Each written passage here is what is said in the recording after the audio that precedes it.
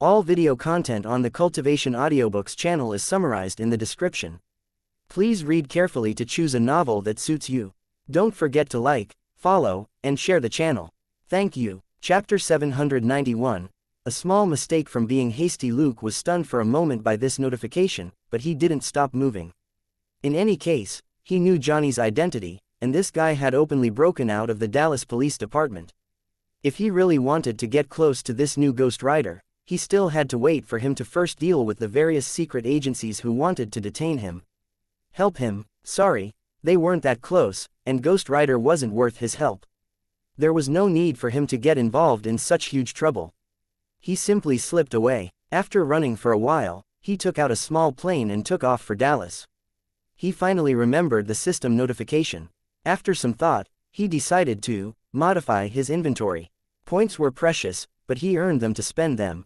As long as he could stay alive and increase his strength, the right choice was to spend points on fighting top-tier bosses, purchasing abilities, or boosting his inventory. It was just like how ordinary people made money. As long as they didn't spend it on vices, there was no difference in spending it on food, clothes and the house. Keep Blackheart's body as a trophy. Sorry, there was no need to keep a trophy that could be exchanged for huge benefits. Besides, there had been no other notifications about his inventory apart from spending credit points to enlarge it. This option to modify the inventory might be far more valuable than 20,000 credit points. 20,000 credit points was nothing. Hadn't old Mephisto just sponsored him 20,000? Luke clicked on the modify option. With a thought, Blackheart's body in his inventory instantly disappeared. System: the bundle of evil thoughts has been claimed. The inventory is being modified. Then, Luke was kicked out, and he could no longer sense anything that was happening in his inventory. Luke was lost for words. It was just a modification. Was there a need to be so mysterious? Wait, he couldn't access it with his mental strength. Luke suddenly realized a small problem. Putting items away in his inventory required his mental strength, but he didn't know exactly how it worked. Now that he couldn't access the inventory with his mental strength, did that mean that he couldn't put anything in it? With this dilemma, the small plane landed in a remote wasteland on the outskirts of Dallas 20 minutes later. Throwing his new Big Dipper armor into the plane, Luke could only eat his lollipop in the wasteland and wait for his inventory to recover. There was a lot of equipment on the plane that couldn't be exposed. Some parts were made with illegal materials, and the technology involved far surpassed that of ordinary small planes. He didn't want this thing to fall into the hands of certain departments. Luke reflected on his impulsive behavior. He should have waited until he was back in Los Angeles before doing anything. It wasn't good to be too hasty. Since he couldn't use his inventory, he couldn't even make a pot of coffee and eat his donuts to pass the time. The only things he had were 2 chocolate lollipops which he had casually put in his pocket. Things had come to this point, but he was no longer flustered. There were a lot of people in America who had small planes, and this was the outskirts of Texas. If modifying the inventory took too long, he would wait until just before daybreak at the very latest to hide the plane for the time being and wait in the city. He didn't waste his time, and decisively studied the team module that had just been activated. He had only taken a cursory look at it before, and it seemed a little complicated. He hadn't finished dealing with Blackheart and his group then, so he had let it go for the time being. Now, the dust had settled, and he had the time to look at it. After a long period of harassment, the system was finally no longer as lazy as at the beginning. This time, the team module appeared right away on the interface. There were 3 panels side by side, which were labeled teammates, neutrals, and enemies respectively, and had a detailed list of names. There were, relatively, few names in the teammates panel and a long stretch under the neutrals. As for enemies, there were, slightly, more names compared with his teammates. Luke smiled dryly and rolled the lollipop in his mouth. It's fine, it's fine. Everybody has enemies these days. He didn't need to scroll through each panel. The system was just presenting the list in a manner that Luke was used to. With just a thought, his intended target would be displayed. Luke chose to look at his teammates first, which was probably the most important list. At the same time, it was the simplest panel. Robert's name appeared. Unquestionably, Selena's name also appeared. Then, nothing. But Luke was long used to how lazy the system was, so he immediately started harassing it. There were a lot of things that the system wouldn't show unless he asked for them. The system's principle had always been, save as much trouble as possible. Unless necessary, it would never take the initiative to do anything. Just like the earliest three attributes, the system had simply dubbed them strength, dexterity and mental strength, when in reality, they could be called physical buff, quick reflexes and mental strength. But Luke had long since figured out the system's logic. Before he transmigrated, he had been playing an old third-rate online game. The game characters had these three attributes, and even the experience and credit system was similar. The system was definitely using the rules of this old-fashioned online game to save time. Luke reckoned that once he subconsciously felt that he had reached a high enough level in his stats, the system would probably come up with physical and mental ways to beat him down. As expected, under his relentless effort, the team module changed. The panels for teammates and enemies were now divided into 3 even more detailed panels. Luke only needed a few looks to know what these new panels were about. There were green circles for the teammates panel and red circles for the enemies panel. 1 circle was a light shade. 2 circles were a regular shade. 3 circles were a dark shade. From left to right, the panels were arranged as thus: teammates 3 dark green, 2 green, 1 light green. Neutral yellow. Enemies 1 light red, 2 red, 3 dark red. Looking at the row of red, green and yellow circles, Luke said helplessly, "System, can you change this to a 5-star setup?" This time, the system didn't dawdle, and immediately turned the symbols into stars. Only then did Luke relax. Put together, the circles looked like a traffic light, stars were better. The system stopped being considerate after that. The teammates and enemies panels didn't use 5 stars for the rating, while the neutral panel was still the same. The system expressed with its usual aloofness, "This is enough. It's useless no matter how much noise you make." Luke stopped harassing the system.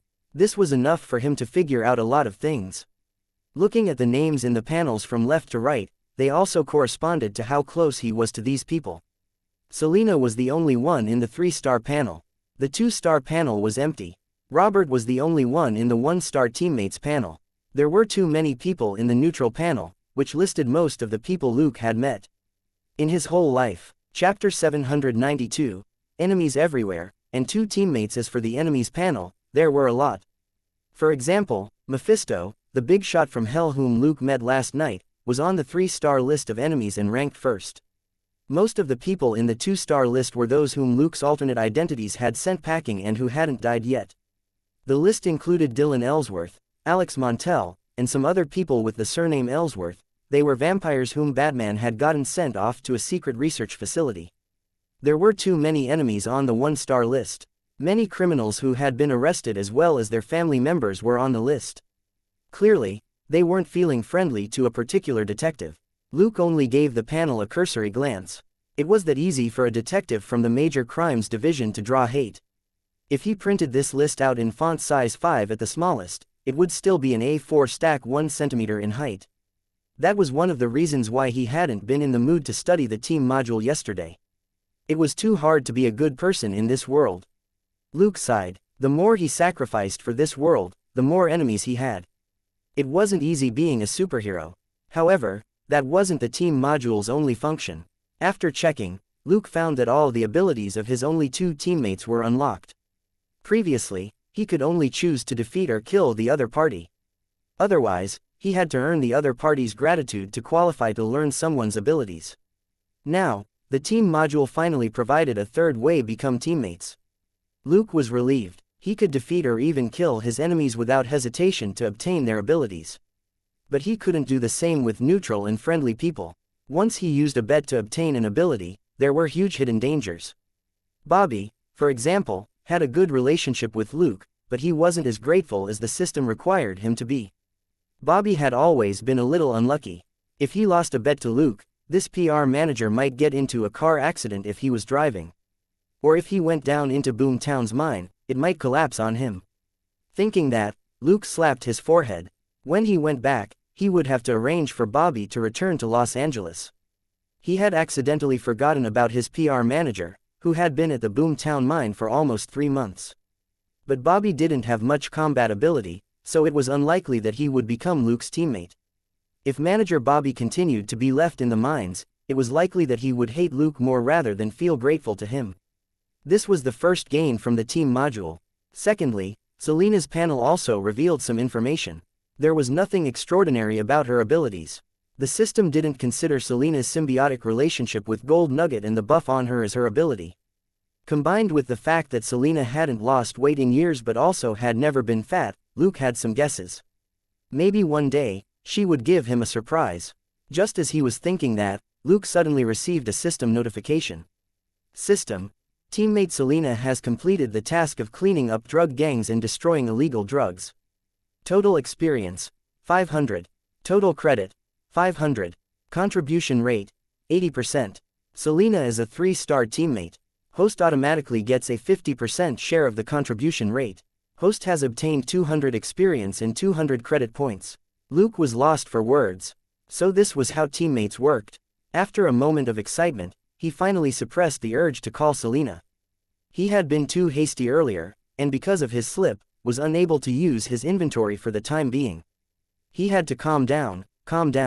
Looking at the notification on Selena's panel, he calmed down and pondered. 800 experience and credit points indicated that Selena had probably gone out to beat up hooligans while he wasn't around, to continue the legend of the L.A.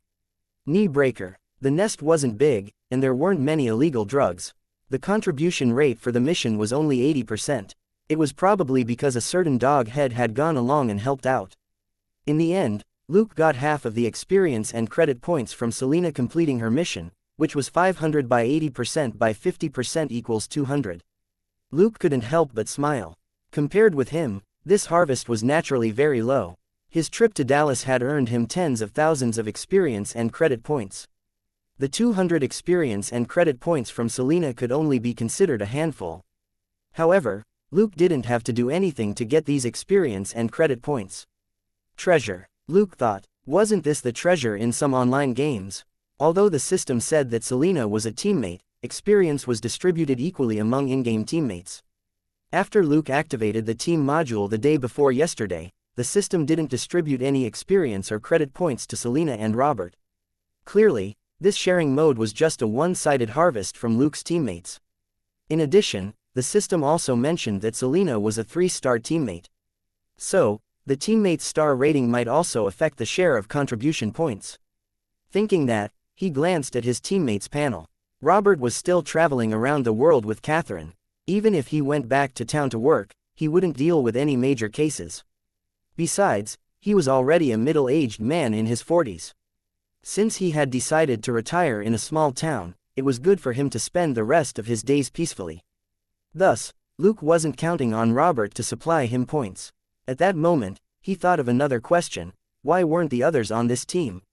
For example, Drax, Catherine, and Claire were all part of his family and very close to him. Why weren't they included? Observing his teammates carefully, he noticed something. The system had activated the team module function. Team. That was the key word. Robert and Selena, who were his teammates, had both experienced life and death battles with him. Selena was an all-round partner who had gone through life and death with him many times. She was without doubt a hardcore teammate. Back in Shackelford, Robert and Luke had killed dozens of criminals from the Carlos family together as part of the small town's sheriff department. That was probably why they were considered teammates. But Dustin and Elsa had also fought alongside Luke, yet they weren't on the list. He would have to study this carefully in the future. Their colleagues in the police department were professionals who had been involved in various cases for a long time. Once they became teammates, he would be able to earn a steady stream of points from them. Also, these people were quite close to him. It should be easier to turn them into teammates than strangers. Also, Gold Nugget wasn't on the list. Maybe because it wasn't human.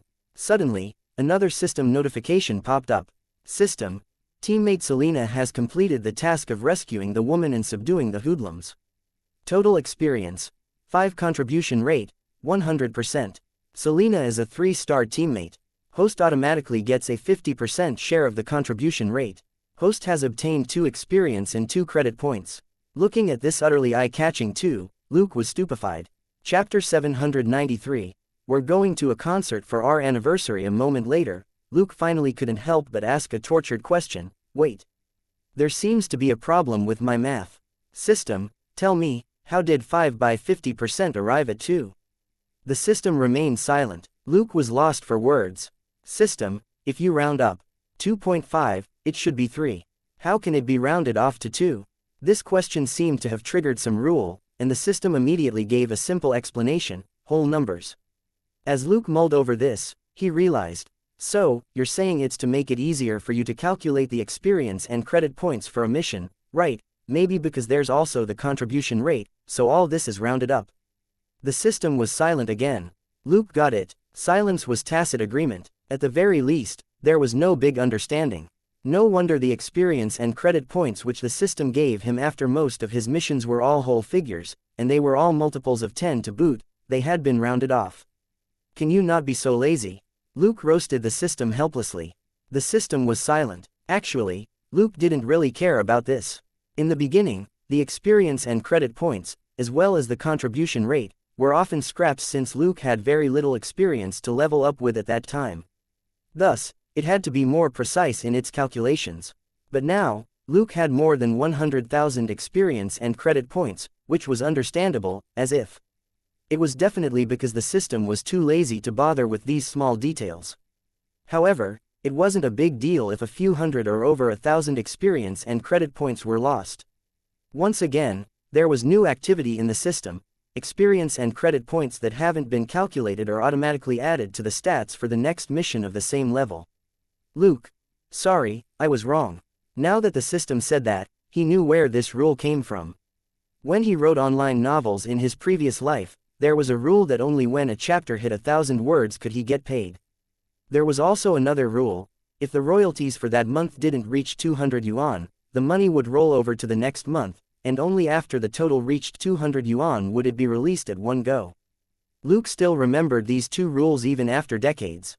After all, he could only rely on writing online novels in his previous life to make a living. There were times when he could only scrap together 200 yuan in 3 months. Recalling that the basic 3 attributes in the system had been adapted from the lousy online game he played in his previous life, Luke sweated inwardly. What the hell had he done in his previous life? It seemed that Daddy's system had been led astray. As he studied the system's new functions and mocked both himself and the system, the sun finally rose in the sky. At that moment, he suddenly jumped up. The system notification that he had been waiting for finally arrived. System: inventory has been modified. Then, nothing. What the hell? Luke scratched his head in frustration. But he didn't waste any more time. Putting away the plane and the Big Dipper armor, he returned to the city and took a cab to the airport. On the flight back to Los Angeles, he used his mental strength to prod the modified inventory many times, and also harassed the system in passing many times, but to no avail even after he got off the plane. His inventory space hadn't grown any bigger, and he couldn't feel any changes. He could only slowly test it out later. Haste made waste. Luke suppressed his curiosity and took a cab home. When he got home, Selena had already left for work. Luke simply sent her a message telling her to come back for lunch later. He baked, stewed and steamed the food accordingly, before he went to the workshop. A separate smart program monitored the progress of lunch in the kitchen. When it was time, it would automatically turn off the stove and keep the food warm. Even if he wasn't home for a few days, Selena wouldn't starve. However, she said that the food tasted better when he cooked it himself. But she also never complained when Luke was lazy and let the smart program handle the old dishes. Thus, Luke would now only personally cook new dishes. Gold Nugget, it ate whatever Luke and Selena ate. Since everybody was treated the same, it couldn't complain even if it wanted to. Luke didn't come out of the workshop until Selena called him out for breakfast. Looking at his smile, Selena subconsciously examined herself. Is there something wrong with what I'm wearing? Or am I dirty somewhere? As Luke washed his hands, he said, No, your clothes are beautiful, and so are you. Selena was suspicious. No, you only say I'm pretty when you're in a good mood. Did something good happen again? Luke paused before he smiled. That's right, it's a good thing. Selena leaned next to him. Can you tell me? Luke rinsed his hands and wiped them dry. We've officially been partners for a year, and we've become true veterans. Isn't that a good thing? Selena said, Wasn't it in June last year? Right, I worked with Donald for more than a month after coming to LA. So, we've only been partners for a year. She rolled her eyes, then suddenly said, Why don't we go to a concert tonight? Luke was in a good mood and didn't think much of it. Okay, right, who's singing? Claire. Luke. What? It was 7 in the evening in Los Angeles, and the sky was still bright. Luke and Selena drove to the concert venue, which was a vast wilderness on the outskirts of Los Angeles. To prevent a stampede from happening if there was another earthquake, this was where the concert would be held. The wasteland was next to the highway. The people who had come to watch the concert drove straight to the parking lot next to the entrance, and paid for tickets. Luke and Selena took out $300 and got 2 standing tickets close to the stage. There were even more expensive tickets. $500 would get you a deck chair close to the front for the concert. But neither Luke nor Selena were interested in that position. It would be too boring to sit at a concert. It was only fun if you made noise with everyone else.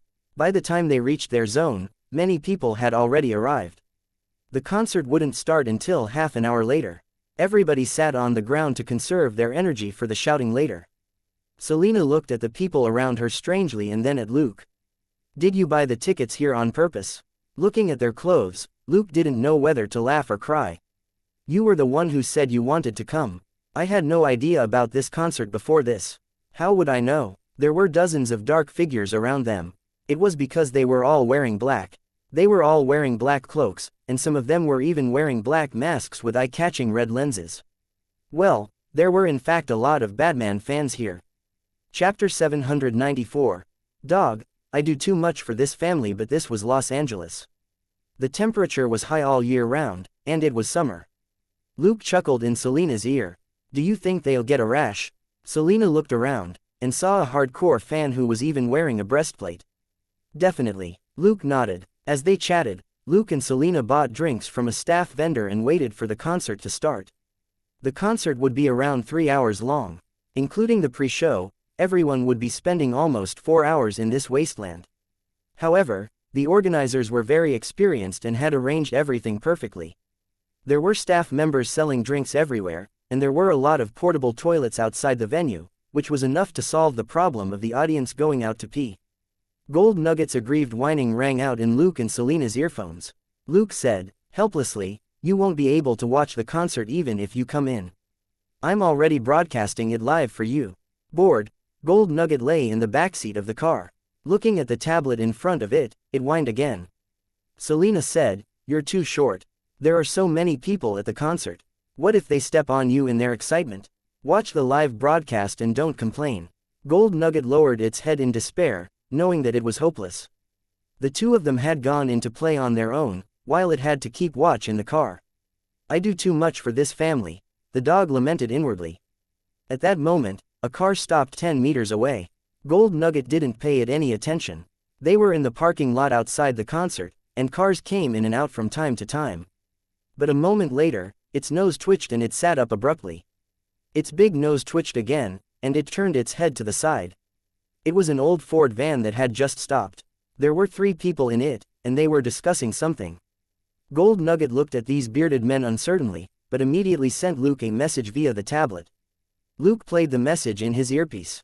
Luke, I noticed a lot of dangerous smells coming from a van that just arrived.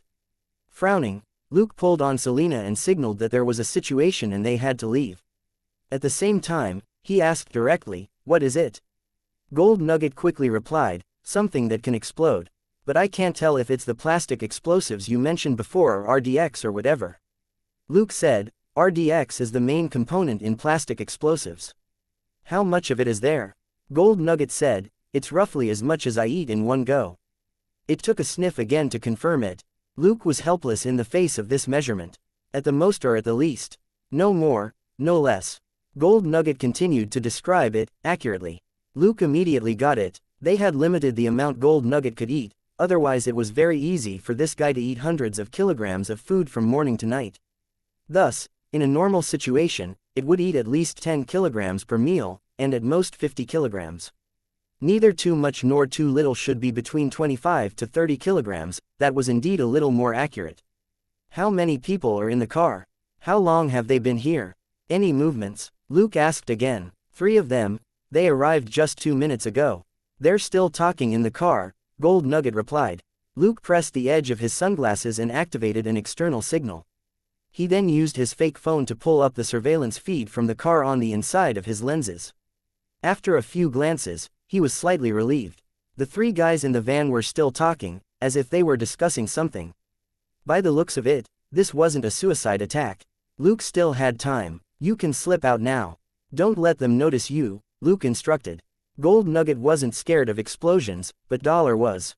Most dogs had a natural fear of loud noises, and many dogs in China peed themselves at the firecrackers on New Year's Eve. More importantly, Luke worried about Selena's safety when Gold Nugget wasn't with her. Selena was his most trusted partner, and a new 3-star teammate. She was a top-notch treasure trove of points. It would be best if she didn't get hurt at all. After the conversation with Gold Nugget, Luke said to Selena, who had been listening on the side, "Contact our colleagues in charge of the concert's security checks as well as the bomb disposal experts. I'll deal with those 3 guys." As he spoke, he took out 2 earpieces, one for himself and the other for Selena, before he started the car. The trunk of the car opened, and a mini drone flew out to approach the Ford van. This time, Selena gave a different suggestion. Should we just kill them? From what Gold Nugget said, there were at least 20 kilograms of plastic explosives in the van. If Luke got too close, he risked dying in any subsequent explosion. After all, anyone who would bring over so many dangerous items definitely weren't ordinary people. Luke chuckled and took out a gun from his waist. Rubber bullets, guaranteed to knock them out and not kill them. Selena finally relaxed. With Luke's marksmanship, the enemy wouldn't have much time to react if he used the gun from a distance. The 3 men hadn't made a move yet. They were probably waiting for the right moment to attack. They wouldn't be so determined to take action before they found the right moment, which gave Luke the chance to deal with them. As the drone approached, Luke heard their conversation through his earpiece. "When do we take action?" asked Criminal A. "It's best to wait until the concert officially begins. There are still a lot of people who haven't entered yet," replied Criminal B. "Will they really take action?" Criminal C hesitated. "Whether they do or not, when the time comes, we'll start the timer, and the trial of the righteous will begin," Criminal B said resolutely. Luke frowned. Were they accomplices, or helpers? At that moment, he had already reached the edge of the concert venue. Using the cover of a portable toilet, he released 2 drones from his inventory. "Selena, they might have accomplices. Keep an eye on the surveillance feed after you talk to the police department," Luke said as he put on a pair of wider goggles. Compared with the more convenient and stylish sunglasses, these goggles were better for observing the images transmitted from the drone. Seeing that Gold Nugget had already reached Selena, Luke was relieved. Selena had taken over the reconnaissance work of the drone. The mini-drone was already very close to the targets, and had to be operated carefully. At that moment, the drone had already taken advantage of the moment that the 3 criminals were talking in the van to activate its detection function, and it quickly locked onto a target in the back of the van.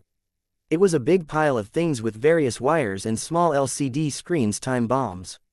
Chapter 795, Suspicious Vehicle, FBI Agents. Suspicious target detected, Selena alerted him. Luke looked at the surveillance feed and saw a Chevrolet SUV parked on the west side of the venue. The Chevrolet didn't enter the parking lot, nor did it leave. It was a little far from the entrance to the parking lot, in an area where most people wouldn't be. At this distance, it was outside the danger zone of the explosives in the parking lot. At the same time, the drone also detected that the car had been modified to block out heat source detection. The windows were also dark, and the people inside couldn't be seen at all. Thinking quickly, Luke said, "Get 2 teams of patrol officers to investigate the people in the car. Tell our guys to be vigilant, in case the people inside open fire." It didn't matter if the Chevrolet ran off. What the police most liked to see was the backs of suspects. Even though it might be a little heavy-handed, it was better to make a mistake than to let a lead go. This was a big concert, and the police department had mobilized a lot of police officers. It would be a waste not to use them. Luke waited patiently outside the venue. In less than 2 minutes, 2 patrol cars with their sirens blaring sped toward the suspicious Chevrolet on the west side. He frowned. Selena and Gold Nugget were also in one of the police cars. "Have the patrol officers check it out. Take out your gun and stand guard by the car. Don't go forward," he instructed Selena. In a situation like this, it wasn't wise for the police officers to approach the other car in a group. If they split up and hemmed the car in, it would feel very oppressive for the people inside the Chevrolet. The 2 patrol cars stopped in strategic positions. One car blocked the road in front of the Chevrolet. When the second car passed the Chevrolet, it suddenly turned around to circle behind the Chevrolet so that the latter was flanked on both ends. The police car in the front was about 8 meters away from the Chevrolet SUV. The police car at the back stopped at the end of the road, and the two cars were at different angles. Two officers got out of the police car at the back. At Selina's instruction, they didn't step forward, but simply opened the front doors as cover and raised their guns. They were holding M4A1s, not pistols. Selina leaned on the back of the angled car with a Remington shotgun that she had just gotten from the other officers. In a range of 10 meters, this gun was even more intimidating than a rifle.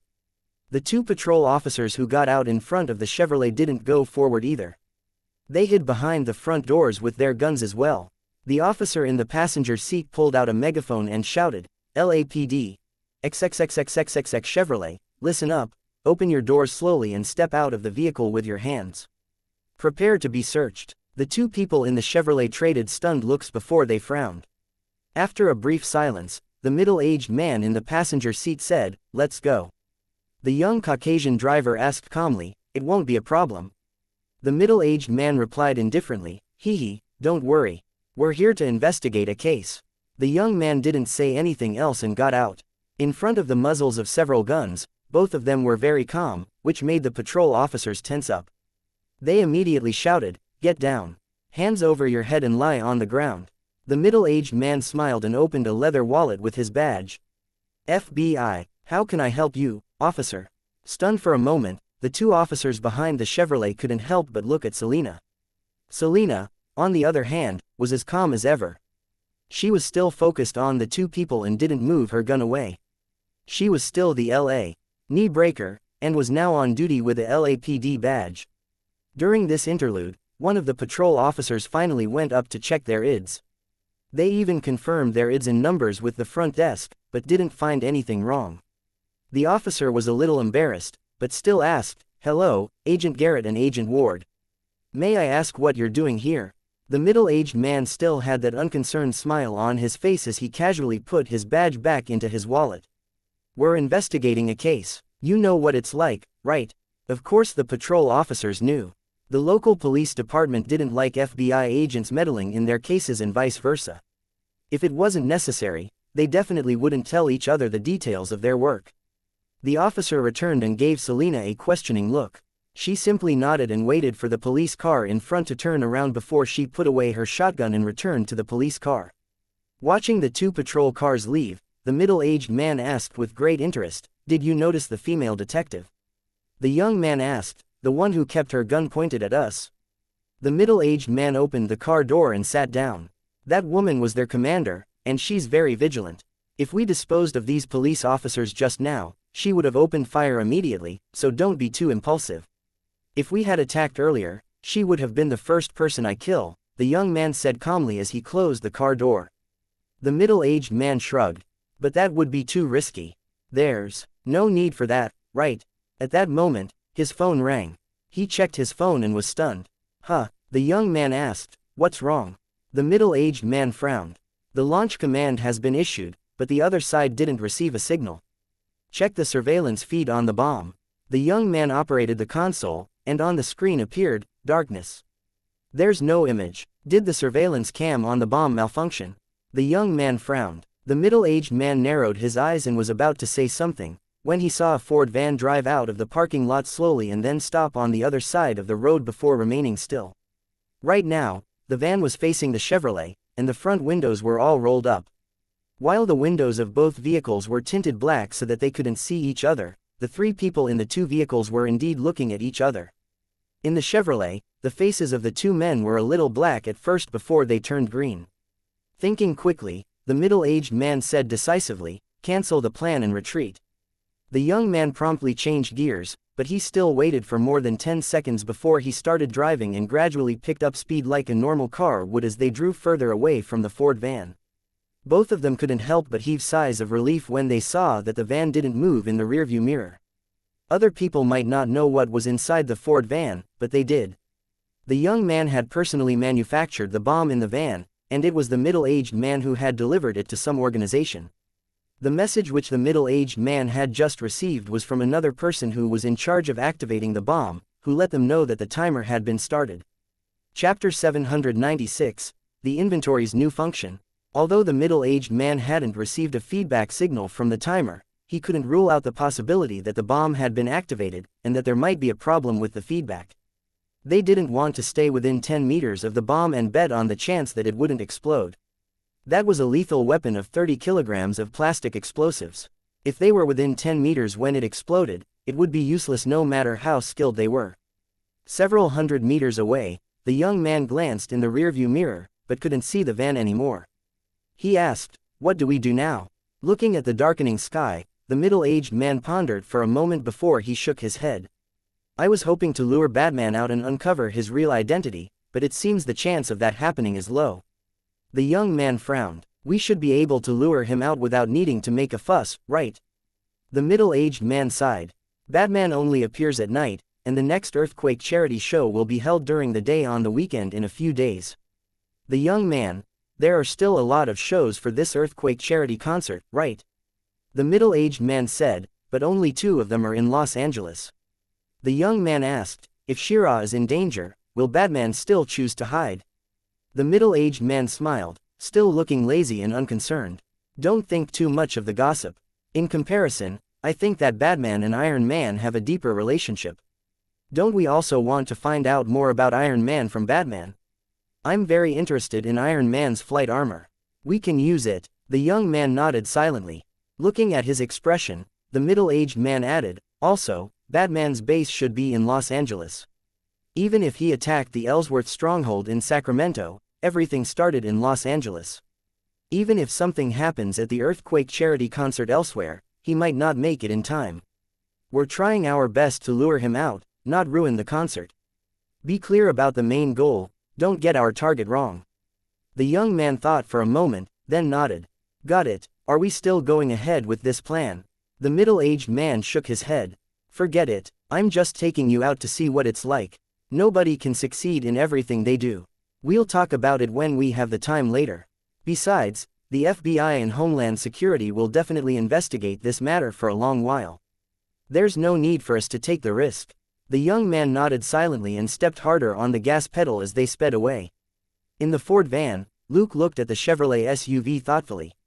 After the car disappeared, Luke drove the Ford in the opposite direction. After driving for 2 kilometers, he stopped and pondered the explosive device in his inventory.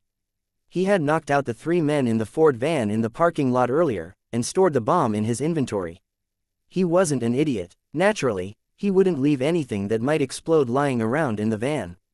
Checking the structure of the bomb with his mental powers, he sighed regretfully. If he could dismantle it in his inventory, or even just dismantle the detonator, it would be much easier. If there was no evidence for kicking up such a fuss, it would be hard for him to explain himself to the police department.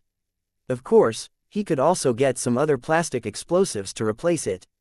It wasn't like he hadn't done that before. But there were more than 10,000 people in the venue. This absolutely wasn't a small-scale attack. It would be best if the professional anti-terrorism departments got involved. The bomb itself was an important lead, and switching it out wouldn't help with the department's investigation. It would be even more troublesome if the statements of the 3 criminals he knocked out didn't match the explosives. Thinking that, he checked the explosives in his inventory with his mental powers. He couldn't help but think to himself, if I can take out this component of the detonator, this thing won't actually explode, huh? Luke was suddenly stunned. In his hand lay a small object, which was the key detonator component that he had wanted to take out. Looking at the bomb in his inventory, he realized that this part was indeed missing. "Holy sh*t," he exclaimed excitedly. All this time, the inventory only had the simplest storage function, and there had been no way to take out part of an entire object stored in it. It was only something like a teacup and its lid that he could take out separately with difficulty. Excited, Luke resisted the urge to dismantle the bomb, and focused his attention on a pistol in his inventory. With a thought, the parts of the pistol appeared in his hand one after another before he put them back in his inventory. Looking at the reassembled pistol in his inventory, he finally couldn't help but shout, "Surprise!" The inventory actually had a new function. And it was such a practical function. This was truly unexpected. He suddenly remembered the system alert about modifying the inventory function when he had broken up Blackheart's body. Could this be the modification the system had referred to? After feeling excited for a moment, Luke tried his best to calm down, then turned to his plan for disassembling the bomb. A moment later, the component in his hand was back in the detonator in his inventory, but the critical connection point between the detonator and the bomb was already broken. This way, it looked like a mistake made by the person who had put the bomb together. Tossing the 3 unconscious criminals onto the ground, Luke drove the van a few hundred meters into the wasteland, and the huge pile of explosives reappeared in the van. He then got out of the car and returned to the 3 criminals.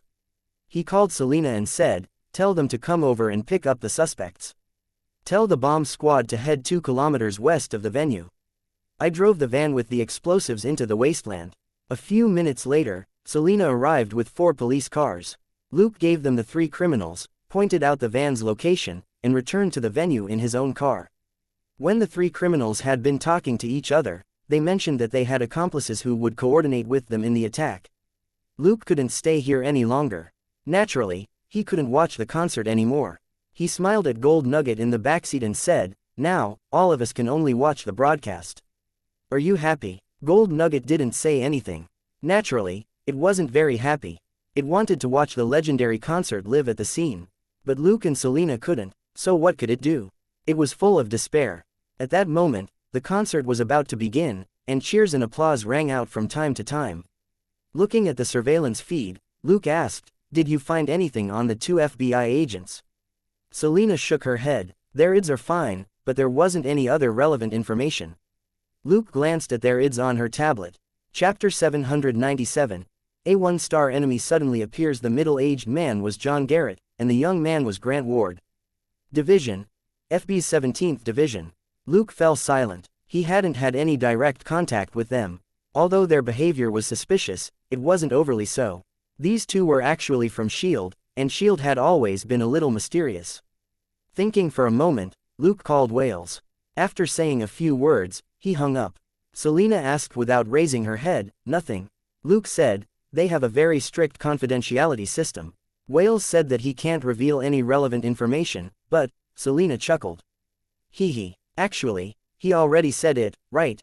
She had heard what Wales said earlier, and he indeed hadn't revealed any specific information about the 2 men. Luke also smiled. "What did he say?" "These 2 are probably his colleagues, or he would have asked you about their whereabouts," Selena said. "Like how if someone shows up at a sensitive crime scene with Elsa's ID, I would definitely take action if the ID and person don't match. Captain Wales did that on purpose, right?" Luke shrugged. He really didn't leak any specific information. "We guessed it ourselves. It's convenient for everyone." Selena sighed. "Why do all of you always play these kinds of tricks? I've learned bad things from you." Luke said, "It's all about favors outside the rules. Wales is doing me a small favor that I'll have to return in the future." Selena rubbed her forehead. "You sound like an old man." Luke smiled and didn't take offense. It was fine if he was older in spirit, as long as he was young in body. As they spoke, he looked at the names in the system panel and sneered. John Garrett, right. Grant Ward, right. S.H.I.E.L.D. agents. These 2 names weren't in the neutral panel, but in the enemies panel. That was why he had immediately called Wales. If they really were from S.H.I.E.L.D., why were they on the system's enemies list after this first run-in? They couldn't have turned hostile just because Luke had asked the police to check their IDs. In fact, based on Luke's observation of the enemies list, it wasn't easy to pass the system's hostile evaluation. Generally speaking, the system would determine people who found Luke unpleasant or hated him as neutral. For example, many of the people on the 1-star enemies list were either unlucky people who had been crippled by Batman, or loved ones of those who had been killed by Luke. These people were truly hostile toward Luke. John Garrett and Grant Ward had never interacted with Luke before this. They had suddenly gained 1-star status on the enemies list, and the reason for this was worth pondering. Silently blacklisting the 2 S.H.I.E.L.D. agents, Luke drove around the concert venue. Compared with the other officers, he had sharp nose, which made it easier for him to take stock of things. The chances that there were problems with people in the audience were pretty low. There had been a lot of talk in Los Angeles recently, and all audience members had to pass security checks before they could enter. They couldn't bring in any suspicious items. Luke had checked the security on stage when he had been inside earlier, and there was no smell of explosives. Where were the accomplices of the 3 criminals? He couldn't help but think of the 2 S.H.I.E.L.D. agents just now.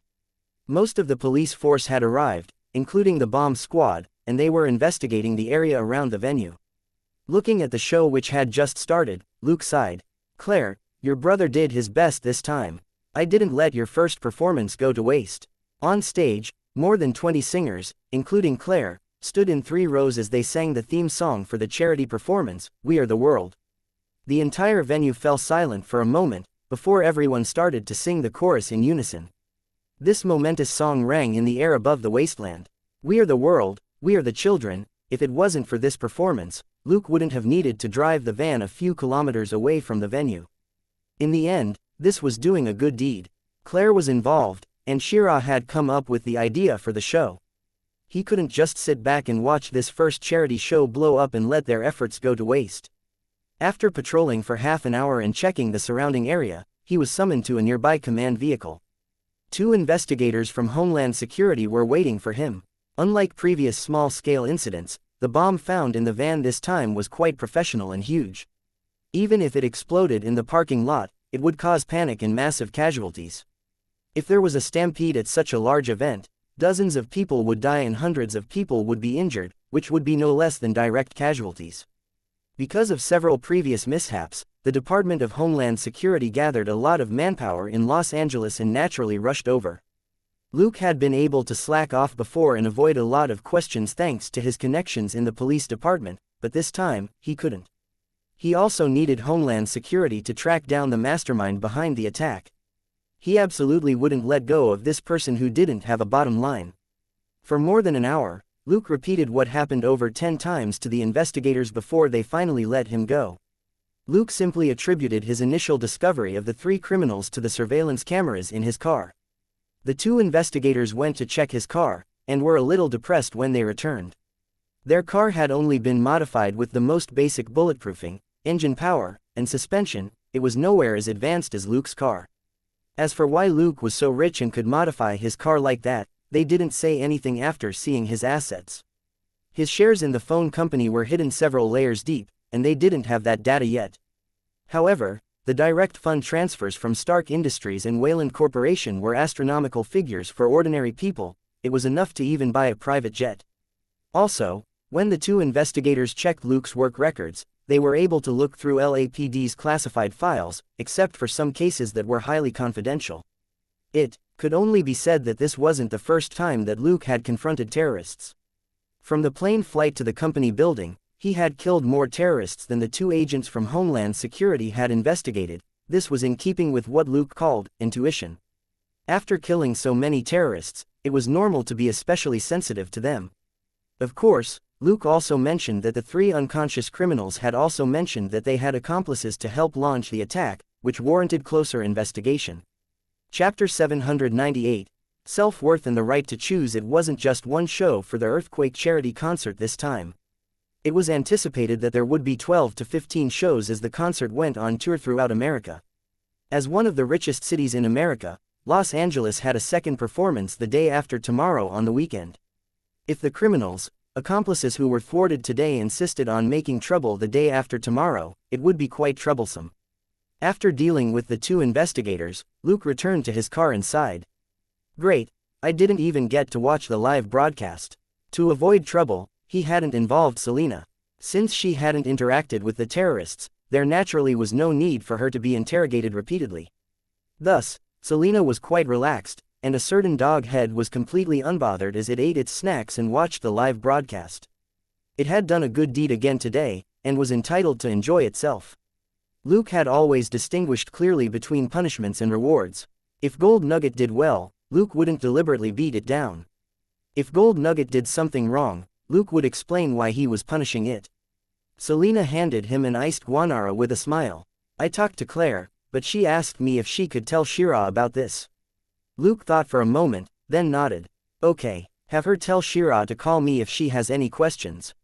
Selena sent Claire a message and said, are we going to continue patrolling now? Luke nodded. At the very least, we have to wait until the concert is over and Claire leaves. In the end, they worked into the wee hours of the morning. Up until the crowd dispersed, no attack took place. Selena yawned and rubbed her sore eyes.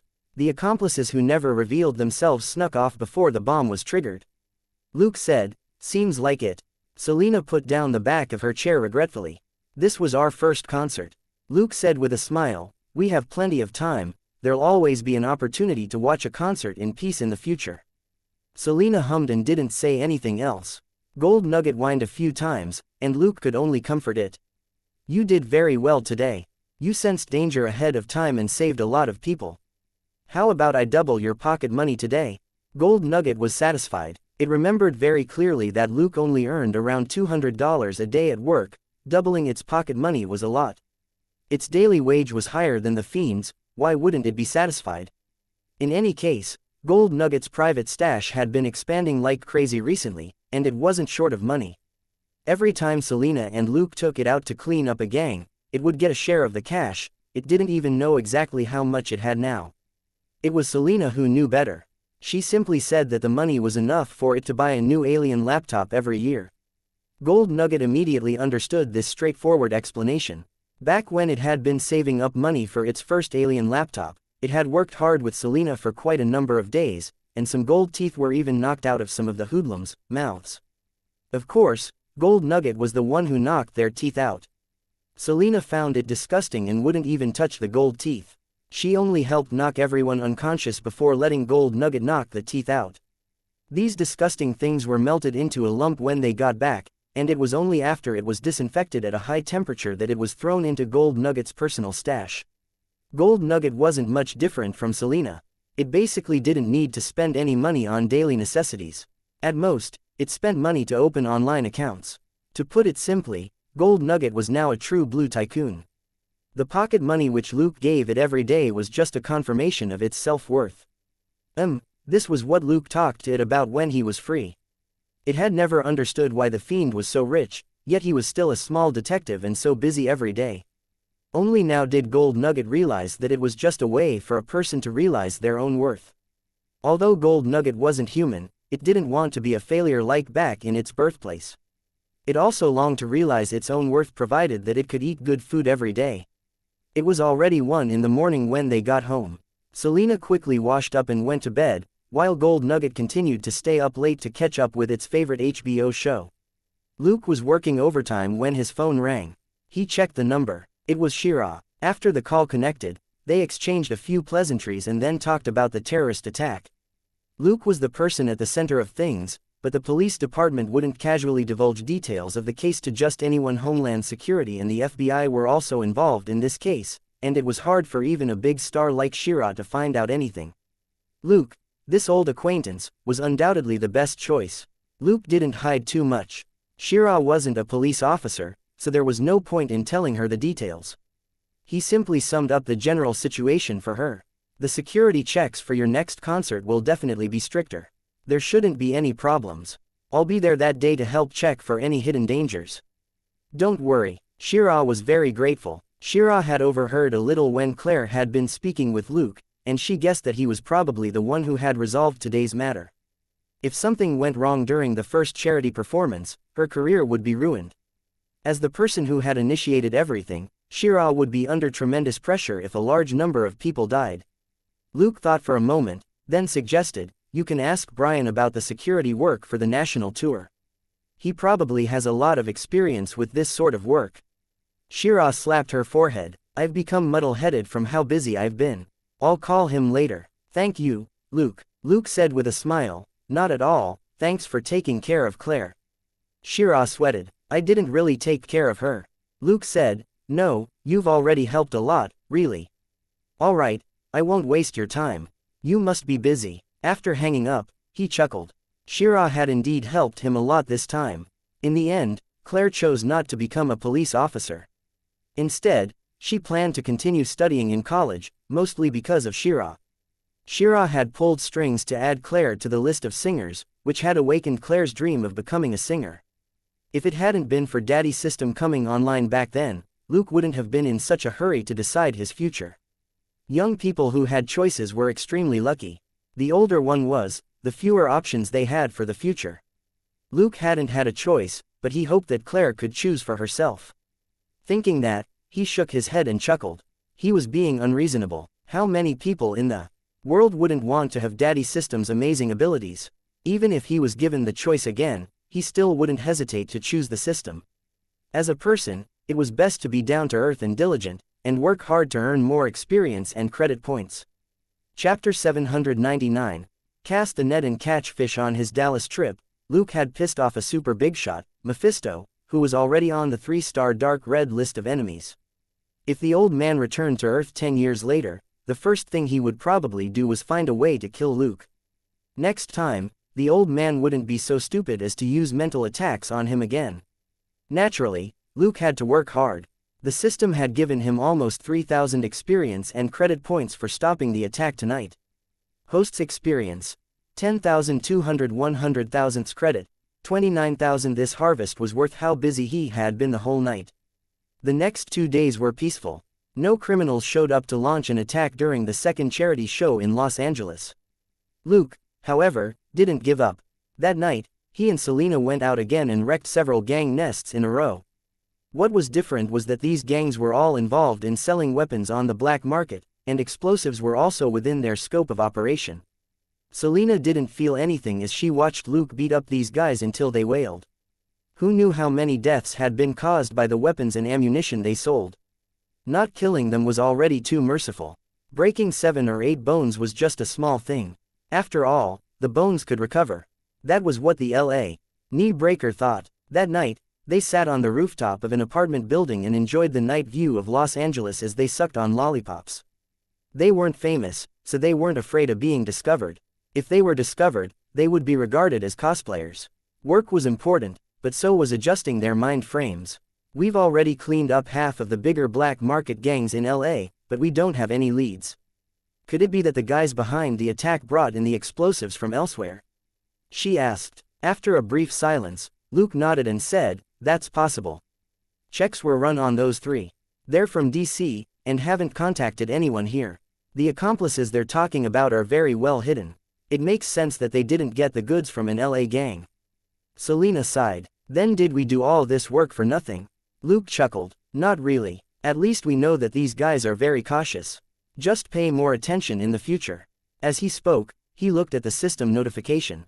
Host's experience: 15,500. 100,000 credit, 34,300. He could earn 50% of the experience and credit points with Selena as his teammate. How could that be a waste of time? In the last few days, Robert, the retired sheriff who had been traveling, had finally beaten up a few thieves. Only then was Luke able to determine the percentage of experience he would get from this 1-star teammate of his. 10%. Luke could only get 1/10 of the experience and credit points from 1-star teammates. Based on Robert's relaxed lifestyle in Shackelford, he wouldn't earn as many experience and credit points as Selena did in a week, even if he worked for a year. But in terms of numbers, any teammate was rare. Luke was truly lucky that he was able to train Selena into a 3-star teammate. Their personalities were compatible, and they didn't have conflicting views on life and could understand each other. Along the way, the trust between them gradually deepened until it finally reached the 3-star level.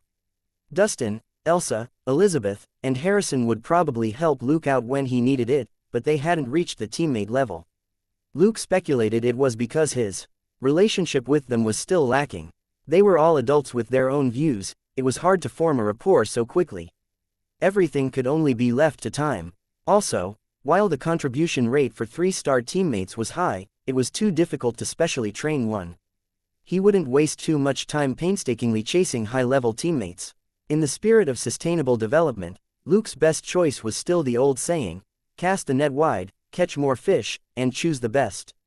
As long as he had enough 1-star teammates, he could also earn a never-ending stream of experience and credit points, which was more efficient than relying on his own efforts. Time was fair to everyone. No matter how strong Luke was, there were only 24 hours in a day. He didn't have a second more than anyone else.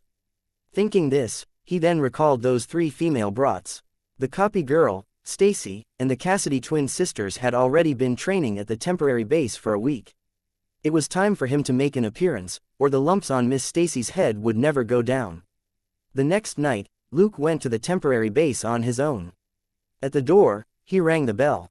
Ding dong. The doorbell rang, and for a moment, there was no reaction from the 3 girls who were still training inside. They had been in this remote place for a week and hadn't gotten any visitors. Only 4 or 5 thieves had run over at various points to try and break in, but before the girls could do anything, Butterfly automatically shocked them with the yard's electric defense measures. While dealing with the thieves, Butterfly would also considerately let them know, "Ladies, there's some garbage outside that needs to be disposed of." The three of them would then go out and throw the unlucky thieves into the garbage can on the street corner, where they would sleep for a few hours.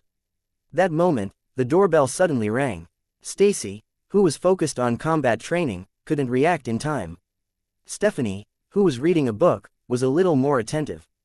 She was stunned for a moment before she exclaimed, "Is that the doorbell?"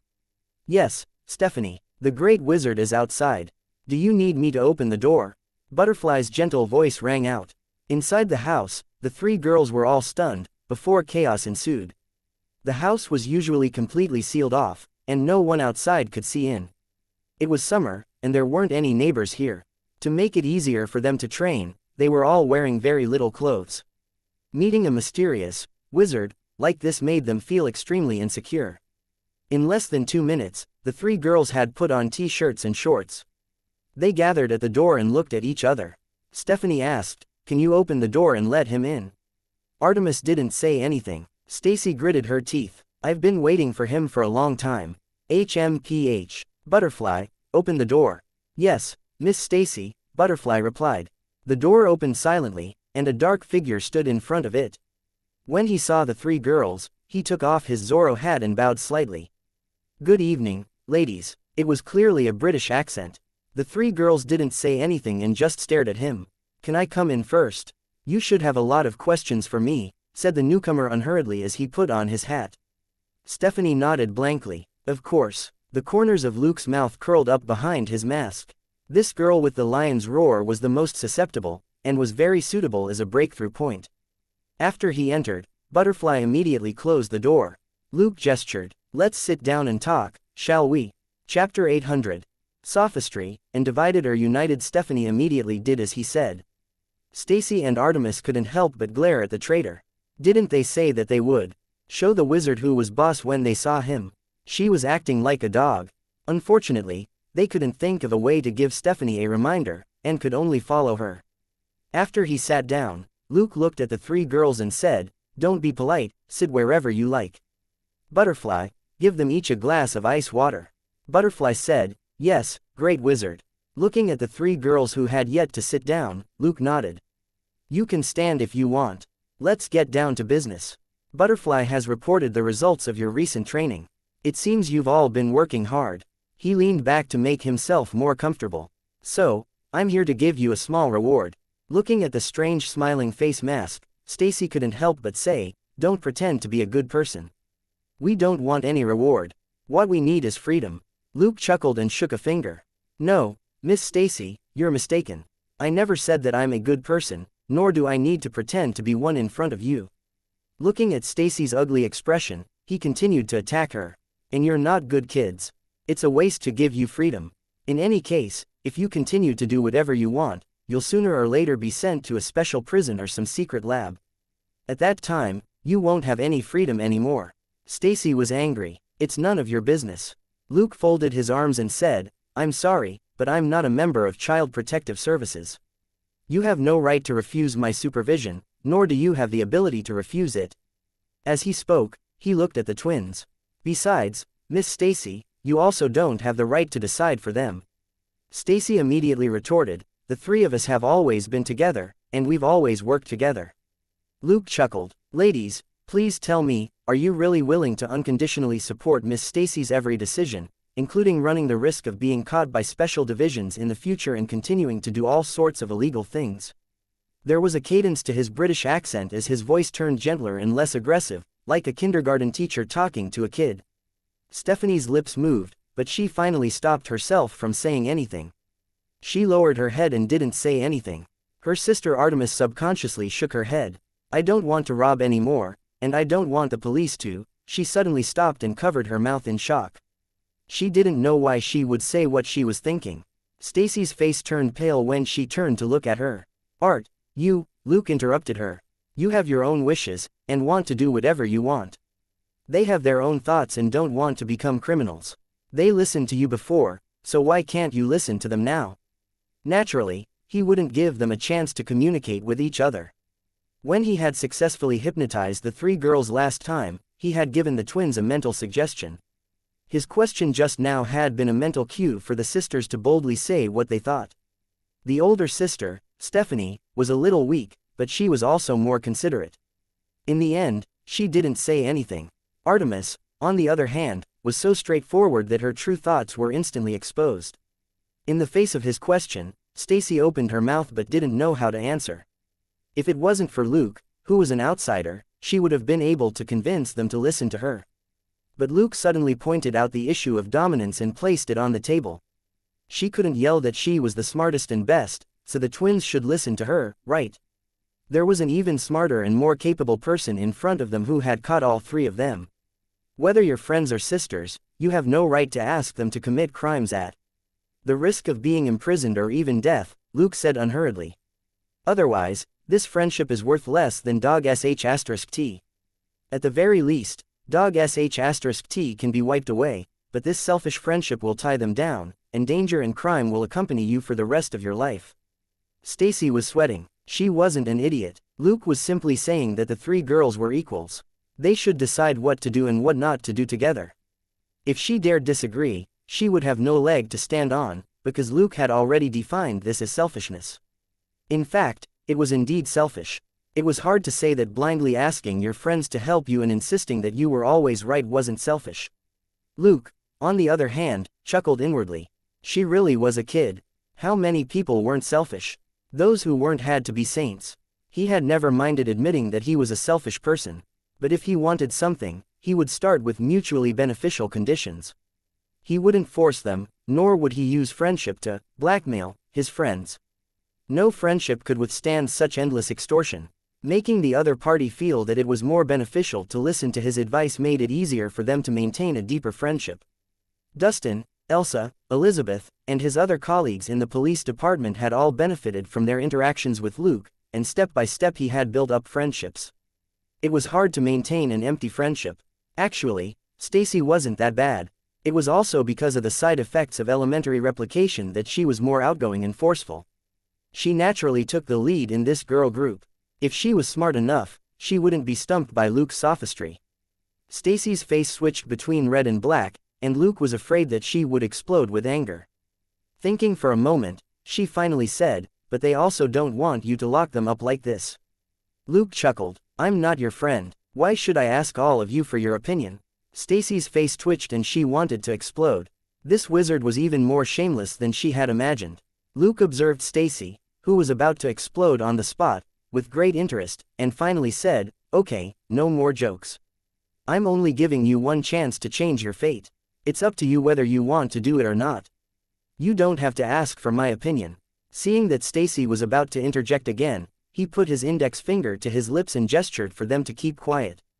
"You're talented enough, and you don't need to rely on crime to survive. So, I'm investing in you in advance, which will perhaps produce generous returns in the future." The three girls looked at each other.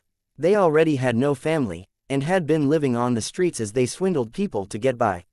Nobody had ever talked to them before about such a serious topic. Chapter 801. I am a man in a mask. The training you're undergoing right now is part of my advance investment, said Luke, only to see that the expressions of the three girls were blank, as if they didn't quite understand. He could only choose to explain more simply. For example, I'm the boss of a record company, and I realize that the three of you have the potential to become singers. However, I would only be wasting money if you started recording right away when you don't know anything about singing. So, I have to train you first. When your abilities reach the basic level for a singer, that's when I let you record songs. Only then will I make money. The three girls immediately got it. In America, the first dream most people had was to become a star. Even the most ignorant person would know the basic procedure for becoming a celebrity. Catching the eye of a talent scout, undergoing training, and finally becoming famous. This was the classic American dream.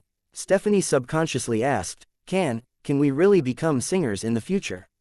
The other two girls raised their eyebrows. Luke wasn't surprised at all. He replied, "You do have the talent. I don't deny the possibility, but you have to work hard." Wasn't it just an analogy? Can she really become a singer? Stacy and Artemis's jaws practically dropped as they looked at him again. Artemis was a straightforward person, and had never directly clashed with this wizard. At that moment, she asked decisively, "What about me? Can I be a singer, too?" Even Stacy held her breath. If they could become celebrities, who would FC King want to hoodwink lecherous men for money? Luke said, "I'm not sure if you're talented enough to be a singer or actor, but as long as you meet the requirements after training, you can give it a try." Both Artemis and Stacy sighed in disappointment. Luke added, "Don't think too much. My investment isn't limited to making you singers. You can work in other professions. As long as you meet the requirements after training, I'll support you." He wasn't here purely to do good and save these lost girls. He was investing in talent for the future. How could they become big stars if they didn't work hard? Unless he was their biological father, or a sugar daddy, cough cough. He looked at Stacy and met her eyes. "I'll provide you with basic training and money for your regular living expenses. That will last until the day you succeed or give up. After you succeed, I'll contact you when I need you. At that time, you can pay me back as much as you like." The three girls looked at each other for a moment, as if they couldn't believe that the terms were so casual. It sounded like this guy was doing a good deed. Luke chuckled, "This is just a business transaction. You're not victims, and I'm not the bad guy or sadist some people say I am." He was talking about Stacy. She had cursed this wizard for being a pervert more than once during training, and had even furiously pounded the sandbag like it was the wizard. He didn't want her to lead the twins astray. Luke waved at Stacy and Artemis. "Come here and bet on this coin." The two girls were bewildered, but in front of this strange smiling mask, they swiftly surrendered and nodded in agreement. He instantly tossed the coin up and covered it when it landed on the back of his hand, indicating that they take a guess. Stacy, who had excellent dynamic vision, had clearly seen the coin face when it fell. She said, "Heads," and Artemis naturally followed suit. Luke moved his hand away, and it was indeed heads. Chuckling, he played with the coin for a moment before he flicked it at Stacy. She caught it reflexively. "What?" Luke said, "That's your good luck. Remember to keep it." He then got up and walked out of the house. When he reached the door, Stacy pondered over the good luck. She suddenly came back to herself and shouted, "Wait, what's with that curse?" The conversation today had given them too many surprises, and Stacy had even been targeted by Luke. She was so traumatized that she had forgotten about the big problem that had to be resolved. Luke said, "That was just punishment for all your past offenses. Don't worry, you'll know tomorrow." Stephanie couldn't help but ask, how long will basic training take? Will there be more professional training in the future?" The other two girls glared at her again. "We said we would be together, but you secretly want to be a singer." Luke was amused. "Like I said, as long as you have a proper plan for your future, I won't stop investing in you. Work hard, girls." At that moment, Artemis finally asked the most serious question. "What's your name?" "A wizard is just a job, right?" Luke chuckled. "Names are just codes for things, and what I am is a man in a mask." Looking at the baffled expressions on the three girls' faces, he sighed regretfully. "Sigh, girls, you really have too little learning and culture. Can't you understand the mystery in these words? It's an honor to meet you. You can call me V." With that, he walked out of the house and quickly disappeared into the night. On the way home, Luke pondered the three girls. They were indeed very capable. Stacy's elementary replication was a cheat, and Stephanie's elementary sound wave was very practical. Luke couldn't learn Artemis's energy explosion, but he could potentially dig deeper into this type of ability. It was for these reasons that his objective was to bring them in as teammates, in line with his casting the net policy. He wouldn't stint on his promise to train them since it didn't cost much. Even at the very most, he had spent less than 2 days on setting things up for the three girls. Most of the subsequent training would still be arranged by the smart program, Butterfly. Luke only needed to provide some money regularly and adjust their course subjects occasionally. With his skills, he was definitely the most qualified tutor in the world. It just so happened that he had a lot of money in his inventory as well. If he used it on them, nobody would know where the money came from. This was also the reason why Luke had never offloaded this dirty money in the development of his phone company. With the appearance of the team module, this dirty money was now best used to train potential teammates. Money earned above board could be used openly, but it couldn't be spent on things like these that needed to be kept confidential. A lot of his enemies would be able to track him via this money trail, and it also went against his first safety rule. This dirty money whose sources couldn't be verified were most suitable to be used by his numerous sock puppet identities. Chapter 802. Buying votes, and apologizing to the country daddy system had left him a loophole early on for keeping the dirty money, or perhaps it had been waiting for Luke to activate the team module. Money was still very useful in this world. The soul of a team was a shared belief, and what a team needed as they moved forward was a lot of money. Compared with the three girls, there were actually other people Luke was more interested in as potential teammates. Damon and Mindy, Rebecca, and Bloodmint would be the perfect teammates. Damon and Mindy were in New York and specialized in dealing with drug dealers. After Luke was transferred to New York, he would definitely work hard to deepen their relationship and try to pull the father and daughter into his team. On the other hand, there had been no movements on Rebecca's end. She was clearly still recovering and adjusting her mindset. Bloodmint also needed to hide from the eyes and ears of the fraternity. This woman had a strong sense of justice and a bottom line. She also had the ability to become a top assassin in the fraternity. Bloodmint had a close relationship with Rebecca, so it would be much safer and more efficient for them to team up. However, setting up this small team would depend on if Rebecca was willing to come back. In addition, the fraternity had to disappear. It was only a matter of time. From the intelligence these two women had, the assassin organization's nest was in New Jersey, which was only a river away from New York. Luke had long blacklisted the fraternity. Every one of its killers, who willfully slaughtered innocent people, was worth at least 800 experience and credit points. He would never let go of these gift bags. This might also be an opportunity to become teammates with Rebecca and Bloodmint. It would be completely worth it. The following days were peaceful. Claire left Los Angeles with the Earthquake charity concert as it started its national tour. With Gold Nugget number 2 following her, Luke wasn't worried. As the charity concert got underway, Luke spent most of his time on the Titanium phone software. The main framework for the software was already complete, and Little Snail had already filled in the details. Now, all Luke needed to do was some tweaking. The software support had been upgraded and expanded step by step. The phone company had already established a software development department, and Luke didn't need to waste time on the follow-up work. At the moment, there were only 2 apps on the Titanium phones. One was a phone butler, which only had one important function at the moment: transfer files to the computer. This was mainly for photos. The second app was for a social media platform. Luke had only completed the functions for uploading pictures and text posts. The rest would also be left to the software development department. As the boss, he couldn't do all the work and let his subordinates get paid for nothing. The first people to get the Titanium phones were the celebrities who had participated in the charity concert. They automatically received a certified account under their stage names on the social media platform, which was bound to their phones. The first thing that this social media platform did after it opened was to promote the charity concert. As the charity concert got underway, the 100 or so A and B list celebrities from all over America posted photos of the performances from time to time on their Titanium phones. Not only were there photos of them at the concert venue, there were also photos of them at rehearsals, during the journey and at meals. This immediately caused a sensation among fans. Previously, most people had to look for relevant information from the news media if they wanted to see what the celebrities were doing.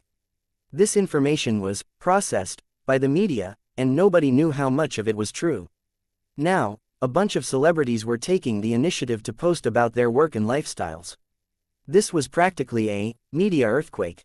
It wasn't just countless spectators who were enjoying this sudden and bounteous insight into the stars' private lives. The more quick-witted celebrities also realized the genius behind this. In the past, if they wanted to increase their popularity, they had to look for traditional media, TV, newspapers, and magazines, and do all sorts of interviews and shows. Some people didn't scruple to deliberately create negative press to avoid being forgotten. Being a celebrity sometimes left them with no other choice. Currently, the amount of promotion these stars were getting still mostly relied on the effects of this charity concert. In the long run, however, uploading pictures and text posts online might become one of the important promotional methods for celebrities. In the future, they wouldn't need to rely on traditional media to appear in front of the public.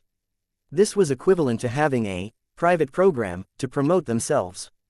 As unofficial promoters of the Titanium phones, these celebrities vaguely knew that Titanium was expecting to sell 300,000 to 500,000 of its phones this year. Next year, the number would double. Based on their recent experience with titanium phones, they knew that this sort of epic-making phone would quickly replace most of the current phones. Young people who were used to the internet and went with the times would buy this new product immediately and throw away the outdated models that could only be used for phone calls and texting. Most of the celebrities, fans were young people. At the very least, they had to start with them. The smarter celebrities were already testing the fans' attitudes with image and text posts to see what this new social media platform could do. During that time, a few celebrities even stirred up negative press. The reason was simple. A few celebrities who lacked experience on social media actually did something as outrageous as buying votes. During the charity concert, they would promote their own new work, and the promo material they released seemed to accidentally include pictures of the earthquake charity performance. At first, the enthusiastic crowd didn't notice this. After all, social media was a new thing. Nobody knew what to do, including the celebrities themselves. But traditional media were good at finding a problem and magnifying it. They keenly noticed this potential for breaking news, and promptly criticized these celebrities, saying that they were taking advantage of those who had suffered during the California earthquake and that the celebrities should apologize to the entire country. The celebrities immediately apologized and explained that they had been too busy with the charity show and had been careless. After several days of lip service, several celebrities announced that they would donate to the California Earthquake Charity Fund to help more victims. This matter caused a huge stir for around 10 days before it finally settled. Luke didn't pay too much attention to it, but Jenny called him excitedly and sang his praises. Because of this incident, the name of the phone company's social media platform became known to many people who didn't go online, as well as a large number of netizens who hadn't paid attention to the news before. The phone company's social media platform was called Face-to-Face, or F2F. Pronounced as face-to-face, the X2X was also in a very trendy online style, and looked pretty good. That was right, this was a recreation of a certain website in his previous life. Chapter 803. Hot-selling phones, friendly assistants, and scalpers take action. This time, Luke wasn't the one who came up with the name F2F. If he proudly called it FB, it would be an instant kill. That was because a certain university graduate had already registered the FB domain name a few months ago. Not only was this graduate's website developing rapidly, it had also expanded to many Ivy League universities, and was very well received by college students. The biggest headache was that the college wasn't one to be trifled with. A lot of their alumni moved in the political circle. Jenny didn't want to get in trouble over a website name. Luke could only secretly complain that the name, F2F, was in a similar format to the rough way a particular bigshot surnamed Ma did things. Back to the buying votes incident, except for a few celebrities who came under fire, the titanium phones and F2F were completely unscathed, and even used the hype to get bigger. The celebrities didn't suffer any losses. For a celebrity, the worst news was no news. A chance like this, to get their name out in front of the entire country and brush up their popularity, wasn't easy to come by. They apologized and donated. On the surface, they appeared subdued, but it was hard to tell if they were happy or sad in private. Taking advantage of this occasion, Jenny increased the supply of titanium phones and managed to sell 50,000 more. There were too many people who wanted to buy a titanium phone, and this stock was snatched up in less than 2 days, which conversely only fueled the urge to buy one. Scalpers with their sharp nose for business opportunities also joined in the scramble for the titanium phones, creating even higher demand. For example, in Los Angeles, the standard 1G model that was originally worth $299 was now worth $500. The premium 2G model was worth almost $1,000. There was no other reason. The celebrities who took part in the charity show all received the best of the titanium phone prototypes. Those who could afford the full amount didn't mind spending another $500. Jenny ran into a lot of problems when sales took off. A lot of companies even wanted to buy shares, but most of them were just trying to take advantage of the situation and wanted to haggle over the price. There were also some less savory people who dropped by for discussions and threatened Jenny outright to sell them the shares. Luke quietly took out his black notebook and wrote down all the names of the people who had threatened Jenny. People who used such dirty tricks had undoubtedly done a lot of bad things. If he ran into any of them in the future, he would take care of them. Of course, Titanium Phone Company wasn't afraid of this trash, and their partner, Wayland Corporation, wasn't simple either. Even if Jenny wanted to sell the shares, their partner would have to give up their right to purchase the shares first as per the contract. Following the phone sales, Titanium Phone Company's current worth skyrocketed. The value of a company that had entered the profit-making phase wasn't something that a company with empty ideas could compare with. In the beginning, Jenny had estimated the phone company's worth on paper to be $2 billion, that could now turn into real money at any time. Also, with the sales of the Titanium phone and its popularity, this number was still increasing rapidly. As long as they sold 500,000 Titanium phones this year, the company's worth would double. Of course, Jenny was in charge of all this. Luke didn't want to be involved in the detailed management of the company, it was annoying. But he still called Wayland to sound out the old man's intentions. In the end, the old man expressed his satisfaction with Luke's recommendation of Wade. Luke didn't ask what Wade had done in the Amazon jungle for Wayland. Since he hadn't taken the mission, it was best not to care about the content. Wayland, on the other hand, gave him another $500,000 as thanks for recommending Wade. Luke thought for a moment, then accepted the gift. After hanging up, he mumbled, Wayland probably got a lot of benefits this time. Although Luke had recommended Wade to Wayland, Luke wasn't a recruitment company. This extra thank you fee could only mean that Wayland was very satisfied with his gains from the mission this time. Secondly, Wayland was doing this to maintain their relationship. After the South Pole expedition, he had classified Luke as a professional specialist. It was one thing for Luke himself to be strong, but his casual recommendation of Wade, who had accomplished Wayland's mission, meant that Luke had his own circle of very capable people. After paying this agent fee, Wayland could continue asking Luke for suitable candidates for other specialized missions in the future. He had given Luke the money, and Luke had accepted, which meant that both parties had tacitly agreed to this agent mode. After encountering such a good thing, Wayland was indeed in a good mood. When he saw that his personal investment of $100 million in 12% of Titanium Phone Company shares had doubled, the old man felt that the future was bright. With a wave of his hand, Wayland personally urged his company to speed up the cooperation with Titanium and push forward the transformation and construction of a wireless network in major cities throughout the country. Wayland Corporation didn't belong to Wayland alone. He was only a major shareholder with 23% of the shares, but had relied on his outstanding abilities and prestige to be chairman of the board for many years. If he wanted to use Wayland Corporation funds, he had to explain why to the board of directors. His investment in Titanium Phone Company had been a personal one. Wayland now needed a lot of money to invest in highly confidential private research which could bring him unparalleled benefits. The old man didn't want to share it with anyone. Thus, he couldn't let Wayland Corporation funds enter the research project. He would profit by pushing Titanium Phone Company along, whether by selling his shares in the company or using the money for loans. There was no need to justify this investment in his research project to anyone. Wayland Corporation would also benefit greatly from promoting the Titanium phones.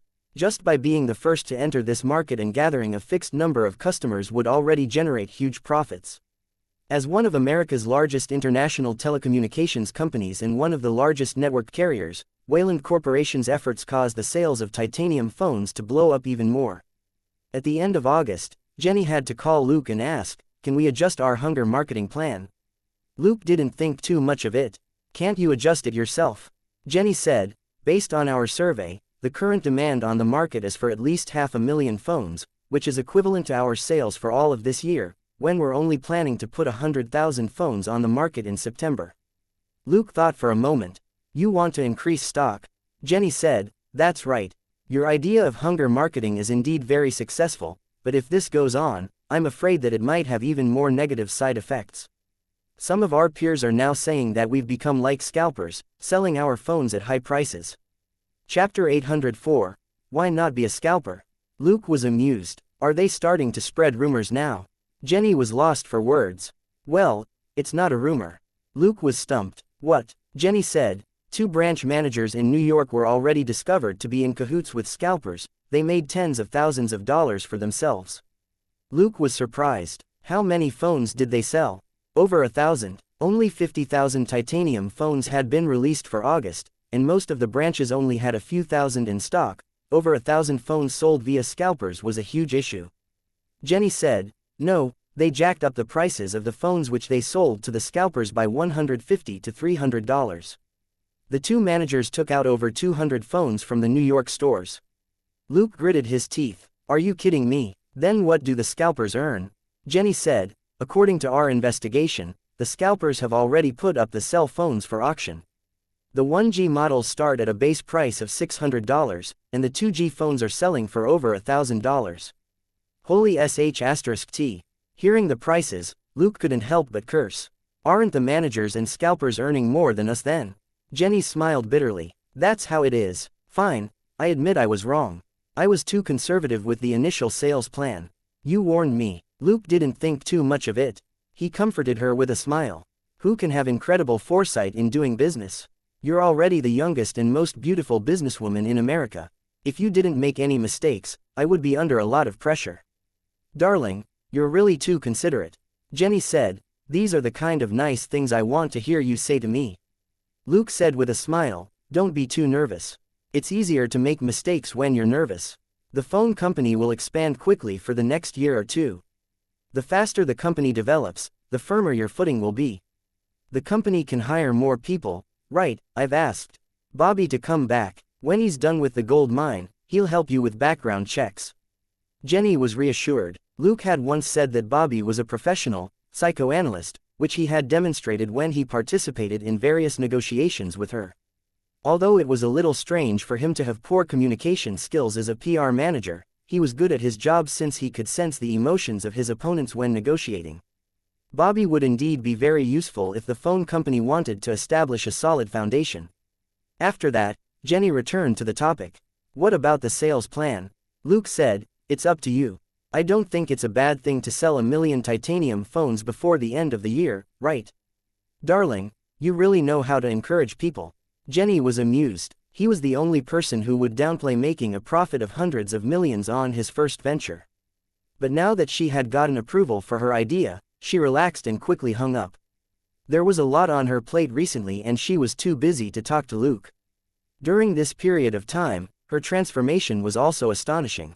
Prior to Wayland's investment, Jenny had also pulled out her own assets from financial projects, and turned them into $20 million which she invested in the phone company. She used this opportunity to increase her financial standing against Wayland. After Wayland's investment, she held on to 5% more shares than Wayland. Now that the phone company was worth $3 to $5 billion, there would instantly be people who were interested. All up, Jenny had invested $25 million, which had increased by 5 to 10 times. A long time ago, a certain someone had told her that the two of them would set up a company for her to make more money than her father. She had thought that he was joking back then and hadn't taken it seriously. She had accepted the position as Luke's secretary.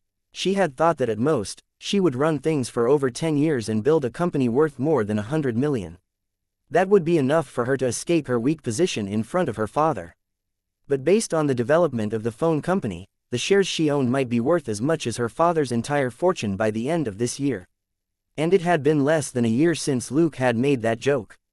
Thus, even though more and more people were starting to show her respect, what she wanted the most was Luke's approval.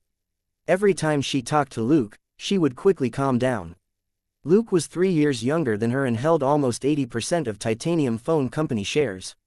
His assets were worth over $1 billion, but he acted the same as ever and wasn't arrogant. Jenny only had several $100 million, she couldn't be arrogant.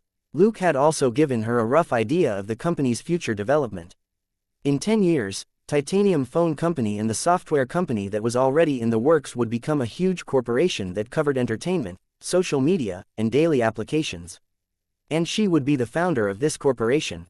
When Jenny thought about how Luke had only wanted to sell a navigation app at first, but he couldn't sell the software, and so decided to make his own phone to use it on, she wanted to laugh.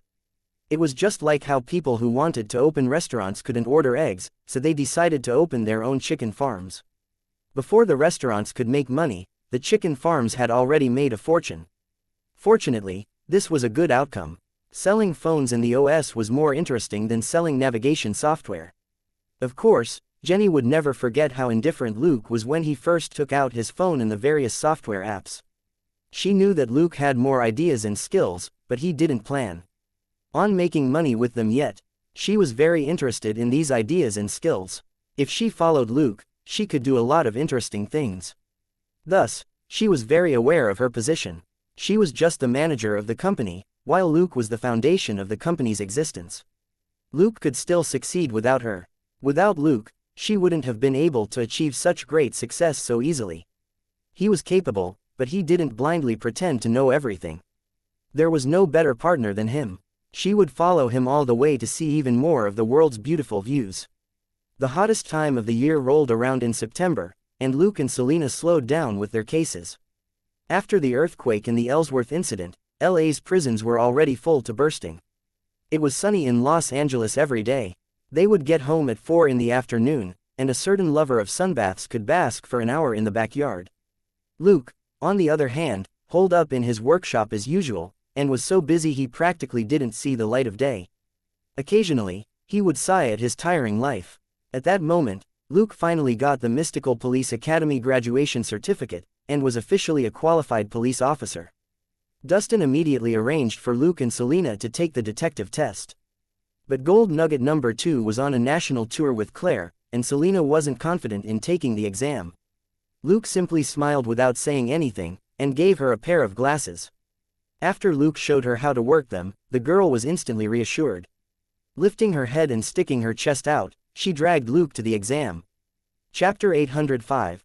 Final exam, and leaving. When Luke and Selena arrived at the exam venue, they were the only ones in the room. When Luke and Selena entered, the supervisor immediately gave them the papers and yawned. "I didn't sleep well last night. I'm going to get some coffee. I'll come back in an hour to collect the papers." With that, he placed a book on the table not far from them and walked out. Luke quickly said, "Sir, just give us half an hour." The officer stopped and looked at Luke for a moment, before he suddenly smiled. "Not bad, Detective Luke Coulson. You really are a good student. I'll be back in half an hour." After the supervisor left, Selena looked at Luke. Luke shrugged. "Fine, I underestimated Director Brad's influence, but I don't think we need that." He stuck his lip out at the book, finding it a little funny. He was pretty sure that it contained the answers to these questions. The 1 hour that the supervisor mentioned was clearly for them to go through it. An open book exam of course couldn't be called cheating. If the LAPD detectives wanted to do an open book exam, the other police departments wouldn't care. Unfortunately, Luke was too well prepared. They were too lazy to look for the answers to the questions in the book. They directly scanned the exam paper with their glasses, and the database listed the answers to each question. What they needed to do was copy the answers projected on their glasses. Luke didn't forget to remind Selena, "Don't copy word for word. Get 20% of the questions wrong. Good, result is good enough." Selena paused and sweated. "I would have forgotten if you hadn't told me." Luke chuckled. "This isn't a college entrance exam. If not for the fact that just a pass would make it seem like we don't know the rules, it's fine to make a little more mistakes." They spent more than 10 minutes copying the answers. Luke was very familiar with this routine, and did flawlessly. His paper looked like a regular exam. The simple questions were all correct, and the most complicated questions were deliberately wrong. He completed this task in 5 minutes. He spent the rest of the time calling Selena's attention to what she should do wrong. It would be awkward if both of them made the same mistakes. After chatting for a few more minutes, the supervisor returned and skimmed through the exam papers. He nodded and said, "Okay, you can go now. The test results will be out in a week." He was making sure that they didn't fail at copying, or they would have to take the exam again. It was too boring to supervise the exam. He didn't want to do it twice. After they came out, they went to Dustin and told him that the detective exam was over. Dustin gestured for them to close the door before he asked, "Have you thought about it?" Naturally, he was talking about the two of them going to New York with him. It was early September, and the deadline for October wasn't far away. Luke shrugged. "Of course, but we won't be patrol officers, right?" He didn't care about his salary or his position. If his position was low, he wouldn't have to bother with other people's business. But patrol officers had to patrol the area every day and weren't free to do their own thing, which was something Luke couldn't accept. Dustin shook his head decisively. "Of course not. It's a waste for you to be patrol officers. Not only is it a waste of your abilities, it's also a waste of my feelings," he mumbled inwardly. In order to drag Luke and Selena over, He had put in a lot of effort and had spoken privately with Director Brad twice before settling on how to compensate Luke and Selena for going over. However, he wasn't sure what Luke thought, so he asked tentatively, "Do you still want to be a detective?" Luke smiled. "Of course, I'm only good at physical work, not at being a sergeant." After a brief hesitation, Dustin explained straightforwardly, "Because Elsa is going as well, and I only have one position for a police head." Luke didn't say anything and simply listened attentively. Dustin said, "I only have 4 spots for this trip to New York. The director doesn't plan on taking any lower-level personnel, but I need the both of you." Luke sweated and raised his hand. "Boss, no need to exaggerate. A detective is good enough. I've never thought of fighting Elsa for the position." He really couldn't stand Dustin's constipated expression as he explained that he needed them. Dustin took careful note of Luke's expression and saw that he truly wasn't just being polite. Only then did he nod and said, "That's good. You may be directly assigned to HQ, and Elsa will be there, but you may not necessarily be working under her." Luke chuckled. "Is Elsa willing?" Dustin sighed. "I know that you and Elsa have a good rapport, and it'll be much easier for the two of you to work together. However, Director Brad isn't in charge of the police department there. It's impossible for him to arrange all the posts in advance." He then said solemnly, "But I guarantee that you can go to any department you want in half a year at most." Luke nodded. "That's good. I'll leave it to you." "Right, boss, can I take the car with me?" Dustin found that odd. Why? He knew that Luke was very rich. There was no need for him to keep an ordinary police car. Luke chuckled. "I've modified it. That cost me a lot more than the car itself." Speechless for a moment, Dustin nodded. "Fine, I'll have the logistics department put that car on the auction list this month. You can buy it yourself. Don't be stingy." Luke didn't think much of it. "I'll treat it like I'm bidding on a new car that has just been modified." Dustin nodded in satisfaction. That would be best. No one would accuse him of reselling police assets. Finally, he said, "That's it. NYPD will send the offer at the end of September. Do you need time off?" He was only asking to give them time to sort out their personal affairs. Luke thought for a moment, then nodded and said, "Okay, we'll go through the handover procedures in the next few days and then resign officially." He could earn a lot of credit points when he was on the job, but there were a lot of things he had to take care of before he left, so taking leave was more convenient. After that, the two of them left. In the car, Selena clicked her tongue. "Director Brad really is something.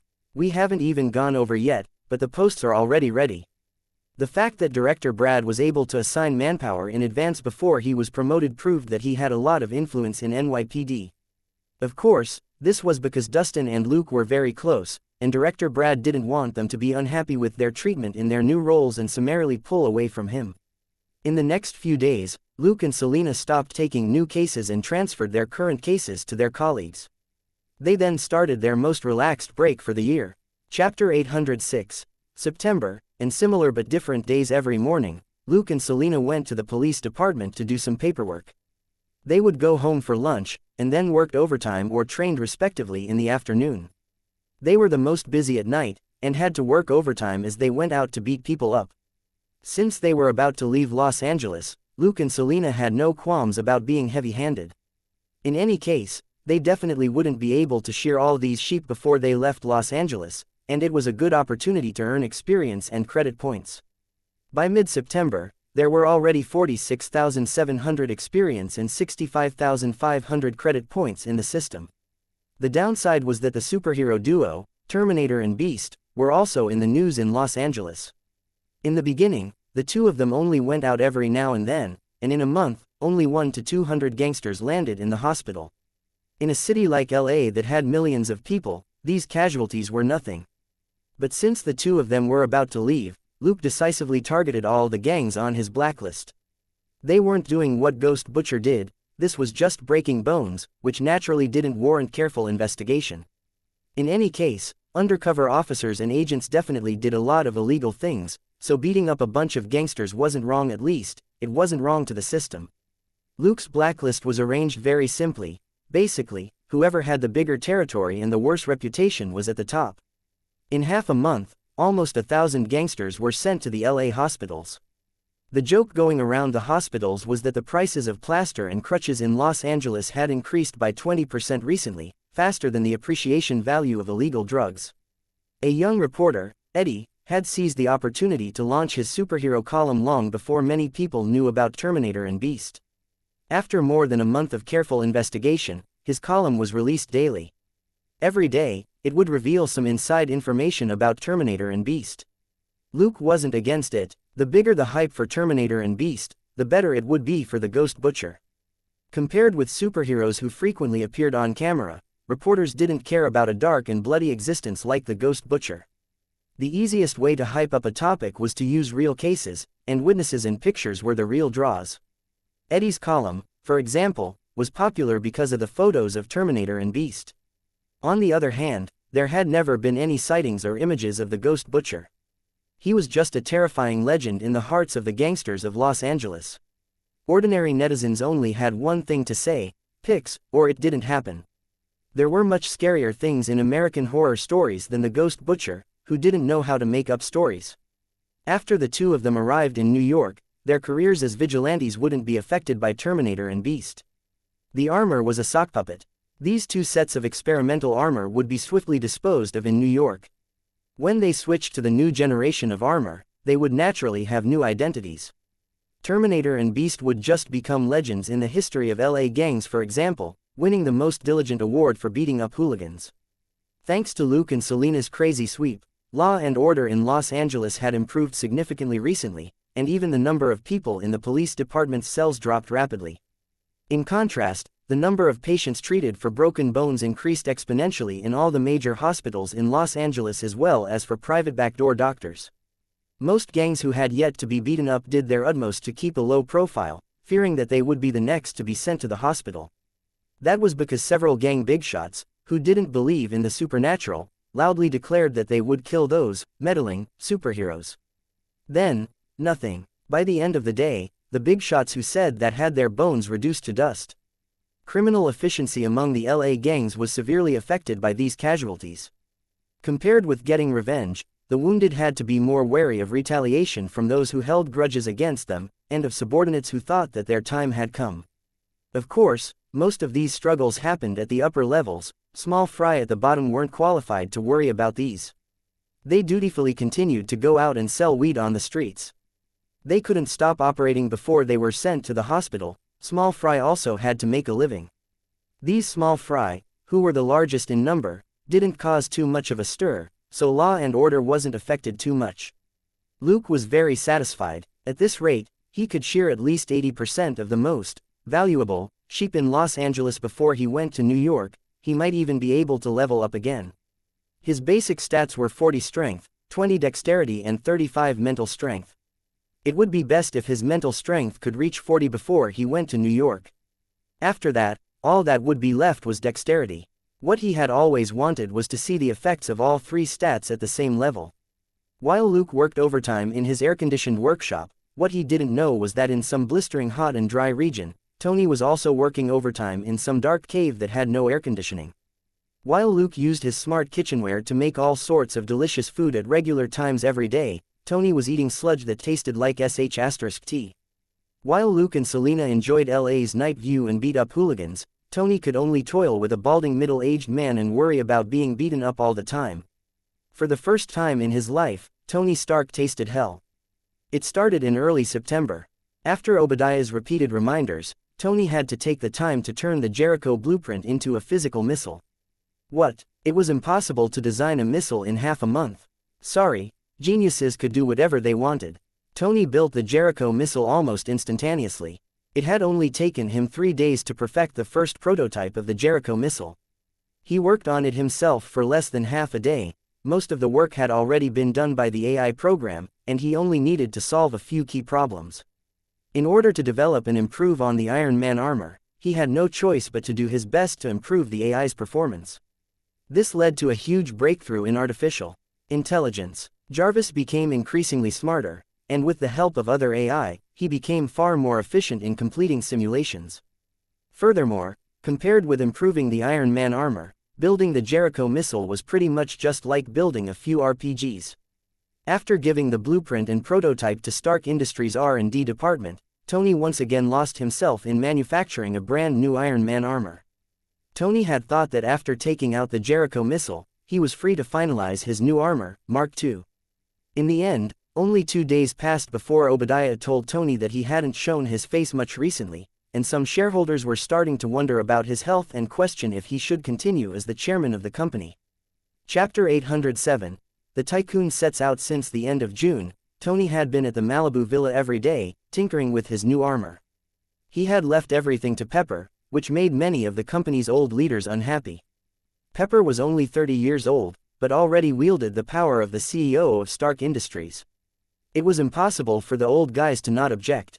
Tony's enormous research expenditure in the last 2 months was even more shocking. Furthermore, Tony never showed his face, which made them wonder all sorts of things. For example, had Tony gone crazy? Top scientists were like top artists. Mental illness was a common problem for this highly intelligent group.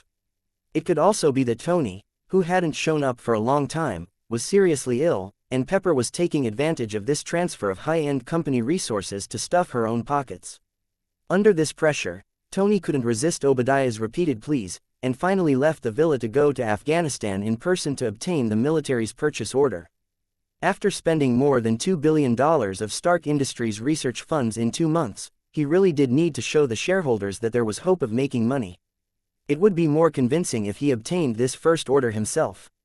In any case, Tony determined that the trip to and fro would only take a day at most on his private jet, and a live demonstration would take half a day. He would be able to return to Los Angeles in 2 days.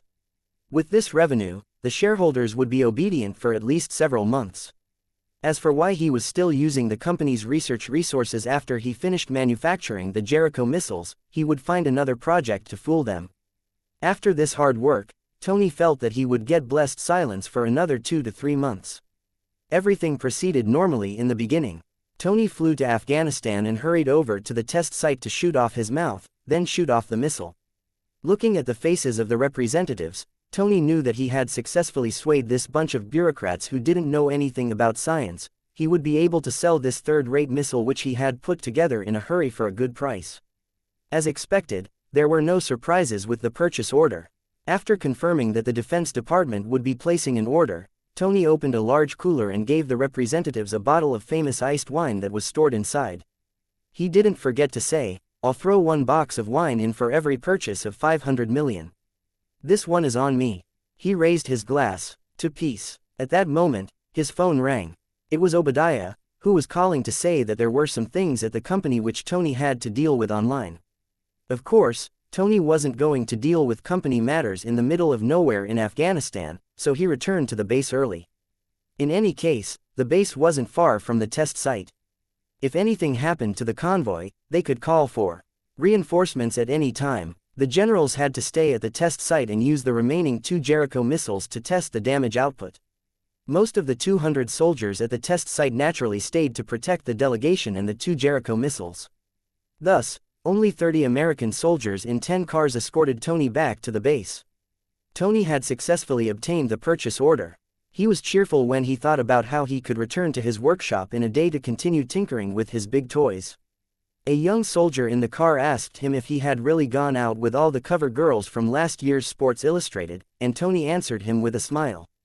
There was widespread gossip about this tycoon, and nobody thought that he was despicable. Conversely, they talked about him like he was a celebrity.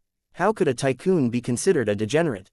In any case, Tony wasn't married and didn't have a girlfriend. It was up to him how many women he wanted to be intimate with. This could be seen from the expression of the female soldier in the backseat with Tony. In the face of Tony bragging about dating so many beauties, not only wasn't she angry, her lips curved upward and she looked at the tycoon like a little fangirl. It seemed that if the tycoon wanted to get to know her better after they returned to the base, she wouldn't refuse. The young soldier in the front passenger seat was excited. He took out a small digital camera and asked, "Mr. Stark, can I take a picture with you?" Tony nodded. "Sure, but don't post it online." Grinning from ear to ear, the young soldier turned the camera around and raised it high with one hand. He made a V gesture with his other hand and was about to take a photo of the both of them. Tony quickly stopped him. "No, no gang signs." The young soldier immediately put his hand down, but Tony suddenly smiled. "All right, I was kidding. Treat it as peace." He then murmured, "I love this kind of Peace. If there really was world peace, I would be out of a job. The three soldiers in the car all laughed. The female soldier even leaned in closer to Tony, planning to take the lead role as the girl in this group photo. When she went back, she would ask the young soldier in front to make a copy for her as a memento of this temporary assignment.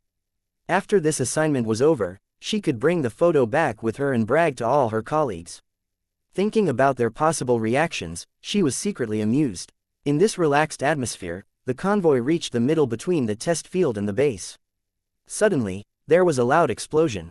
The two cars at the front of the convoy were directly sent flying, and the entire convoy was covered in dust. The female soldier next to Tony reacted swiftly and yelled, "Left!" There on the left, Tony was stunned. The female soldier next to him, however, didn't hesitate and pushed him down, and no longer looked as soft as before. Her face was solemn, and she didn't panic at all as she shouted in his ear, get down, lower your body." Even though his ears were ringing, Tony could clearly hear her loud bellow. At that moment, his senses were addled. Although he was one of the most famous arms dealers in the world, he had never been in a real battle. The time he had spent with Batman had been nothing more than a game. Fighting some gangsters with guns was completely different from a battlefield with gunfire and bullets everywhere. The attack was sudden and fierce. The soldiers, who had always suppressed others with their firepower, tasted the pain of being suppressed themselves. The attackers had more firepower than the convoy, and with RPGs and mortar weapons as support, they instantly destroyed half of the convoy vehicles. The machine guns on the other cars were also the focus of fire. If any of the soldiers wanted to go up, the car would instantly be attacked. Call for backup, call for backup. Tony heard the frantic yells of some of the soldiers. But he also heard someone yell miserably, "Electronic interference. They have electronic interference." Tony's heart sank. Chapter 808. Ambush, hole, and pain. The convoy relied mostly on the military base not far away for backup. But the other party had come prepared with an electronic interference device. If they couldn't call for help, the remaining soldiers wouldn't be able to last more than a few minutes. Tony felt that the attack's firepower was even more intense than what the several dozen army vehicles had. He was right, it wasn't just several dozen attackers who had ambushed them, but almost 200 people. They had set up the ambush in advance, and their guns weren't any worse than what the American soldiers had. They also had artillery support, and it only took a few minutes for them to take down more than 30 soldiers. A Baldy was looking at the convoy through a pair of binoculars from behind a hill. He suddenly turned around and shouted, "Pay attention to the target. Don't shoot at his car. I want to see who this guy is." He was very interested in the person whom the top management at Stark Industries had paid a lot of money to get rid of. This person could be useful. How could he just kill him like that? When the female soldier in the backseat saw the battle outside, she couldn't sit still anymore. She shouted at Tony, who was lying down in the backseat, "Stay in the car, don't run around." Then, she opened the door and got out. The criminals had the upper hand. It might be useless for her to resist, but she would definitely die if she didn't. The people who dared attack an American convoy here wouldn't leave anyone alive. Without the female soldier holding him down, Tony immediately sat up. His mind was in a mess. He just wanted to see what was going on outside. In the end, a bullet hit the female soldier in the arm after she got out of the car, and she screamed and fell to the ground. Tony's heart trembled and his blood raced through his veins. He had never lacked guts. He had just been stunned for a moment by the sudden and desperate battle. Seeing that this female soldier who had chatted with him on the journey dared to go out and fight, his mind finally cleared. Pushing open the door on the female soldier's side, he climbed down and pulled her over to lean on the back of the car as he yelled, "How are you?" The female soldier cursed loudly and quickly answered his question. Thankfully, it didn't hit the bone. It just hurts a little. Looking at the wound on her arm, Tony couldn't help but raise his eyebrows. "You have a hole in your arm. This just hurts a little." But Tony sighed with relief at the female soldier's words. At least she was still conscious. He grabbed her rifle, which had fallen to the ground, and stuck his body out over the hood of the car. He fired wildly at the left side of the convoy. The female soldier screamed as she tried to stop him from acting rashly. "Hurry up and get down. You'll be killed." As she roared, she took out a pistol from the holster at her thigh, gritted her teeth, and opened fire at the attackers. Tony was a billionaire and someone she had to protect. He was now fighting, she couldn't just lie there. At that moment, there was a whooshing sound as an object trailing white smoke shot at them from an angle from a hill. It brushed past the front of their car and hit the sand not far behind them. They couldn't help but look over, and saw an RPG with the Stark logo on it sticking out of the sand. The female soldier's heart tightened, and she lunged at Tony. "Get down." Just as she lunged at Tony, the RPG exploded. The female soldier, who had just wrapped her arms around Tony's waist, was sent flying several meters by the shock wave, and hit the ground heavily. Tony's ears rang as he dropped his hands. He had subconsciously raised his hands to cover his face just now. Even if he died, he had to protect his handsome face. He absolutely couldn't meet God with a pockmarked face. He then looked at the female soldier who had lunged at him. She was lying on the ground a few meters away, and had already stopped moving. He was about to get up and take a look, when he felt a stabbing pain in his chest. Gritting his teeth, he tore open his clothes, only to see that the bulletproof vest inside was riddled with holes, and had been pierced by the RPG. Thankfully, if it wasn't for the bulletproof vest, his chest would have been blown to smithereens. Thinking that, Tony felt his vision go dark, and he lay back on the ground, completely unconscious. On the hill, the bald leader cursed, annoyed. "Be-starred, which idiot did that? I want him alive." Looking at Tony, who was lying on the ground, he could only hope that the guy hadn't been killed. At the very least, the idiot who fired the rocket hadn't hit the military vehicle directly, otherwise it would have been very hard for this target to survive. It wasn't until half a month after Tony was attacked that Luke noticed something unusual. The intelligence gathering system which he had named Polyhedron discovered something. Someone had used a titanium phone to reveal what was happening in Afghanistan, and this woman was the wife of a military general. When she posted on F2F, she mentioned that her husband was in Afghanistan on a business trip. Polyhedron found something unusual in the pictures in the F2F post. The woman's husband was actually with Happy, Stark's personal security chief. In the picture, Happy was talking to someone else, whose shoulder covered half of his face, but Polyhedron immediately recognized him. The Polyhedron system hadn't been perfected yet, and Luke didn't dare set up something like Prism from the start. That was a government thing, and he didn't want to touch it yet. For the time being, the Polyhedron system could only analyze the public information stored in the phone company's F2F software as well as some online communication records for intelligence. Most of the time, the intelligence was there, eyes were just needed to discover it. Polyhedron was this pair of eyes. Happy was Stark's personal security chief and was only responsible for Tony. He would basically be wherever Tony was. Luke had a vivid memory of how a certain playboy turned into Iron Man in his previous life. He had installed certain settings in the Polyhedron system long ago that would automatically ping when conditions were met. Tony plus Afghanistan was one of them. The moment he read the news, Luke had a bad feeling. He immediately put down his work and activated the smart program to analyze the situation in more detail. It wasn't easy to find out Tony's itinerary and purpose, but with Afghanistan as the specific location, it wasn't hard. Tony wasn't invisible, he was the richest and most famous playboy in the world. There were a lot of American soldiers in Afghanistan, and there would always be someone who would leak something despite confidentiality regulations. Soon, Luke found some comments on the internet. The person who posted introduced himself as the brother of a second cousin's husband's brother's classmate's girlfriend. He might as well be saying that this was basically gossip. Apart from a few taunts, nobody took the word seriously. Luke had a bad feeling when he read the information. Chapter 809. Kind-hearted Luke wants to help. Rumor had it that a certain big shot had been attacked by terrorists in Afghanistan, and there was a name Luke was familiar with, the Jericho missile. Tony and Afghanistan were the main character and location. The Jericho missile and the terrorists were the key prop and villains. Putting them all together, a certain tycoon would use the excuse of building the missile to secretly build a prototype of the Iron Man armor, which could be described as crude, fat and round. That was the origin of Iron Man. Not long ago, Tony had unexpectedly come up with the Iron Man armor early on to compete with Batman. This had made Luke think that the real Iron Man story wouldn't happen here. After all, Tony now had the Iron Man armor, and wouldn't necessarily go to Afghanistan. If he did go, he might not necessarily be injured, and if he was, it might not necessarily be a hole in his chest.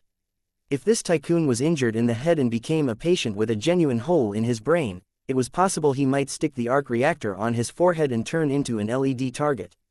Now, all the conditions had somehow come together. It was hard for Luke not to suspect that a certain tycoon would still become that superhero with a hole in his chest. Luke subconsciously grumbled about this unreliable tycoon, but quickly switched his train of thought and continued searching for relevant information. He couldn't be sure if the events of Afghanistan had happened again. Even if they had, Tony wouldn't be killed right away. Tony wasn't stupid, he was even the fated one, who would fight back in a desperate situation. Luke believed that if anything really happened to Tony, he would still be able to get out of Afghanistan alive. It wasn't an especially pressing matter. Luke had to gather enough information first before he took action. That being said, he had already used a fake identity to book a flight to Afghanistan the next day. He had money, buying a backup plane ticket every day wouldn't be considered a waste.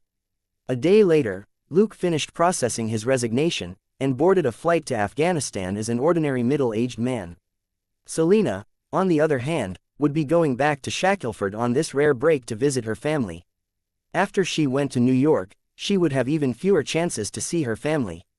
Naturally, Luke didn't want to take up her time during this rare vacation. Although she said that she and Gold Nugget could go along to help, Luke declined with a smile and said that he was going to handle a small situation for someone she didn't like very much. Selina didn't ask any further questions. Recently, she and Luke often went out to look at the night view together, which meant that he didn't mind her knowing or even taking part in certain things. If he didn't want her to take part, there naturally had to be a reason for it. Thus, she happily packed up and returned to Shackelford with Dollar and Gold Nugget. Her father had already bought the ranch, and it would be a good opportunity to visit the Hayek family's new ranch. When Luke had gone to Mexico to clean up Dito Flores, the drug lord, in the name of saving his colleagues, Selina had been quite traumatized. She would definitely find it hard to understand if he took her to Afghanistan to kill people for Tony's sake. This was purely Luke's personal decision. It was because he was a kind-hearted person who didn't want to take advantage of Tony for free. It had nothing to do with the value of the terrorists. When Selina went to the airport, Luke had finished investigating the tycoon's personal security team. He pretended to be a credit card or insurance company and called the homes of these bodyguards, claiming that a credit card under their name had been stolen or some car of theirs had been involved in an accident. The family would subconsciously tell them the bodyguards' whereabouts to prove that they had nothing to do with this. Putting all the intelligence together only proved that Tony had encountered a major problem in Afghanistan. Otherwise, a military supplier like this tycoon would be protected by the army wherever he went. There was no need to move so many private bodyguards. The biggest advantage of private security was that they had to follow Stark's orders. If they had gone to Afghanistan en masse, it could only prove that the tycoon needed a lot of help from his own people. After the flight to Afghanistan, Luke bought a second-hand pickup with cash. When night fell, he arrived at an American base. Wearing the Big Dipper armor again, he waited quietly on the road outside the base for a moment before a military vehicle sped by. Luke activated his optical camouflage and ran lightly after the truck. As he ran, he grabbed the edge of the truck and jumped into the back. The driver didn't notice anything and continued speeding forward. Soon, he reached the gate. The guards checked the IDs, checked the empty back and bottom of the vehicle with their flashlights, then let the truck in. 10 minutes later, Luke entered a single ward. On the bed, a woman wrapped in bandages was sound asleep. He walked up to her and injected her with a small dose of inducer before he whispered into her ear. A moment later, he was surprised. The woman was surprisingly resistant to the inducer. Despite the drug, hypnosis, and mental communication, she still resisted his questions. Luke could only give her a normal dose and repeat the hypnosis process. Given her extremely poor physical condition, she finally crumbled under the hypnosis this time. She entered a semi-conscious state, and soon confessed everything. This woman was the only survivor from Tony's convoy and the female soldier who had been in the same car as Tony. Her name was Barbara, Bobby, Morse. In fact, she wasn't from the US military, but a SHIELD agent. SHIELD, who had always been paying attention to Tony Stark, secretly planted an agent next to the tycoon for this dangerous trip to Afghanistan. Barbara had been severely wounded after saving Tony from the rocket explosion. She just managed to activate the distress signal, then played dead to avoid the attack as cleanup. As the only survivor of the convoy, she received a lot of attention. S.H.I.E.L.D. planting a spy in the military around Tony was a sensitive issue. S.H.I.E.L.D. didn't want Barbara's identity to be exposed, and could only wait for this matter to pass before transferring her to another hospital. It just so happened that she was heavily injured and couldn't move for the time being, so she continued to receive treatment here. Barbara graduated from college 2 years ago and was 24 years old. For someone as young as her to be sent on such a high-level mission, she was naturally very outstanding. She was good at stealth and gathering intelligence. S.H.I.E.L.D. sent her here to use her strong points to gather intelligence on Tony from the side. Tony had been kidnapped after his itinerary was leaked and he was ambushed. She hadn't done anything wrong. Fighting hundreds of criminals alone was beyond the abilities of a normal person. However, Barbara had done her homework before this operation, and was very clear about the situation around the base. She was smart and quick-witted, and had observed a lot of details in the short time she had been attacked. Chapter 810. Quick change of scene, and the tycoon in a pinch based on the criminals, physical characteristics, language, and numbers. Barbara had a rough idea of their backgrounds, which gave Luke an advantage. After collecting this intelligence, he activated the optical camouflage again and left the ward, sneaking out of the base. In the wilderness, he pondered for a moment before he took off the Big Dipper armor and put on the White Wolf armor. This time, the White Wolf armor's wings shot out right away. The back was taller now, with 3 mini propulsion jets on it. Activating the jets, Luke flew toward his first destination. The new experimental jets on the armor were far less efficient than Tony's Iron Man armor. After all, the raw materials for energy were a big problem, so he could only economize and use cruise mode for long-distance flights. Even then, the armor's cruise speed was still roughly 120 kilometers per hour. Afghanistan was a war zone filled with mountains and mixed forces, and had prominent advantages. A small plane would be faster, but taking off would be a problem. Luke couldn't obtain many materials for the time being, and he had no way of sorting out the stealth function. Using the White Wolf armor to fly at a low altitude wasn't a problem. Crossing mountain ranges in the night sky, Luke soon reached a place hundreds of kilometers deep in the mountains. After confirming that this was indeed one of the coordinates provided by Barbara, he quickly reduced the power output on his back to the minimum and glided down soundlessly in his armor, the pure white color of the armor also vanishing into thin air. As semi-assassin type armor, White Wolf now had an optical camouflage system which Luke had added in subsequent modifications, but it still wasn't as stealthy as the Big Dipper armor. Thankfully, this wasn't America, it was just a small village in Afghanistan. Luke snuck into the biggest house in the village. He didn't need to interrogate the guards, he simply gave one of the guards a dose of the inducing agent. Then, following the guard's information, he found the leader of this place and also gave him a dose. In this lawless place, he could fully utilize methods which he hadn't used casually in the past to be as efficient and as quick as he wanted. 10 minutes later, Luke rose into the air again, leaving only a few bodies in the room. He didn't deal with the bodies, since he didn't have to worry about the terrorists calling the police. If something big happened in Afghanistan, he could make White Wolf or Big Dipper take the blame. He had to avoid using the Ghost Butcher's methods. There were as many factions here as there were hairs on a cow, and their backgrounds were extremely complicated. Thus, Barbara's intelligence had only locked onto a rough area. Luke could only search one by one. If he was lucky, he would be able to find the person right away. If he was unlucky, he could only hope that someone from another faction knew where Tony was. It didn't have to be someone who saw it with their own eyes. They only needed to confirm that a certain force had made a big move here some time ago. That would be an extremely obvious clue. They had successfully ambushed the American convoy with more than 200 people at once. It was impossible for them to hide this from other local forces. The leaders earlier didn't belong to the group that had attacked Tony, and they didn't have any information on Tony's whereabouts. Luke could only find out from them who was more powerful and had more information channels. Then, he quickly turned around and headed for the next intelligence provider. As Luke shuttled through the night sky over the mountains in Afghanistan, Tony was in the final stage of his last-ditch effort. Half a month ago, his convoy was attacked. Tony was injured and unconscious. After losing consciousness for a period of time, he entered a semi-conscious state, and was in perpetual nightmarish pain.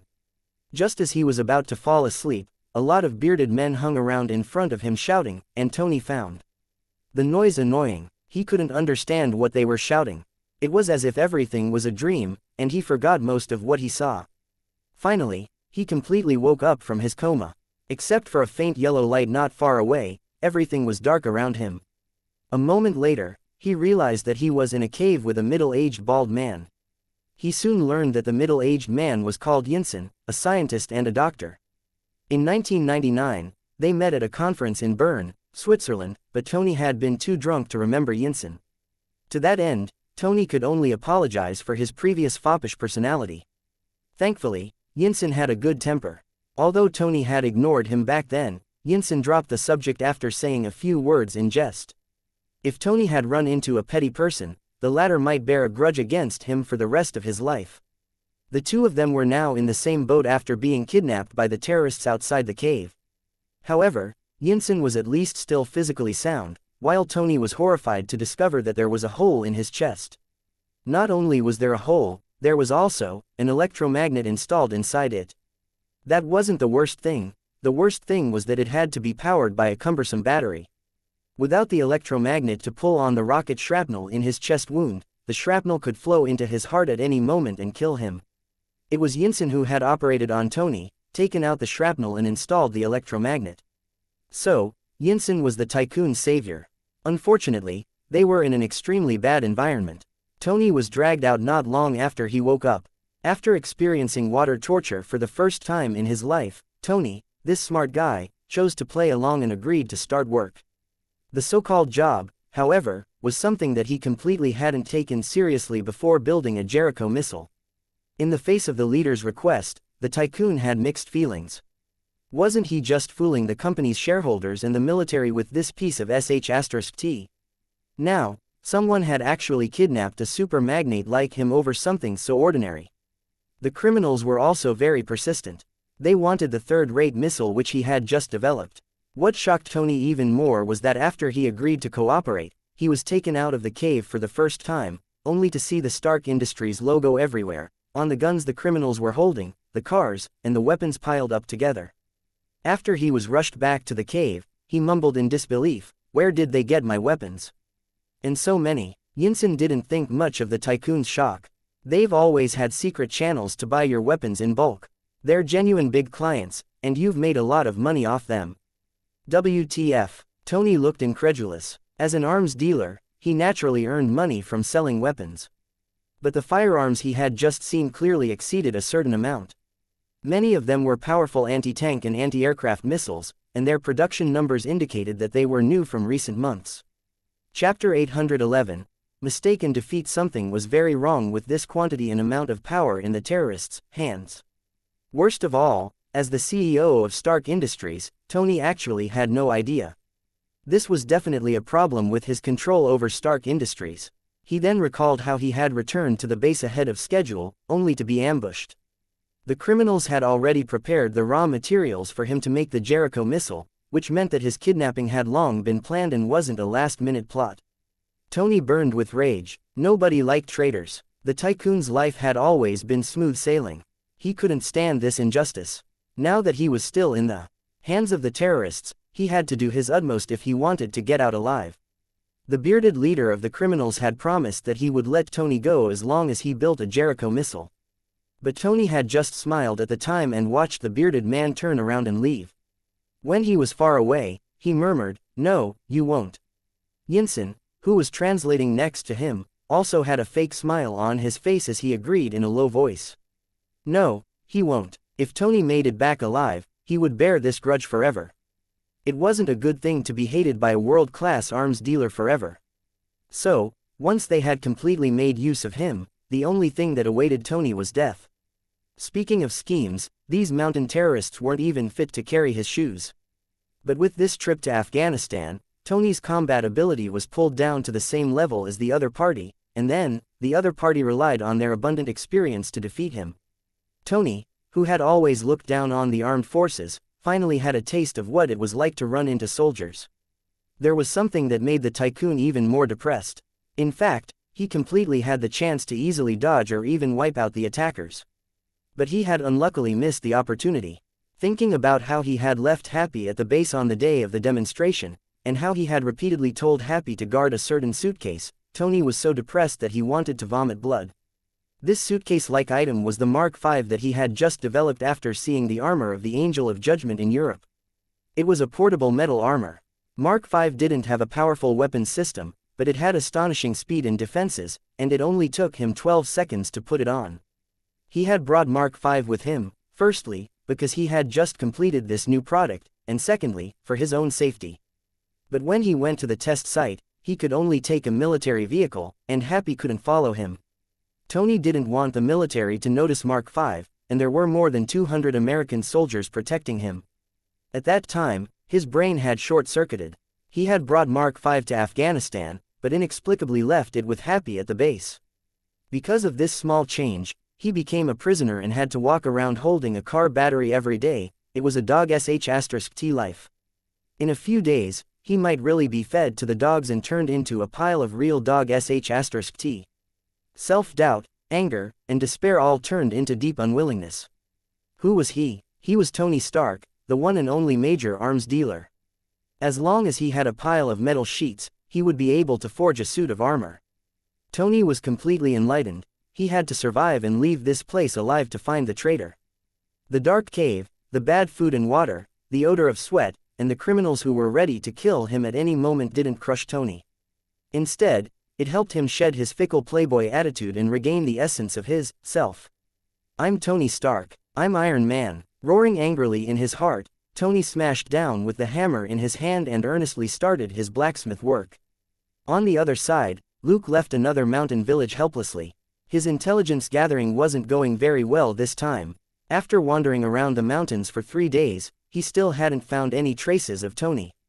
Thankfully, there were only a few suspects left, and he would be able to complete the first round of reconnaissance the day after tomorrow. Also, a lot of criminal leaders had fallen into his hands along the way. Including people whose hands were stained with the blood of civilians, his experience had reached 51,300 100,000ths and his credit was 70,100 points. After eating and sleeping for 2 hours in a cave, Luke took out his laptop and started working. His list of suspects had shrunk to 4 or 5. Some of them were a little far away, and there weren't many of them. He could ignore them for now. The biggest suspect was the 10 Rings group. Luke had long heard of this organization. According to previous intelligence, the 10 Laws group was the largest terrorist organization in Asia. They were also active all over the world, and were very fearless and powerful. They were the people most likely to have attacked Tony. It was said that this organization had the support of a powerful extraordinary being, which was why the people here were so fearful of the 10 Rings group that they didn't dare resist. Anyone who dared go against them, even if they were terrorists, were killed. They were also very well hidden. The people whom Luke had dealt with earlier didn't know much about the 10 Rings group, and were unable to provide much detailed information. But one of the gang leaders had mentioned that a large number of 10 Rings members had been active in the area recently. That was the only good news Luke had heard in the past 3 days. Looking at the sky, he packed up his things and cleaned up all traces. After he left the cave, he activated his jets and flew toward the valley where the 10 Rings group was supposed to be stationed.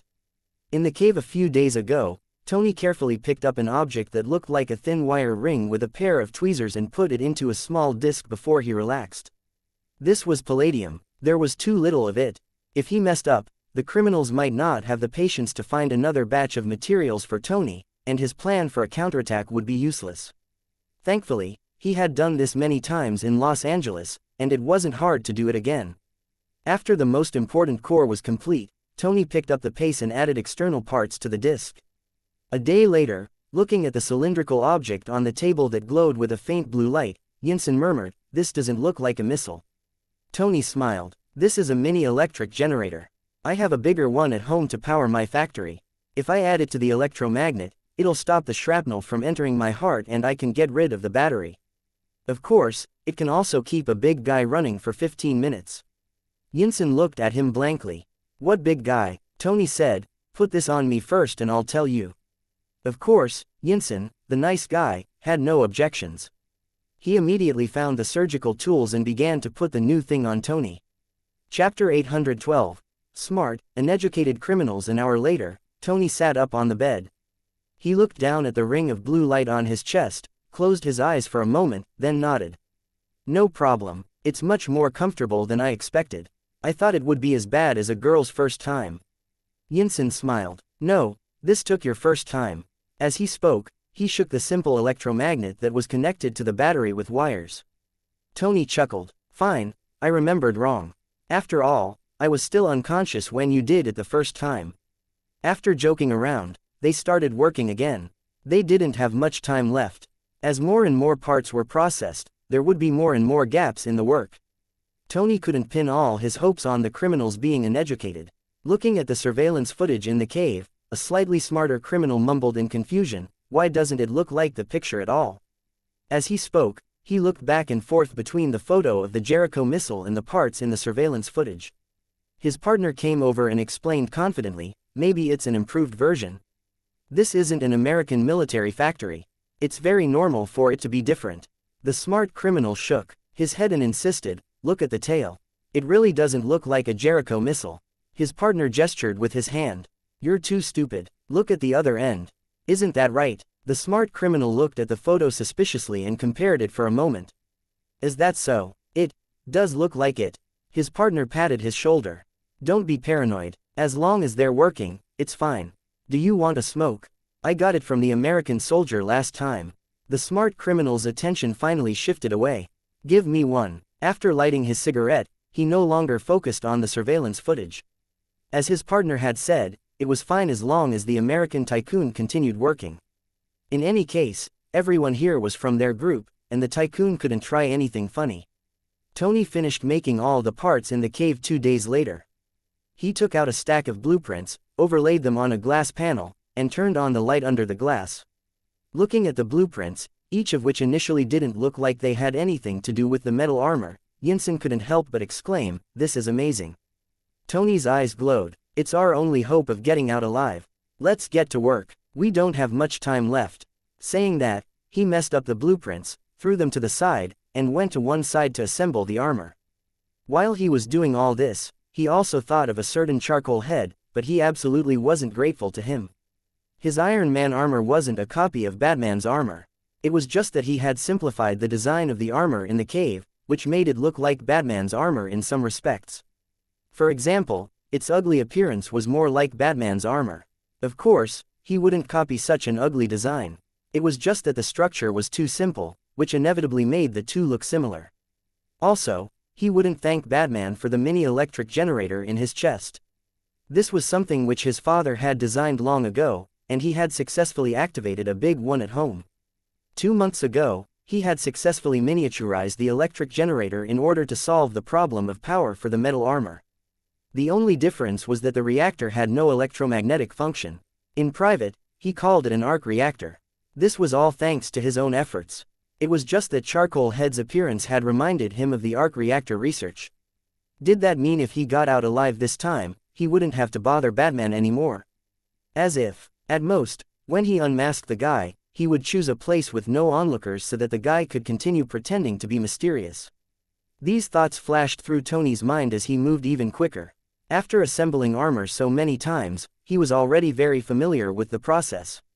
Compared with Mark I, this simple suit-up was like the difference between constructing a building and a child's building blocks.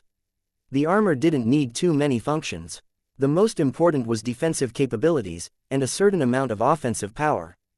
However, as the biggest hope in this desperate situation, Tony still gave it a name, Mark 0. 0 meant that it was less advanced than Mark I, and also represented how it had been created in a cave with nothing. An hour later, with Yinsen's help, Tony basically put on his armor without any major problems. Only some of the interface and parts weren't handled perfectly, and the slight rubbing and pressure on certain parts made him uncomfortable. Holding back the urge to adjust his dick, Tony called out to Yinsen, start the launch program and activate the energy system for the armor. A few minutes ago, a Baldy walked over to the surveillance camera and observed the situation in the cave. In just a moment, he sensed the anomaly, and shouted, "Where's Stark? Where is he?" The two slightly drowsy criminals in front of the monitor jolted awake. When they turned around and saw the Baldy, they trembled in fear.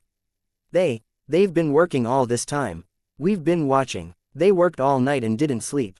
The Baldy's face was dark and his eyes flashed fiercely. Show me where he is. The two criminals quickly looked at the surveillance footage, and the smart one immediately pointed at it. Here, he's here. The workbench is just covering his body. Look, he just took the tools from Yinsen. The bald criminal snorted, but still felt that something wasn't right. You two, go get Omar and have him take a look. He pointed at the two criminals in front of the surveillance feed and gave the order. Okay, Boss Raza. The two criminals didn't dare waste any time. They got up and ran. The bald bandit leader, Raza, looked at the surveillance footage again with a grim expression. In the surveillance footage, Yinsen was nodding at the area blocked by the workbench. He was clearly talking to Stark, and was operating his laptop. They really did look like they were working. But Raza's keen senses kept telling him that something was wrong. At dawn, Luke arrived at the suspected location of the 10 Rings group.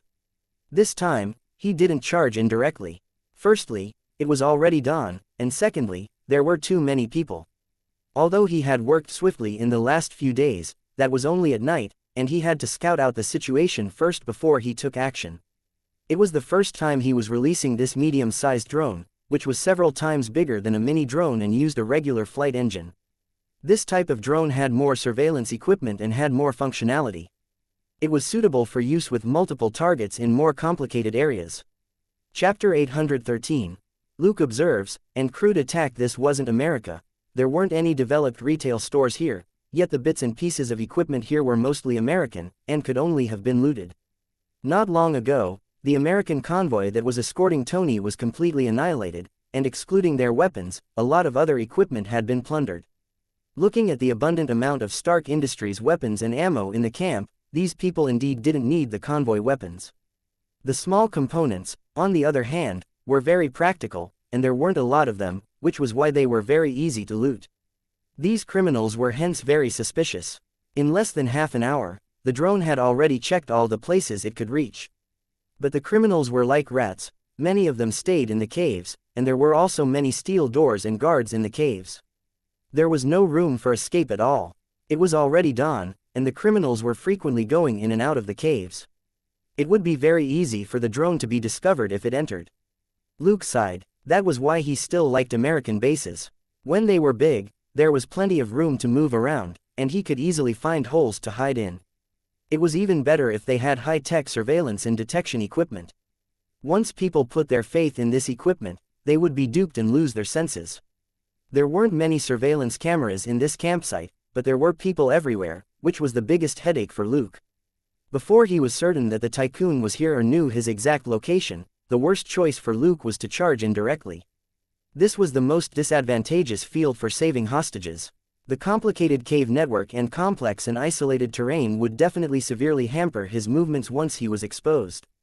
The other side had too many people, and it was very likely that they would put up a bitter fight before they were killed. Unlike LA gangs, terrorists had a different mindset.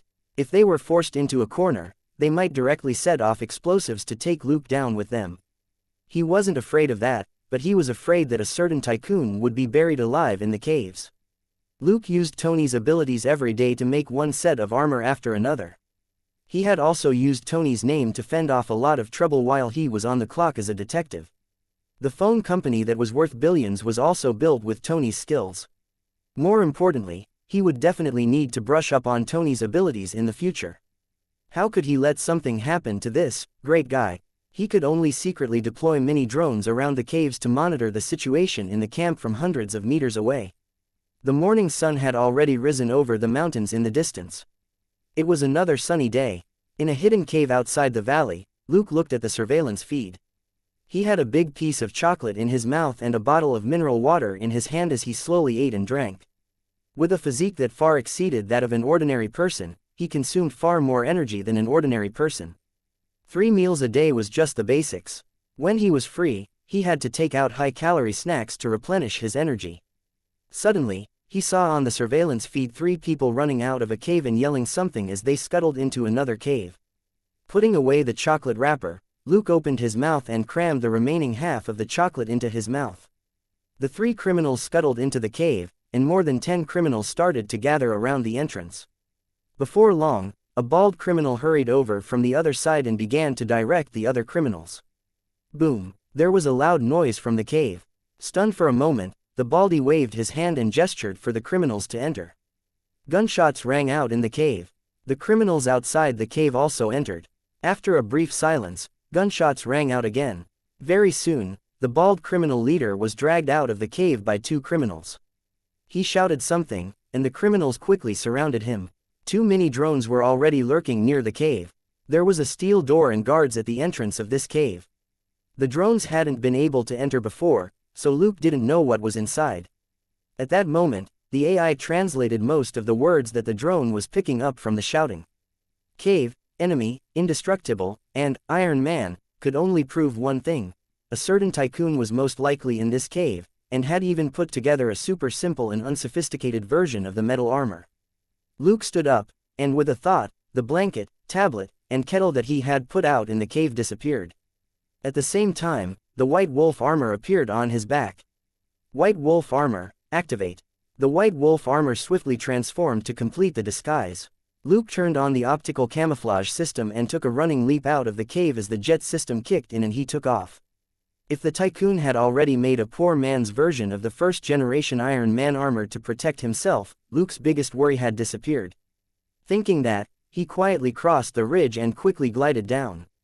Outside the cave, the criminals nervously gripped their guns and aimed at the entrance. The bald-headed Raza was still making hand gestures. He wasn't an idiot. After his subordinates got him out, he returned to normal and decisively mobilized his men. No matter who that big lump of metal was, it would be fine as long as they killed him. The Jericho missile was thrown to the back of his head. Right now, he just wanted to get rid of this monster which had killed more than 10 of his men. In the depths of the cave, there was a rumble and the sound of clashing metal. Fingers pressing down a little more on their gun triggers, the criminals were ready to fire. But the next moment, the fire came. With the sound of a whoosh, a huge pillar of fire surged out of the cave to cover a wide range, forcing the criminals near the entrance to retreat. A man in metal armor strode out, the flamethrowers on both arms sweeping over the criminals on both sides. Ah! With a series of screams, more than 10 criminals were set on fire as they rolled over the ground. Luke immediately sped up when he saw this crude tin man and the conspicuous round reactor in his chest. Tony was the only one who could make such a reactor and place it in his chest. Fire! Kill him! Roared the bald criminal leader at the entrance of the cave. The criminals immediately followed the order and aimed their guns at Tony, who was outside the cave. The bullets pinged off Tony's armor and sparks flew. It was a good thing that although the armor was simple and crude, it was thick and very heavy. Ordinary rifle bullets could only cause slight vibrations. In the face of the bullets, Tony strode forward, and his flamethrowers turned everything in his path into a sea of fire. But a moment later, the criminals who had recovered from this fiery assault started to retaliate. After an M2 machine gun fired from a slope not far away, Tony's movements were immediately impeded. Chapter 814. Ascending to heaven and almost becoming an immortal. Even the heavy armor couldn't withstand heavy machine gun bullets. Tony's body shook violently, giving the other criminals more opportunities to attack. Looking at the machine gun no more than 50 meters away, Tony was furious, but there was nothing he could do. The flamethrowers had been the only long-range weapons he was able to make from the raw materials the criminals had provided him with in a short period of time, but they couldn't reach the machine gun which was more than 50 meters away. If this went on, this armor made from ordinary materials would soon be pierced through by the heavy machine gun. His gaze involuntarily fell on a red button on his left arm. Leave, he thought unwillingly. Suddenly, he felt a heavy stab to his thigh. He glanced down and saw a small bullet hole in the armor. Thankfully, the bullet didn't completely penetrate the armor, and the thick leather inside cushioned the impact from the shattered outer layer. Although his thigh hurt, he could still move. Tony gritted his teeth. Wait until I come back with Mark II, all of you will be crying then. He stopped the flamethrower on his right hand and quickly activated the red button on his left forearm. Then, he ramped up the flamethrowers on both arms to the max and set fire to a bunch of ammo boxes not far away. This was something manufactured by his company. Naturally, he knew very well which ones would blow up easily at high temperatures. Boom! A box of ammunition finally couldn't withstand the high temperature and exploded. There was a series of explosions, and the surrounding criminals couldn't help but hide in nearby bunkers, and no longer attack Tony. In the clouds of dust from the explosion, the jets on Tony's legs started to move. The huge force pushed the heavy armor off the ground and the output continued to increase. In less than 2 seconds, the steel lump broke free from the restraints of gravity and suddenly charged up into the air. On the ground, there was an even more violent explosion from the ammo boxes, and the shock wave propelled him forward even faster. Very soon, he swept over a ridge on one side of the valley and completely left this hell on earth. Luke reached the outskirts of the valley and broke the neck of one of the criminals in the observation post. He grabbed the criminal's rifle with one hand and took 2 clips from the criminal's chest with the other. This was a first-rate Stark Industries product. It had better aim and was gentler to handle than a regular rifle. Luke had never used one like this before. LA gangs rarely used them since they were easy to track. At that moment, practically all the criminals in the valley had guns like this, and Luke decisively grabbed one for himself to play with. This way, he wouldn't leave any clues behind. Luke believed that after the Tycoon was rescued, the American military and subsequent investigation teams would turn the entire valley upside down. The best choice was to use whatever weapons were lying around. Raising the gun, Luke immediately pulled the trigger. Bang, bang, bang. After 3 consecutive shots, his goggles immediately sent him feedback on the hits, and the armor's smart program also gave him the rifle's range of deviation. For a mass-produced rifle, it had outstanding precision. Satisfied, Luke opened fire without hesitation. As Luke worked his way inward, the criminals were shot in the head one by one before they knew it, and didn't have a chance to raise the alarm. By the time he finished the 2 clips, more than 20 criminals had already been killed. 2 criminals were turning their machine guns to focus on Tony on the other side. But as soon as they turned their guns, they collapsed on the sandbags. Luke reloaded his rifle. After adjusting it for a moment, he aimed at the shooter who was firing at Tony and pulled the trigger. Bang, bang, bang. 2 holes appeared in the shooter's head, and he was sent flying. However, the last round of bullets almost pierced Tony's leg armor, which made the Tycoon determined to escape. Just as Luke was about to continue killing the most diligent criminals around the Tycoon, Tony blew up the ammo on the field.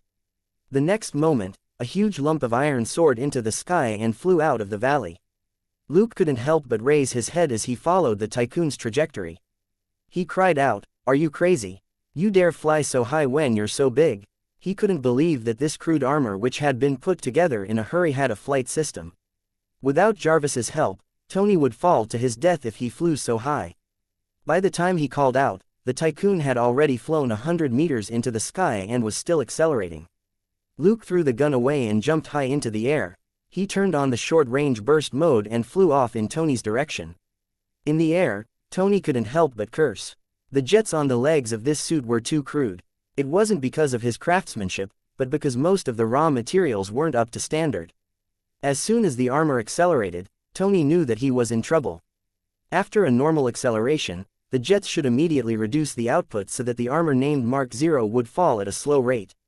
Before the suit touched the ground, the jet propulsion system would release one burst of energy and complete this super, long jump, maneuver. But now that the system had malfunctioned for some reason, the output wasn't reduced after Tony took off. Instead, the flames burst out even more fiercely. No, Mark 0 soared into the sky amidst the Tycoon's plaintive cries, and soon broke 300 meters. At that moment, the malfunctioning jets finally shut down due to overload. After soaring another 100 meters, Mark 0's momentum gradually slowed, and then it began to fall. Tony howled in despair. They were at an altitude of 400 meters. Mark 0 wasn't Mark 2, and without the help of the jets, there was no buffer at all. If he fell like this, the only thing that awaited him was death. Damn it, why have I been so unlucky recently? The thought couldn't help but drift through the Tycoon's mind as the yellow sand grew closer and closer. He couldn't help but hold his breath. If he landed on the sand at the right angle and let Mark 0 roll down the slope, there was a small chance he could survive. Tony, who wasn't resigned to his fate, tried to adjust his posture in the air and prepare for the final collision. "Are you bungee jumping?" A voice suddenly rang out not far away. Even as he fell, Tony heard him clearly. He turned his head and saw a pair of silver wings. "Angel of Judgment," Tony subconsciously called out, but he cursed inwardly and returned his attention to the impending collision. Whether he lived or died was up to him. Chapter 815. Don't thank me too soon, and a purely business relationship. Tony's eyes widened and his body tensed up. In 2 seconds at most, he would Complete, this critical, 400 meter, no support, high-altitude fall. Suddenly, there was a push and pull force behind him. Falling in an arc, Mark 0 suddenly slowed down as it dipped even closer to the sand. Tony was stunned for a moment before he quickly understood. The flying angel of judgment was propelling him from behind. Only by dipping even lower would he have more time to offset the enormous inertia caused by Mark 0's descent. Luke had no choice. The Tycoon's last explosive burst had been too fierce. In just a few seconds, he sent himself 400 meters into the air. Then, the engine cut out and Tony started to free fall. With his jets, Luke could only dash over from the side to save Mark 0 in order to save the Tycoon's life. However, the White Wolf armor's jet system was far inferior to Tony's Iron Man armor. This was because the Tycoon's armor had a palladium reactor, and the White Wolf armor didn't. Of course, Luke knew how to make a first-generation arc reactor, but he hadn't obtained any palladium yet. These were nuclear materials. The biggest problem with this thing wasn't that it was scarce, but that the production and sale of palladium was strictly controlled by all governments. Every transaction was bound to be recorded down, and there weren't many agencies or organizations who could use it. It wasn't a problem for Tony to use a bit of palladium. For example, when Stark made certain missiles, a very small amount of palladium was used, about 0.15 grams in each missile. But if Luke wanted to buy it from someone else, he would easily draw attention. Only the FBI and the CIA knew how many big fish they had caught with this sensitive material as bait. If Luke dared buy it off the black market, he would definitely become a target, since those who would buy this thing basically wouldn't use it for anything good. Most weapons dealers, even the worst ones, wouldn't sell it casually. Luke, who didn't have an arc reactor, could thus only use this jet system, which was far less efficient than the Iron Man armor. In fact, the most difficult problem with high-speed flight was the energy supply. As long as there was enough energy for propulsion, and enough quantity to substitute for quality, a few dozen third-rate suits on a battlefield would be no less practical than Tony's Mark I. They would also only be a fraction of the cost. Luke wasn't arrogant and wouldn't look down on Tony's extravagance. He wanted his own armor to be as strong one day. With Luke's help, Tony continued forward several dozen meters more in Mark 0 before he hit the sand. Fortunately, the impact wasn't too great, and Mark 0 got its legs stuck in the sand. Luke, who had let go at the last minute, flew over 10 meters with the momentum before he returned. Pulling Tony out, he asked, "How do you feel? You won't die, right?" Tony finally heaved a sigh of relief and coughed. "No, cough cough, no problem." Luke picked him up and ran some distance before he found a pile of rocks to hide Tony in. "Wait here for a moment. I'll clean up those guys." Tony was stunned. "Wait, we should find reinforcements first. There were a lot of people down there, and they had almost killed him just now." He didn't think it was a good idea for the Angel of Judgment to go back. Luke chuckled, "I'm not you." With that, he jogged over the ridge and disappeared from Tony's sight. Tony smacked his lips, finding the man's words a little not to his liking. But he had just been saved, and he had no right to be angry. He struggled to move so that his upper torso was in the shadow of the rocks, and he felt slightly better. The sun was too bright here, and after being exposed to it for too long, he felt like a steak on a metal plate. Of course, he was even more helpless to fix the fact that his crotch was hot. The rock could only cover his upper torso, so he could only let his crotch suffer. "Hot baths for a week when I get back." As Tony made this decision, he heard gunshots from the other side of the mountain. But it was different from what he had expected. In the beginning, the gunfire was intense, but after 2 minutes, it dropped off significantly, and then stopped altogether in less than 5 minutes. 10 minutes later, Luke appeared over the ridge again and glided over to Tony. After examining him for a moment, he asked, "Isn't the metal skin warm?" Tony looked conflicted. "I can't take it off without help." Luke nodded. "That's true. After all, you built it with your own hands in an emergency. Let's go. I'll take you back to look for tools." Picking Tony up again, Luke activated the jets and slowly flew back to the valley. Looking at the scenery around him, Tony couldn't help but ask, "What's wrong with your jet engine?" Luke immediately understood. Too slow. From the day it was designed, it wasn't meant to bear the load of 2 people, much less this big lump of iron on you. Tony had nothing to say. When this person flew solo, he was quite fast. As a one-man flight system focused on agility, it was top-notch. Naturally, It was Mark Zero who slowed it down. Without specialized gold titanium alloy to guarantee sufficient protection, Tony could only make up for the lack of mass with weight, so Mark Zero was over 3 times heavier than Mark II. But without this thick shell, he wouldn't have been able to withstand the heavy machine gun fire just now. After crossing the ridge and sliding down, they finally sped up. Tony couldn't help but ask, "Who are you? Why did you save me?" Luke said, "Haven't you seen me on TV? They all call me the Angel of Judgment." Tony wasn't used to this pace of conversation. Had he ever acted like a fanboy earlier? Luke said, "Fine, I was just kidding. You can call me White Wolf. Tony Stark is qualified to know my codename." Tony asked, "Do you know me, Mr. White Wolf?" Luke chuckled. "Stark Industries. Few people in the world don't know it." After a brief silence, Tony said, "Thank you." Luke said, "Don't thank me too soon. I think it's best if we maintain a purely business relationship." Tony. What? People who were friends with Tony often had to pick up after his rotten behavior, girlfriends included. Luke didn't think it was a good choice to be his friend. Besides, this was the first time that White Wolf and Tony had met, so he should act like he wasn't familiar with the tycoon. Chapter 816. Too close, can't do anything. The truth was that Luke wanted only Batman to be Tony's friend. Luke's tentative plan was for Batman to constantly do good deeds. Coupled with a friendship with the tycoon, it wasn't impossible for them to become teammates recognized by the system. Taking this into account, he should use his Batman alias to save the tycoon. But there was a problem.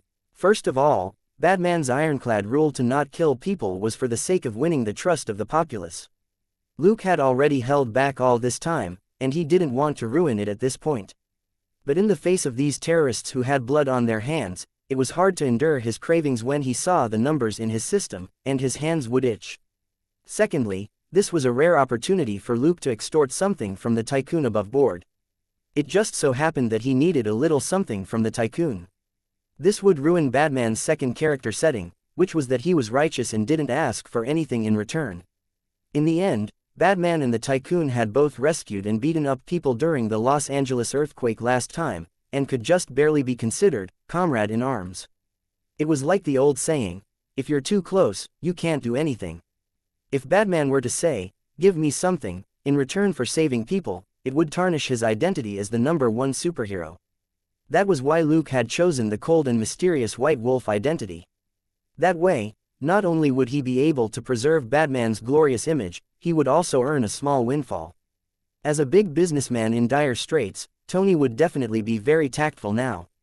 He should be able to give Luke a generous reward later, which would be a perfect ending to his rescue operation. As they chatted, the two of them flew back to the clearing in front of the cave. Tony looked around and saw the bodies of the criminals everywhere. Based on what he saw, the criminals were either shot in the head or in the chest. Seeing for himself how ruthless this White Wolf was, he could only mutter inwardly, "He really deserves the name, Judgment. All the bad guys he meets, he sends to God. What an angel." Landing on the ground, Luke dragged Tony into the cave. After entering the cave, he sat Tony down to lean against the wall and pointed at a person lying on the ground. "Do you know this person?" Tony's eyes had already fallen on the man's face, and his mood instantly dropped. "I do. He's my friend." Luke nodded. "Then I didn't save the wrong person." Tony was stunned. "Save?" As Luke walked into the cave, he said, "This man is only seriously injured. Is it strange to save him? Wait here while I look for tools." Tony was in disbelief. But the pure white figure had already disappeared around a corner in the cave, and Tony could only swallow the rest of his sentence. He observed Yinsen carefully, and saw that his chest was rising and falling, which proved that he was still alive. Thinking quickly, Tony understood. Before he left the cave, Yinsen did look like he had stopped breathing. But Tony had rushed out in Mark Zero and hadn't had the time to examine Yinsen carefully, which was why he had made a big mistake. Then had he been sad for nothing? As soon as he had the thought, Tony quickly dismissed it. If White Wolf hadn't appeared or Tony had left right away as he had planned, Yinsen would really have died. Even if Tony killed all the criminals on his own, Yinsen, who had been shot in the chest, would still die. The only surgeon here was Yinsen, and he couldn't operate on himself. As these messy thoughts flashed through his mind, Tony suddenly felt relieved. His tense back finally relaxed, and he relied on the wall to support his body so that he didn't fall over. Yinsen wasn't dead. That was great. Before long, Luke came out with a box that contained all the tools from Tony's cave. Following Tony's instructions, he quickly dismantled Mark Zero and freed the tycoon. Luke chuckled inwardly when he saw the tycoon check on Ethan as soon as he was out. It seemed that the tycoon had learned quite the lesson this time. He even learned to care for his friends. Let's go. There's a radio in the cave over there. You can use it to send a message and have someone pick you up. He then picked up Yinsen and left. Tony stood up and stumbled. After being confined in Mark Zero for so long, his hands and feet were numb after being freed. Seeing that White Wolf didn't turn around, however, Tony gritted his teeth and followed him. He was no longer the pampered young master of the past. He had suffered all kinds of hardships in the last half a month, and had even enjoyed water torture several times. This discomfort was nothing. The cave where the radio was located was much better. It had chairs and a bed. Yinsen remained unconscious as he lay on the bed, while Tony didn't need to sit on the sand anymore as he sat down in a chair. Luke went out again. When he returned, he looked at the tycoon, who was sitting next to the bed in a daze, and asked, "Did you send your people a message?" Tony nodded. Luke tossed a small bag to him. "Food and water. Unopened American goods. You probably need them." Tony caught it. "Thank you." Although the rescue team would arrive in 2 hours, Tony had been too busy last night to eat in the morning, and had even been in a battle against the criminals. At that moment, he was really tired and hungry. "And this." Luke gave him another bag. Tony took it and opened it, only to see that it had the sketches of Mark Zero and the laptop with all the data on it. "Thank you." This time, he sounded even more sincere. After communicating with the rescue team, he had come to check on Yinsen's injuries, and hadn't thought about this at all. If this thing was left behind, the US military might find it, which would be quite troublesome. That was mainly because the laptop contained part of the pre-installed tech for Mark II, which could be used to analyze some of its functions and weaknesses. It wasn't a big deal even if Mark Zero was recovered. Without a reactor, it was just cumbersome metal armor which wasn't worth mentioning, since it was similar to the exoskeleton technology developed by the US military. Luke simply hummed and walked around the room for a moment before he found 2 rifles and a few clips.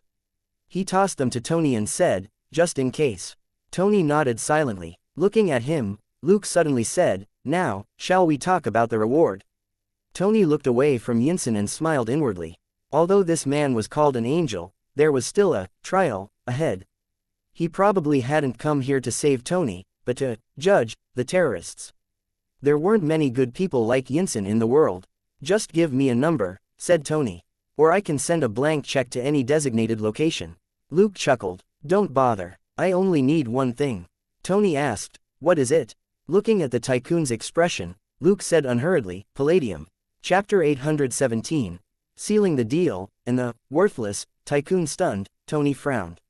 "You want that? Why did you come here?"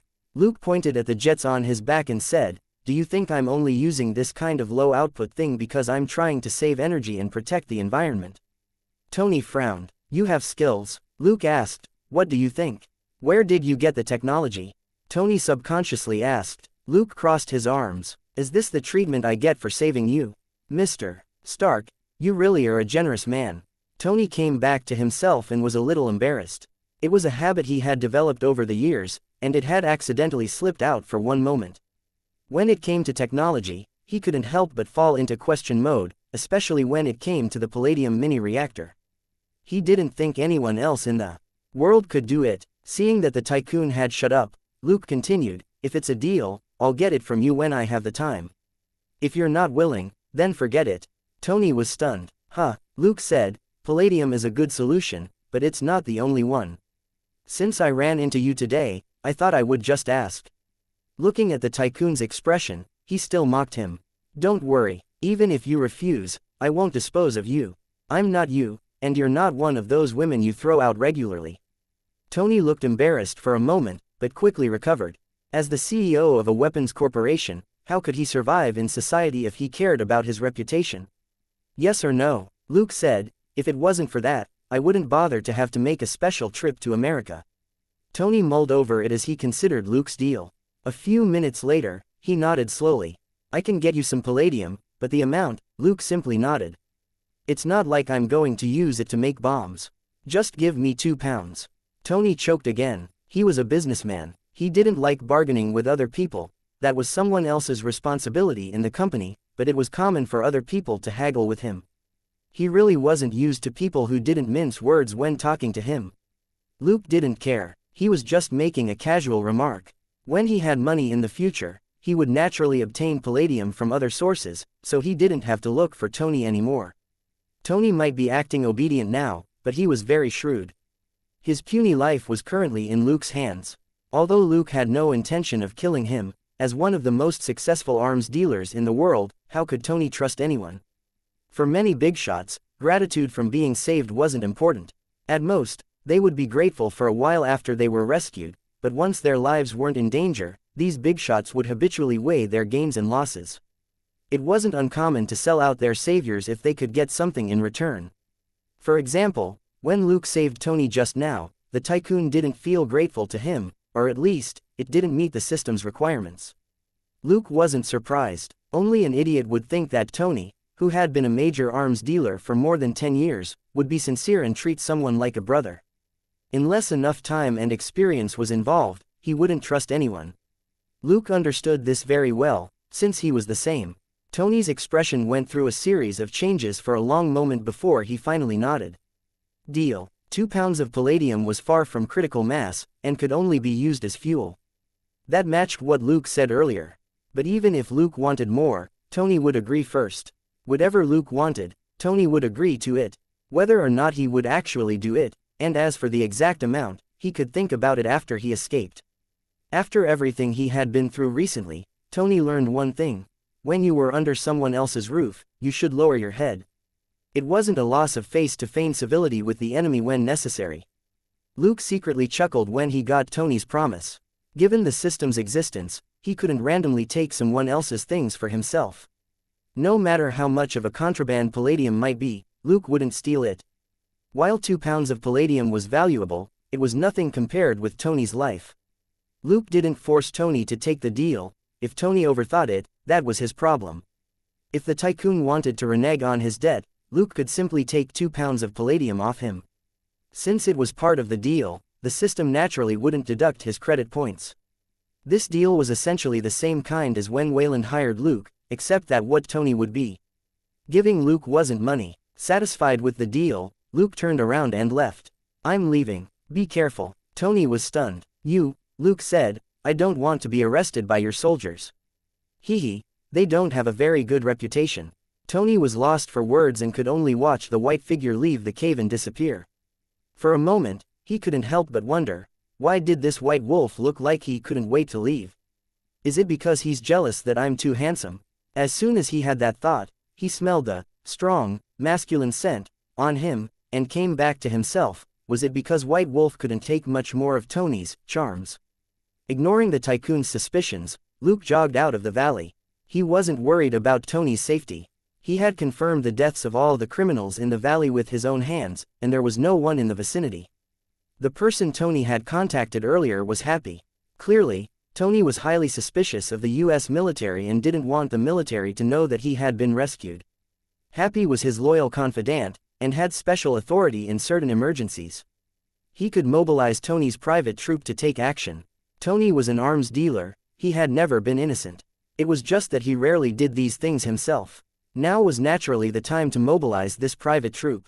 Luke didn't really leave. After he left the valley, he returned to the cave and waited for the surveillance footage from the drone.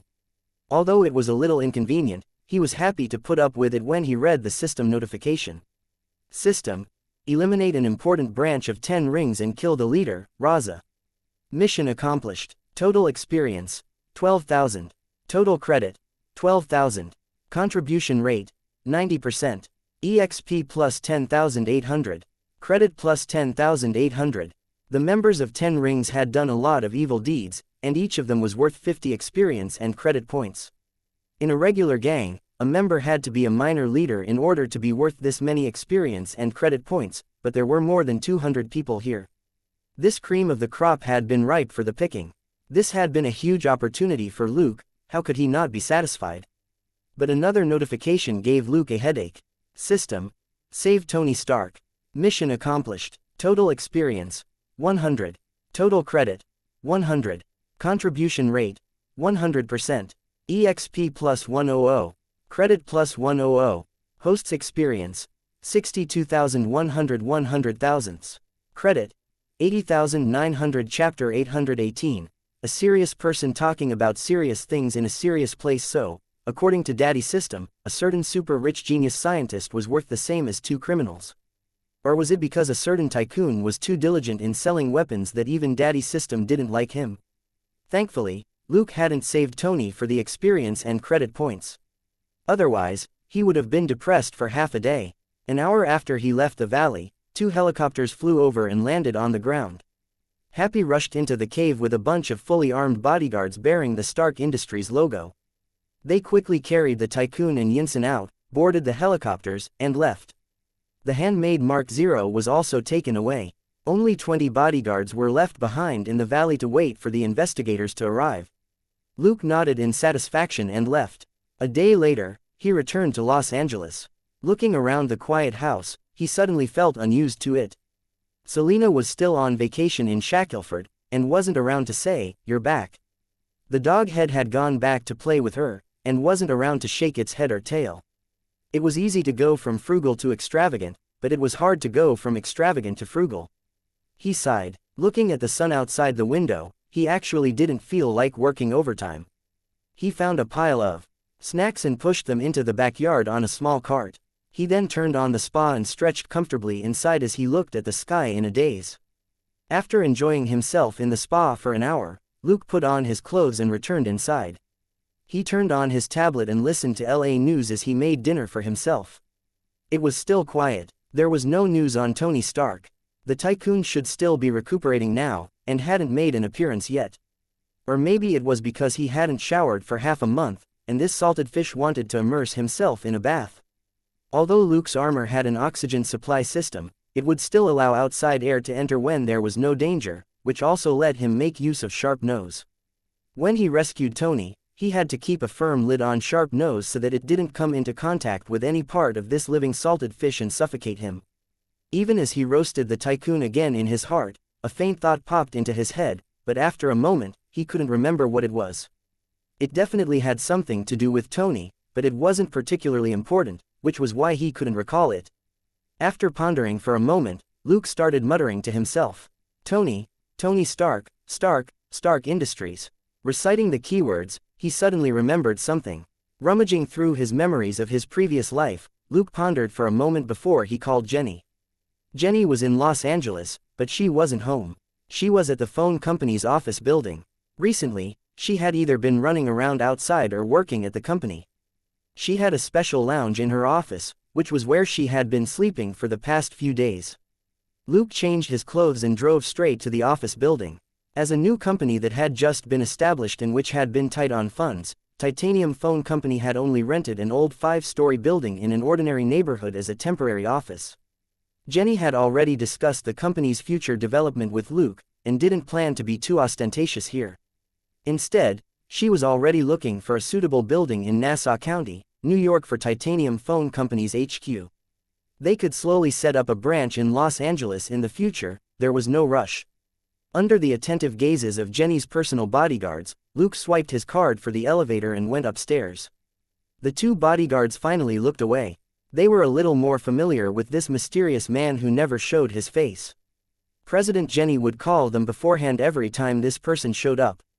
Coupled with the special identification card, the mysterious man could enter the elevator without being questioned. Luke was only doing this because he didn't want to be in the news. For example, if the IRS really used legal means to forcefully obtain information, they would still be able to find traces of Luke in the phone company. But as long as the cell phone company paid its taxes, the IRS didn't have that much free time on their hands. Taking the elevator to the 5th floor, Luke swiped his card for entry again. After closing the door, he removed his hat, sunglasses and mask. A door not far away opened, and Jenny walked out in light blue silk pajamas. She looked exhausted, but also excited. You came at the right time. I was about to tell you about recent developments with the company. Luke picked her up with a smile. There's no need to rush. Let's go somewhere more comfortable. Jenny hurriedly pushed at his chest with both hands. No, we're talking business. Without stopping, Luke said, "Secretary Jenny, what are you thinking?" A moment later, Jenny lay on the bed with an astonished expression. So serious today. At that moment, their clothes were still basically intact. They were just lying in bed and chatting. Luke said, "You've been very tired recently." "That's all for now." Jenny nodded in satisfaction, wrapped her hands around Luke's waist, and started talking about the phone company. 10 days had passed since their last meeting, and titanium phone sales were booming. The only thing which limited the sales was the supply. In fact, after asking for Luke's opinion, Jenny had increased supply significantly. She had inherited her parents' business sense, however, and it wasn't for nothing. Before increasing the supply of titanium phones, she had carried out a detailed investigation. After analyzing the situation many times, she only increased supply to 200,000 phones in September. Only after she checked the situation again after October would she increase supply to 300 to 500,000 units in October. Thus, Luke's hunger marketing strategy wasn't abandoned. By ensuring that the supply of titanium phones on the market still had yet to meet demand, Jenny successfully increased profits for the cell phone company and made the phone even more popular. The benefit of this was that more professionals were now optimistic about the future of titanium phone company, and the company's worth skyrocketed once again. Hearing Jenny say that the phone company was valued at $10 billion by some newspapers, Luke was a little stunned. "Are you kidding me? I remember that it was only $2 or $3 billion a few days ago. Are these guys using yen?" Jenny hit him with a smile. "It's just some random flattery in the newspapers and the numbers are a little exaggerated. But everyone's not stupid. If this trend continues, we might cause a reshuffle in the phone industry, and titanium phone company will become the new leader." "Well, at least one of them." She chuckled. "Of course, they're still underestimating the cell phone company. If they knew that our company doesn't make money just by selling phones, their valuation would probably increase again several times over." Chapter 819. CEO Jenny has to be overbearing. Luke pondered for a moment. "There are even more of those who are up to no good, right?" Jenny's face darkened. "They've never stopped, and it's a few companies now. Wayland has already indicated that there's nothing he can do." Luke didn't think much of it. "It's fine. Don't we already have that little green robot as bait? You've been preparing for this, right?" Jenny hesitated. "Are we really going to take out Little Green?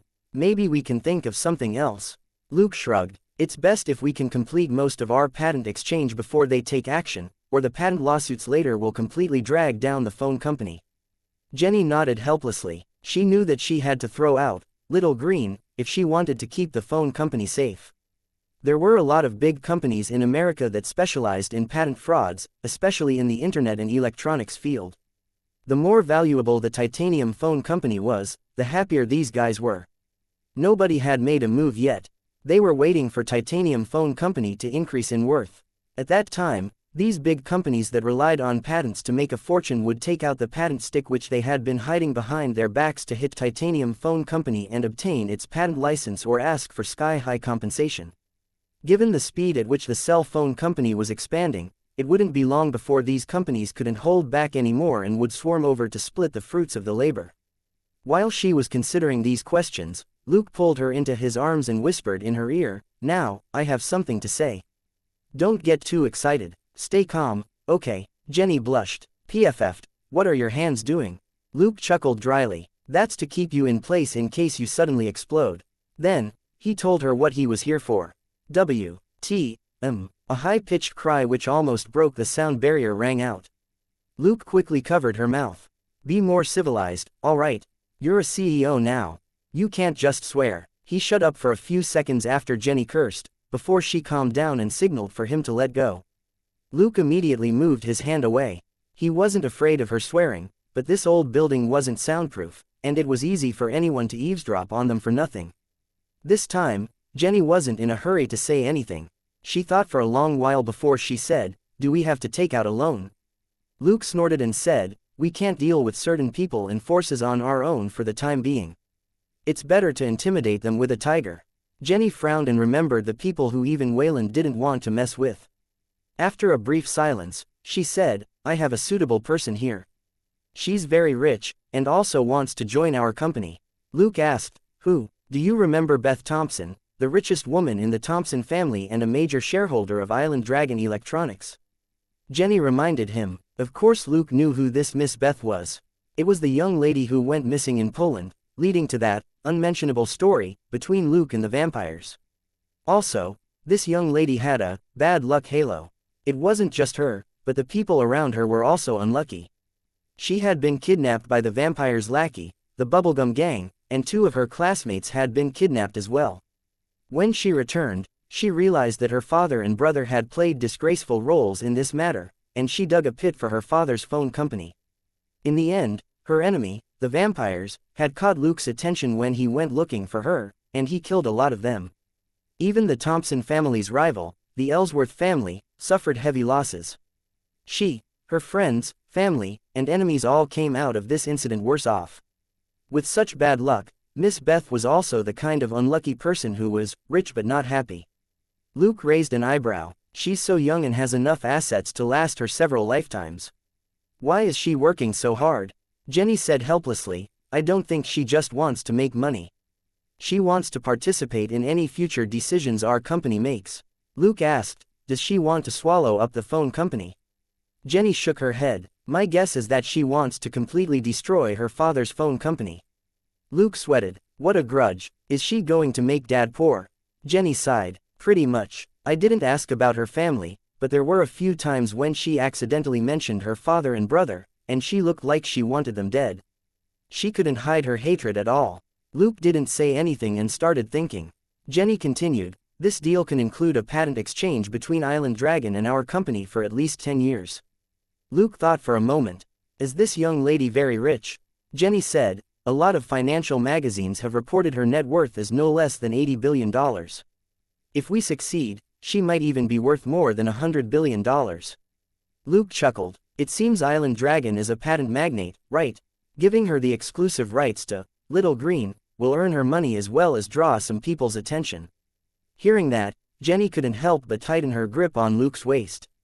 Can we do that? That was the first solution she had thought of when Luke said earlier that he was going to take a loan out on the phone company. In any case, he had prepared Little Green as bait long ago. He was just waiting for the right moment to throw it out. Jenny didn't believe in the conscience of capitalists, and she didn't want to put the phone company in the hands of another power so soon. If that happened, it would be very easy for Titanium Phone Company, which wasn't big enough yet, to be taken advantage of by big capitalists. Luke nodded with a smile. Sure, handle it yourself, but the money has to be settled within a week at most. You can make some concessions. Jenny heaved a sigh of relief, and then turned her attention back to the business Luke had raised. What happened to Stark Industries? Why do you think its stock price will drop? Luke said, it's inside information. There's internal conflict in Stark Industries, the stock price will definitely drop. We can take this opportunity to make some money. Jenny was surprised. Really? Then, she frowned again. But why are you using our profits to buy Stark Industries shares? Are you sure the price will rise again after it drops? From what you're saying, it won't be just a small drop. Luke smiled. Because as long as Tony Stark doesn't get kicked out of the company, the stock price will rise again after he starts putting out a few projects. Jenny raised her eyebrows. Aren't you exaggerating? He's indeed very good, but you make it sound like he's God. But when it comes to making money from technology, this young master is truly God. Luke felt helpless. Chapter 820. I have someone at the top in Stark Industries. Luke could only say, you're not sensitive to technology, but for example, as long as Tony Stark wants to, he can make a product similar to our titanium phone in a matter of minutes. Jenny. Then why doesn't he? Because he doesn't need to. He has so much science and technology in his head that can make a lot of money, and he won't be able to make them all a reality in his lifetime. Luke sighed again. For example, it'll take nothing more than a bit of time for Stark Industries to replace Island Dragon, but he's not interested in doing something so boring. He's not interested in making phones either for the same reason. You don't have to worry about him stealing our livelihood. The fact of the matter was that Tony's father had started out as an arms dealer. Although Tony was a playboy, he still valued family. Also, weapons specialization was a talent which flowed through their veins. It was like they received divine help whenever they invented weapon-related products. That was why Tony had inherited his father's company and had always expanded in the weapons manufacturing industry. Jenny was silent for a long time. She wasn't an uneducated person, but when it came to specialized technology, she couldn't argue with Luke. Since Luke said that Tony Stark was so skilled, the tycoon had to be even more amazing than she had imagined. Given Luke's personality, his evaluation of Tony's abilities was conservative, since he wasn't a person to exaggerate excessively. Silent for a moment, Jenny carefully considered the connection between Luke's words and the purchase of Stark Industries shares, before she said, "So, if we manipulate Stark Industries shares in the financial market first, we'll make a fortune. Then, if we grab more shares at bottom value, we'll get a second windfall." Luke hummed in response and suddenly chuckled. "If you get enough shares, we can be considered major shareholders of Stark Industries in the future." Jenny rolled her eyes. Stark Industries has a market value of more than $1 trillion. Even if its share price falls by half, that's still more than $500 billion. We'll be lucky if we can get even 1% of the shares this time. That doesn't amount too much. Luke chuckled. "Let's try our best. Right, let's take out a loan on the shares from the gold mine as well. That way, we'll have more money." Jenny asked, "Are you so sure that the share price will drop?" Luke smiled. "I have someone at the top in Stark Industries." Jenny was lost for words. After that, Luke tactfully left and didn't spend the rest of the night talking to Jenny about business. For the next few days, he needed to give Jenny as much time as possible to complete the business with Stark Industries shares so that they could make more money. 3 days later, Luke's phone rang. He took it out and checked it. It was an automatic reminder that he had set up. A certain private Stark bodyguard who had gone on a business trip to Afghanistan had returned home. This was just a low-level bodyguard who would be off the clock once Tony got home, unlike Happy, who would continue to be busy. This automatic alert didn't apply to just one person, but also to most of the bodyguards who had been in Afghanistan. Given this amount of data, it wasn't hard to confirm a piece of information that Luke had already been expecting. He immediately called Jenny. "Well, infighting is about to break out. You have to work hard and try to settle the money in a few days." Jenny was surprised. "So urgent?" Luke asked. "If you were betrayed by your own company and almost lost your life, what would be the first thing you would do when you returned?" "Revenge," Jenny replied subconsciously, and then was astonished. "Someone betrayed him. That's Tony Stark." Luke chuckled. "In the face of profits, some people are willing to do anything. To some people, Tony is just a kid who's hurting their interests." Jenny didn't ask any more questions. There was no benefit in knowing too much about the conflict among the higher-ups in Stark Industries. In any case, she just needed confirmation that Tony would be clashing with the higher-ups in the corporation, and she could now make a fortune in the financial market. If everything went as Luke said, the infighting would bring her and Luke a lot of benefits, and it would be worth it to be busy for a while. 3 days later, a major shareholder in Stark Industries suddenly announced his withdrawal from the company, and transferred his shares to Tony Stark. Jenny called him almost immediately. "Do you have any new information from the person you mentioned? It seems the tycoon has already cleaned up the internal mess." Stark Industries had been quite active recently. The public appearance of an injured Tony Stark and the sudden withdrawal of the major shareholder confirmed Luke's intelligence. On the other hand, this also meant that the tycoon had completed the internal cleanup. The major shareholder who had withdrawn from Stark Industries had possessed more than 5% of the shares, and the transfer had been processed so quickly, the only possibility was that Tony had something on him. For example, he had betrayed Tony Stark to the terrorists. Only then would the major shareholder hand over his shares so obediently in exchange for Tony Stark's understanding. Alright, he probably wouldn't be killed, but he would definitely be dealt a lot of blows. But this could be considered the end of the infighting at Stark Industries, which wouldn't trigger more fluctuations in the share price. Luke chuckled. "It's not that simple. Someone who can sell out that tycoon isn't a small fry. The show is about to start. You can step in now." Without saying anything else, Jenny hung up and went to make arrangements. Working with Stark Industries shares was a gamble.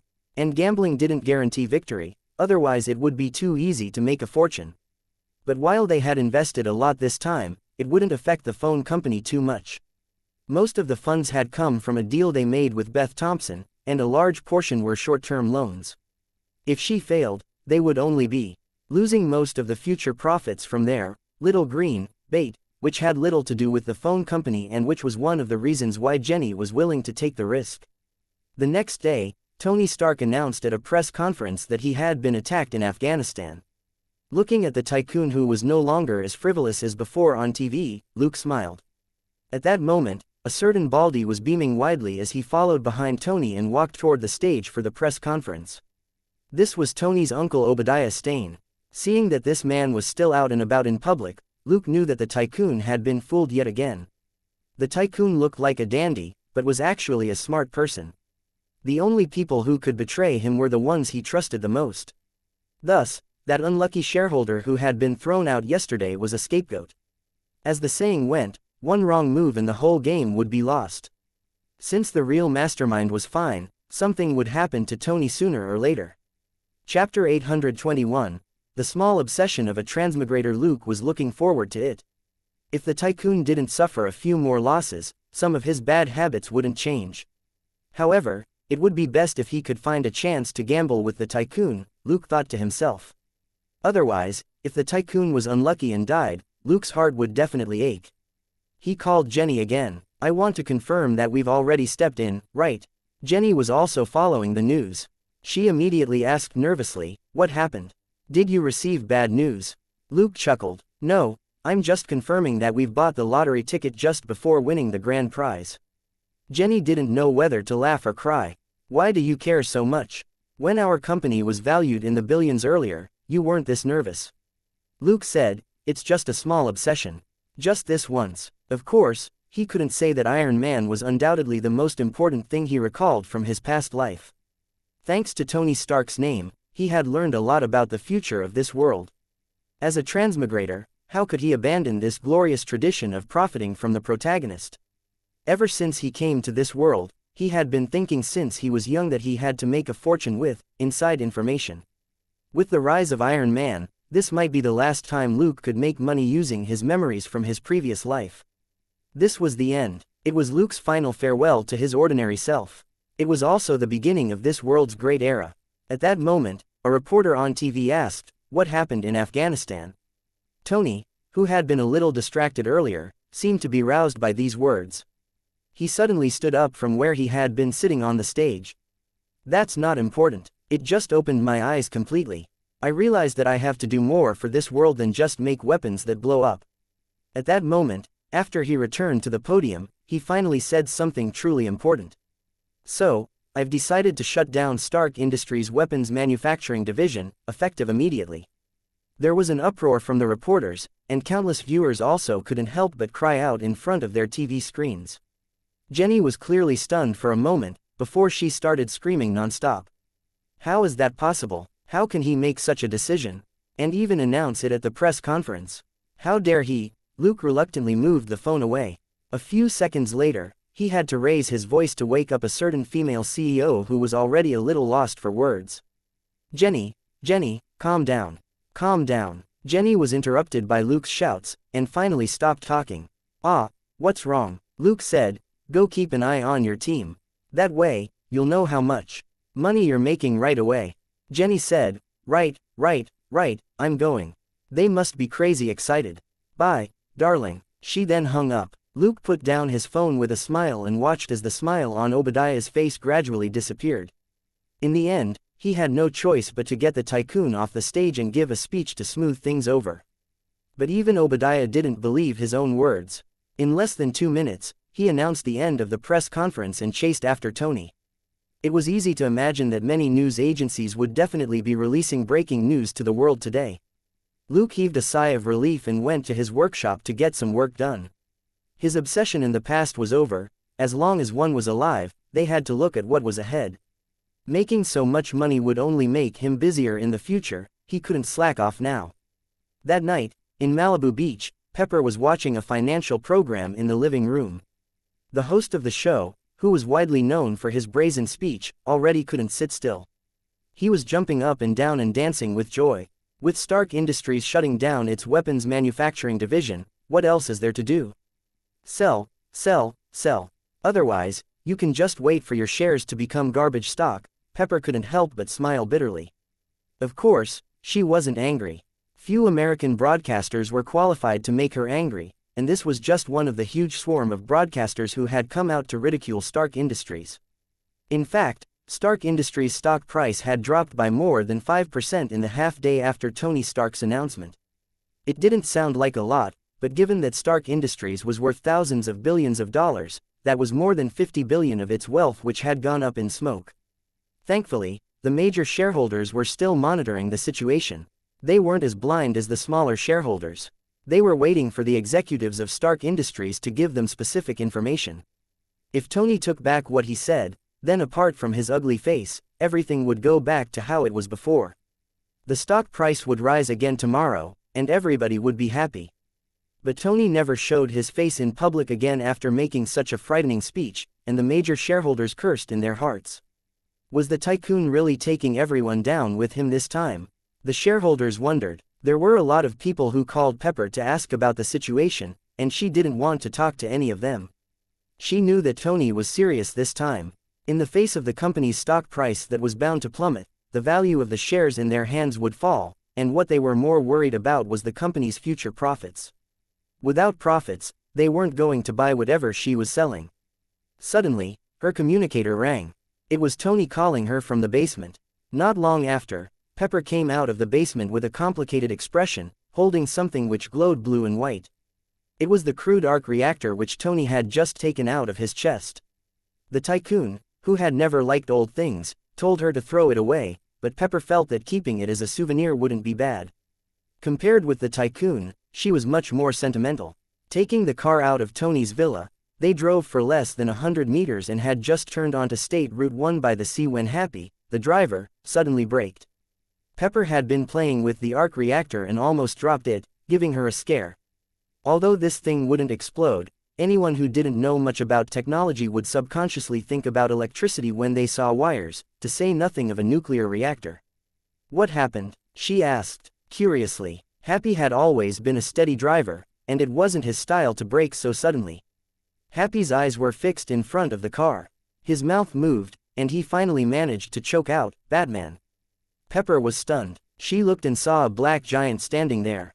She was about to open the door, when Happy said, "Miss Potts, better not. We don't know what he wants." Chapter 822, 1 game. 3, 5, 7 rounds. Tony Stark had just been attacked, and Happy didn't dare be careless.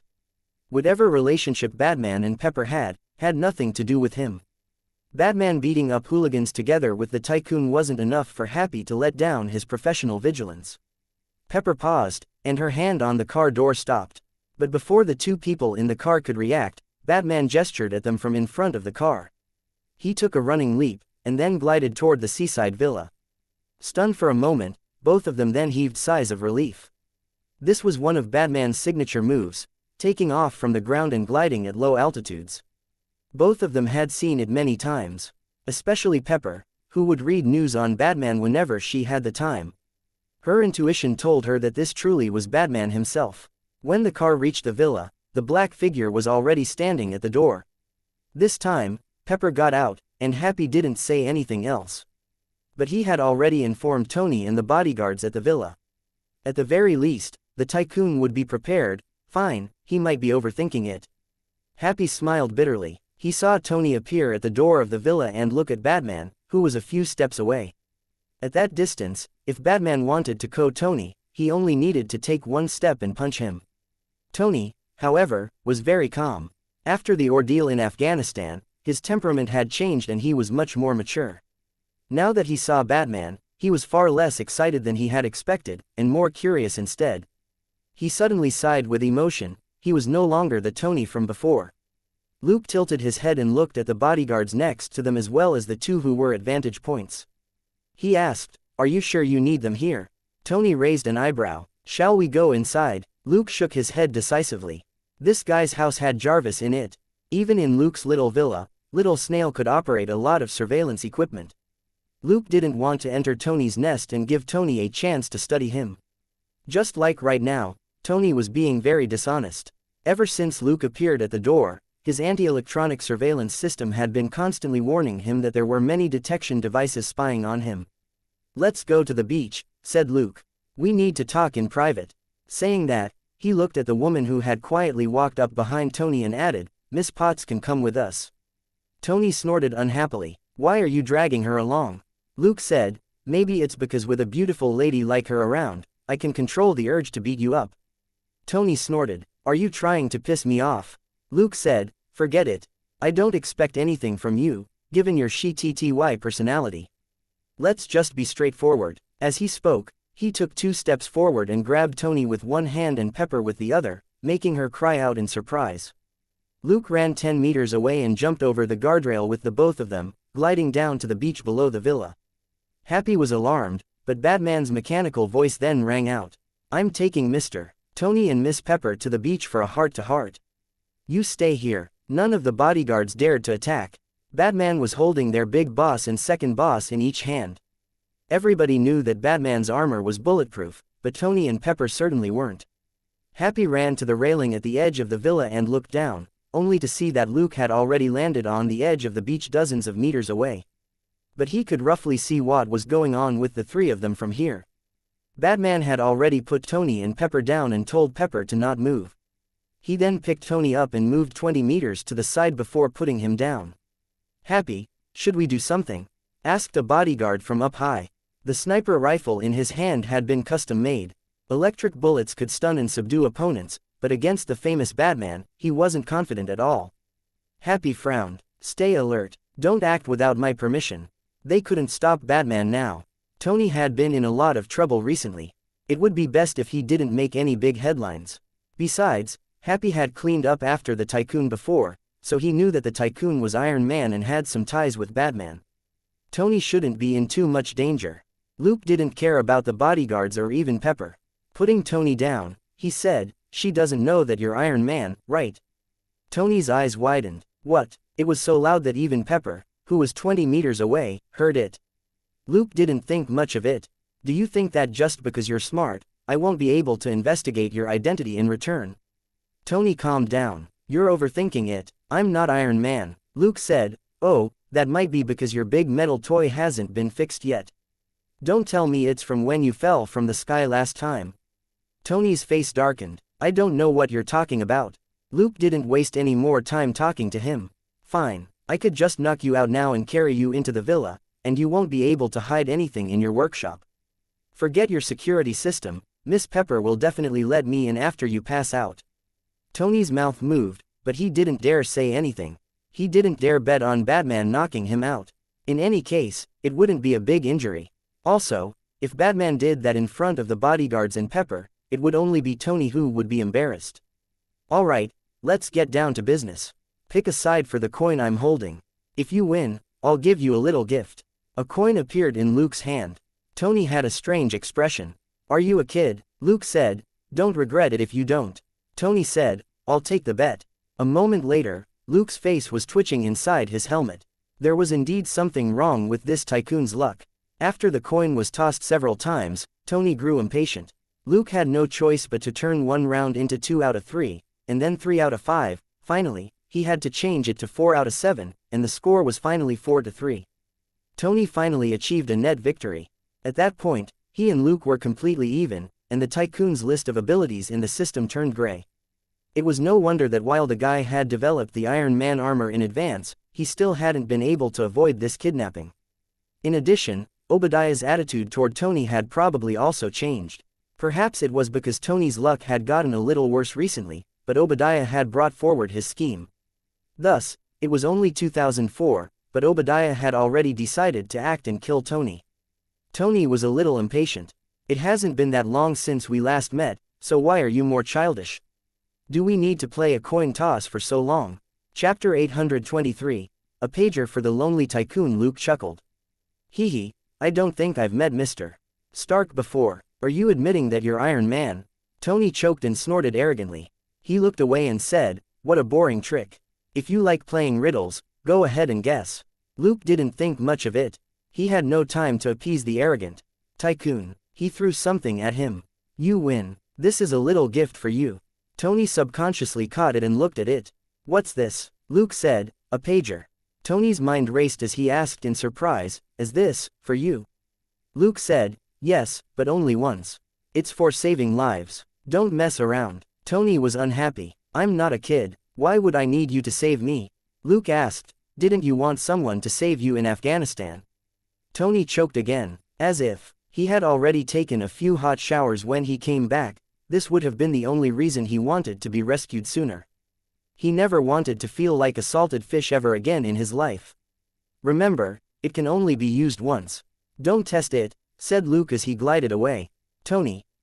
He had thought that Batman had come to discuss something big, but it was just for this. But Luke was so fast, and in a matter of seconds, had disappeared from the seaside. Tony looked down at the little object in his hand. At that moment, Pepper walked over. Are you all right? Tony nodded. Let's go. Everything's fine now. He led the way to the villa.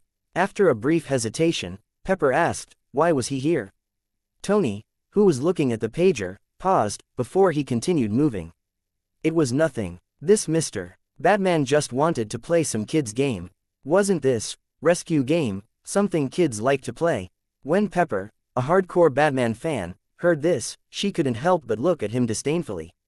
Between Batman and her boss, didn't he know who was more childish and playful? Unfortunately, Tony was too focused on the pager to notice her expression. In fact, Tony really wasn't playing around at the moment.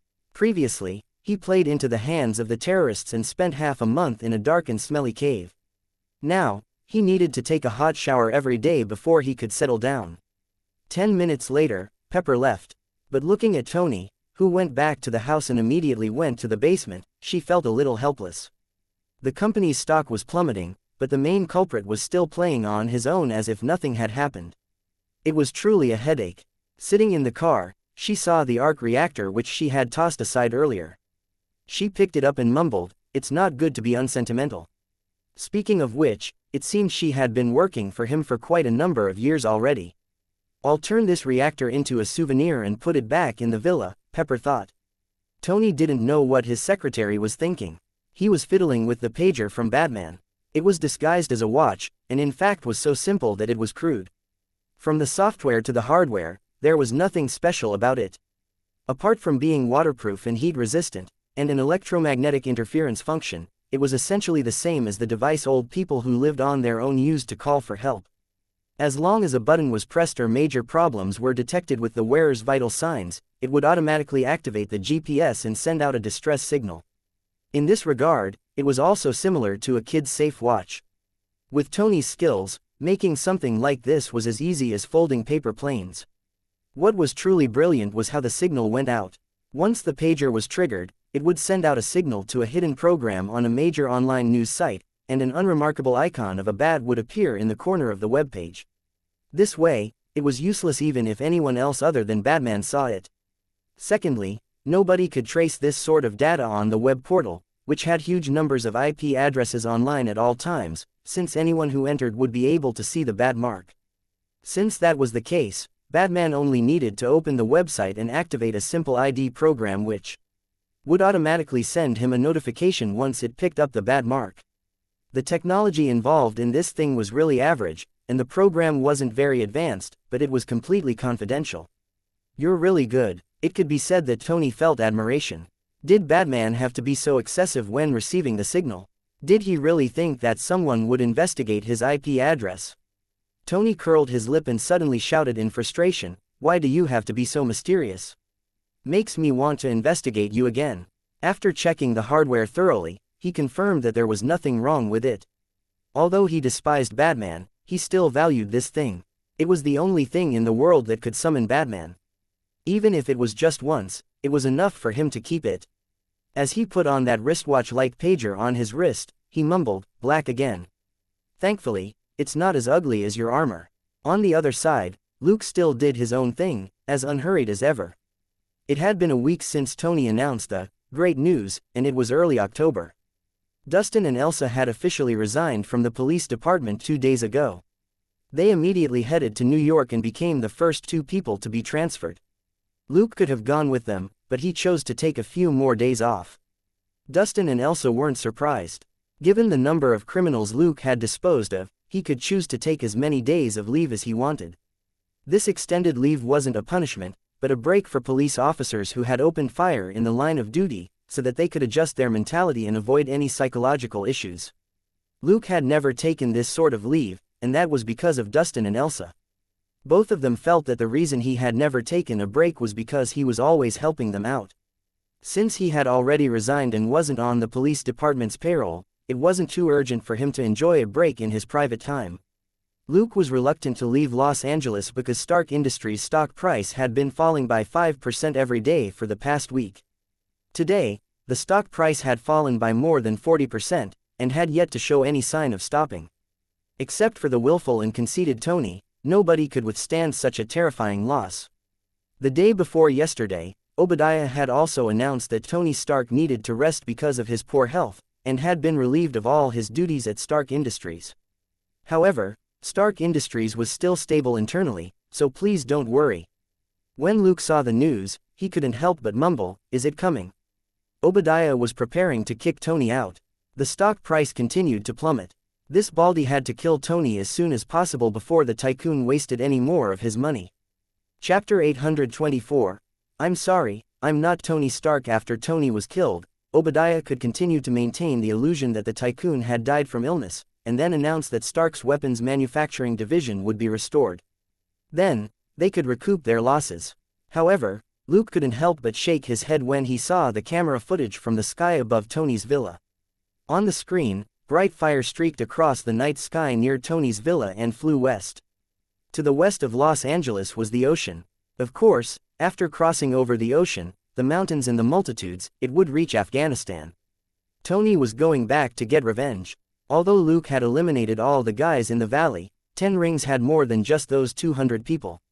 In fact, as the top terrorist organization in Asia, 10 Rings had at least 12,000 members in Afghanistan. The bunch that Luke had killed was just one of the smaller branches, and had little impact on 10 Rings as a whole. Tony wanted revenge. The question was the extent to which he would go. But Luke didn't think that the tycoon would be as resolute as Luke himself was. He would get rid of several hundred terrorists at most before he stopped.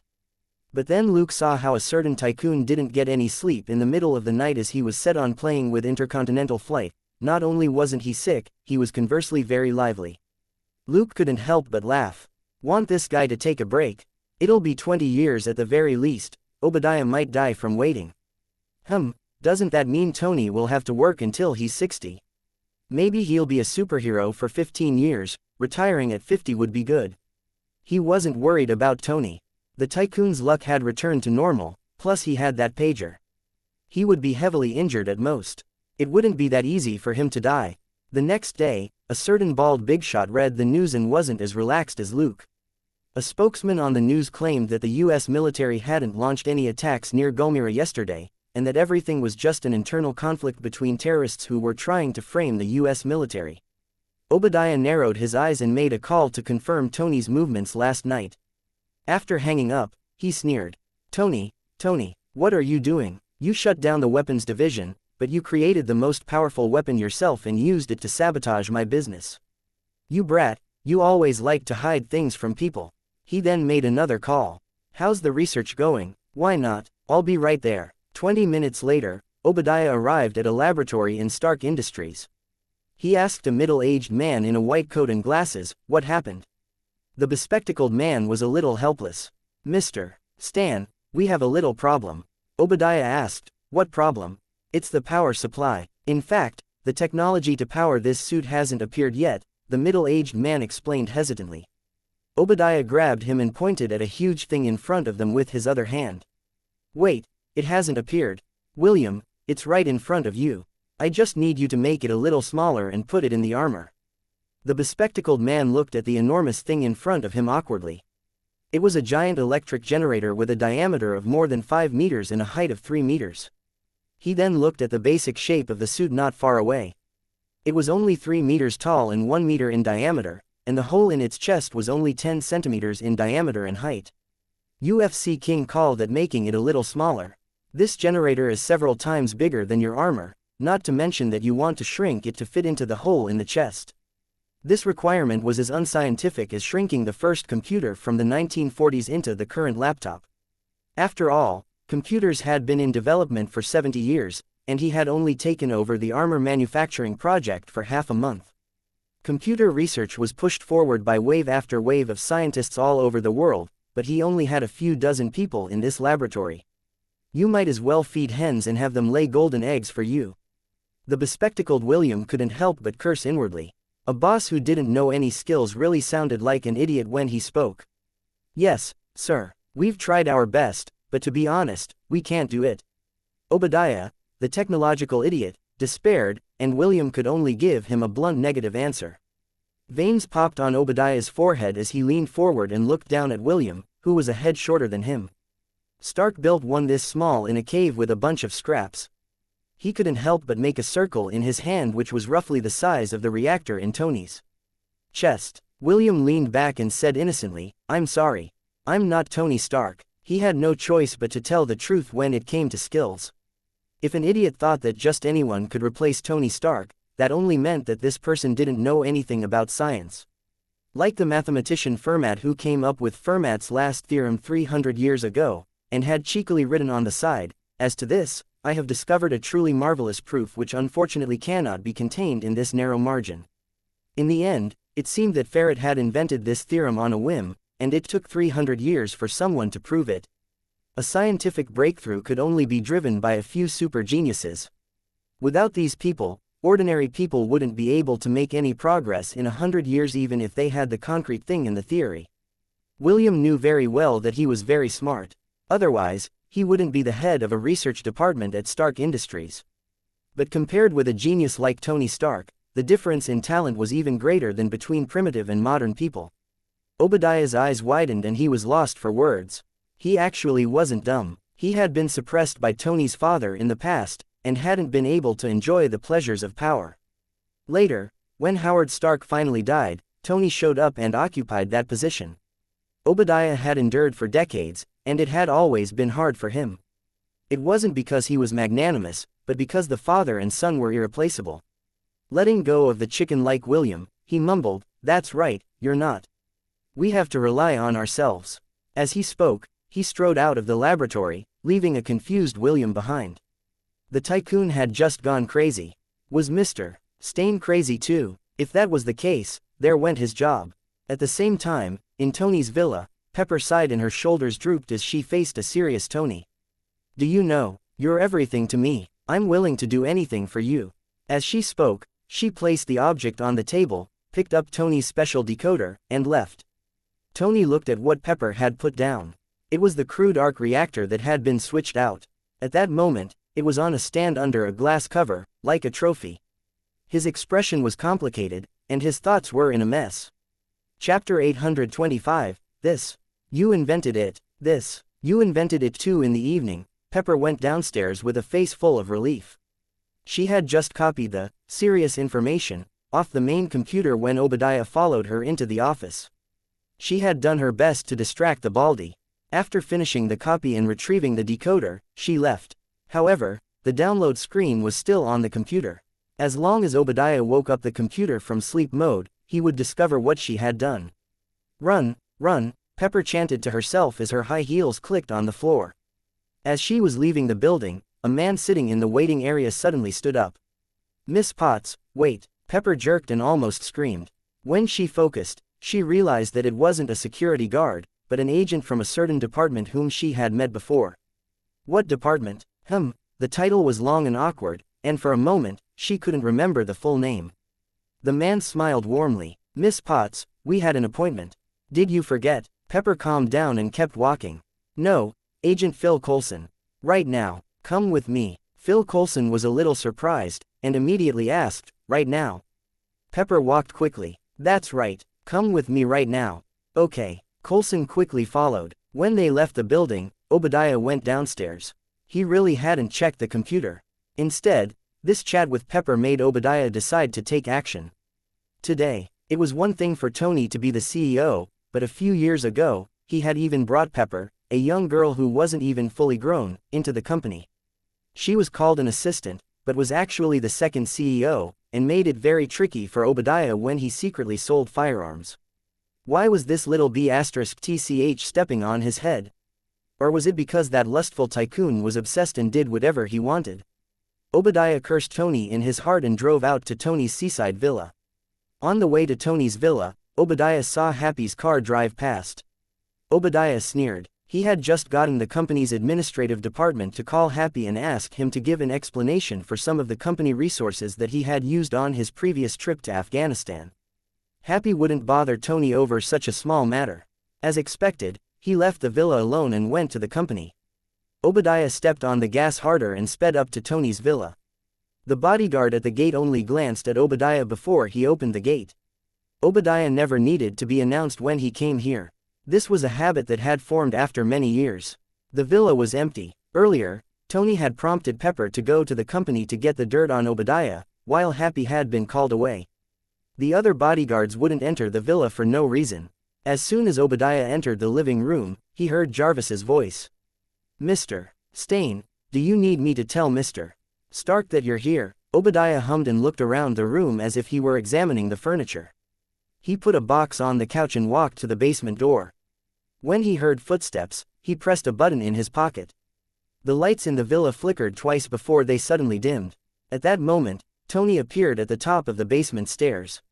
He looked at the emergency lights in the living room in surprise. Blackout. He had a backup power system, and it was impossible for the power to cut out. These emergency lights had always been just for show. Why had they suddenly activated today? Before he could come back to his senses, Obadiah, who had been standing on the side, unhurriedly stretched out his hand so that it wasn't far behind Tony's head. With a push of his finger, he activated the remote control device in his hand. A tiny but ear-piercing sound rang out. Tony's mouth was still open, but his body suddenly froze, and his eyes revealed shock. Obadiah counted the time, and it was almost 5 seconds before he turned off the device in his hand.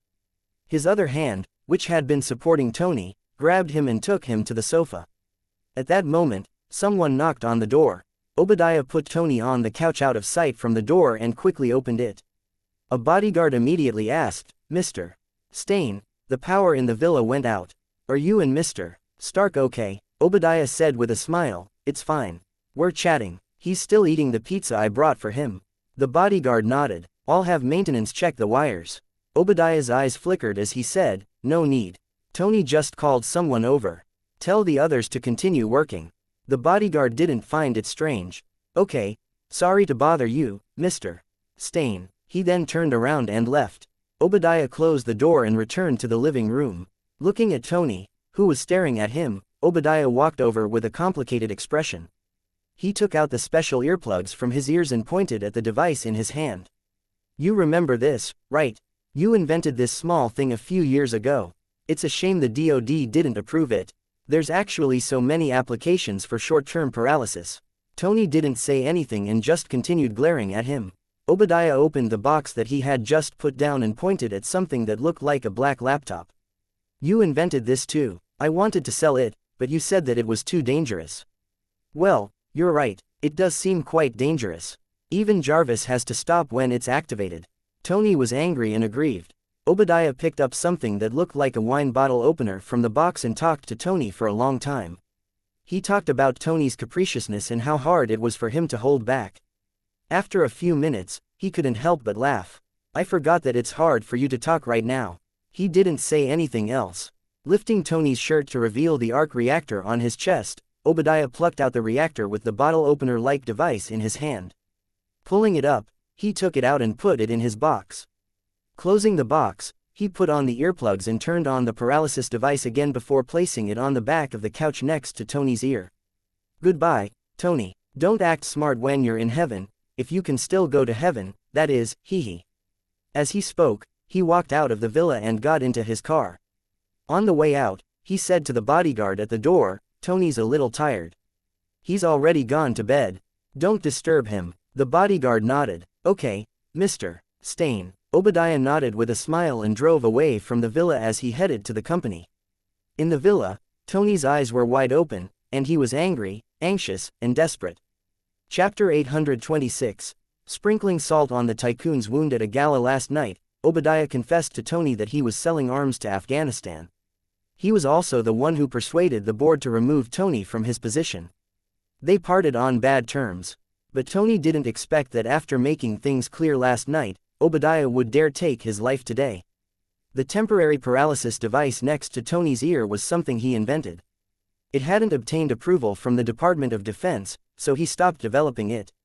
But the DoD had tested the temporary paralysis device before. Activating it for 5 seconds would cause the target to be paralyzed for 5 minutes. During that time, it would be hard for them to move or talk. If this went on for a minute, the brain would be damaged, and the patient would become mentally crippled. If it lasted for more than 5 minutes, the patient would become a brain-dead vegetable, which was equivalent to dying on the spot. In other words, Obadiah had only left Tony with the last few minutes of his life.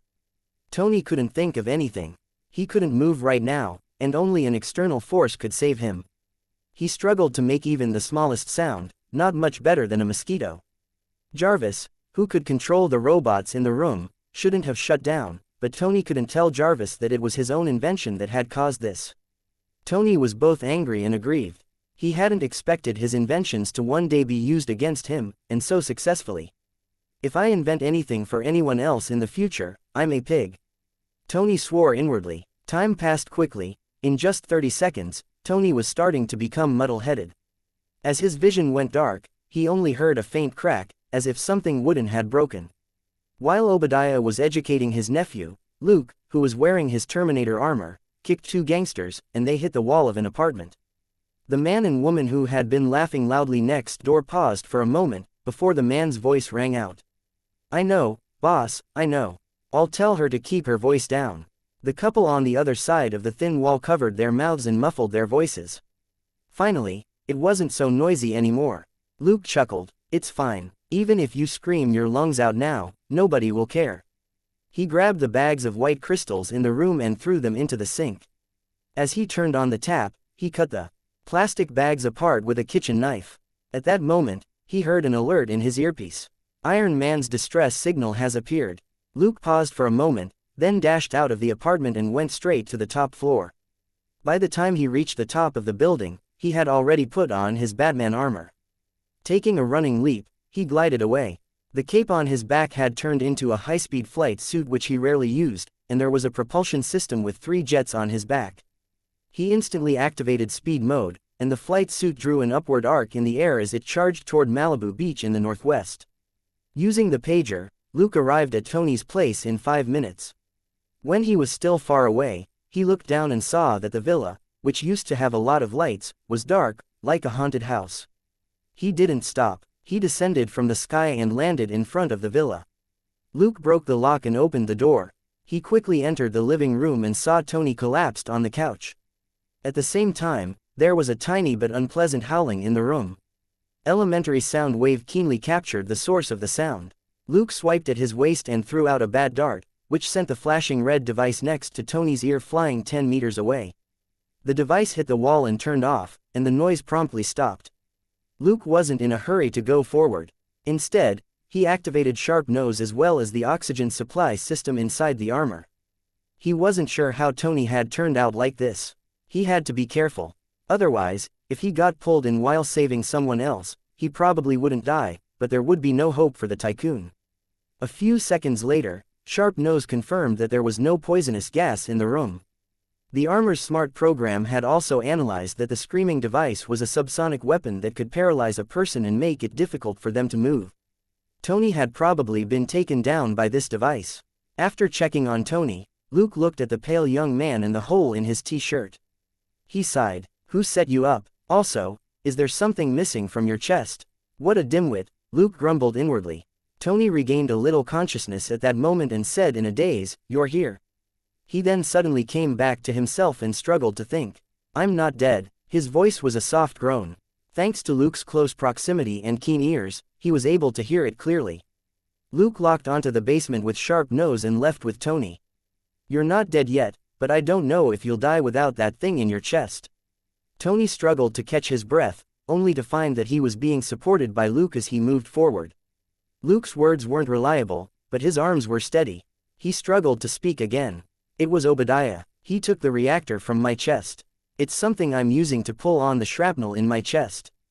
Without it, the shrapnel will flow into my heart." Luke said, "And you'll be dead by then, right?"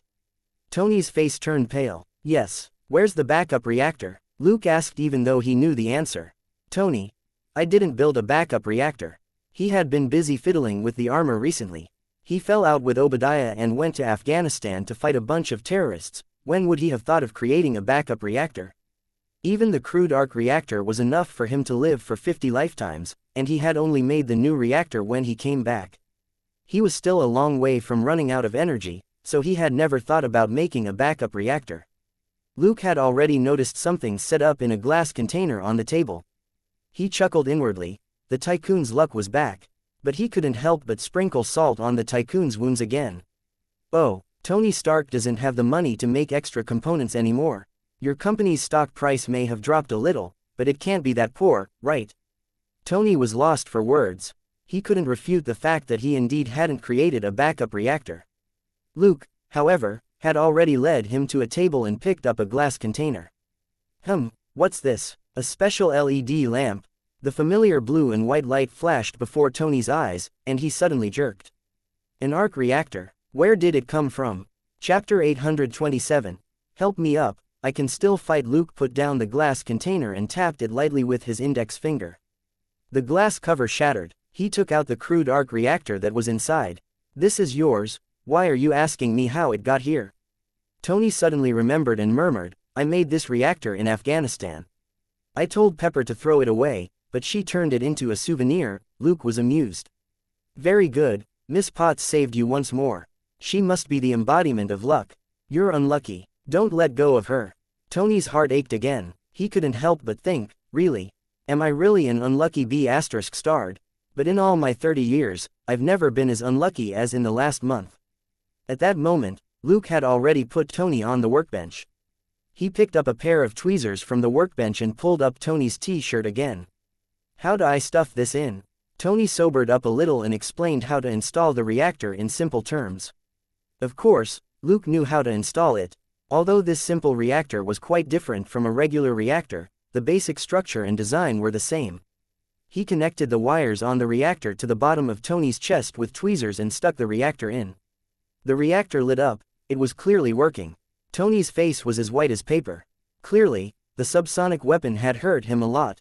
All right, you won't die for now. Do you need to call your private doctor? Or call Miss Potts to take care of you? Luke said casually. Tony was reminded of Pepper. I need to call Pepper and tell her to be careful of Obadiah. Thinking about how he had asked Pepper to steal the inventory list in the evening, he wanted to slap himself. Jarvis, contact Pepper immediately, Tony said. Sir, the villa's communication system is malfunctioning. I can't contact Miss Potts. Jarvis's gentle voice immediately rang out in the basement. Obadiah, who was an idiot, didn't know that the mini EMP couldn't shut Jarvis down. For security reasons, the basement had a separate system, which was much better than the one above in the villa. What Obadiah destroyed was only the surveillance cameras and electronic equipment in the villa, which prevented Tony and Jarvis from contacting each other. Only then did Tony remember that Obadiah had destroyed all the electronic equipment in the villa with the mini EMP that he had invented. He could only look at Charcoal Head expectantly. Do you have a phone? Luke was lost for words. He took out a prepaid phone from his cloak. The number. Tony. Jarvis, what's Pepper's number again? Jarvis immediately reported Pepper's personal phone number. This scumbag couldn't even remember his secretary's number. Luke secretly despised him. After dialing the number, he put it on speaker and placed the phone in Tony's hand before he put his hand on his chest. Tony was still too weak to make the call. The call was picked up quickly, and Tony said, Pepper, where are you? Obadiah just came to the villa to kill me and steal the arc reactor. You have to stay away from him. What? When I downloaded the data just now, I found out that Obadiah was the one who planned the kidnapping, but I couldn't get through to you. Pepper was clearly alarmed. I'm currently in a company lab in Section 16 with Strategic Homeland, with Agent Phil Coulson from whatever bureau. Obadiah made a metal suit here, and Agent Coulson came to arrest him. Tony was shocked. Don't go, Pepper said. There are 5 of them, and they seem very professional. Tony said, Obadiah probably took my reactor because he wants to put it in the suit. As long as he wears it, 5 agents won't be able to deal with him. A man's voice suddenly rang out next to Pepper. Miss Potts, let's move aside a little. Pepper hummed in acknowledgement and stopped talking for the time being. 2 seconds later, there was a bang from what sounded like a small explosion. Tony hurriedly asked, What happened? What happened? Pepper said, Agent Coulson just blew up the door of the Section 16 lab with a small explosive device. They're going in to arrest Obadiah. Tony. WTF. Luke was lost for words. Why was Phil there? Luke cursed inwardly. Phil's voice came through the phone. Miss Potts, you can go up first. Let us take care of this. Pepper nodded and walked to the door, not forgetting to remind Phil. Tony said that Obadiah took a power source and probably installed it in the armor he made. You have to be careful. Phil smiled. Don't worry, Miss Potts.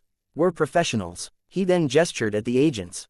The 4 agents who had come with him all took out their guns and started searching in pairs.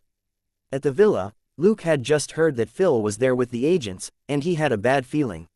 Most of the SHIELD agents who appeared at this moment were professional, extras.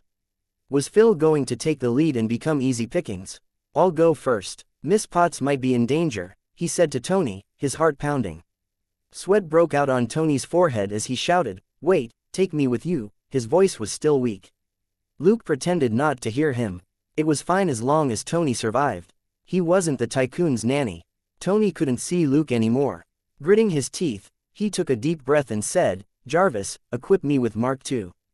Jarvis said, "Sir, your body isn't in the best condition to use the armor. Dummy, help me up." "I can still fight," Tony growled as he tilted his head. A robot immediately moved over and stopped next to the table. Tony expended all his strength and got up from the table, putting his weight on the robot. "Yes, that's it. Slow down, dummy." Bang. He fell heavily to the floor, and gnashed his teeth as he looked at the robot. "I told you to take it slow. Sooner or later, I'll dismantle you and throw you into the trash." Facing Tony, who was lying on the floor, the robot named Dummy didn't seem to know what to do. The robotic arm hummed as it gestured above him.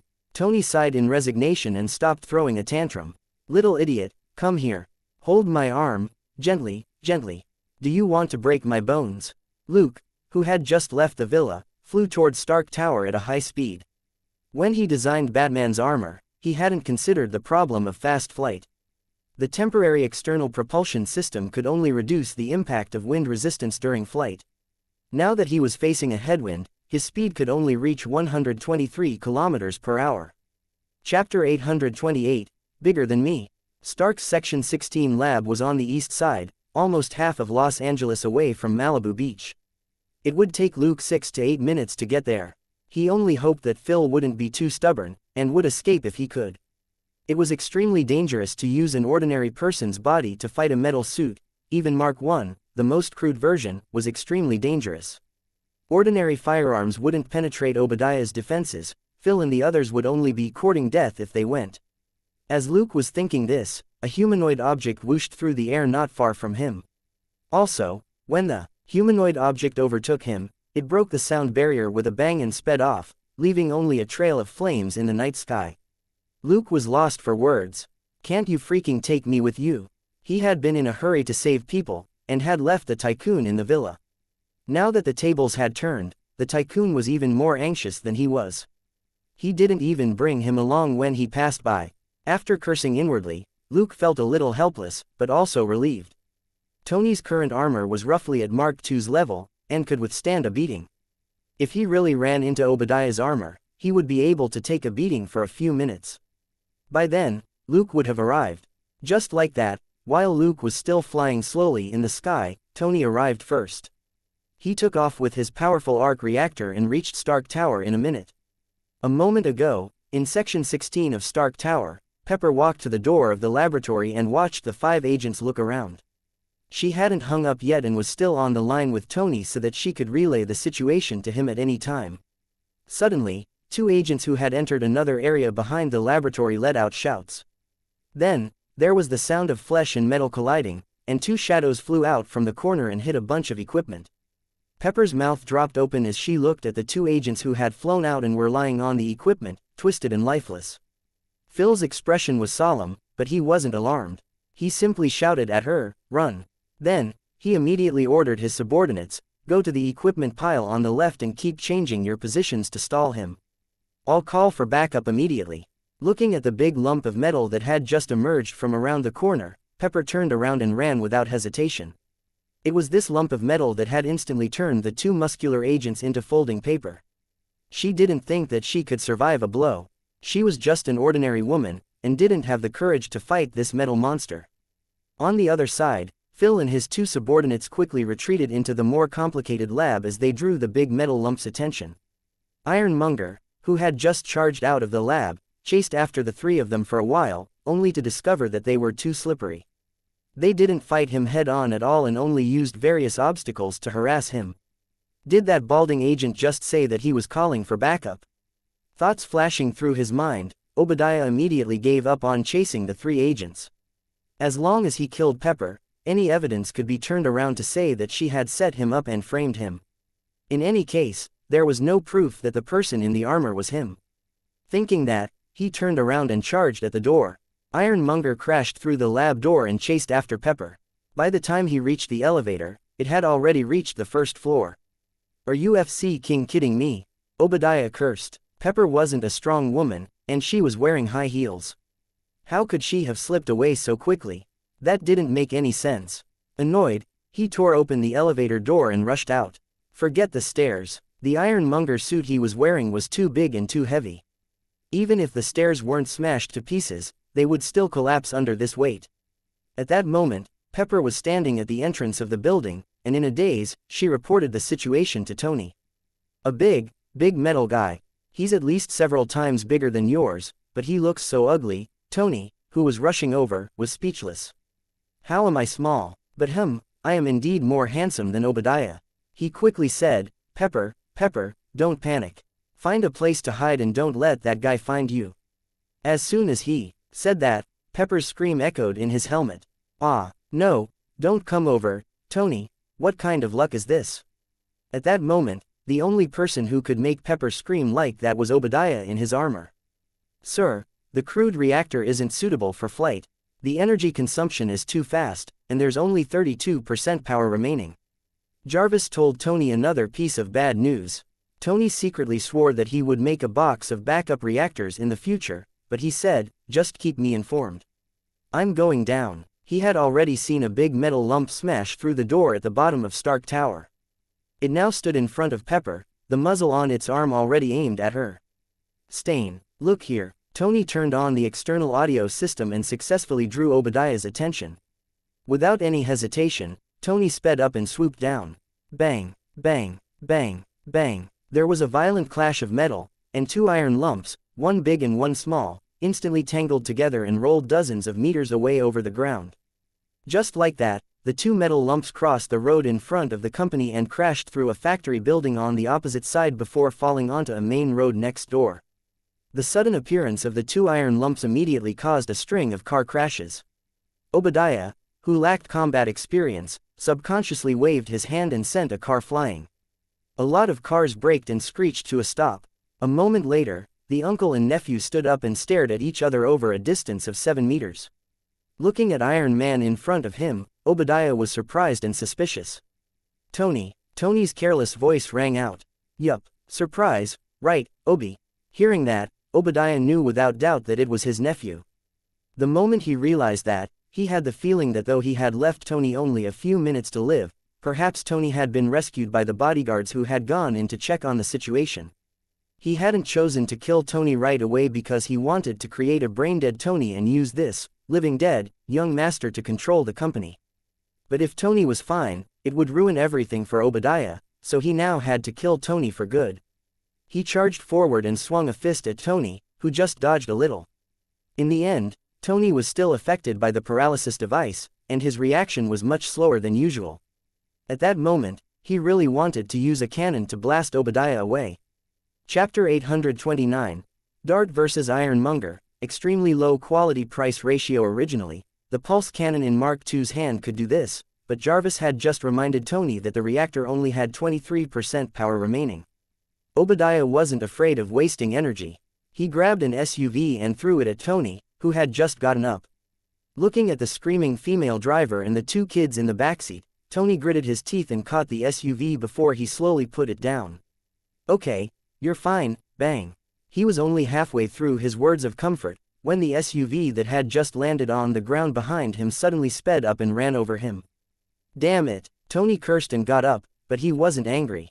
He was the one who wanted to save them, and it was his battle with Obadiah that had implicated these innocent people.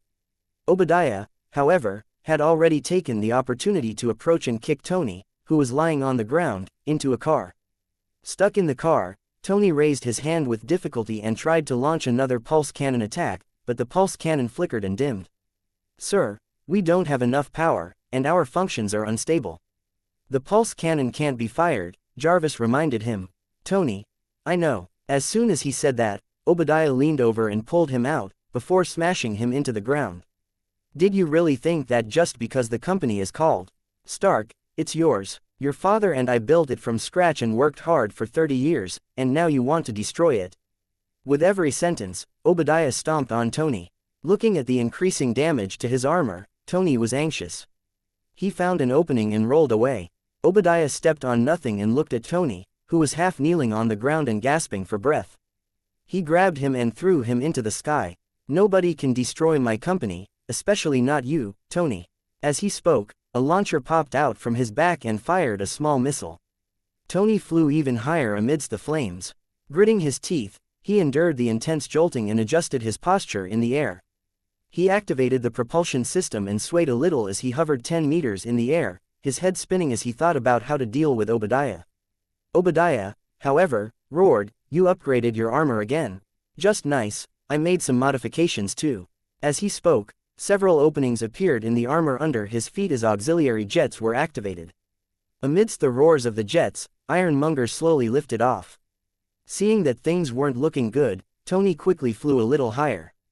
Jarvis kindly alerted him, "Sir, it appears that he can fly as well." Tony said, "I'm not blind. Right, his armor should be like my Mark I, and will freeze at high altitudes, right?" Jarvis said, "No flight tests were conducted previously, so it's very unlikely that he has discovered that the suit will freeze and stop malfunctioning at high altitudes." Tony said, "Okay, let's fly to maximum altitude." Jarvis said, "There's only 15% power left. The odds of reaching that height is," Tony said, "I can do the math myself, just fly." Following his order, Jarvis immediately manipulated the armor into flying upward. But after just 100 meters, the propulsion system spluttered twice, and Tony's speed dropped. "Sir, the power supply is unstable, and we can't maintain flight speed," Jarvis warned him. Tony exclaimed, "SH*T. He looked down to see Ironmonger rapidly approaching him. He was going to be beaten up again. The Tycoon sighed, but didn't give up. He tried to fly to the side. There was a big problem with Ironmonger's agility, and Tony could only think of a solution here. At that moment, Jarvis alerted him, "Batman is approaching." Tony perked up and saw that Jarvis had locked onto a small dot in the night sky.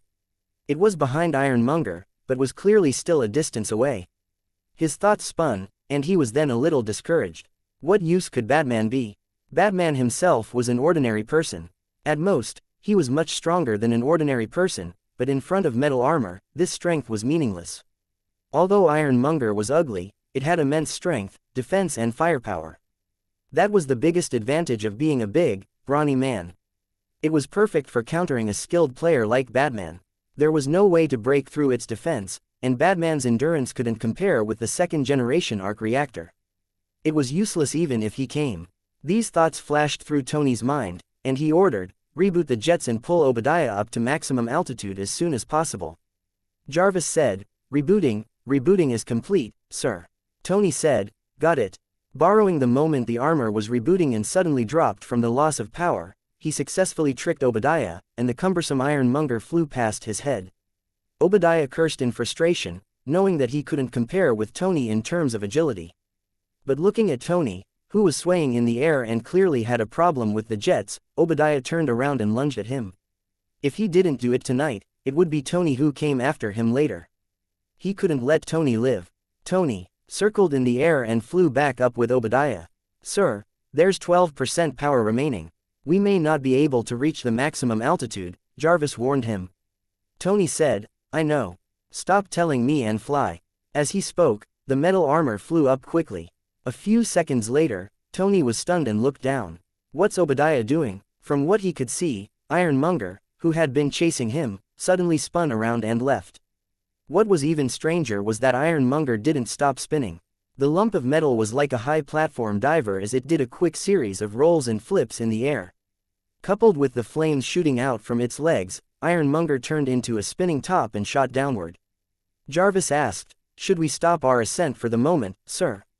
Tony said, "Head down." As Jarvis operated the suit, he explained, "It's possible that Batman attacked the jet system in Obadiah's right foot, causing it to malfunction and leading to Obadiah losing his balance." Boom. In the short time it took to say these words, Obadiah had spiraled down and plunged into the ground in his enormous armor.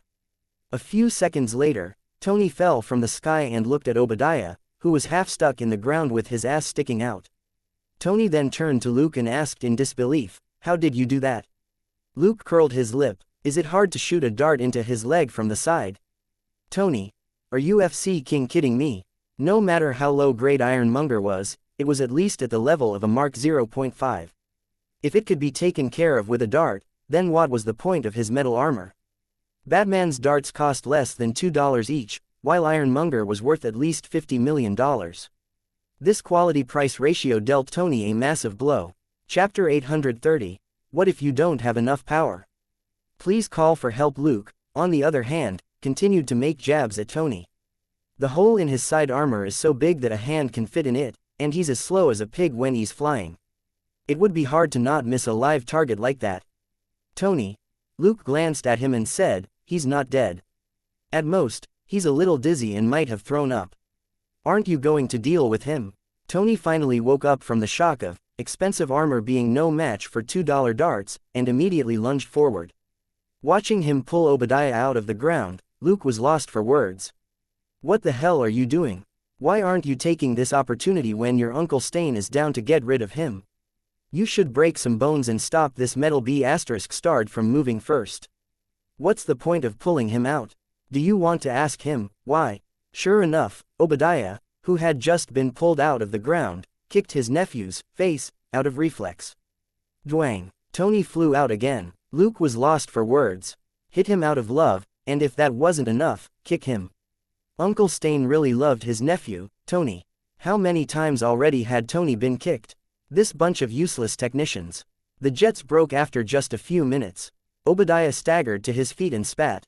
The rollercoaster-like landing had made him dizzy and nauseated. Tony got up again. When he heard that, he subconsciously looked at Luke, who was standing quietly on the side, but was completely ignored by Obadiah. Had Obadiah skimped on an external detection function for the armor? He didn't even know that Batman had broken the jets, and he blamed the technicians.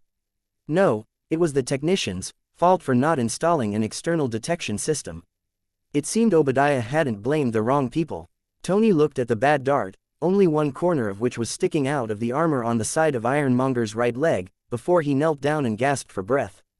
Of the three people on the field, one was dizzy and wanted to vomit, one had insufficient energy, and the other successfully avoided pulling aggro and remained in stealth mode. For a moment, it was strangely quiet. In the end, Tony had more valor than Obadiah. After a short breather, he finally stepped forward to fight his cheap uncle once again.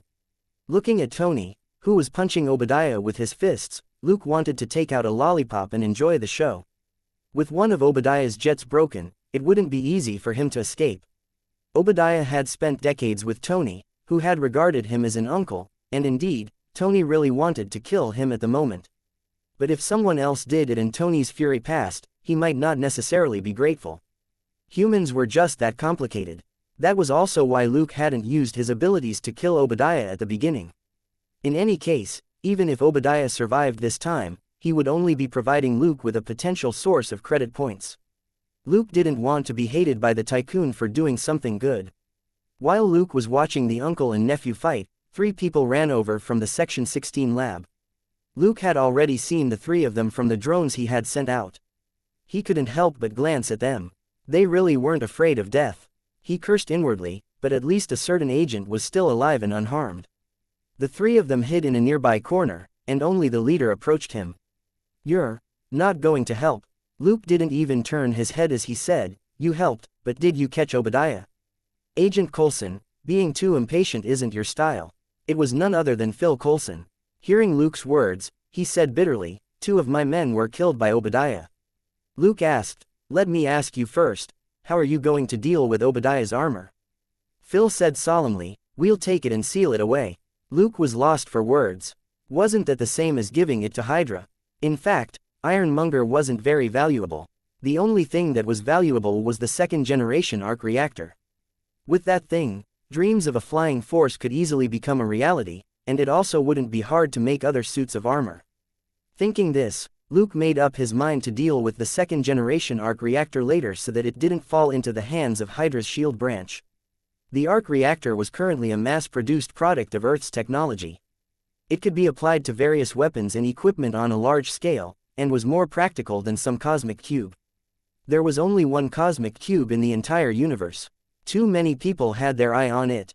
Conversely, there was an abundance of the mainstream raw materials for the arc reactor. It was obvious which was more cost-effective. Luke nodded. Got it, I'll be packing up in a few hits. Phil. The two metal men, one big and one small, fought non-stop until they reached the top of Section 16. Tony, that brat, was clearly at a disadvantage, and was hit everywhere by the bear-like Uncle Stain. There wasn't enough power for the jets in the pulse cannon, and Tony was at a disadvantage in terms of size and strength, so he could only run as he fought. While a certain two people with weak presence were chatting on the side, Tony decisively asked his most trustworthy team member for help. Pepper, are you there? Pepper, who had been connected all this time, instantly replied, yes.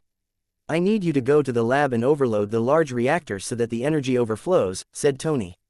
Pepper said, okay, I'm on it.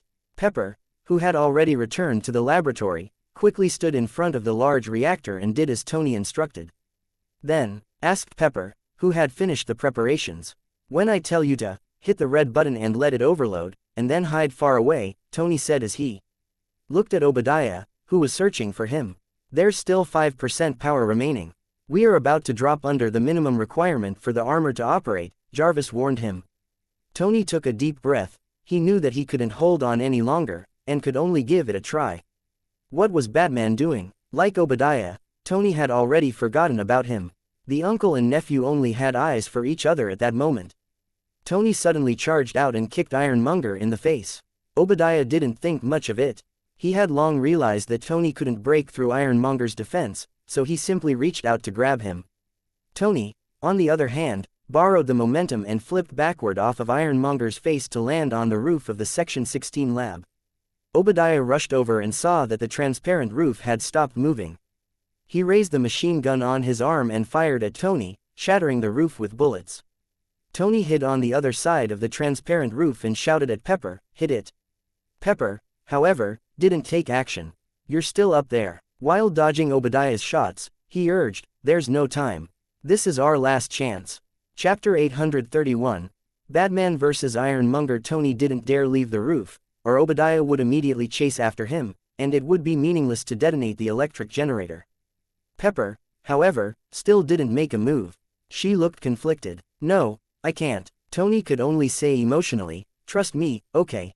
We don't have, He suddenly stopped. Pepper, who was below, immediately tried to look at the transparent ceiling, only to see a black figure that was much smaller than Ironmonger standing where he had been, but Ironmonger had disappeared. She exclaimed in surprise, Batman. Tony, who was confronting Obadiah on the roof, had the clearest view as a spectator. He saw everything clearly. Just as he told Pepper to take action, Batman's ghost-like black figure emerged from the side of the roof and silently glided behind Ironmonger. He grabbed Ironmonger's arm that was firing from behind and threw the colossal creature down to the ground below. Looking at the exoskeleton setup on Batman's limbs, Tony sweated. He had actually forgotten about this. Mainly because the technology required for this exoskeleton was really nothing. The last time Tony saw it, Batman had used it to stop a bus. As a result, he subconsciously treated it as a tool for hard labor, and never thought that it could be used in battle. At that moment, he finally came back to himself. This was Batman, who had extraordinary physical skills. He was a super fighter who was very good at maximizing his abilities.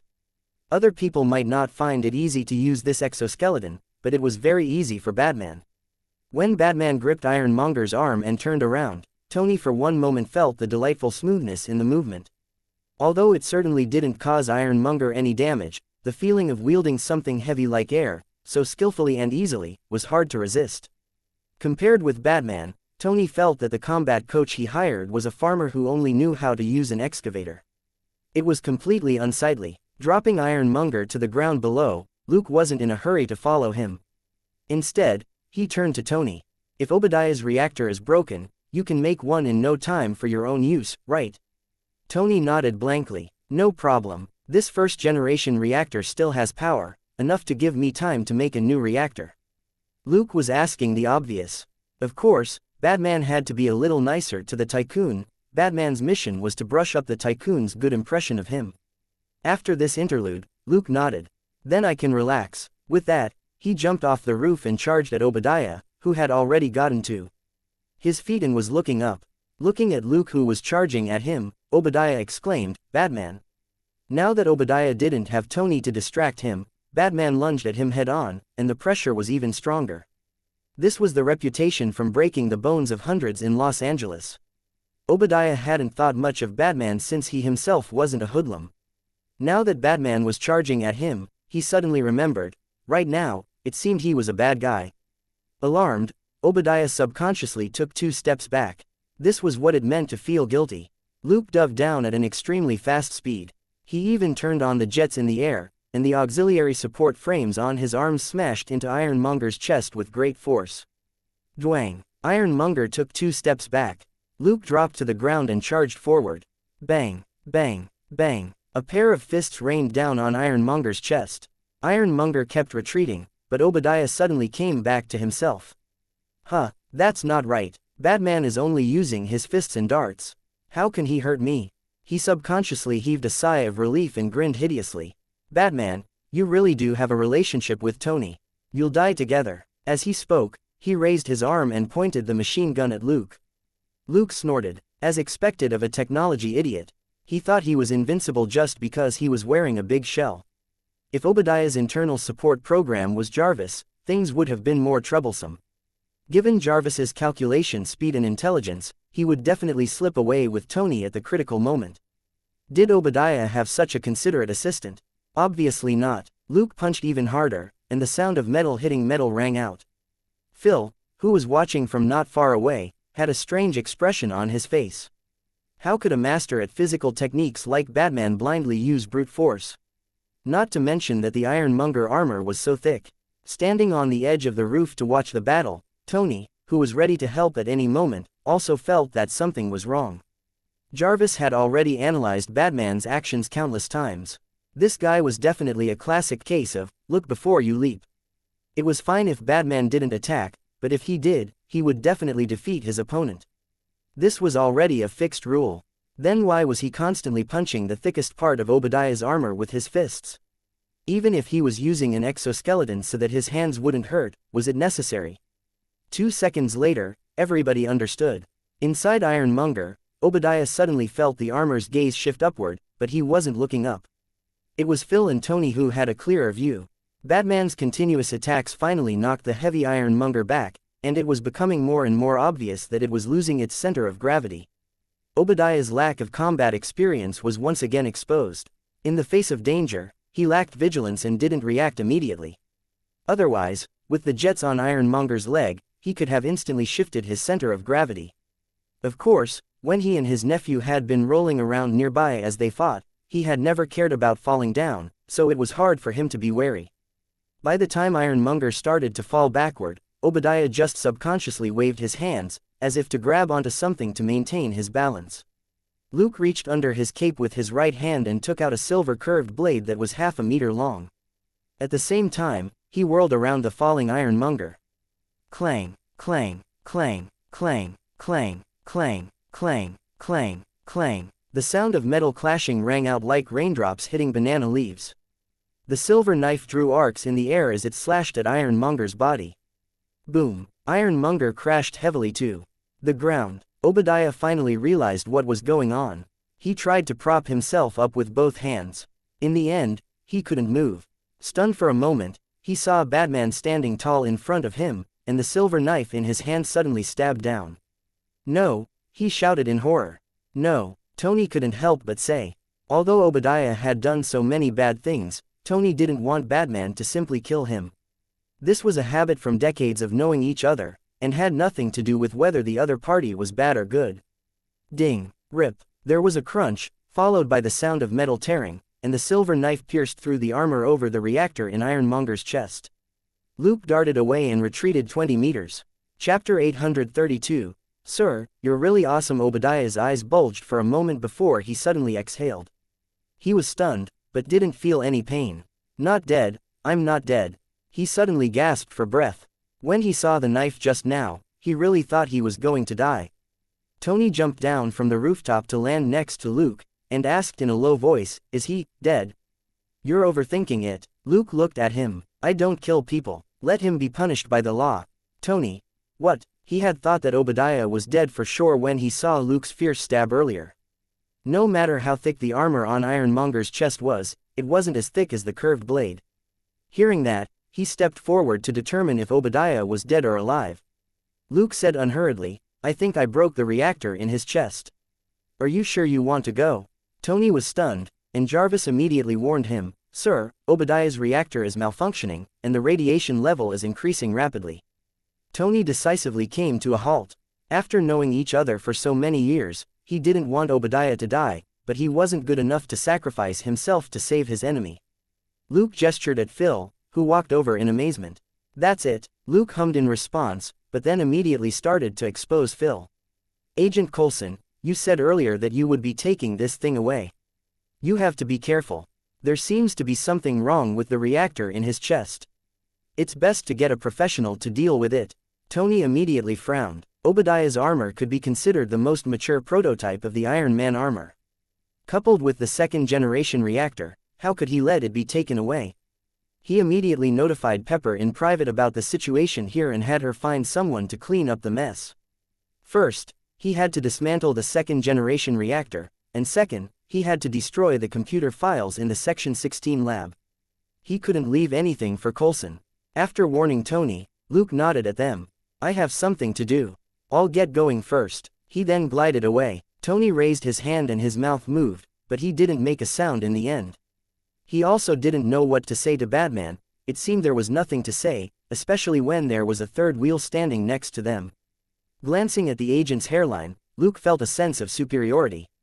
"Agent Coulson, right, did you just say that you want to take away company property?" Phil's signature smile appeared on his face. "Mr. Stark, you and Obadiah just fought on the road and almost got dozens of innocent people killed. Are you sure you want to be responsible for this?"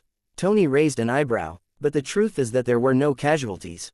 As for damage of their property, Stark Industries will take care of it. At that moment, the tycoon's old condescending attitude came out in full force. He was rich on one hand, and willful on the other. He was very familiar with using money to convince people. Phil didn't think much of it. That would be great. However, Mr. Stark, when you were fighting Mr. Obadiah, there were a lot of witnesses, and some of them even took photos of your battle. You might need to give a suitable speech at a press conference in a few days. Tony said, "Don't worry, I have a secretary." Phil replied with a smile, "No, it's best if we handle this. We're professionals at hiding the inside story when dealing with the outside world and the media." After a brief silence, Tony looked at the middle-aged man again and finally asked, "What's up with you? You said you were with the FBI at the industrial park last time." Phil's smile didn't change, and he didn't look embarrassed at all. "The FBI just makes it easier for us to work in the country. Actually, we're the Strategic Homeland Intervention, Enforcement, and Logistics Division." Tony. What a long name. Have you ever thought of changing it? Phil said, "We get that a lot. Mr. Stark, let's get down to business. We'll help you deal with the aftermath, but please cooperate with us, or it'll be troublesome. You don't want people to know Iron Man's real identity, right?" Thinking quickly, Tony snorted. "Fine, I'll wait and see." He then went to find Pepper. There was no point in arguing with this smiling Agent Coulson, but he had successfully delayed this guy for a while. Pepper had already called someone over, so Tony didn't want to waste any more time. HMPH, he was all smiles. Not a good guy. The tycoon cursed the smiling tiger in his heart and promptly left. A press conference. He didn't care. He was Tony Stark, not some charcoal head who liked to act mysterious. He wasn't afraid of being exposed. Tony turned around and went to the Section 16 lab. The two agents nearby walked over, and one of them asked excitedly, "Sir, are these the reinforcements you called, Batman and Iron Man. You're really awesome. Phil's smile immediately disappeared as he stared at him expressionlessly. Cut the crap, keep an eye on Obadiah and the lab. If Stark Industries arrives, we won't get anything. The two agents immediately left. They felt that their boss was suddenly a little angry, but when they thought about their two colleagues who had died, they felt depressed. Phil took out his phone and hung up after saying a few words. He sighed. This won't be easy to deal with. He looked around and saw spectators everywhere. Damn it, you're even more unafraid of death than we are. Phil felt helpless in the face of these onlookers who were increasing his workload. On the other side, Tony arrived at the lab. He couldn't be any more familiar with the armor. After a simple check of the critical data in the lab, he knew that Obadiah's armor was related to Mark 0. As for the detailed data on Mark 0, it was only on the laptop which Tony had brought back. After he returned, he destroyed the laptop himself. Before destroying it, Tony sent the data on Mark 0 to his personal database as a keepsake. Thus, the data in the lab was worthless. It could only prove that Obadiah had copied the information on Mark 0 before the laptop was destroyed. That should have happened a few days after Tony was rescued, when he was undergoing treatment at the American military base in Afghanistan.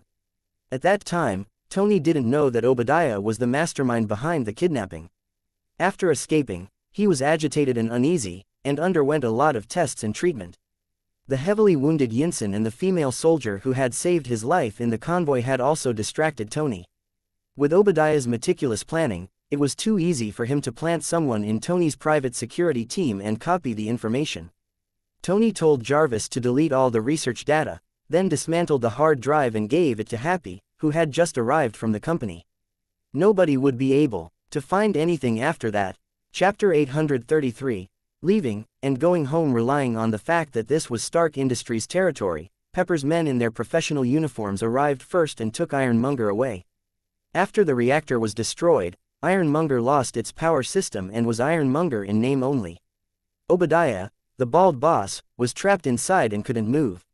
He was also taken away.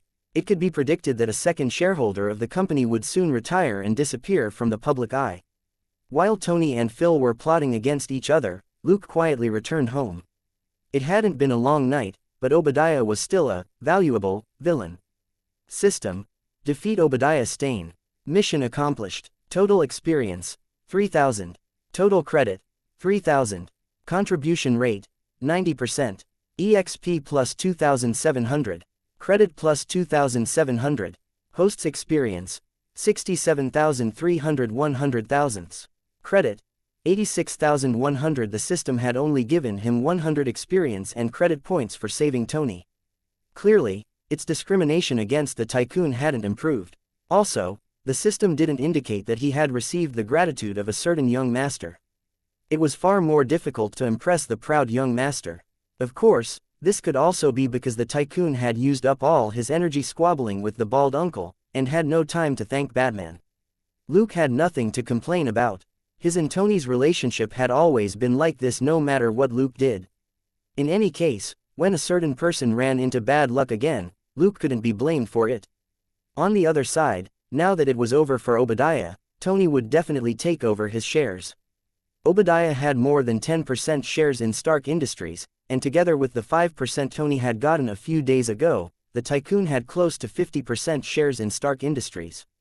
If he took advantage of the fall in stock price to acquire more, Tony would be in firm control of Stark Industries.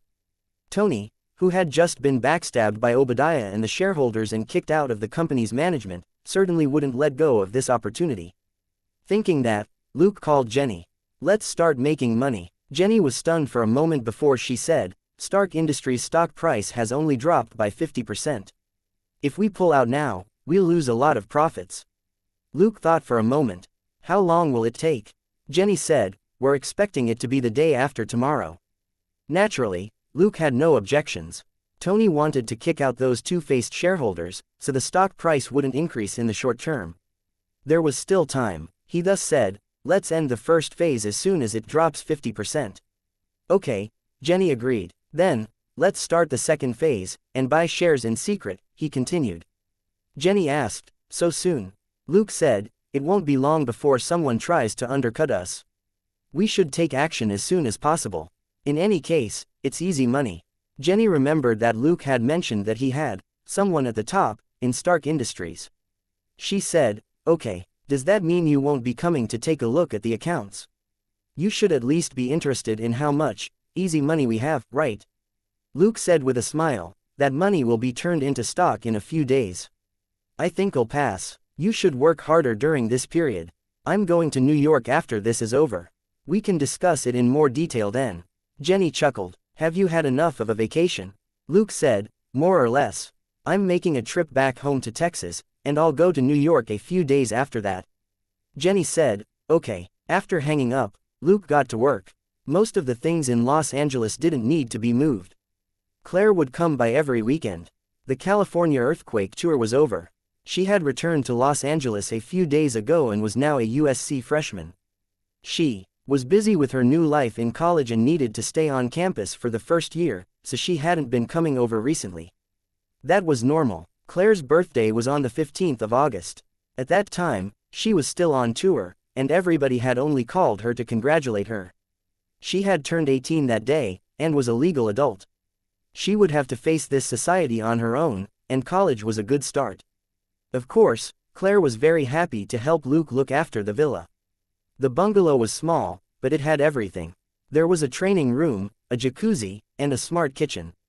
Taking a break here every weekend would be a delight. Luke put the truly sensitive items into his inventory. Some things which needed to be shipped over had already been sent to New York. Last month, he had bought a new residence there. It was a worker at the phone company's New York branch who had helped him find a suitable place to purchase. As the saying went, money could do anything. Unlike when he transferred twice before, Luke this time wasn't hard up for money and didn't have to quickly report to work or look for a cheap place to rent. He had been penniless back then, and could only resign himself to fate. However, the things he was shipping over would be placed in the phone company. He didn't dare directly send them to his new place, otherwise there probably wouldn't be anything left. After walking around the villa one last time, Luke chuckled. He was a nostalgic person. Since he was rich, he didn't want to sell or rent out this bungalow. Selena had already said that if he wanted to sell this house, he could only sell it to her. Of course, Luke wasn't stupid enough to agree. He simply smiled and said that he would never sell it, and that he would take good care of it so that it was the same as ever. At 8 in the morning, he drove the car to a logistics company and had them take the car to New York. Luke took a cab to the airport. In the afternoon, he returned to Shackelford. Looking at the town that was still the same, Luke calmed down. When he got home, Catherine was cooking dinner. She was pleasantly surprised to see Luke suddenly return home. Luke hugged her with a smile. "So, are you surprised?" Catherine simply patted him on the back with a smile, and they chatted in the kitchen. Robert had been a little busy recently, not because of his job as a sheriff, but because he was at Drax's ranch. Selena's family had always talked about a new ranch, so Luke naturally wouldn't stay quiet. It was only after he secretly bought the 4 ranches next to his grandpa Drax's ranch that he let the man know. The old man was both angry and amused at the same time, and called to scold him for being a wastrel. That was because the old man had also been negotiating with these ranches, but Luke had offered a higher price. After a short conversation with Drax, the 4 ranches knew that the old man couldn't offer them a higher price, so they decisively chose Luke, who was more generous. Luke had entrusted a professional to negotiate the purchase, and the price didn't exceed the market price. Drax hadn't been able to negotiate with any of them because he didn't have enough money, and could only try his best to lower the price. So, although Luke and his grandpa had an internal conflict, no one lost out. Chapter 834. Okay, a lot of money. All 4 ranches were under Luke's name, and he didn't give them to his grandpa directly. Although he didn't care about that, the stubborn old man obviously did, so Luke simply entrusted the ranches to Drax. Robert had already talked to Luke about it, and after bringing up Luke's idea, found a professional to take care of it. Faced with a ranch that had expanded 4 or 5 times in size, Drax could only follow this suggestion. His original plan was to buy a neighboring ranch. Luke, on the other hand, had thrown in 4 ranches at once, which was much more than he had expected. The old man really didn't have the energy or manpower to handle such a big scene. Recently, the manager had taken over the ranch and had a lot of work to do. Robert had also worked as a ranch owner before, but he later chose to quit and become a sheriff, which was more suitable for him. However, he hadn't forgotten what life on the ranch was like, so Drax's hairy-legged son-in-law helped out every day. After talking about it, Catherine hesitated for a moment before she said awkwardly, "Well, something happened here." Looking at her expression, Luke said with a smile, "Is Joseph going to have a sister soon?" Hearing that, Catherine immediately pooh-poohed at him. "What are you thinking?" Luke shrugged. "Joseph has always wanted a sister. Since you and Robert have nothing else going on now, you can have another one." Joseph really wanted a sister, but there was a problem with his motive. He was the youngest in the family, much younger than everybody else, and had been under their supervision for a long time, so he had an idea: with a younger and more obedient sister, wouldn't she be able to take over the position of youngest, and share his burden? Catherine didn't say anything, but Luke could tell from her expression that she was really considering it. He said with a smile, "Joseph strongly supports it. I also think it's good to have a little sister. Claire should be fine too. You don't have to hesitate too much." Catherine subconsciously nodded. "Robert and I, wait, what did I want to talk to you about?" Luke shrugged. "To give our family a little sister." Catherine glared at him angrily. "Shut up, that's not what I'm talking about." "Right, it's about your company shares. Robert knows. He wants to talk to you." Luke hummed and observed Catherine's expression. "What's his attitude? Is he thinking of backing out?" Catherine said, "I don't know, but he didn't look angry. He just said that he needed to talk to you sometime." Luke didn't think much of it. Robert was a straightforward person, and didn't act secretive with his family. Since he hadn't called Luke to scold him, that meant that it wasn't a serious matter. In any case, Robert had never been able to out-talk him, so Luke wasn't stressed at all. After that, Luke left to pick up Joseph for dinner. Carrying a big bag on his back, he leisurely walked through half the town and stood outside a yard. Looking at the group of people and the dog in the yard, Luke joked, "It's already 6. Don't you ever have enough fun?" The people in the yard and the dog paused for a moment. Then, the dog head was the fastest. It gave up playing with the kids at the speed of light and darted in front of him with a whoosh as it whined. Luke patted the dog's head with a smile. "All right, Dollar, be good. Gold Nugget too." The two little girls, Talia and Andrea, also ran over with smiles on their faces, their laughter like silver bells indeed. They weren't old enough yet for their laughter to evolve into their sister's barbell-like laughter yet. Luke, you're back!" the two girls shouted. Luke reached out with a smile and gave them the same treatment as Gold Nugget. He patted each of their heads and led them into the house. "Let's go. It's been a long time since we came back. I brought each of you a little present this time." As he walked, he didn't forget to call out to Julio, Selena's youngest brother. "You have a present too.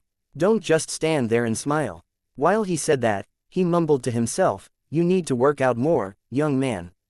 With your reaction speed, it's no wonder you were the last person I thought of when I bought the presents." Selena was lazing about on the porch, and she smiled at the person bribing her siblings. "Finished with your business?" Luke chuckled and made an okay gesture, before he made a lot of money gesture. Selena stopped asking. She had gotten the keywords. The details could be discussed when they were alone. It wasn't appropriate to talk about money in front of the 4 kids since she herself wasn't sure where this money came from. She and Luke, along with a certain dog head, had looted a lot of dirty cash countless times already, so she wasn't too sure about the answer.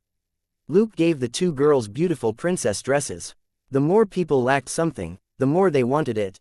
The 2 girls usually wore shorts and t-shirts the most. When they saw these gorgeous dresses that were rare for them, they beamed and gave Luke big kisses. Julio had gotten a baseball bat that he could play with and also use to defend himself. When Luke gave Julio the baseball bat, he said earnestly, "Boys should protect themselves when they're outside." Julio simply accepted the baseball bat and nodded excitedly. Joseph's gift was at home, and he could only look at everybody else's gifts for now. After Luke and Selena talked for a bit, everybody went to Luke's place. After purchasing the new ranch, Mario and Sandra were busy on it, so with Selena back, she was watching her siblings for a few days. Now that Luke was back, she took her siblings to his place for dinner. Robert returned not long after. Looking at Luke, he simply snorted. "Free tonight," Luke said with a smile. "I'm on vacation." "Of course I'm free. Then let's have a chat." Robert stopped talking after that. Dinner was very lively with Selena and her siblings. Joseph was very smart and often talked big, which stunned the other 3 kids. Dinner was noisy, but it wasn't bad. After dinner, Luke sent Selena and her siblings home. While the three kids went off to shower, Selena and Luke sat on the porch, each with a drive. Pepper, she then said, tell me, where did you get the money? Luke told her about Jenny manipulating Stark's stock in the financial market, and Selena was stunned. How much is that? Luke took a big sip of his cold caramel drink and shook his head. I don't know the exact figure. Jenny should still be counting. As he spoke, his phone rang. He picked up the phone and said a few words, before he hung up. He said with a smile, after some initial calculations, we've earned almost $5.8 billion this time. Selena spat out the soda in her mouth. Chapter 835. A chat here, a chat there. Wiping the corner of her mouth, Selena confirmed it again in case she had misheard. How much? Luke said, about 5.7 billion. Selena. She had always known that Luke could make a lot of money. Some time ago, she had read in the newspaper that Titanium Phone Company was valued at almost 2 billion, and Luke owned most of the shares in that company. He was truly a billionaire. But she was still shocked by the scale this time. After all, it had only been 10 days since they last met, and he had already earned 2 to 3 times the value of Titanium Phone Company. This was simply just like a novel. Luke looked at her with a smile. Our handicraft company also has shares in the phone company, so this is also your earnings. Selena had once joked that their Cosmic Cube Technology Company, Limited One was like a handicraft company, and her $200,000 had gone down the drain. He was taking revenge on her for her nasty words. Selena thought for a moment, then shook her head decisively. Keep the money for yourself. If you want to buy something, you can build that lab you're always talking about. She had done a simple calculation of how much she had earned this time. Cosmic Cube owned almost 80% of the shares in the phone company, and she had 5% of the shares, which meant that she could get more than $200 million. But she had never made any effort at all. She couldn't just sit back and reap the benefits. Knowing what she was thinking, Luke said with a smile, don't worry. This money will be used to buy shares in Stark Industries. We'll be shareholders of Stark Industries in the future. Selena. What was going on? Luke shrugged. Even if I give you more than $200 million, you won't be able to use it. When we go to New York in a few days, we'll have to protect ourselves. Becoming shareholders of Stark Industries is a good choice. Of course, Jenny is the one managing these shares. Selena had no objections. A detective's salary was enough to cover her daily expenses. She had also gotten over $1 million from hers and Luke's wild cleanup of LA gangs. She was also responsible for Gold Nugget's portion. After all, the dog had no way of spending the money itself, and Selena was the one who used her credit card to pay for things online. Thus, she still had $2 million which she had yet to use. The money for the ranch came from the dividends from the gold mine in Boomtown. She wasn't in the habit of buying luxury goods, so she had no use for the money. After sharing the good news with Selena, Luke returned home. Robert was sitting on the porch, leisurely drinking cold beer. Seeing Luke return, he pointed next to him and said, sit down. Let's talk. Luke did as he was told and picked up the other bottle of beer that was on a small table. He opened it and took a sip. What are we talking about? After a brief silence, Robert took another sip of beer before he asked, are you in danger? Luke was stunned. Robert said, transferring assets to family is something many people do when they're in trouble. Luke was amused. You're overthinking it. I just don't want those companies to be under my name.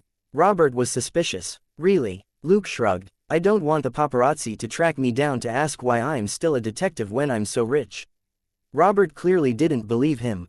Cut the crap. Do you see anyone else handing over most of their assets to their family just because they don't want to be interviewed? I've never seen that. It's more about family turning against each other on the news and becoming enemies because of money. Luke shook his head. But these shares are only a small portion of my assets.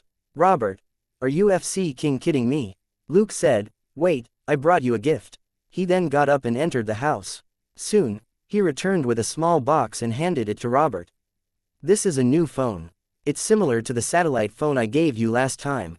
Robert opened the box that had no packaging. Looking at the item inside, he found it a little familiar. This looks like the phone that was advertised on TV. Luke was lost for words. The titanium logo is on the phone, can you not be so outdated? He just said that he was providing technical support to Titanium Phone Company and owned a major portion of its shares. Robert didn't believe him. You weren't very good with craftwork when you were young. The stool you put together collapsed when I sat on it.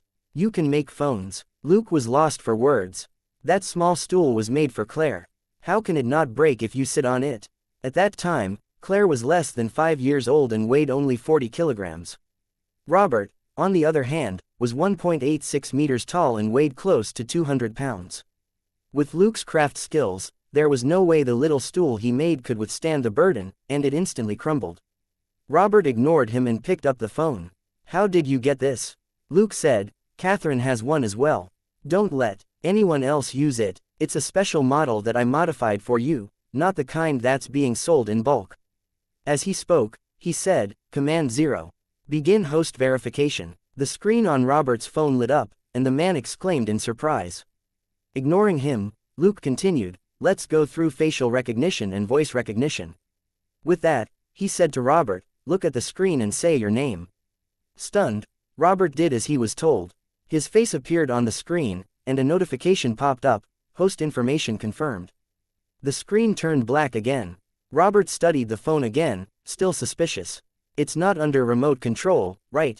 He wasn't a professional at setting traps, but he had a few old friends who were.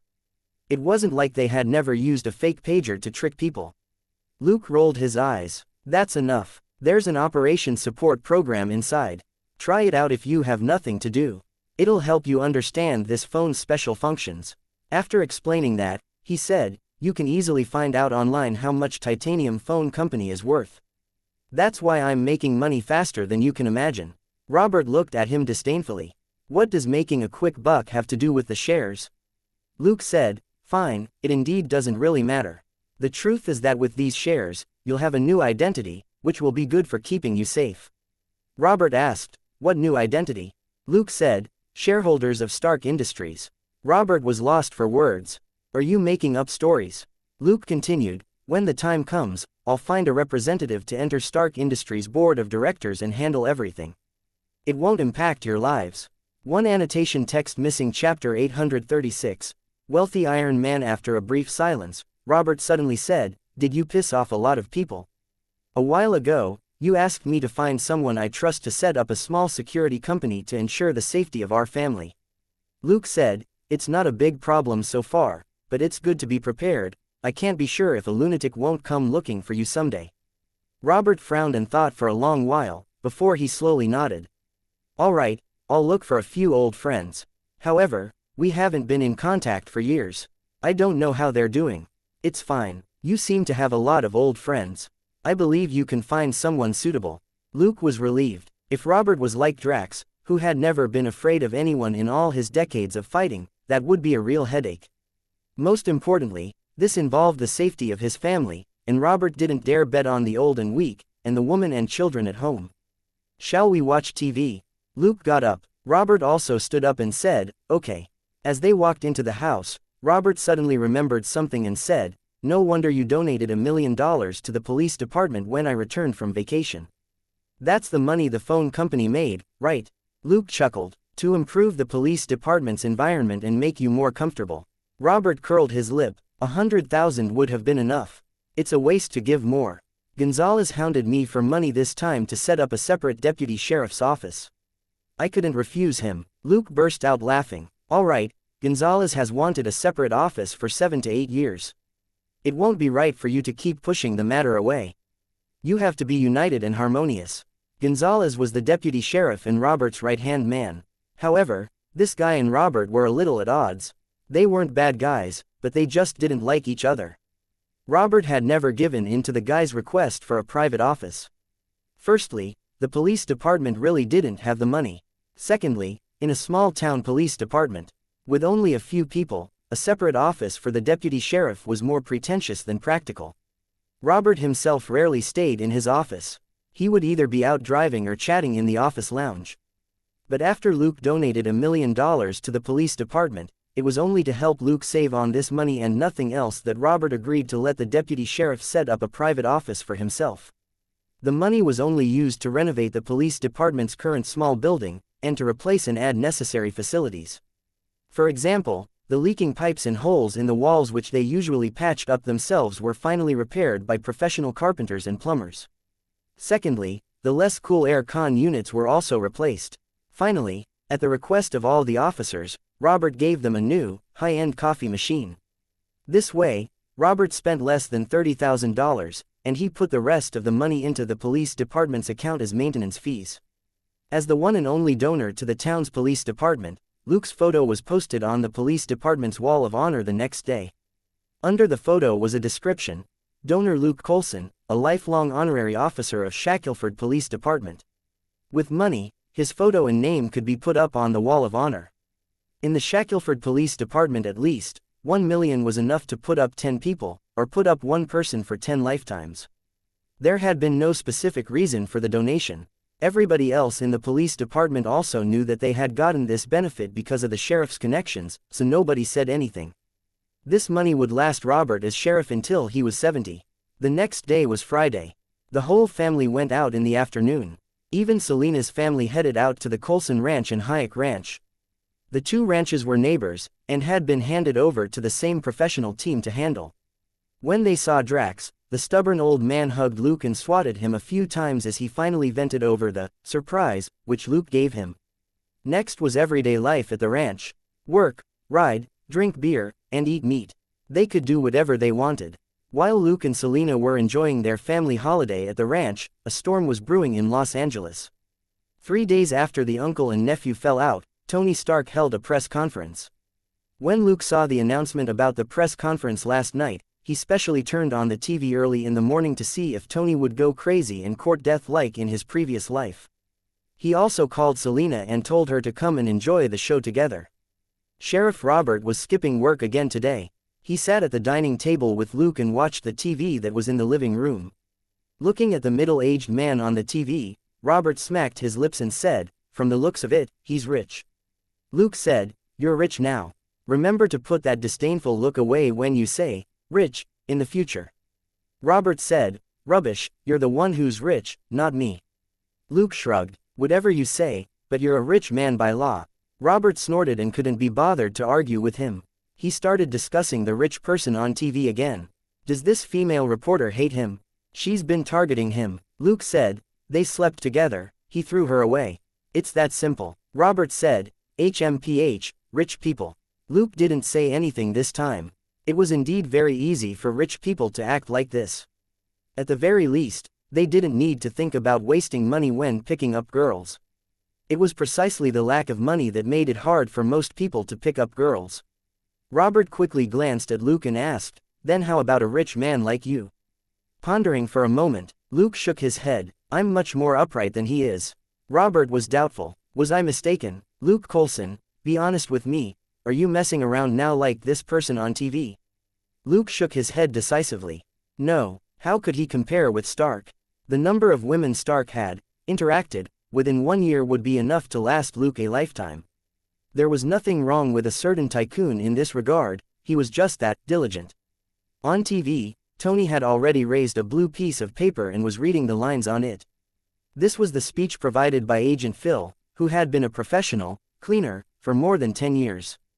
This agent also provided 50 professional witnesses who would prove that the tycoon had been partying on a particular yacht that night. Countless thoughts flashed through his mind, and finally, a dark figure appeared in his head. The eyes behind the blood-red lenses seemed to be provoking him, and he then made a cheerful decision. "The truth is," Tony paused, then threw away the blue paper in his hand. "I'm Iron Man." Chapter 837, can beat up at least 50 Roberts boom. Almost everyone in the audience stood up. Among the reporters, only the picky female reporter was still sitting with her arms crossed. Her long legs were crossed, but her eyes were filled with shock. Just now, she had only wanted to give some heartless guy a hard time. She wasn't prepared at all for this earth-shattering news. Phil smiled bitterly at the back of the venue and said to Pepper, who had a helpless expression on her face, "I'll get going first. It's going to be busy again for a bit. Goodbye, Miss Pepper." Pepper quickly got up. "Agent Colson, thank you for everything you've done for us." That night, Colson had stalled Obadiah, despite the danger, which could be considered saving her, and Pepper was very grateful. Phil smiled again. "No need. That's my job." You can contact me if you need anything in the future. Pepper thought for a moment. It's called Strategic Homeland, just call us SHIELD. Phil smiled and left. On the other side, Robert was pouring milk in front of the TV.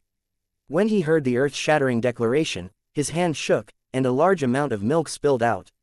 It wasn't that he was excited, but that he had been secretly despising this rich tycoon just now.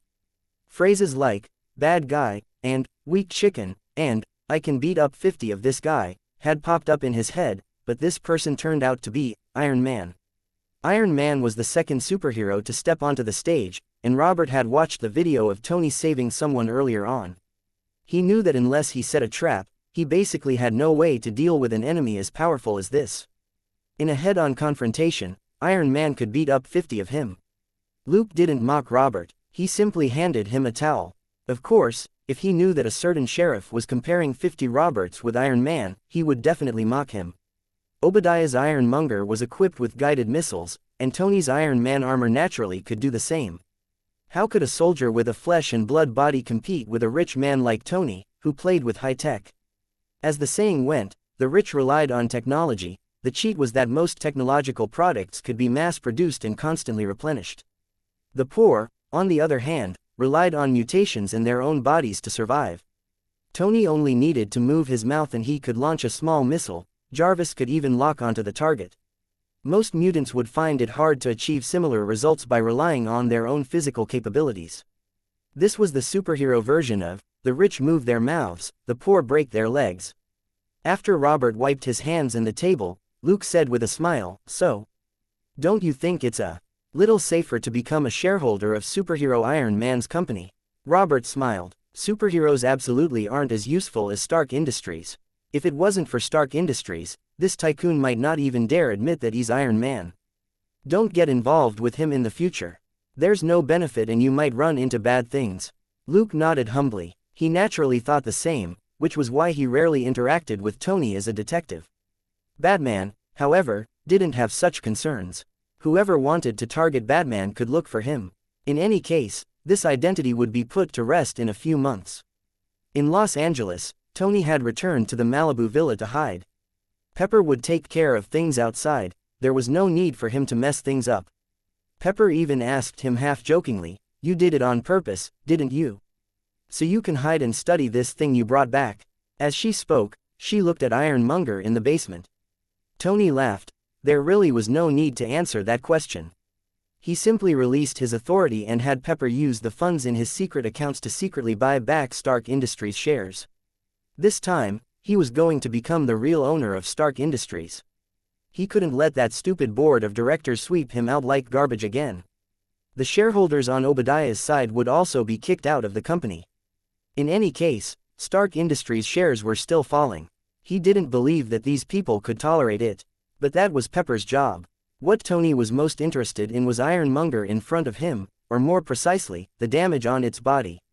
Looking at the perspective drawing of Ironmonger which Jarvis projected on the virtual screen, Tony mumbled, each time, he cut into the ports of the outer joints, or cut off certain control wires. These were very targeted attacks which basically destroyed Ironmonger's mobility. Jarvis said, yes, sir. Comparing this with the video we filmed at the time, we can confirm that Batman knows quite a bit about the structure of Ironmonger. Tony felt his scalp go numb. This guy only saw Mark 1 once, and he already researched countermeasures. He's the first person to know my real identity. Is he monitoring me? Although he wasn't sure if that was the case, he immediately instructed, Jarvis, formulate a new security plan for the villa. Hesitating for a moment, he continued, have all the security guards in the villa take leave and wait to be checked. He couldn't trust the security guards now. A few nights ago, Obadiah had almost killed him, but the security guards hadn't noticed anything unusual. Then, Batman arrived in time to save him, but the security guards had still been unaware. Even if he didn't find anyone suspicious after a thorough investigation, they still needed to be retrained. Tony didn't continue with this line of thought, this matter would still take time. It was still better now to continue studying Batman. What about the residue on the damage to Ironmonger? He asked. Jarvis said, it's a chromium alloy, but it's nothing special. It's very widespread on the market. Tony frowned. From the dagger, Jarvis said, uncertain, it could just be the plating. Tony sighed. Fine, this guy wouldn't be so careless as to let me track him down through the raw materials. He played the video of Batman attacking Ironmonger again. After watching it for a moment, he mumbled, "My previous estimation of this guy's combat ability was completely wrong. If Mark II didn't have high-speed flight and long-range attacks, it would be hard to beat him." Jarvis said, "Yes, sir. Batman has only ever used darts, so it's uncertain if he has a way to break through Mark II's defense." Tony shook his head. To be able to find Ironmonger's weaknesses so easily, his skill level isn't low either. If he uses that knife to attack some of Mark II's joints, he might succeed. It seems that I need to speed up the development of the subsequent models. Saying that, he looked at the pager on his wrist. After hesitating for a long while, he finally didn't activate it, but he didn't take it off either. He could just wear it like this. In any case, the style was alright. That was what he thought, but he still couldn't help but complain, "This color is too ugly. How about giving it a gold and red coat?" Chapter 838. The new house. After watching the live telecast of Iron Man's real identity, Luke and Selina said goodbye to their families. The two people and one dog hitched a ride with the ranch vet, Ferreira, to Dallas, where they took a flight to New York. After exiting LaGuardia Airport in Queens, the two of them took a taxi to their new home in Clinton, New York. Standing in front of their new place, Selina murmured, "Is this the surprise you were talking about?" Laughing, Luke hugged her and said consolingly, "See that? It's a 5-story building. You can choose any of the 4 floors except the first. Of course, if you want, you can choose 2 floors and sleep on a different floor every half a month." Selina rolled her eyes. "Even if I were a moron, I would only change rooms every half a month." The two of them weren't in a hurry to go in. Instead, they looked around the 5-story building. Luke had carefully selected this place. He had even analyzed information provided by Damon. Calling it small was in comparison with a skyscraper. The truth was that it had been used as a processing plant for a long time. It wasn't an apartment with many units, so every floor was spacious. The 5 floors added up to more than 1,500 square meters, not including the basement and the roof. That was why Luke had spent so much money on the building. The small house in Los Angeles wasn't bad, but it was too small. In the end, he had to secretly build a basement. Now that they were in New York, their new place naturally had to be spacious. However, he still had to do some illegal renovations.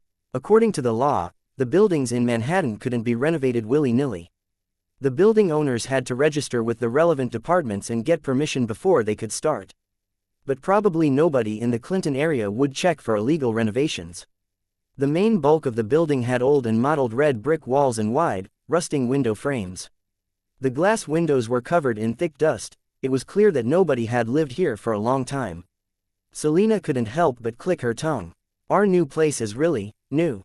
It was built 100 years ago, right?" Luke smiled. "Sorry, according to records, it isn't that old. It's only been 64 years, and can't be considered a historical relic." Selina's face twitched. "It's older than my grandmother."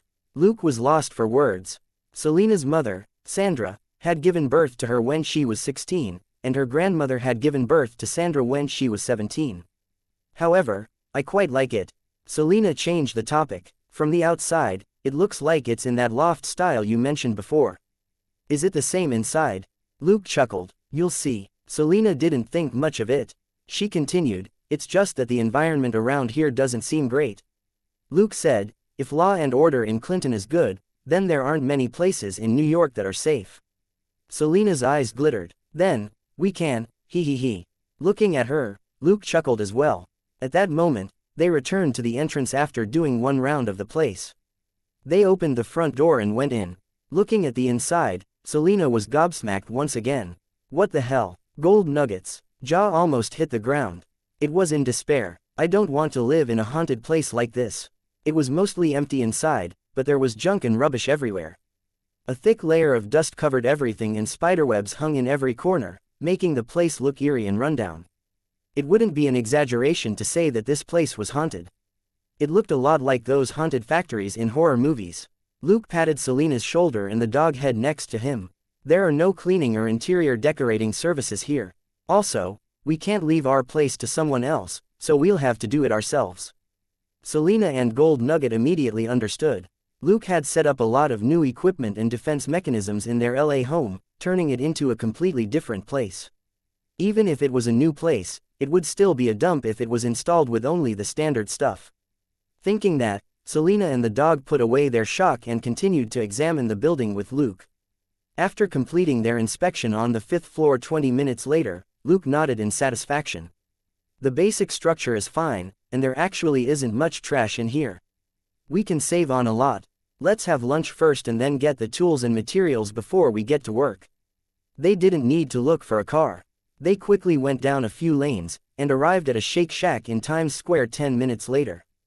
It was already past the peak lunch period, but Luke and Selena waited in line for almost 20 minutes before they walked out of the fast food restaurant with their gains under the gazes of the staff and customers. No matter how delicious Shake Shack was, few people would buy over 100 hamburgers and a lot of dessert and fries in one go. They ordered their food separately and pretended that they didn't know each other, or they would have been surrounded by even more people. More than 200 hamburgers was enough to feed a regular gathering of office staff.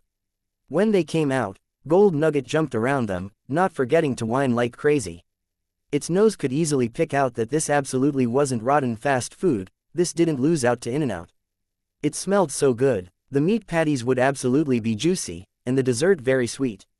As a carnivore with a sweet tooth, it was very satisfied with the smell. Luke ignored the dog. If he didn't, the guy would know that Luke didn't object. If Luke didn't object, some dog head would open its big mouth and gorge itself. This was a main street. Luke didn't want people to stand around and watch a dog eat dozens of kilograms in one go. Those who didn't know might think that he was abusing the dog. That wasn't a joke. It wasn't rare for owners to be punished under the law for overfeeding their pets until they became obese. It was Selena who loved the dog head the most. She knew why Luke didn't turn around. She secretly fed Gold Nugget 2 hamburgers and a milkshake before she stopped and said in a low voice, "That's all for now. If you finish your share now, you'll only be able to watch us eat later." Gold Nugget decisively restrained itself. It didn't want to watch them eat. That would make it feel inferior. They took a taxi to Central Park and found a more secluded corner in which to enjoy their lunch. Chapter 839. New Neighbors, Sledgehammer vs. Butterfly Knife. Just before they finished lunch, Luke made a call and confirmed the time and location with the movers. After lunch, 2 people and 1 dog left the park and waited for 2 trucks on a nearby road. They got into the trucks and returned to their new place. With the help of the 2 drivers, Luke used a flat cart to quickly move everything from the trucks into their new place. The 2 drivers waited anxiously for Luke to finish, then said goodbye and left in the trucks. Their company didn't have a simple background, or they wouldn't dare do a delivery here. But if the drivers were beaten up or robbed, the company wouldn't make a fuss about it either. They certainly didn't want to hang around in a rotten place like Clinton. Closing the door, Selena rolled up her sleeves and said, "Let's get to work. We have a new place, we can't always sleep in a hotel, right?" Luke rolled up his sleeves and said, "Let's get to work." Selena waved her hand. "Gold Nugget, go." Gold Nugget stared blankly. "Huh." They then started working their way downward from the 5th floor. This was the floor that Selena had chosen, while Luke had chosen the 4th floor for his bedroom. Selena and Gold Nugget were mainly responsible for cleaning. Selena was nimble, and responsible for climbing up and down. As a dog, Gold Nugget could hold a mop in its mouth, and it cleaned up the dust on the ground as well as dragged out the rubbish. Selena's constitution had been improving steadily, and her strength and endurance were close to 30 by the system's measure. Although she didn't have any physical buffs, she was 3 times better than an ordinary person. Gold Nugget didn't get tired at all. As long as Dollar didn't find it troublesome, it could run for an entire day with a mop in its mouth. Less needed to be said about Luke. He only needed to sleep for 2 hours every day. Apart from that, he was a human motion machine. The 3 of them started working like crazy at 4 in the afternoon. Apart from a simple hot meal for dinner, they worked until midnight. There were now 2 temporary bedrooms and a simple kitchen on the 2nd floor. The problem of eating, sleeping, and washing up was solved temporarily. After that, Selena and Gold Nugget went to wash up and rest. Luke washed up simply and readjusted his renovation plan. There were some minor problems with his previous plan after doing an on-site inspection, so now was a good time to make changes. He only slept for 2 hours before he got up again and went downstairs to continue with the renovation works. That was the advantage of this new place. There were several floors between them. As long as he wasn't smashing down walls, it wouldn't affect Selena's rest at all. When Selena woke up at 7, she saw Luke making breakfast in the kitchen. She yawned. "Where did you buy the ingredients?" Luke chuckled. "I found a 24-hour supermarket in Times Square, but the ingredients are quite ordinary. Make do with this for now. You can buy some better ingredients from the supermarket in the morning." Gold Nugget nodded vigorously. When it came to food, it hated making do the most. But as long as Luke and Selena did so, it could only follow suit. However, making do every now and then wasn't a big deal. It had seen a few large freezers offloaded from the trucks yesterday. He had gotten Selena to ask Luke about it earlier. In the end, the fiend said that one was specifically for Gold Nugget's use, to store all its favorite seafood and meat. The freezer was more than 2 meters long and 1 meter wide, and would easily store half a ton of ingredients. Given Gold Nugget's current appetite, a full freezer would be able to last it for at least a week. For this glutton, this was the warmest concern that the fiend had ever shown it. Also, the other freezers would contain its favorite desserts and dairy products. This was simply heaven. The dog head, who had been reluctant to part with its LA home, finally threw away its sadness and devoted itself to the construction of its new home. After breakfast, Selena left with Gold Nugget and went to the moving company to pick up their Los Angeles car. The car would soon become a backup, but currently, it was still the best means of transport for them. After Selena left, Luke started with renovations again. Suddenly, someone knocked on the door. Luke stopped what he was doing. He didn't bother putting down his tool, and simply took it with him to the door. Putting it down next to the door, he opened the door and saw 2 boys standing outside. The 2 of them were grinning and their postures were loose, as if they were here to visit. However, their subsequent greetings and actions didn't seem like that of friendly neighbors. "Dude, are you new? It seems you moved a lot of things in. Let us come in and pick out some gifts," said the shorter one. He stretched out one hand to push at Luke's chest and make it easier for him to enter. Luke didn't want to be touched. Anyone with normal hygiene would be disgusted by their smells. It was a mix of fast food, sh*t and s*x. They smelled like the trash of nerds holed up at home. Fine, the trash of shut-ins probably wouldn't have the scent of women in it. Luke calmly slapped the short man's hand away with his white glove and pushed him away. "Get lost. Don't regret it for the rest of your life." The tall man, who was waiting at the back, was stunned for a moment, before he angrily took out a lethal weapon from his pocket. He raised the weapon and said threateningly, "Do you want more holes in your body, kid?" At that moment, the short man, who had been pushed, regained his balance. He also took out a similar, lethal weapon, and waved it skillfully. "Kid, you better behave yourself, or don't blame my baby for being impolite." Looking at the playthings in their hands, Luke turned slightly and picked up his renovation tool. Holding it with both hands, he stood in the doorway. "Then, this big baby of mine won't be polite either." The 2 men's lips turned pale when they saw the baby in his hands, and the lethal weapons in their hands shook. That was a 14-pound octagonal hammer that was almost 90 centimeters long, frequently used to smash walls and concrete in renovation works. It was a truly grand, lethal weapon. In comparison, the lethal weapons in the hands of the 2 men were butterfly knives. They were 20 centimeters from tip to end and didn't weigh much. Although a knife was lethal, who would dare say that a sledgehammer that could smash through walls wouldn't kill someone? Chapter 840, Little Brothers. Or Cousins. Only then did the 2 men pay attention to the young man who looked like a student. It was mid-October, and the temperature in Los Angeles hovered between 15 to 28 degrees as summer refused to let go. Right now was the height of fall in New York, and the temperature was between 10 to 18 degrees. People went around in thick fall coats, which was the standard in New York. Luke, on the other hand, was only wearing a long-sleeved t-shirt, which clung to his muscles. Looking at the dust on his body, and putting it together with the sound of things being smashed which they had heard earlier, the 2 men couldn't help but swallow. This guy had a soft face, but was someone who did physical work. Most people who did physical labor had bad tempers. Those who worked in the Clinton area had even worse tempers. Looking at Luke's muscles and the sledgehammer, the 2 men were caught in a dilemma. It would be too humiliating if they didn't do anything. Make a move, but their heads felt a little cold at the thought, as if a cool wind was blowing into their brains through the gaps in their skulls. It had to be said that there was a little problem with their thinking. Luke was here to be a police officer, and he hadn't started on the job yet. How could he smash their heads in as soon as he arrived?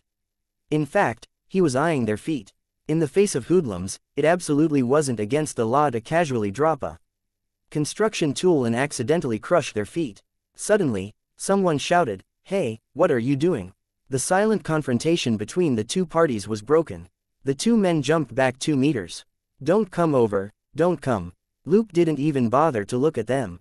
He turned around and saw 2 young men walking over. The one who spoke was a short, fat man with long brown hair.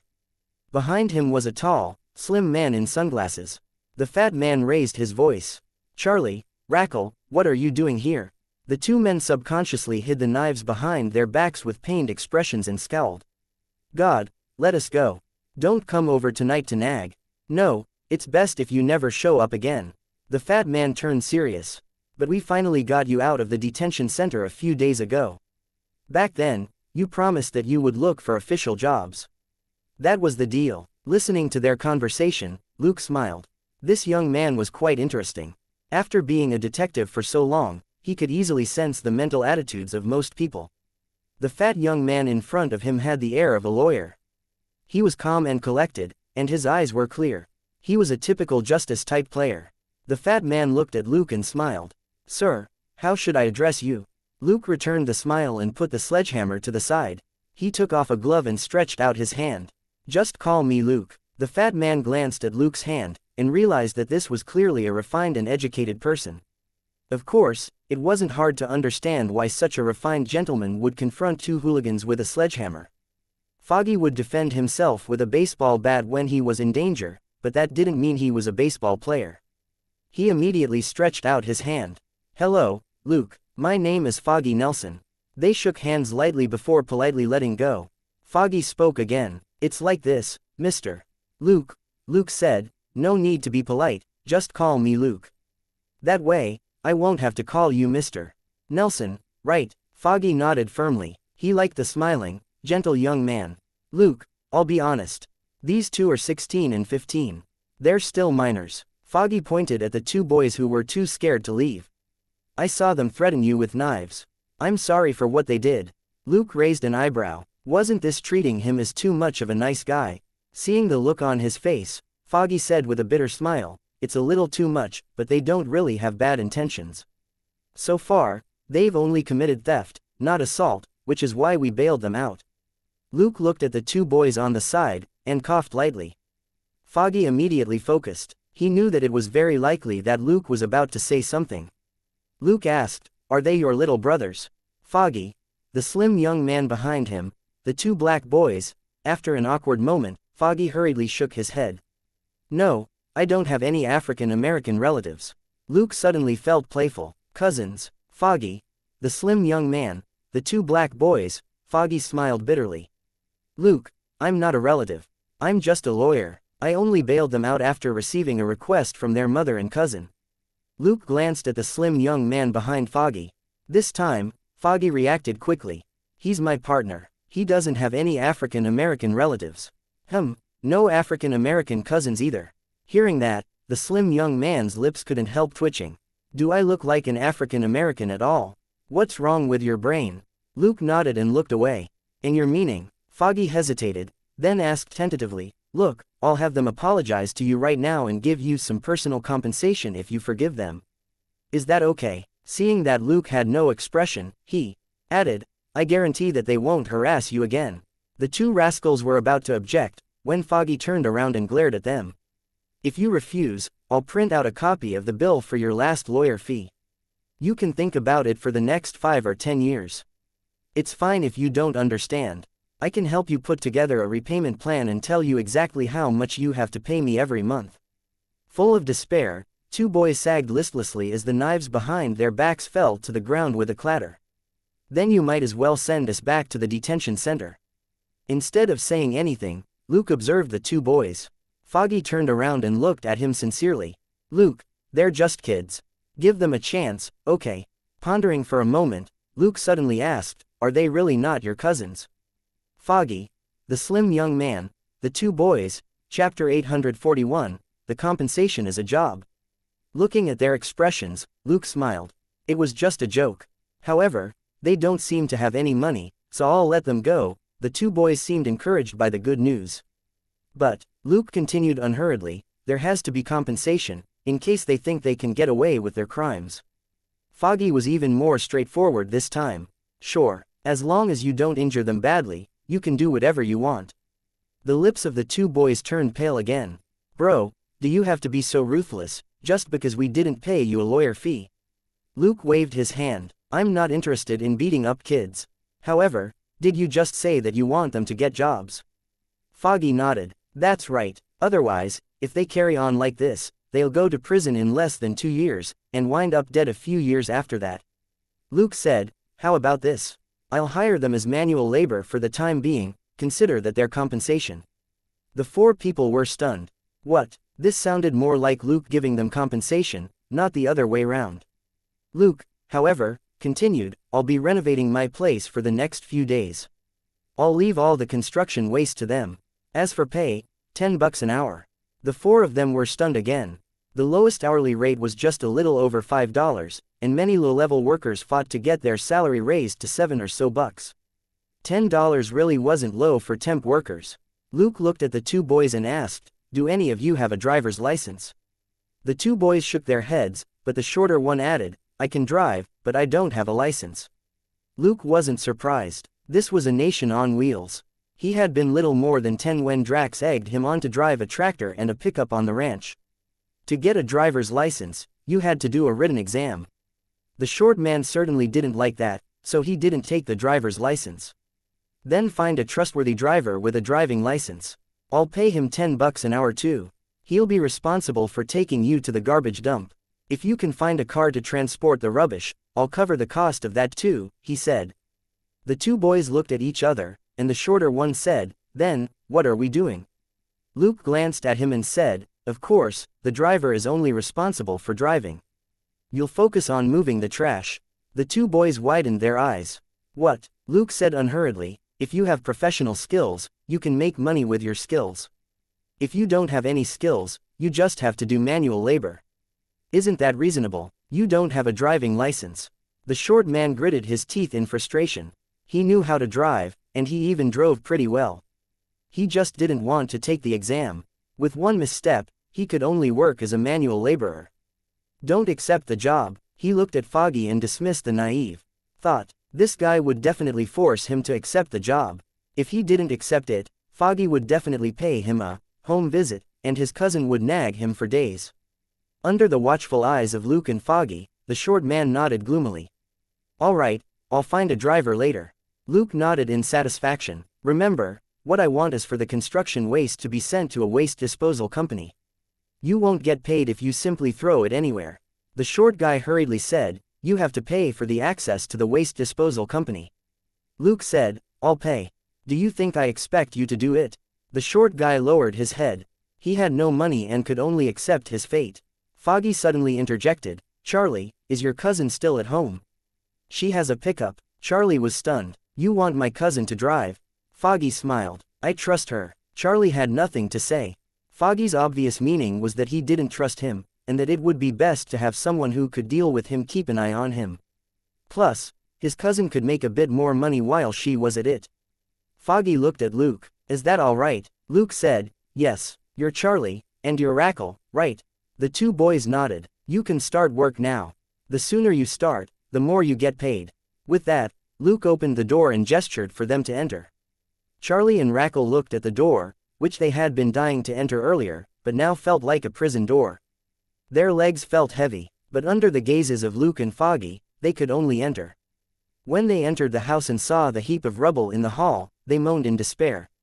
Charlie couldn't help but roar in his head, are you renovating or demolishing the house?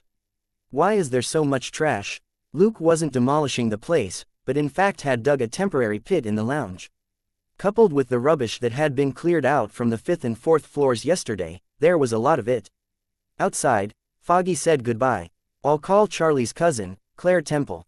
She'll be here soon. Luke said, okay. Foggy pointed at a building diagonally across the street, where they had been before they arrived. That's my and Matt's office. The Nelson and Murdoch law firm on the 3rd floor is ours. If there's anything, you can find us there. Luke said, okay. With that, Foggy shook hands with him. Releasing his hand, Luke walked over to the slim man and extended his hand. Matt, nice to meet you. Let's talk when we're free. Matt held out his hand to shake Luke's before letting go. Looking at his hand, Luke smiled. How interesting for a lawyer who had just graduated to have hands like that.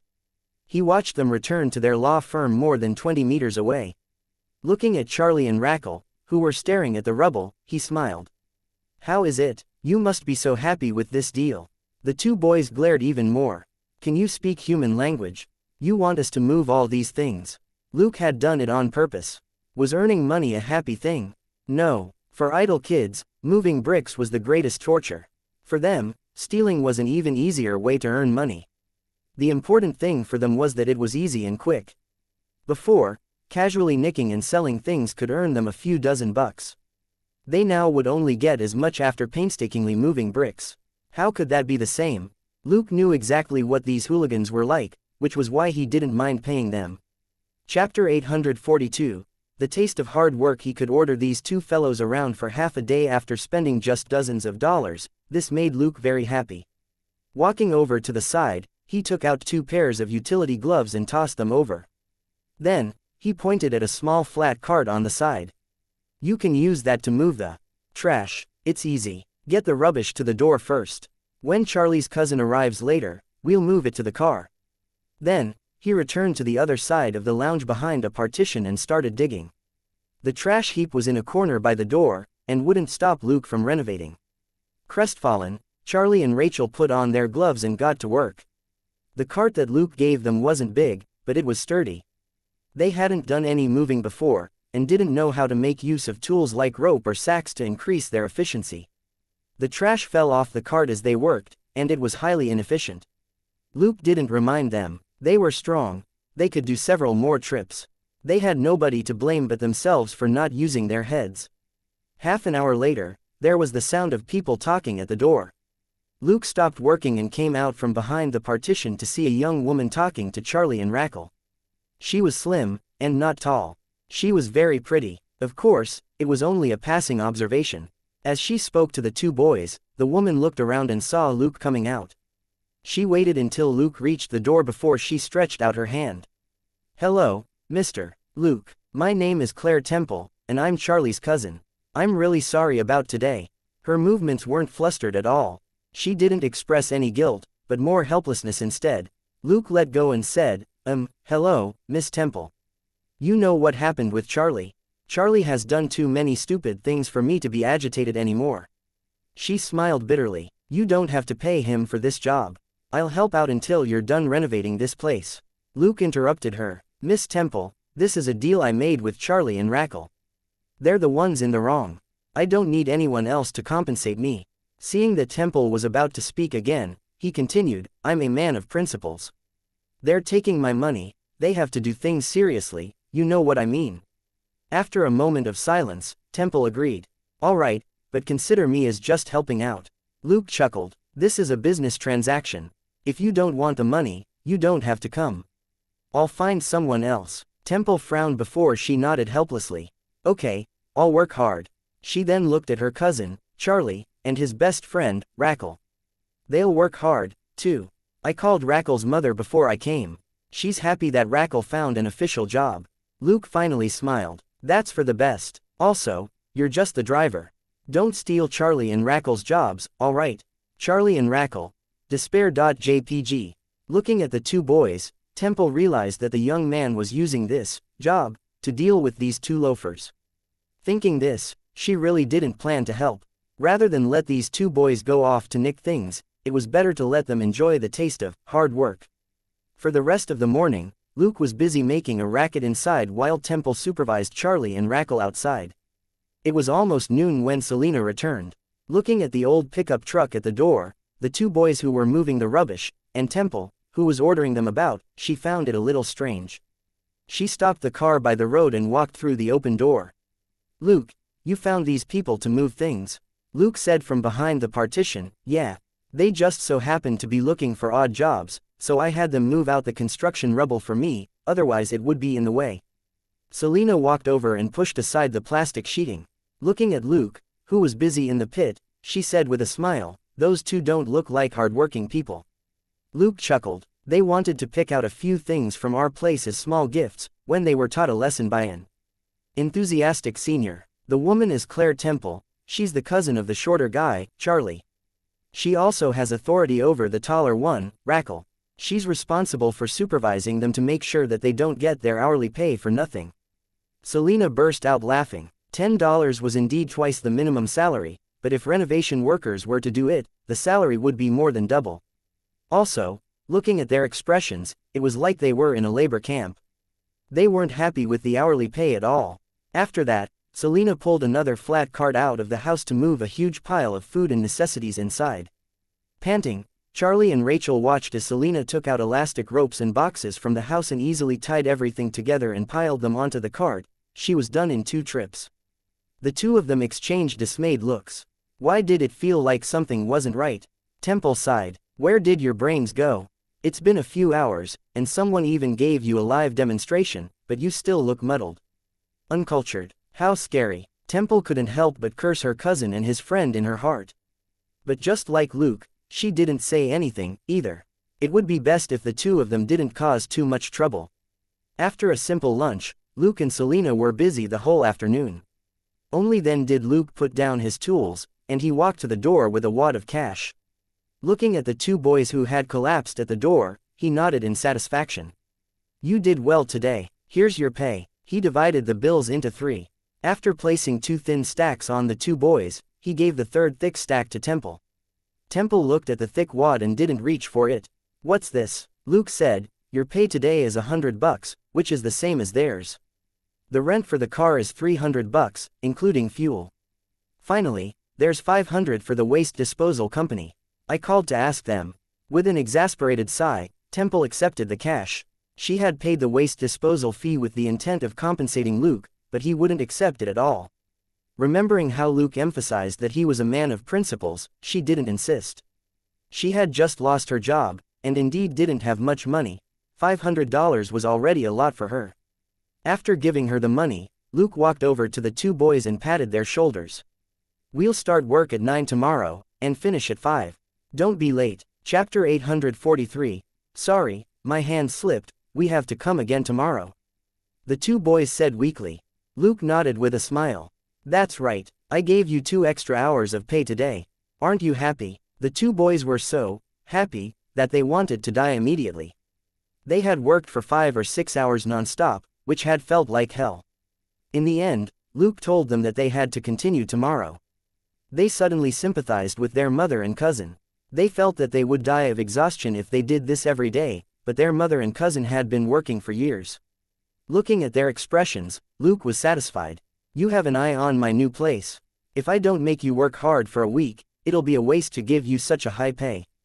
Because Luke had to keep some things confidential, he could only put most of the dirt and stones he had dug out into his inventory and deal with it himself later. That was why the 2 kids had it easy today. According to Luke's plan, the renovations would last 5 to 7 days, and several days after that would be mostly spent on interior decorating, which wouldn't generate too much construction waste.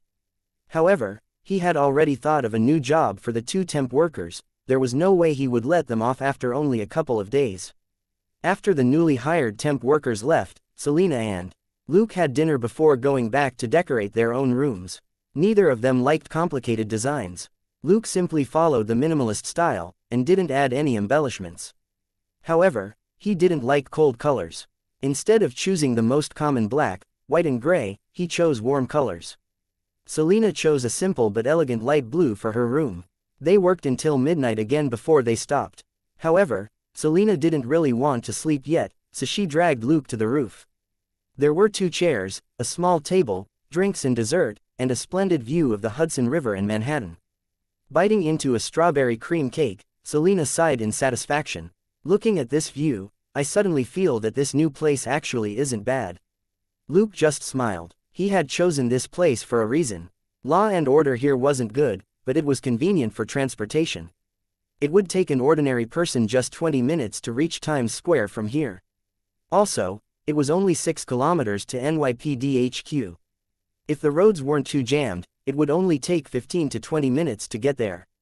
The Lincoln Tunnel which led to New Jersey also wasn't far away. Because this place was close to the Hudson River, the skyscrapers within a 100-meter range weren't as densely packed together. This was his new base. The bustling city in front of him was the empire he was going to conquer. Looking at the night view, Luke was in a great mood.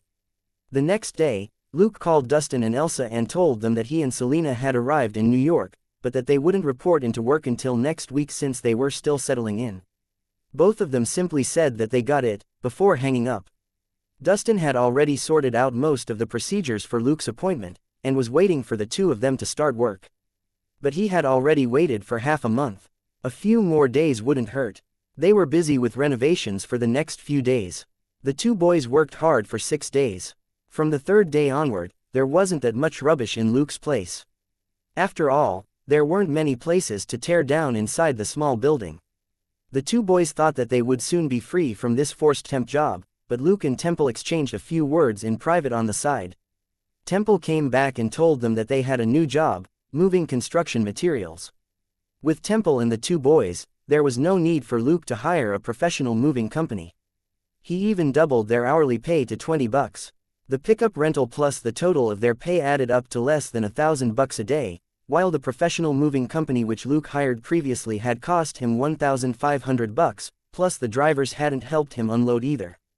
The building needed far more new facilities installed than removed, so Temple and the two boys were very busy. The two boys had become immune. From the first day of agony, they got used to the labor by the last 2 days, and could even joke around. Luke nodded. That's right, once you're used to moving bricks, I can provide you with a lot of hard work in the future. Charlie and Rackle working here came with the side benefit of few other hooligans rarely coming over. That was because the hooligans thought that the new residents were their relatives, and they wouldn't make a move against friends and family. This was a rule here. Of course, this rule was only to prevent the hooligans from hurting each other's friends and family. If everyone was constantly hurting each other, no one would be able to live well. If someone stole something and nobody knew who did it, then nothing could be done. There had only been one time during the renovations when 7 or 8 hooligans came knocking. They greeted Charlie, who was moving things, and ignored Temple on the side. Charlie had barely greeted them, when he saw that this bunch wanted to go inside. He hurriedly stopped him. Hey, Hudson, what do you want? The chubby Hudson winked and said, Bro, I've checked. There are 2 whites here. You don't have any white relatives, so you can't monopolize them. Don't worry, we'll leave after we get something. Just point out what's valuable, and we'll be in and out before you know it. We won't ruin this job of yours. Charlie opened his mouth, but suddenly felt that he had nothing to say. Was he going to tell his friends that he had been caught to be manual labor? Rackle couldn't help warning them, you better not make trouble. Hudson, the leader of this bunch, didn't care at all. He pushed open the door and stepped inside. He didn't forget to smile at Rackle. Or what? Boom, boom, boom. Hudson, who had turned to the side in the doorway, heard a burst of noise next to his ear, and dust was kicked up from the wall near his head. His companions, who were a few steps behind him, were all staring at his head in horror. Hudson slowly turned to the right, only to see a hole in the wall next to his head. A heavy octagonal hammer had smashed through the wall. The hole was less than 20 centimeters from his head. He swallowed hard and looked around the place. A young man walked over with an apologetic smile and apologized loudly.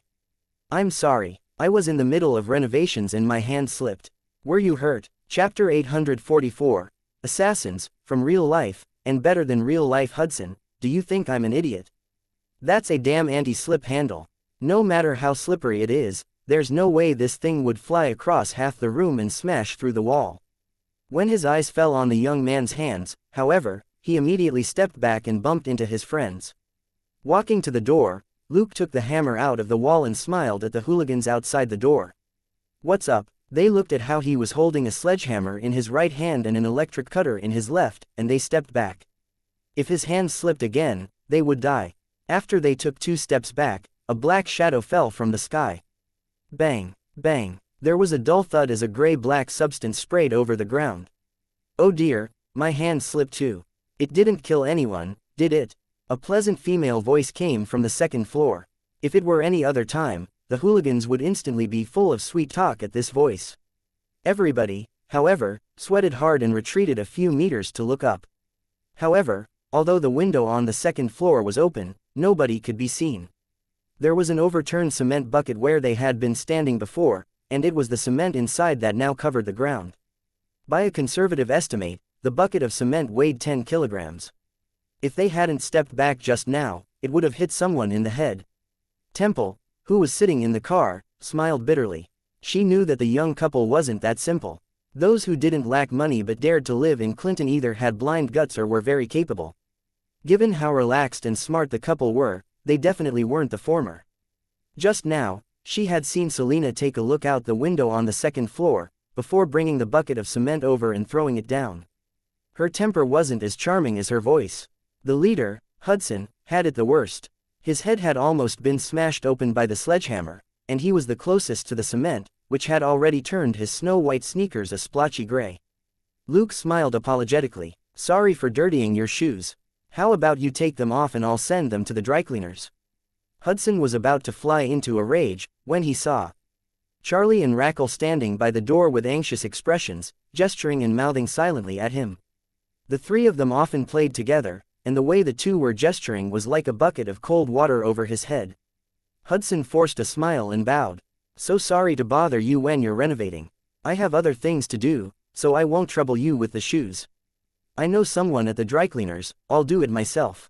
Goodbye." He backed away as he spoke, and was 8 to 10 meters away before he turned around and ran off. What a joke. Charlie and Rackle had been telling him, "Run away. This is a professional who can kill you."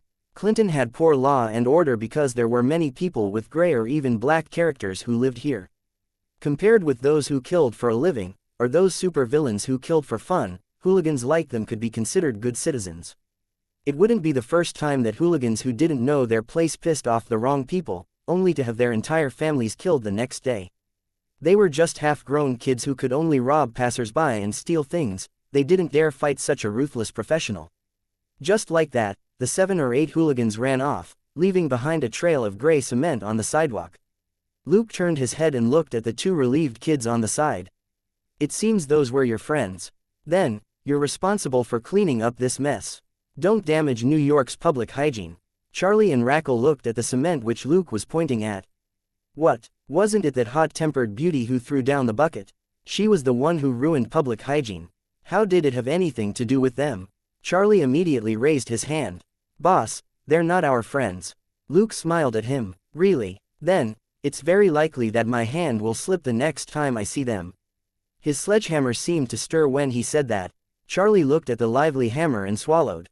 After struggling with his thoughts for a moment, he nodded painfully. "I'm sorry, I remembered wrongly. They are indeed my friends. I'll clean this up." Although he wasn't as close to Hudson as he was to Rackle, they had grown up together, and he didn't want to see their heads explode. He was being obedient now because Luke had talked with his cousin, Temple, a few times in the last few days, and he didn't deliberately keep his voice down. From their conversations, Charlie heard Luke and Selena mention the names of several big shots in the Clinton area. But when they talked about these people, Luke and Selena weren't like everyone else, who either bragged or asked around about them. Instead, they wanted to verify these big shots, glorious achievements, with Temple.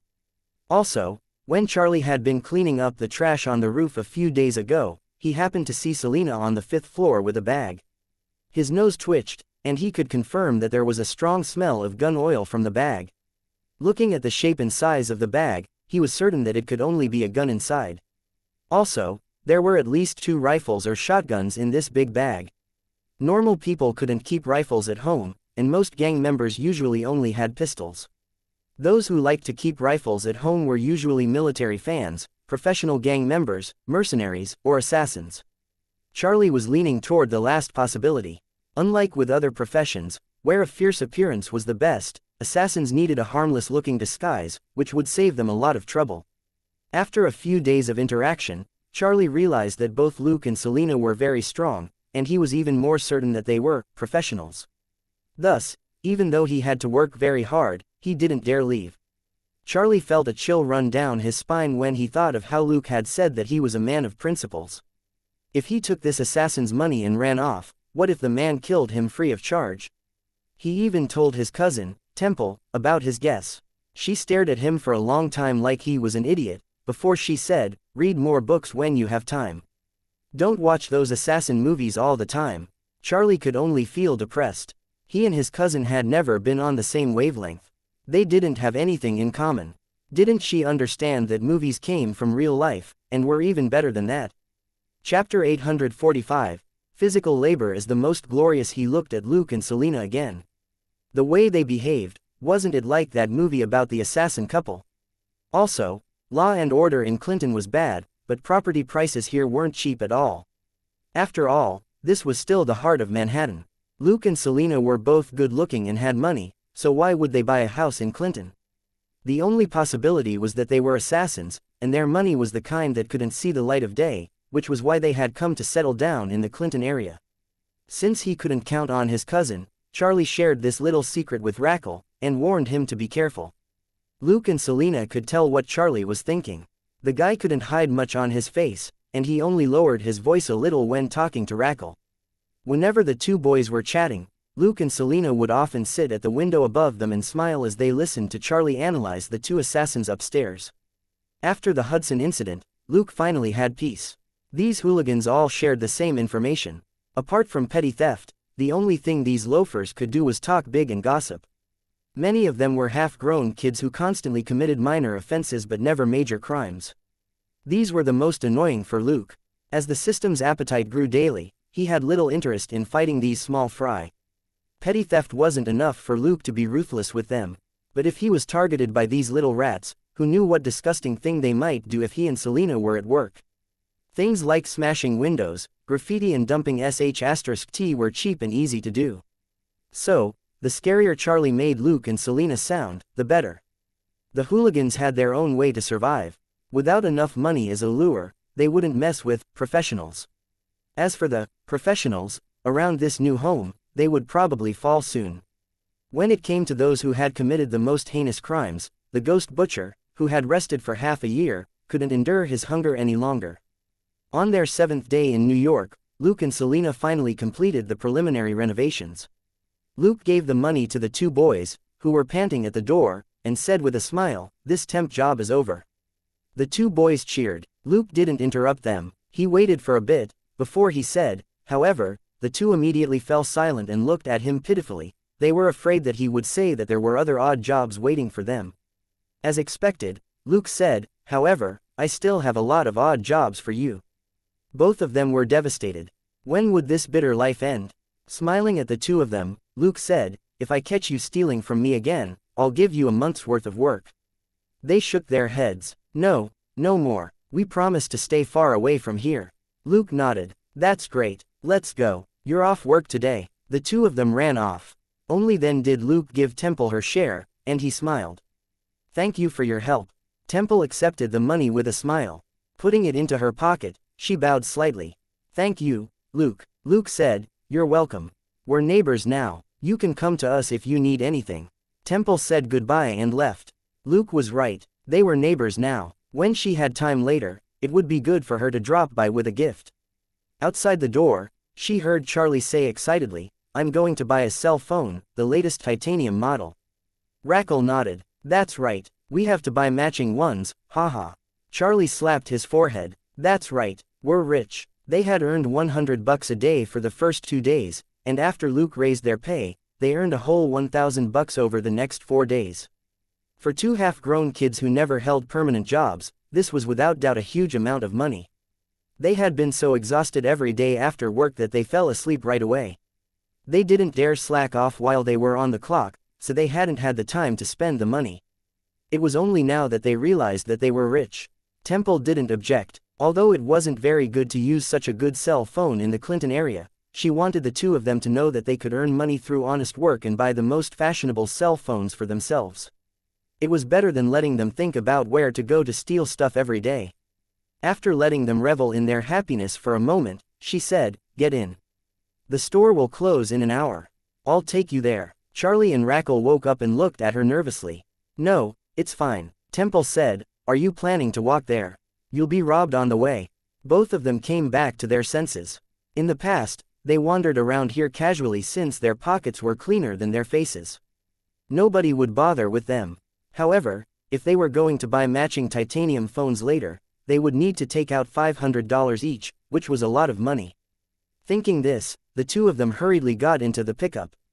Right now, they each had $200 in hand, and could be easily robbed. Charlie hesitated for a long while before he asked in a low voice, "You're not going to scold me?" In the past, Temple would nag him for a long time if he spent $20 or $30 on a game, but he now wanted to spend $500. Temple didn't look at him as she said casually, "That's your money. As long as you don't buy weed, you can spend it however you want." "Rackle, I'll explain it to your mother." Both of them were stunned. They had never seen Temple face them so calmly. In the past, whenever she talked to them, she always sounded disappointed, which made them feel uncomfortable. Now, however, Temple was treating them like equals. Temple continued driving. "After you buy your phones, don't take them out here. If you want to show them off, take your girlfriends to the Upper East Side to play. In any case, you earned this money this time." Still dazed, the two of them nodded dumbly. Luke didn't know that a certain cousin was calmly teaching the two boys a lesson on the glories of one's own hard work. Pleased with themselves, he and Selena took Gold Nugget with them on a tour around their new home. There was only a small hall behind the front door on the first floor and a flight of stairs to the second floor. Apart from a back door, Luke had sealed up most of the first floor. Along with the illegal basement he had set up, this was his new workshop. The first floor also doubled as a garage and a place to modify various large objects. The basement was used to process items that had to be kept confidential, such as armor, flight devices and firearms. Chapter 846. New home completed. Reporting for duty. The second floor had a living room, a dining room, and an open kitchen. The third floor had a study, and the fourth floor had Luke's room. The fifth floor had Selena's room, but only the main layout of the house was done. Luke would have to slowly install the various security measures himself. Selena couldn't help him, she wasn't that skilled. After enjoying the fruits of their labor from the past week, the two of them returned to the second floor. They opened the oven and took out the roast chicken and steak which they had prepared beforehand. Luke even took out beer in a rare move, and raised a bottle. "A dinner party to celebrate the completion of our new house. Cheers, cheers, woof." The 3 bottles of beer clinked together. The next day, the two of them went to work, and Gold Nugget stayed at home. Luke had already given it control over some of the new defense mechanisms via a tablet. As long as it chose the corresponding defense mechanism on the tablet, it would be able to deal with anyone trying to break in. For now, there were only 2 simple defense measures: electric shocks and tear gas. Gold Nugget was reluctant to stay home alone and watch the place. However, Luke said that if their new place was ruined, it would ruin everybody's mood. The dog could only stay at home for a few days. At 8:30, Luke and Selena arrived at NYPD HQ. It was the classic square and red building that was old and dull. As the oldest administrative institution in the United States, however, NYPD was actually very advanced. In fact, Luke really wanted his business to run out of an old historical building, but that was just a dream. After finding Dustin's office, Luke knocked on the door. Dustin said, "Come in." "The door isn't locked." He raised his head. Looking at the 2 familiar figures, he dropped his pen and stood up with a smile, indicating for them to close the door. He shook hands with them and asked, "Do you want coffee?" Luke and Selena shook their heads. It was Selena who put the cake on the table. "We just had breakfast." "You haven't had breakfast yet, have you?" Dustin sighed and deftly took out the cake from the paper bag and had a bite. "This isn't Los Angeles. I haven't gotten any snacks in days." Luke raised an eyebrow. "Are all your new subordinates so arrogant? Or petty?" Dustin waved his hand. "That's not it. They've been too busy to eat." Luke asked, "A major case?" Dustin nodded, then shook his head. "It's a big case. It's just that it was the 15th precinct which asked us to investigate."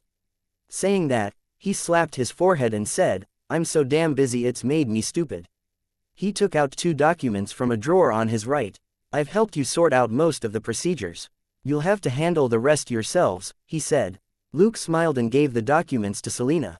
"Thank you, boss." Dustin said, "You report directly to me here." As long as you don't make any mistakes, I guarantee that nobody will come after you.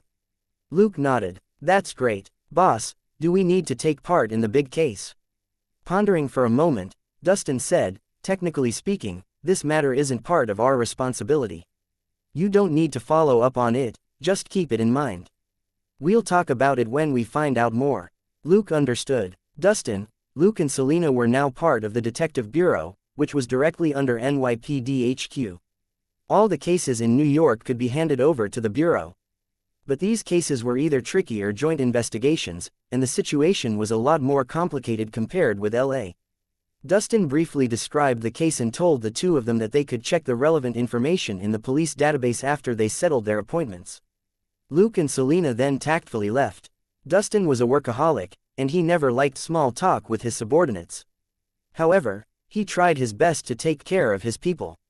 He had a high EQ, and was indeed suitable to be the director of an operation department. Before he left, Luke asked, "Boss, which department did Elsa go to?"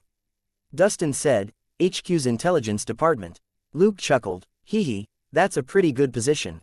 Dustin glared at him. "That's true, but be discreet when you get information from her. She'll make things easier for you."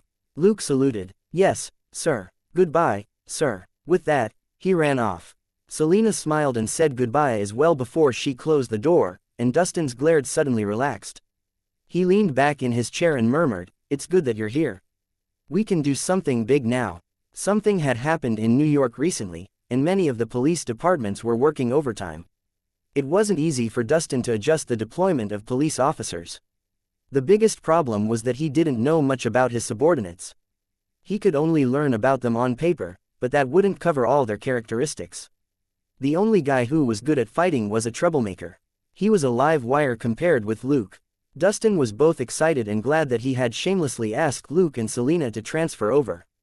With these two reliable subordinates, he would have a lot of room to maneuver. With Luke and Selena here, he could solve many tricky cases without needing to rely on his new subordinates. In 2 months at most, his subordinates wouldn't be able to hold on anymore.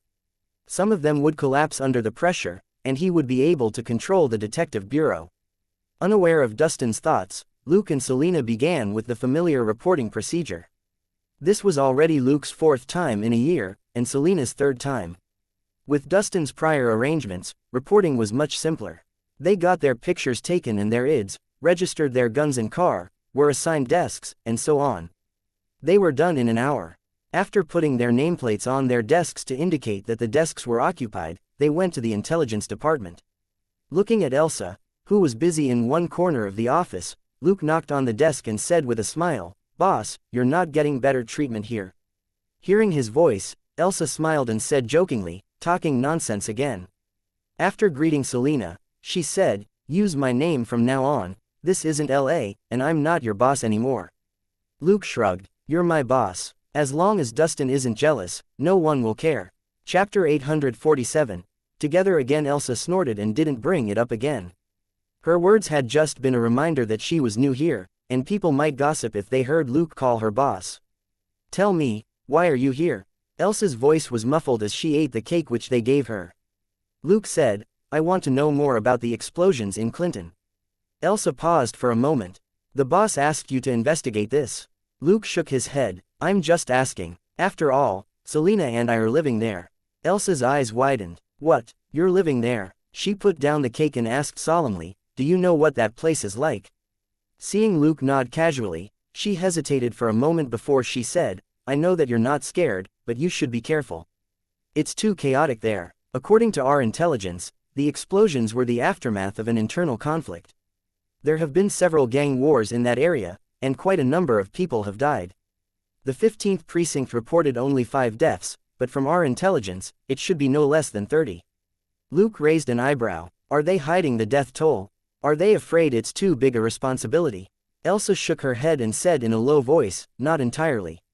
You can ask anyone about the 15th precinct, it's pretty dirty." Luke understood. They actually have the nerve to try and reap benefits from this. Elsa curled her lip. "The only thing we can guarantee isn't a problem with the 15th precinct is the Statue of Liberty at the door.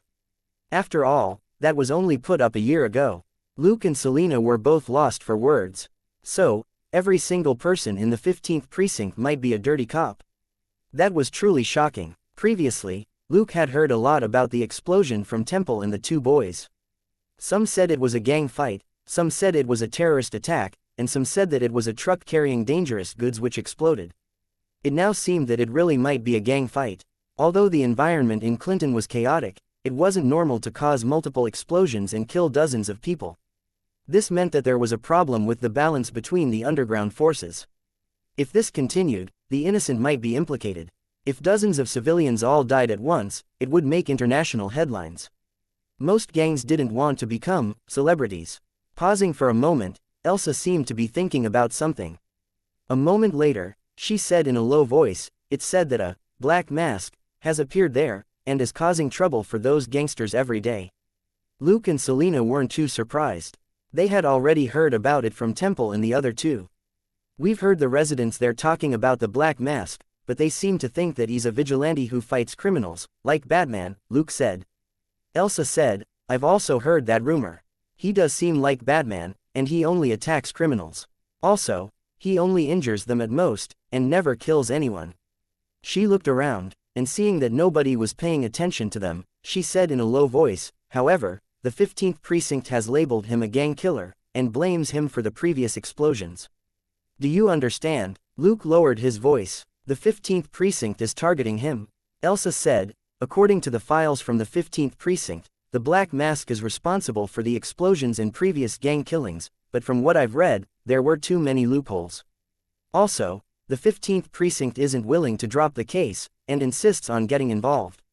Of course Luke understood. The police could of course focus on a particular target in certain cases, but insisting on pinning the blame on someone without key evidence was very foolish. More importantly, the identity of the Black Mask was unknown. He wasn't suitable to be used as a scapegoat. The police would just continue to slap themselves in the face if they couldn't catch the Black Mask. The smart thing would be to identify more suspects, especially certain gangs. This was the most reasonable and easiest way to shift the blame. It was common for gang members to die every few days in New York. The media wouldn't care much, and the public was even more used to it. As long as it didn't involve too many people, nobody cared how many gang members died. As for the Black Mask, he had already caught the attention of a few tabloids in the last 2 months. Once the 15th precinct's stance was revealed, many people would be curious about the identity of the Black Mask and why he killed those gang members. After all, the title of New York's Batman was something the public would eat up. There wasn't anything great about a gang fight. "Got it, I won't interfere," Luke said to Elsa. Elsa was relieved. She knew that Luke was good, but the Clinton area was like a mud hole that was hard to move around in. The scariest thing most of the time wasn't your clear enemy, but your so-called teammate. After listening to this, Luke and Selena were about to leave, when someone hurried over and smiled brightly at them. "You're finally here. I got here before you did." Surprised at first, Luke and Selena smiled. "Liz, what game are you playing?" It was Elizabeth. She was dressed in the same fresh and clean style, in black pants and a white blouse without any accessories. However, Luke could tell with his sharp eyes that this wasn't ordinary office wear. It would have cost at least $1,000. This rich young lady knew how to improve her living conditions. He chuckled inwardly. Elizabeth smiled and gave them half hugs before she said, "The boss asked if I was willing to come to New York, and said that you were coming too. I haven't graduated from my teacher's tutelage yet, so I agreed." Luke glanced at Elsa, and saw that their old boss was the same as ever. As expected of Dustin's former subordinate, she was just as good at roping people in. Dustin had used Elsa to increase the chances of Luke and Selena agreeing to the transfer. Elsa, in turn, had used Luke and Selena to convince Elizabeth. Elizabeth, however, didn't notice Luke's expression. She continued, "But the boss said that she needs someone here. I have to help her out here with admin for a while, and I won't be able to go out in the field with you for the time being." Luke said with a smile, "That's fine. It's better for you to understand the situation before you make any sort of decision. You don't necessarily have to be out in the field." Elizabeth nodded and suddenly asked, "Are you settled in? Should we have a small party to celebrate your move?" Luke sweated. He had forgotten about that. Chapter 848. New colleagues in reintroduction. Thinking for a moment, Luke said, "Maybe in a few days. We still have some things to sort out with our new place." I'll let you know when we're done. The boss and Dustin will come over too.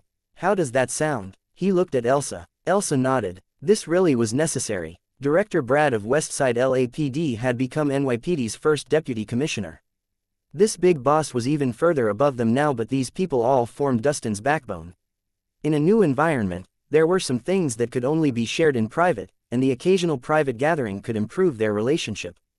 Elsa certainly had no objections. After confirming that, Luke and Selena returned to the police department's office hall. It was still empty. It was similar to when Luke was in the Major Crimes Division in Los Angeles. Most of the time, the detectives would come to the police station to handle several tasks before going out. Apart from the clerks and logistics support, nobody else spent much time in the office. Luke and Selena returned to their desks and started cleaning. But Dustin had already reserved these desks for them beforehand, so it didn't take long to clean them. After a few minutes, they stopped and started to search the computers for information on the explosions. Since they were new here, they had a lot to learn. Before they knew it, it was already noon. Luke's notification beeped, and he and Selena went out for lunch. If nothing happened, they wouldn't be coming back to the police station in the afternoon. Luke had already scanned the recent files that might be of use for a look later. He wasn't in a hurry to meet his colleagues, either. There was no need for him to hang around in the office. Otherwise, some people would think that he and Selena were pretending to be hardworking in front of Dustin. They got up, put on their coats, and were walking out of the hall, when the doors burst open and 5 or 6 people rushed in. Almost everyone was shouting, as if they were competing to see who was louder. The quiet hall immediately became noisy. When Luke saw a certain person's memorable hairline, he paused to take a look. "John, what the hell were you doing? Why were you in the sewers?" "Walter, the suspect wanted to go in, so of course I followed. He had a bomb. You should have been more careful. I didn't FC King know he was carrying that thing." "John, you smell like sh*t right now. You should wash up first." "Ricky, you weren't in the sewers, but you still stink like half a sh*t." Amidst the noisy crowd, a middle-aged man sat in his chair and relaxed, as if he didn't care at all. Suddenly, he saw 2 strangers, a man and a woman, with outstanding appearances. Were they here to make a report? He looked at Luke in confusion. Why did this young man look familiar? Suddenly, he stood up and shouted, "Luke! Luke Coulson!" His colleagues, who were still complaining, all turned around. Luke sighed, turned off sharp nose, and walked over with a smile. "Detective McLean, long time no see. Did you run into another tricky suspect?" Stunned for a moment, John McLean then strode over and stretched out his hand. "It's been a long time. I've always wanted to thank you, but I didn't have the time." Grumbling inwardly, Luke could only shake John's hand. In the end, John didn't loosen his grip as he shook Luke's hand repeatedly with a very sincere expression. "Thank you, Luke. Thank you, Detective McLean," said Luke. "Just call me John," John interrupted. Luke said, "John, you actually helped me settle things back then." John said casually, "Don't be so polite. You're not from LAPD's Central Precinct. Right? Are you here on a business trip? Do you need my help?" "No need to be polite, I'm familiar with this place." Smiling, Luke finally shook back. "Let me reintroduce myself. Luke Coulson, NYPD HQ detective, your new colleague." "John." "What?" Luke gestured at Selena and said, "This is my partner, Detective Selena Hayek. She transferred here with me." John subconsciously let go and stretched out his hand to Selena. Selena cursed a certain shameless person in her heart for playing such a trick. But she could only smile and shake John's hand. "Hello, Detective McLean, call me John." But this time, John was very normal. He only shook her hand politely before he let go. After exchanging greetings with Selena, John turned his attention back to Luke. "Why did you transfer? Wait, are you the gold young master they mentioned?" The people behind him had complicated expressions. Clearly, they referred to them. Luke's expression didn't change as he said with a smile, "My elder is indeed an old cop, but he's a sheriff in the countryside. If you know any young masters with connections, remember to bring me with you for a look." John didn't care that he had exposed his colleagues talking behind Luke's back. He was only amazed. "It's really you. I always thought they were kidding. How can a 19-year-old kid come running over to our place? Even 10 lives wouldn't be enough." His colleague's face darkened. "Fine, we're still alive and haven't died 10 times over. Thanks ever so much. John continued smiling. So, that person is you. It seems I'll have a colleague I can rely on in the future. Behind him, the faces of his unreliable colleagues couldn't be any darker. Luke didn't care how black the faces of his new colleagues were. They talked sh*t about him behind his back, but he wasn't angry. Now that John was talking sh*t about them in front of everybody, that was only fair. He simply smiled. Of course, you can call me if you need me. Given Detective McLean's capability, the cases he was in charge of wouldn't be easy, and would probably be worth a lot of experience and credit. Naturally, Luke didn't mind establishing a personal relationship with the detective. After the unexpected meeting, Luke and Selena shook hands with their other colleagues and left after going through the motions. Chapter 849. Good for the detectives, bad for Dustin. After Luke and Selena left the hall, their colleagues immediately stared at the smiling John. Tell us, John, who are they? Asked a young female cop with blonde hair. John took out a wrinkled pack of cigarettes from his equally wrinkled Hawaiian shirt, shook one out, and took a drag on it. Just a minute, it seems I had a bet with all of you. I bet that the person who would be coming absolutely isn't some gold second-generation heir. It seems I won. Everybody exchanged looks. Finally, the middle-aged man gritted his teeth and threw $10 at John. If you can't explain yourself, don't even think about taking the money. The other detectives took out their wallets and threw $10 or $20 bills at John. Hurry up and tell us, or lunch is on you. John grabbed the notes and stuffed them in his pocket. He puffed on his cigarette, then coughed. I'm thirsty after all that running. The blonde police officer left. Fine, I'll get you some water. When I come back, you better tell us. If you don't tell us the inside information, you'll have to pay for the water. John casually put his legs on the desk. Then get me a Corona. Mineral water won't quench my thirst. The blonde officer gave him the finger without looking back as she left. A few minutes later, John took a swig of his cold Corona and smiled at his colleagues. Do you remember when I became a detective again? Everybody was stumped. Why had the topic suddenly switched to John? The middle-aged man frowned. Cut the crap and be serious. John took another sip of beer before he said, I'm serious. Before Christmas last year, I was demoted to detective, and I was suspended, so I went home to LA. Any of you remember what happened in LA on Christmas Eve? Everybody's minds instantly whirled. They were all detectives here, so was John, and so were the two young newcomers, so what happened could only have been a major case. Only a major case in Los Angeles would reach the ears of NYPD. The vault robbery at Nakatomi Plaza. The blonde officer who was frequently in charge of gathering intelligence was the first to give the correct answer. John nodded with a smile. And, the middle-aged man with a mustache reacted quickly. You were involved. John nodded. The man asked a second question. Was Luke involved? John nodded again. Everybody's faces changed. It was the man with the mustache who said, according to the internal report on the Nakatomi Plaza robbery, a detective from New York and a detective from Los Angeles worked together to kill more than 50 terrorists and solve that huge case. Don't tell me that was you and Luke. John gave him a thumbs up and took another sip of beer.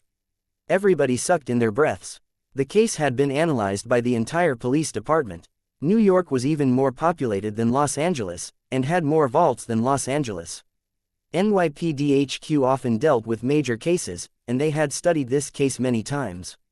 But back then, nobody could figure out how the two unnamed detectives had worked together to kill more than 50 professional robbers and keep the hostages safe. In that situation, all the conditions were working against the two detectives, yet in the end, it was the detectives who killed all the robbers. Looking at their expressions, John finally said, we're all old colleagues here. I've told you, but remember to keep it a secret. Everybody nodded silently. Being a detective was dangerous to begin with, and there had been countless cases of people taking revenge after a case. The more ruthless a detective was, the more likely they became a revenge target. John and Luke were prime candidates. Naturally, their identities had to be kept a secret. So, when John returned last time and everybody had been analyzing the case, nobody mentioned the fact that he was a live witness.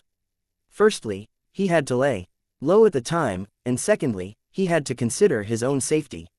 Seeing everybody nod, John finished his beer and stood up. Look on the bright side. I'm going to take a shower. Nobody has cleaned the sewers in decades, they really stink. One of the detectives couldn't help but ask, what bright side? Another colleague who can kick ass has joined the police force. Don't you think that's a good thing? John left without looking back. Everybody exchanged looks. What he said was right. Why was John so damn awesome? It was precisely because he could fight and dared to risk his life, which was why he got the risky cases. Once he made a move, everybody else would follow, and the danger would be much less. If it wasn't for John, at least 2 or 3 of them would have already medically retired, or outright gotten memorial services. Thinking that, everybody relaxed. A reliable teammate was worth far more celebration than some second-generation heir. A lousy teammate could get them killed if they were unlucky. Only the middle-aged man still had a dark look, as if he was thinking of something unpleasant. I'm going to take a shower. I feel like I just crawled out of a pit of sh*t. Shut up, it was John who crawled out of the pit. You just stood at the opening and smelled the old swamp gas. You have the nerve, weren't you hiding further away than me? Amidst the noise, they left the hall. In his office, Dustin looked away and sighed helplessly. Actually, he didn't want Luke to get any recognition, since it would be much more dangerous for him. However, McLean happened to work for the detective bureau. Dustin could only remind Luke to be careful. He lowered his head and got back to work. After Luke and Selena left the police station, Selena sighed and said, "The explosions are a lot more complicated than I thought. Who knew it would have to do with internal police matters?" Luke said casually, "If it wasn't for the fact that we worked for Dustin in LA, this is actually very common." Only then did Selena appreciate that solitary middle-aged man. "Thank you, boss, for not being such a schemer." Luke chuckled. He had reservations about that. Dustin had a bottom line, but he wasn't inflexible. Of course he was making money on the side, but it would be above board and via legitimate means. The country had laws for lobbying. As long as people knew how to manipulate them, the money they made would be legal. Chapter 850. New armor, new experience monsters. Selena simply sighed and asked, "What about this case?" Luke said, "We'll make it clear to the police that we won't interfere." Selena burst out laughing. "Are we going out for a spin tonight, then?" Luke smiled. "We've been renovating for a week. I think it's time we brush up on our combat skills." At 9 in the evening, Selena heard Luke say from behind her, "Okay, you can look in the mirror now." Hearing that, she walked to a mirror on the wall and examined herself. "Where's the original beast? Don't need it anymore," Luke said with a smile. "That was a test product, mainly to collect your data and your habits." Beast and Terminator made a name for themselves in Los Angeles. They can't appear in New York, at least not anytime soon. Selena sighed. Knowing what she was thinking, Luke said with a smile, "Don't worry, I'll keep the beast armor. If you like it, I'll put it here as a souvenir." Selena nodded quickly. "Okay," Luke said, "shouldn't you be more concerned about the second-generation beast armor you're wearing?"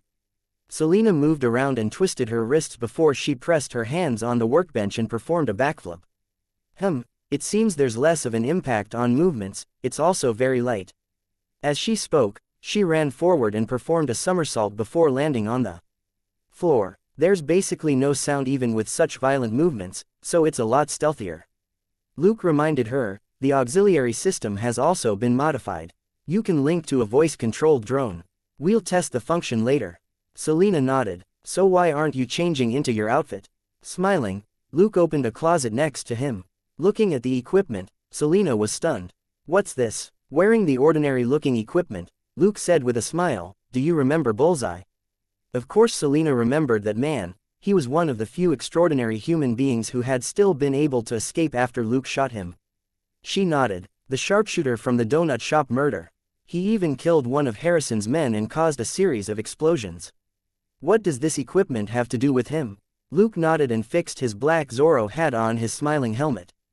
"The explosions were because Bullseye blew up his subordinates when avoiding his pursuit." Then, he pointed at the smiling face on his helmet. Selena immediately understood. "You were the one who ran Bullseye off." Luke chuckled through the helmet's mic in a low and magnetic voice. "No, he was the one who ran Bullseye off."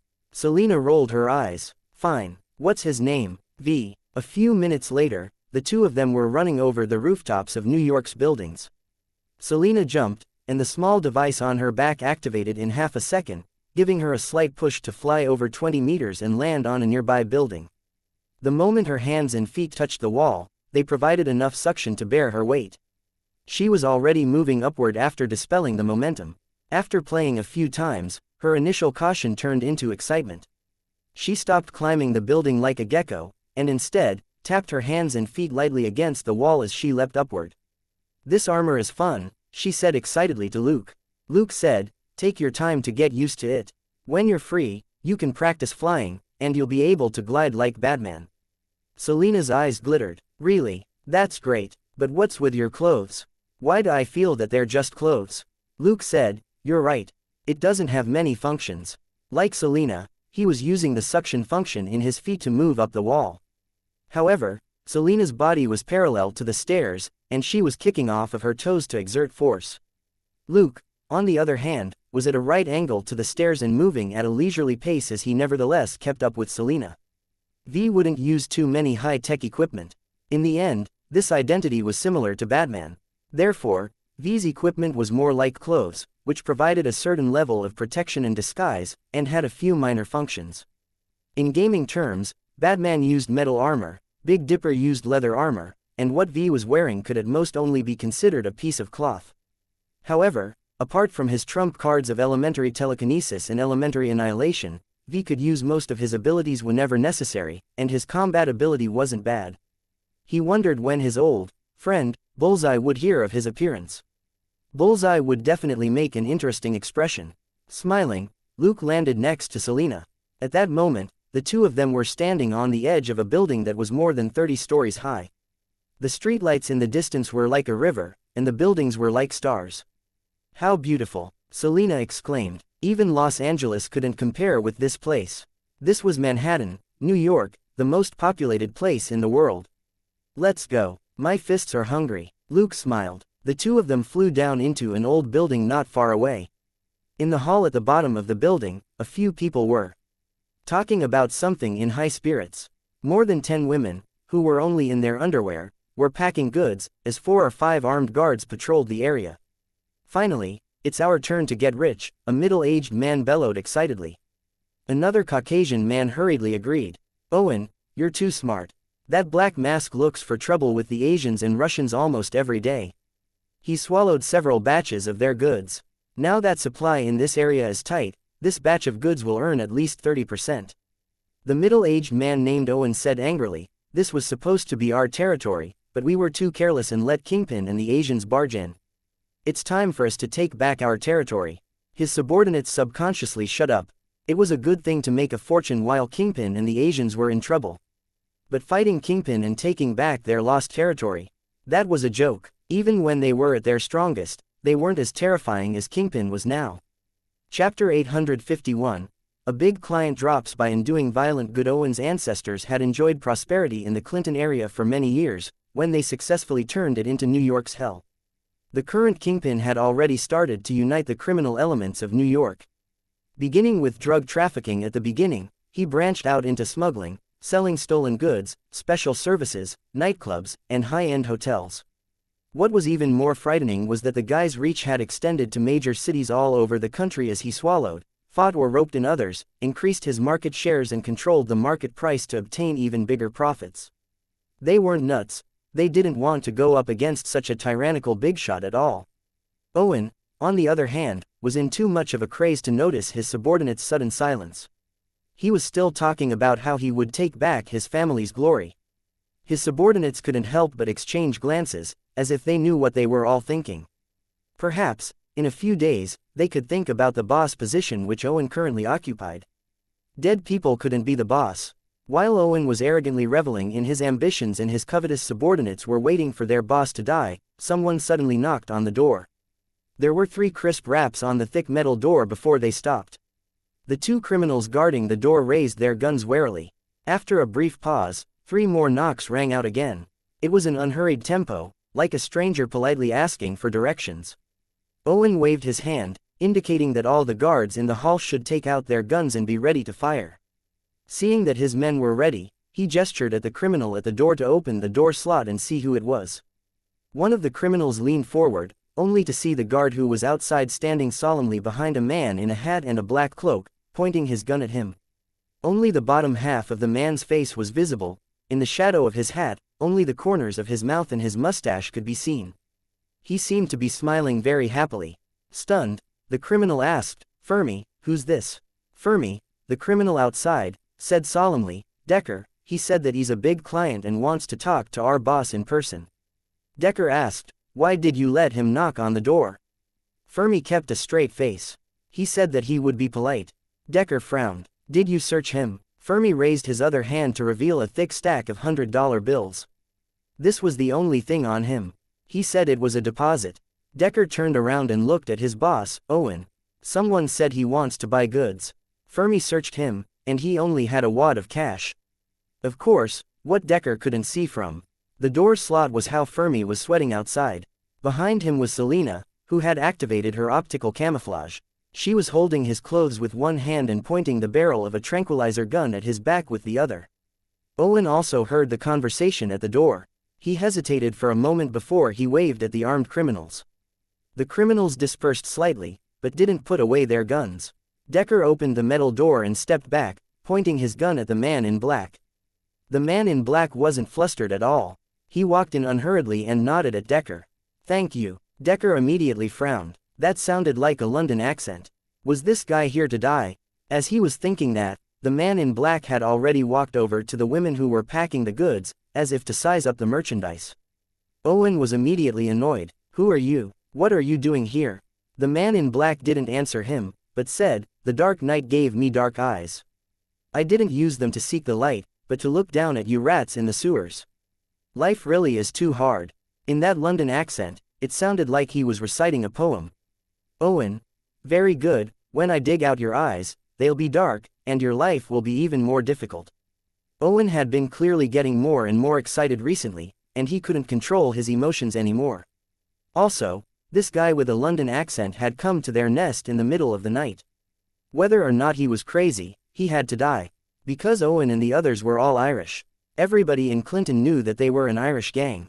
A cruel smile appeared on Owen's face, and he waved his hand at two of his subordinates, indicating that they should break the guy's hands. He didn't want to use guns because he didn't want the English guy to die so easily. Owen was going to torture him slowly. The two criminals grabbed two crowbars and smashed them at the man in black. Through his lenses, Luke saw Selena slip inside through the door, which meant they could start beating up people. Violence can also be used for good. Saying that, he drew two 30 cm long knives from under his cloak. A blurry shadow flashed through the air, and the hands of the two criminals felt cold as the crowbars were sent flying. The next moment, they screamed miserably. Two fine red lines appeared on their wrists, and it wasn't until a moment later that blood flowed out. "Shoot him, kill him." Owen was a gang leader who had been in the Clinton area for years, and he reacted quickly. Pa, pa, pa, pa, pa. Gunshots rang out, but the man in black whom they had surrounded moved 10 meters away and brandished his knives again. Another gunman screamed as his hands drooped. "In the face of villains, we have to resort to extreme measures." The voice was magnetic and slow, like from a BBC documentary. Even the deafening gunfire couldn't drown it out. The black knives slashed at a criminal's hands again, and the man tried to hide behind his partner. However, when Luke passed him and swung, the criminal's partner also screamed as his hands drooped. "We must not yield, and must step forward bravely." As he spoke, two knives flew out. Two criminals who were shooting with rifles were pierced through the right shoulders and screamed. "Spare no effort in uprooting the wicked and eliminating evil, and uphold justice." Luke pushed off of his feet lightly as if he weighed nothing, and turned in the air. He then reached for his waist, and two more knives appeared. Chapter 852, Black Mask vs. Kingpin. Only in this way can good people be victorious and the villains lose, and the world be at peace. This soliloquy, which sounded like a recital, wasn't interrupted by the bullets or screams. From beginning to end, the tempo of the recital never changed. When Luke said the last sentence, the four leaders with Owen all stepped back in fear. Only the boss, Owen, didn't back down at all. His glare was hard, but he couldn't help but look down at that gray knife. There were no stains on it, but Owen could smell the thick scent of blood. That sharp blade was pressed to his throat, and he didn't even dare swallow. Doing his best to stop shaking, Owen tried moving his lips without moving his throat. "Who are you? An identity is but a formality, and what I am is just a man in a mask." Luke smiled. "Now, I'll ask the questions and you'll answer them. As long as your answers are to my satisfaction, Tonight will be a good memory. Owen's heart sank. What do you want to know? First, who caused the explosions with the Russians? Second, who is the Black Mask making trouble for? Third, who incited the police to capture the Black Mask? Asked Luke. The Irish gang was older than the rest. While they weren't well off, they still had a lot of information. The other forces were just as well informed, but the so-called Asian and Russian gangs were involved. When it came to the Black Mask, the Irish gang as a bystander was a little more objective since it didn't really involve their interests. They were the easiest to talk to. Those who could be leaders in Clinton even as they lived under the shadow of Kingpin were smarter than the rest, those who weren't as smart were already dead. Owen hesitated in the face of these questions, but it was only for a moment before he felt pain in his throat, and something warm trickled down his neck, followed by the smell of blood. He gave in decisively. It was probably Kingpin who caused the explosions. Recently, the Black Mask stole several batches of goods from the Russians which belonged to Kingpin. Kingpin wasn't happy, and wanted them to make up the loss, but the Russians didn't want to pay for it. Using his multiple abilities, Luke confirmed that the guy was telling the truth. At least, Owen believed it. He nodded slightly, and the knife withdrew a millimeter from Owen's throat. 2 more questions. As soon as Luke said the words, Owen was already speaking quickly and smoothly. From the information I received, the Black Mask is actually looking for trouble with Kingpin. He only targeted the Russians because they were helping Kingpin transport the goods. He then looked at Luke. Luke nodded again. 1 last question. It's Kingpin again. Owen gave the answer that Luke had expected. He's the king of the underground here. His words carry more weight here than whatever the mayor of New York says. Many of the cops are his men. The Black Mask has been harassing Kingpin a lot recently, and the Russians can't catch the Black Mask. Kingpin probably wants to use the power of the police to dig out the Black Mask. He then looked at Luke. Luke thought for a moment before he asked, "Do you know how many people the Black Mask has killed?" This time, Owen hesitated for a long while, but in the end, he shook his head and said, "My men have seen him a few times, but he only beats up people with his fists and sticks. He hasn't killed anyone, and he doesn't use a knife or a gun. I've never heard of him killing anyone. Even with the Russians, only dozens of people were heavily wounded or hospitalized. None of them died." Luke nodded. "Thank you for your cooperation." He then turned around, his cloak fluttering behind him. Only then did Owen breathe a sigh of relief, glad to have escaped. However, a shadow flashed in front of his eyes, and his wrists burned with pain. He lowered his head and screamed, just like his subordinates. How could Luke let the gang leader go? He didn't kill Owen because he wanted to leave a permanent impression on the gangsters in the neighborhood. V. Didn't necessarily kill people, and liked to abide by the rules of a deal. It was like with the Black Mask, few people would fight him to the death because they knew that they would be beaten up at most. Of course, the Black Mask didn't kill people, but he often broke 1 or 2 bones of dishonest people. None of the gangsters wanted to suffer like that. Most of them would admit defeat after a few punches to avoid any additional physical pain. It was the same for Luke. In fact, these people weren't badly injured. However, after their injuries healed, they would find that their hands shook. It wasn't a problem in daily life, but it would be difficult for them to beat up people or use a gun. By the time they confirmed that their hands were crippled, it would be at least a month or 2, they might not be able to stand here anymore. In keeping with this persona, Luke didn't destroy the drugs here, either. He would switch to another identity tomorrow to deal with it. After all, a Black Mask who was New York's Batman had already appeared in the Clinton area, so it wouldn't be surprising if there were a few more characters who liked to beat people up. After leaving the nest, Luke and Selina went to a building near the river. Looking at the night view of the Hudson River, the two of them discussed the intelligence they had just obtained. If Owen isn't lying, this incident was caused by the conflict between Kingpin and the Black Mask, said Selina. Luke nodded and said, "Owen is basically telling the truth. After all, it has nothing to do with him." Selina said, "I remember you saying that Bullseye is one of Kingpin's men, right? With the Black Mask making so much trouble, why hasn't Kingpin's #1 hitman appeared?" Luke said, "It seems that Bullseye hasn't shown up in New York recently. He disappeared not long after he returned from Los Angeles. He felt some regret over this. A few days ago, when he heard that the Black Mask was targeting Kingpin, he thought he would have the chance to run into Bullseye. Listening to Owen today, He could confirm that Kingpin and the Black Mask were indeed locked in fierce conflict, but Bullseye never made an appearance. There were many possibilities. Bullseye was dead, or had run away, or it was possible that he had left Kingpin's command. Either way, it meant that Luke couldn't deal with Bullseye and obtain his abilities. Luke had never forgotten Bullseye's abilities. He had thought the monk wouldn't leave the mountain, but he now realized that the monk had probably returned to a normal life and gone home to start a family. However, there were plenty of superhumans in this world. Luke felt some regret, but not so much. As long as he stayed in New York, and in Manhattan, the center of the Marvel world, a lot of superhumans would come knocking. Chapter 853. Watch them beaten to death. Interesting. What Luke needed to do now was to accumulate enough experience and credit points to increase his basic attributes and meet the prerequisites. This was the way to improve his strength. While they were chatting, Selena asked, "What's this? Why does it look like ninjas?"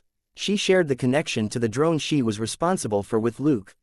When Luke received the feed, he saw 7 or 8 people rushing out of a dilapidated warehouse next to the river. They were all wearing dark red ninja uniforms and slashing at a man in black. The two parties fought among the shrubs and trees by the river. After only a few glances, Luke knew that they weren't cosplaying or playing street games. Whether it was the 7 or 8 ninjas in red or the man in black, they were quick and skilled, especially the man in black who was surrounded by the ninjas. He was only using 2 staves, which couldn't compare with the long blades of the ninjas. Even so, outnumbered as he was only at a slight disadvantage, and the ninjas couldn't take him down. However, his situation wasn't good either. The wounds on his body weren't fatal, but they were still bleeding. He would be defeated sooner or later. Selena asked, "Who should we help?" "I hate those ninjas." Luke found that strange. "I remember you watch a lot of ninja movies with Gold Nugget. Why do you hate them?" Ninja culture was pretty popular in the United States. Selena said, "The ninjas in the movies are often shot dead by the protagonist." It seems interesting. It wasn't until then that Luke remembered that almost all the ninjas in the movies she watched were shot dead by the protagonist. He smiled. "Let's check it out." He gestured, and the two of them left the roof and descended quickly. The jets on their backs activated almost at the same time. Drawing arcs in the air, they flew toward the battle by the river more than 200 meters away. At that moment, the man in black was trying his best to keep moving quickly so that he wouldn't be surrounded by the ninjas. He was alone, and his injuries were increasing. Once he was surrounded, he might not be able to escape. He had known that the old warehouse was a trap, but he hadn't expected the other party to be able to fool his ears. He had been focused on finding someone, and finally suffered a setback. Blood soaked the cloth over his rib injury. He knew that he couldn't hold on for much longer. Finally, he was too slow. A long saber broke through his stave defense and slashed at his neck. Alarmed, the man in black fell back desperately and barely avoided the dangerous attack. But the next moment, he heard the sound of rushing wind behind him. From the sound of the trajectory, the man in black knew that things were bad. A weird sickle slashed at his waist. Attached to the sickle was a long chain, and on the other end was a ninja in red who had suddenly attacked from the side. The man in black roared and abruptly turned to roll out of the way. He escaped the hook, but the tip of the blade still brushed past his waist. The man in black grunted and staggered back. He couldn't help but cover his waist with one hand as another cut appeared and blood oozed out. The consequences of this injury were severe. He staggered as he retreated, his speed severely hampered, and the group of ninjas seized the opportunity to surround him. The ninjas stopped. The ninja with the thin chain and sickle was obviously the leader. He walked into the circle unhurriedly and slowly spun the sickle in his hand. "You're an admirable warrior, Mr. Black Mask." The man in black panted as he stared at him silently.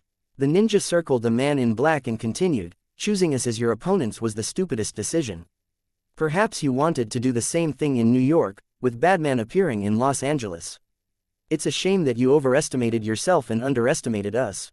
Even if Batman provokes us, he won't live for more than a month." The man in black suddenly smiled.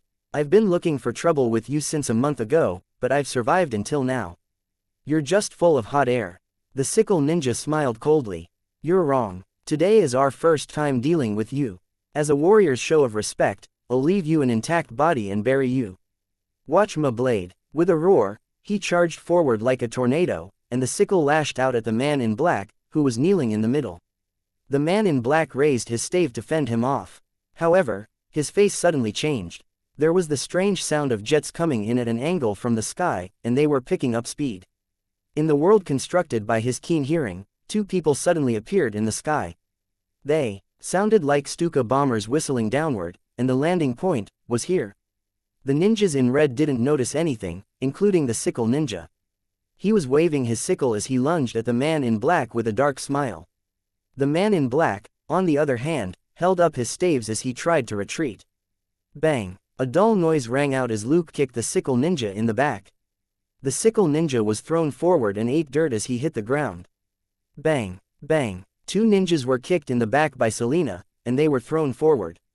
When the ninjas were distracted by the surprise attack, the man in black suddenly jumped into the Hudson River. Invigorated by the cold river water, he did his best to follow the current as he swam. On the battlefield, Luke tilted his head and looked at where the man in black had jumped into the river. The man in black wasn't stupid. He hadn't jumped in before because he was the ninja's only target. He was heavily injured, and if he jumped into the river, he would only be putting himself in a passive position. Luke and Selena, on the other hand, had come out of nowhere and taken down three ninjas, including the leader, so the man in black finally had a chance to escape. As for why Luke and Selena were here, he didn't have the time to think about it. Since he was seriously injured, he needed to protect his own secrets rather than uncover the identities of these two strong characters who had disrupted things. Luke looked at the struggling sickle ninja. "How should I address you, Mr. Ninja?" "Kill him." The sickle ninja didn't answer the question, but directly gave the order to the remaining 5 ninjas. The 5 ninjas in red lunged forward as 3 came at Luke head-on and the other 2 attacked Selena from both sides. Chapter 854, Headshot equals defeat. Clang, clang, bang, poochie, poochie, poo, poo, poo. In 2 seconds, a series of noises rang out as Luke and Selena fought the remaining 5 ninjas. Then, it was over. 2 of the 3 ninjas who had charged at Luke had been stabbed in the neck, and could only struggle on the ground. One of them was kicked in the face, and his face caved in. The 2 ninjas who had charged at Selena didn't react at all. They had been hit by the tranquilizers from the gun Selena was holding, and fell to the ground. The sickle ninja stopped struggling and looked at Luke and Selena in disbelief. "Who are you?" Luke chuckled. "Right now, I think I'm the one with more right to ask that question, Mr. Ninja." The sickle ninja's eyes glittered coldly. "You'll regret this. We'll find you. You and your people won't be able to escape being hunted." Looking at the system notification, Luke raised an eyebrow. "Is it the hand that gives you this courage? Then I'll wait and see." The sickle ninja was stunned and fell silent. Since the other party knew his identity, he had nothing to say. Luke stepped forward, and the sickle ninja stared at him. Whoosh! PFF'd. A dagger appeared in the head of the sickle ninja.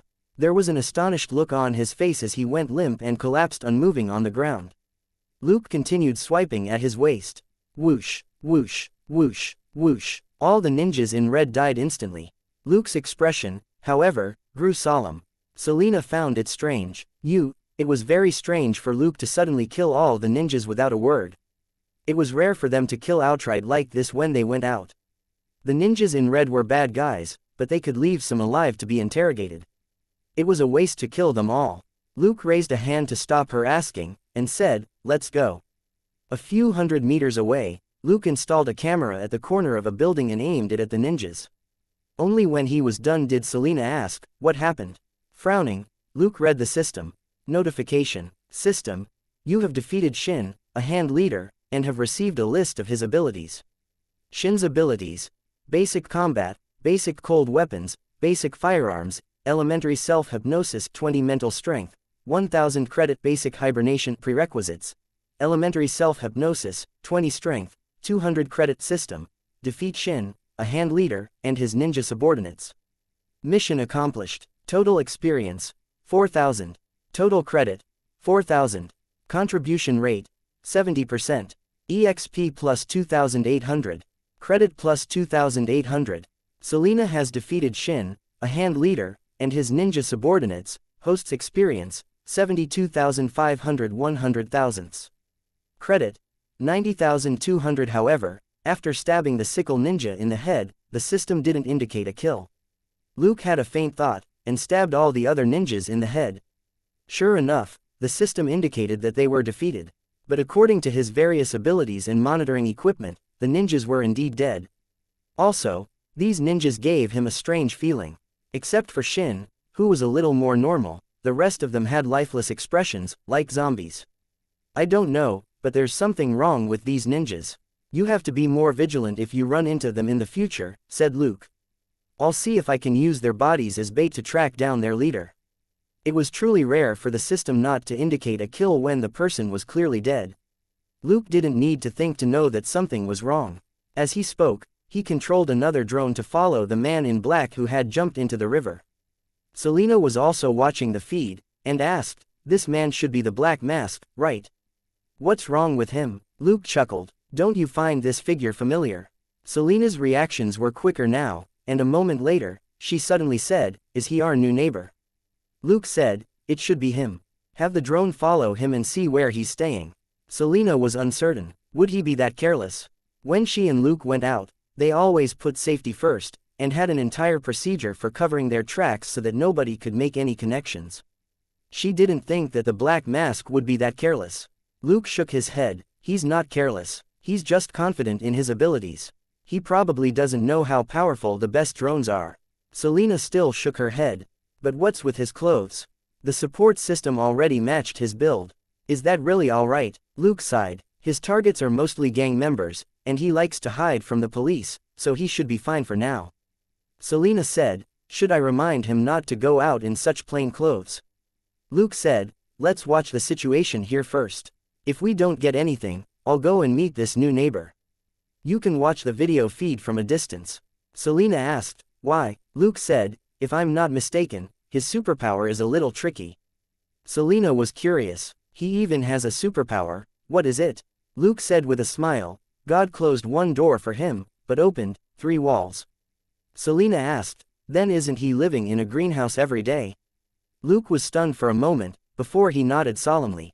"That's why he's full of fire, and has sworn to give back to this land he loves." Selena said, "But the criminals he loves, with his fists and sticks don't seem to appreciate it." Luke chuckled. "It's fine. He'll be a lot more relaxed in the future." The two chatted for half an hour on the roof.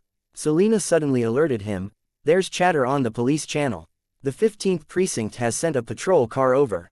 Luke shrugged. "It seems that the hand won't be collecting the bodies tonight. Let's go drop in on the new neighbor."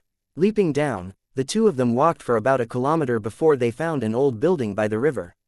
Luke told Selena to stay outside, and climbed in through a window on the 2nd floor. After he entered the stairwell, he quickly changed into ordinary clothes and sprayed his body with a unique scent cleanser. A moment later, he put on a pair of sunglasses and shared the video signal with Selena, before he went to the 3rd floor. Opening a door, he saw a dark figure on the floor. "He's unconscious." Luke sighed helplessly. "It seems I'll have to perform minor surgery on him first." Chapter 855. Daredevil in a black hood activating sharp nose. Luke quickly found a first aid kit in the room. He then picked up the person on the floor and put him on a long table before turning on 2 lamps and angling them as he did his best to put together an operating table. 20 minutes later, he stopped what he was doing. "Mr. Black Mask, now that your injury has been treated, you don't have to pretend to be unconscious anymore." Or do you want me to call you New York's Batman?" The person on the table still didn't move. Luke sighed. "Whatever the case, I saved you. Are you sure you want to act like this with me?" The man in black finally turned around and asked in a low voice, "Who are you? How did you find me?" Luke shrugged. "I saw you when you went ashore from the pier. You've gotten quite famous here recently. I only followed you here to take a look. I didn't touch your mask, so you don't have to care who I am." The man in black was silent for a moment. "You should still have a name, right?" Luke said, "You can call me Puncher." The man in black asked, "Why did you save me?" Luke crossed his arms. "As a basic courtesy, shouldn't you give me a name? I can't keep calling you Black Mask or New York's Batman, can I?" The man in black was lost for words for a moment before he said, "You can call me Daredevil." Luke chuckled. "That indeed suits you. You're truly a daredevil for going out to fight for justice in just a black hood." Daredevil frowned. "You've seen me before." Luke suddenly smiled. "Daredevil, you do have sharp ears, but please don't use them on me. It's not a good habit to pry into other people's privacy." Daredevil's lips moved, but he didn't know what to say. There's no need to deny it. Luke continued, with your face completely covered like that, anybody can tell that you're blind. Daredevil said nothing. If I were you, I would first make a helmet and add 2 lenses to hide the fact that you're blind, so that the enemy will think that you're relying on your vision to fight, suggested Luke. Daredevil was silent for a moment before he couldn't help saying, I'm not a tailor. I can't make a helmet for myself. Luke, on the other hand, chuckled. Then what about your clothes? You can't hide your height in ordinary clothes, and your real identity will be easily exposed. You're truly inferior to Batman. Hearing the name, Batman, again, Daredevil couldn't help but say, I'm not Batman. I'm not doing this to imitate him. Luke tilted his head. That's a given, your imitation isn't even as good as the cosplayers. Pausing for a moment, he then continued, since you're not a copycat, make yourself special equipment to hide yourself better so that you're different from the original Batman. Daredevil was speechless. The equipment which Batman used had been analyzed countless times by the newspapers and magazines. Daredevil wasn't an engineering major, he couldn't compare with Batman. Luke put the first aid kit aside and looked out the window at the Hudson River. Tell me, why would a blind man be a vigilante? Is he relying on the fact that his hearing is better than an ordinary person's? Daredevil didn't say anything. Luke didn't turn around. You're blind, but you're talented. Apart from your extraordinary agility, your sense of hearing and smell are also very sharp. I told you not to pry into my privacy with your hearing, so you switched back to your sense of smell. Are you trying to remember my scent so that you can find me later? Daredevil's body stiffened, and he suddenly felt like a child that had been caught doing something bad. Luke turned around and looked at him. This world isn't as simple as you think. You're not the only person with superpowers in New York. If you want to live longer as a vigilante, you better learn from Batman. Daredevil frowned. I'm me, not anyone else. I'm telling you to be careful. Luke continued, you may have to face more than just gangsters in the future. If the organizations investigating Batman are interested in you one day, information about you will appear on their desks in a few days. Looking at Daredevil, who was silent again, Luke smiled and threw a blanket at him. That's all I have to say. May you have pleasant dreams tonight. Daredevil finally couldn't help but say, wait. Luke. Why did you come to New York? Daredevil asked. Luke chuckled. New York isn't yours or mine. Enjoy your last free moments, kid. You'll be busy after this. We might meet again. Then, he quickly disappeared. Daredevil gritted his teeth and lay back down after a moment.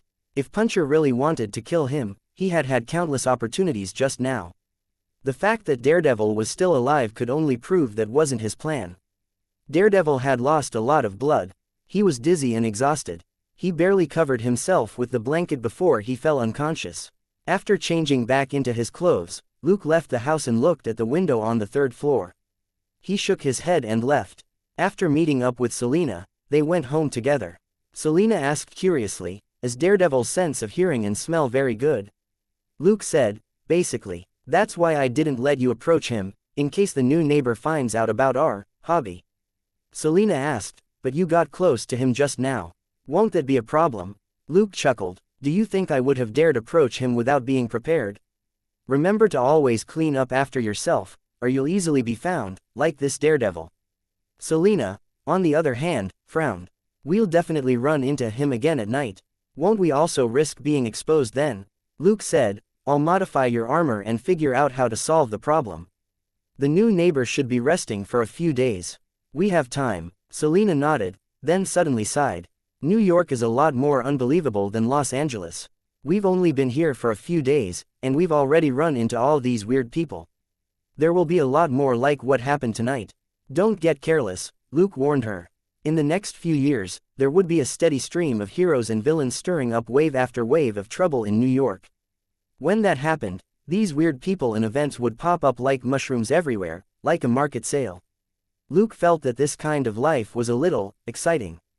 Chapter 856.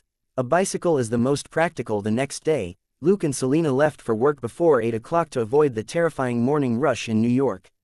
They walked into the hall and saw 2 detectives walking out. The man who was leading the way was called Joe Lambert. Behind them was a woman with short, curly blonde hair called Connie Kowalski. Luke and Selina stepped aside and said, Good morning, Joe, Connie. However, the 2 detectives stopped, and the middle-aged man stretched out his hand and gave Luke a half hug. No need to be polite, we're colleagues now, Luke. Luke patted his shoulder and said, of course, Joe. Only then did Joe say, we still have work to do. Let's get a drink after work. How about in 2 days? Luke smiled. Sure. The four of them said their goodbyes again. That was what being a detective was like, there was no time for idle chit-chat. Of course, the two of them didn't exchange greetings with Luke and Selina for no reason. They were the colleagues who had been with John McClane yesterday. Now that they knew Luke's background, they naturally had to get to know him. Otherwise, how they treated him would be the deciding factor when they ran into a situation later. Several people greeted them when they entered the hall. They were all people who had been with John yesterday. They nodded and went to Dustin's office. Inside, Dustin was talking to someone. Luke was about to wait at the door, when Dustin waved at him. Come in, there's a case here that I need the both of you to follow up on. Luke and Selina greeted Dustin politely. With other people around, they couldn't act too casual. They had to uphold Dustin's authority in front of his subordinates. Dustin nodded. Walter, John killed another suspect yesterday. The suspect's family has come to the police station to complain about his abuse of power. Walter said, Director Hammer, you know that the guy had a bomb on him. Dustin raised his hand. I know. Do you think I want to send John home? But even if this is for his future, the best is for him to rest for a couple of days until the department comes up with a verdict so that we can send the family packing. Walter had nothing to say. Dustin then pointed at Luke and Selina. You, Detective Luke Coulson, and Detective Selina Hayek will take a look at the case today. They happen to be familiar with the place, right, Luke? Luke nodded. As for what that place was, he wouldn't ask. Dustin was new, and compelling these veteran officers to obey him as his subordinates wasn't easy. Also, this Walter Cobb was a veteran lieutenant who was only one rank away from becoming a captain. Walter looked at Luke and Selina, then at Dustin. He could only agree. All right, I'll show them around first. After Walter left, Luke winked at Dustin. It wasn't easy for him to lead this team. Dustin sniffed and threw a file at him. Don't be careless. Also, make sure Walter doesn't get killed. Luke bowed and said, yes, sir. He then left without another look at Dustin's face. Selina put the paper bag on a chair not far from the door and left with a smile. Seeing the two of them follow the dark-faced Walter, Dustin sighed and closed the door, before he picked up the pastries which Selina had brought. He took one out and took a ferocious bite, then cursed in a low voice. Damn it, it's still my people who are useful. These B** stards are a pain in the ass. Naturally, these B** stards were referring to the detectives here. It was never easy to be a chief. On the other side, Luke quickly flipped through the file as he followed Walter. Inspector Cobb, are we headed over now? Walter Cobb was a middle-aged Caucasian man, and he had led the operation with John yesterday. The most eye-catching thing about him was his neat and thick mustache. The suit, tie, and white shirt he was wearing were of average quality. Although they weren't clean and tidy, they did show that he wasn't a slovenly middle-aged man like John McClane. In fact, if Dustin hadn't come out of nowhere, Inspector Cobb might have become the chief of the Detective Bureau. Given Walter's seniority in the Detective Bureau, strong-willed Dustin still had to talk reason with him since he, as a newcomer, couldn't suppress Walter. Walter looked at Luke as he walked. Seeing that he was reading the file, Walter couldn't help but curl his lip. Kid, just reading the file won't solve anything. I'm told that you're very good at fighting. Luke raised his head and smiled at Walter. Normally, I prefer to reason with people. Walter's eyebrows twitched. Initially feeling impatient, he calmed down. He stopped and turned to look at Luke. Really, that's not what John said. Luke gave the file to Selina and said, I'm a police officer, we represent the law. So, I usually try legal measures first when dealing with a suspect. The corners of Walter's mouth twitched, and he suddenly patted Luke's shoulder. Kid, based on your words, John should be calling you sir in 5 years. Luke smiled. That doesn't seem like a good thing. Walter. Oh, Luke said, as a commanding officer, you have to worry about your subordinates all the time. Inspector Cobb, you know what it's like. Walter's face fell. It's fine as long as you don't make Dustin worry in the future. Luke smiled. I'll do my best not to cause any trouble for you. Seeing how serious Luke was, Walter could only snort. Thinking of the B** starred who caused trouble for him every time he did something, his emotions were a little complicated. After this first round of sounding each other out, the three of them went to the parking lot. Walter's partner, a detective in his 40s who wore glasses and was called Ricky, was waiting for them there. After greeting Luke and Selena, Ricky left with Walter, and the two of them followed behind. They hadn't gone far, when their cars got stuck on the road. Bored, Selena took out a cake from the food box in the back and took a bite. The traffic here is really something. Luke shrugged. This is New York, and this is Manhattan. Selena asked, what if there's an emergency, and we're caught in a traffic jam like this? Pondering for a moment, Luke replied, why don't I put 2 bicycles in the car? Looking at the traffic outside, Selena thought for a moment before she nodded in agreement. That's true, bicycles are still the most practical. Chapter 857. Law firm with a booming business. Luke nodded with a smile. He had initially been joking, but not entirely. One had to consider their physical strength when using a bicycle, but they didn't need to do so for a motorcycle. At most, he could modify it. As Luke was pondering various means of transport, Selena alerted him. Walters turned on the lights. Luke casually turned on their police lights and squeezed onto the bus lane. The inspector's in a hurry. Let's catch up. Selena smiled. They sure are impatient. Luke said, it's a gridlock every day. How can they not be anxious? In the end, the cars hadn't gone 500 meters before they stopped again. Ricky got out of the car and deftly wrote out a fine before giving it to the young lady in the driver's seat. He then had the lady, who had a twisted expression on her face, move her car so that the police cars could pass through. Luke and Selena clicked their tongues as they went past the young woman, and even heard her curse. I'm going to file a complaint. I already got out of the lane, and you still gave me such a huge fine. Selena burst out laughing. Don't tell me that the detective bureau also has a ticket quota to meet. Luke, however, nodded solemnly. You can go give out tickets later. Selena said, Luke gestured at the long line of cars next to them and said, in this sort of traffic, giving people tickets is absolutely more useful than police lights. Selena understood. The ticket was just a prop for scaring people, but she could write one whenever she needed to. While the detective bureau's main order of business didn't include infringement notices, the detectives had the authority to issue tickets. This way, relying on their lights and fines, it took the 2 cars 40 minutes to get to their destination. Selena stayed back to watch the cars. It wasn't safe to leave police cars unattended here. Looking at the old apartment building and the rundown units, the 3 of them didn't have good expressions. Finding room 307 on the 3rd floor, Ricky knocked on the door. Nobody answered, but the door fell to the ground. Ricky felt his head hurt. Don't tell me I have to pay for the repairs. Walter said helplessly, if you were that strong, why would you become a police officer? Go and become the world boxing champion. Ask the neighbors and see where she's gone. Ricky could only lift the door, and with Luke's help, put it back in place. Ricky knocked on the neighboring door, and a wary Latino man asked through the crack, what do you want? Ricky pointed at his badge and said, NYPD. It's fine, relax, we're just here to talk to Elena Cardenas. Sweat broke out on the Latino man's forehead. She probably went to the lawyer. Ricky asked, where's the lawyer? The Latino man said, Nelson and Murdoch Law Firm. Just turn left and follow the road for 200 meters. The 3 of them soon arrived at the law firm. This time, Selena got out of the car as well. They were familiar with the environment since their new place was 20 meters away, and they knew that there was a much lower chance of theft here. Also, the law firm was on the 3rd floor, and they would be able to see anything that happened below. When they got to the 3rd floor, they looked inside the old unit and saw all kinds of people sitting around. Walter was stunned. This law firm's business is so good. Ricky was also puzzled. The people here have money to hire a lawyer. Luke and Selena didn't say anything. Many people in the room couldn't afford a lawyer, but a lawyer who was willing to help them was another matter. When the 4 of them walked in, everybody looked at them. Both Walter and Ricky were wearing suits and ties, but they didn't look like office workers.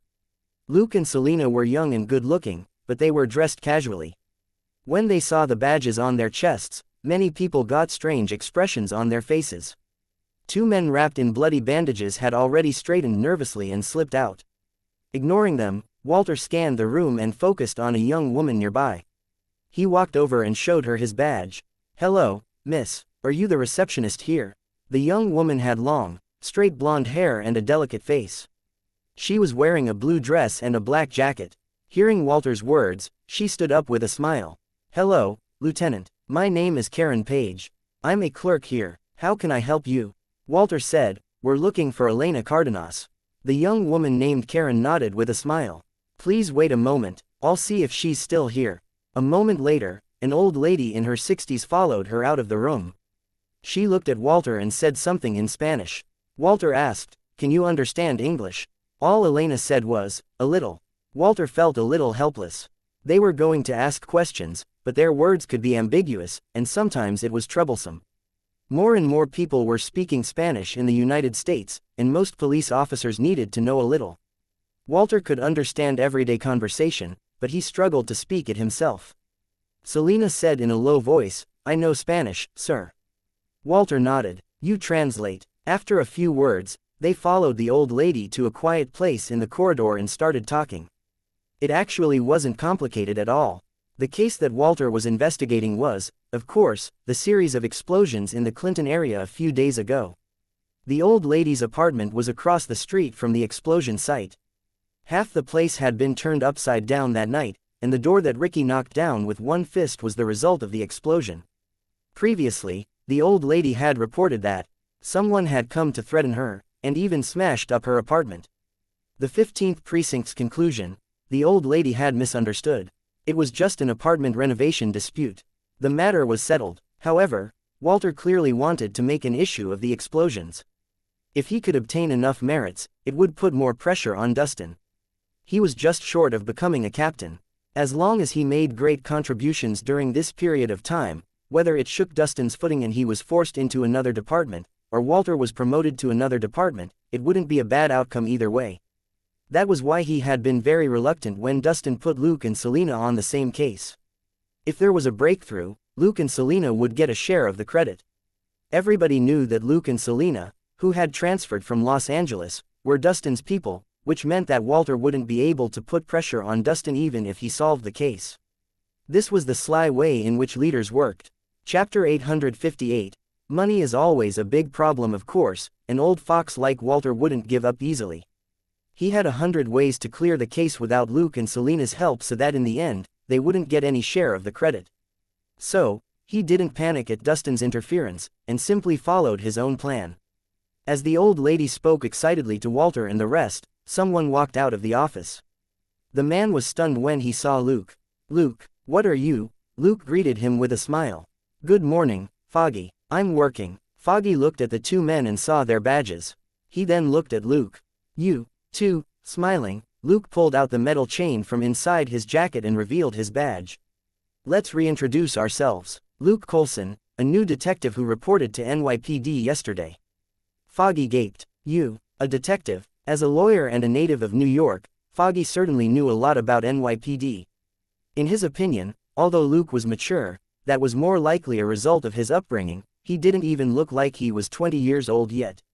He was under 20 but had joined NYPD as a police officer, and was even part of the detective bureau, where all the sly foxes were.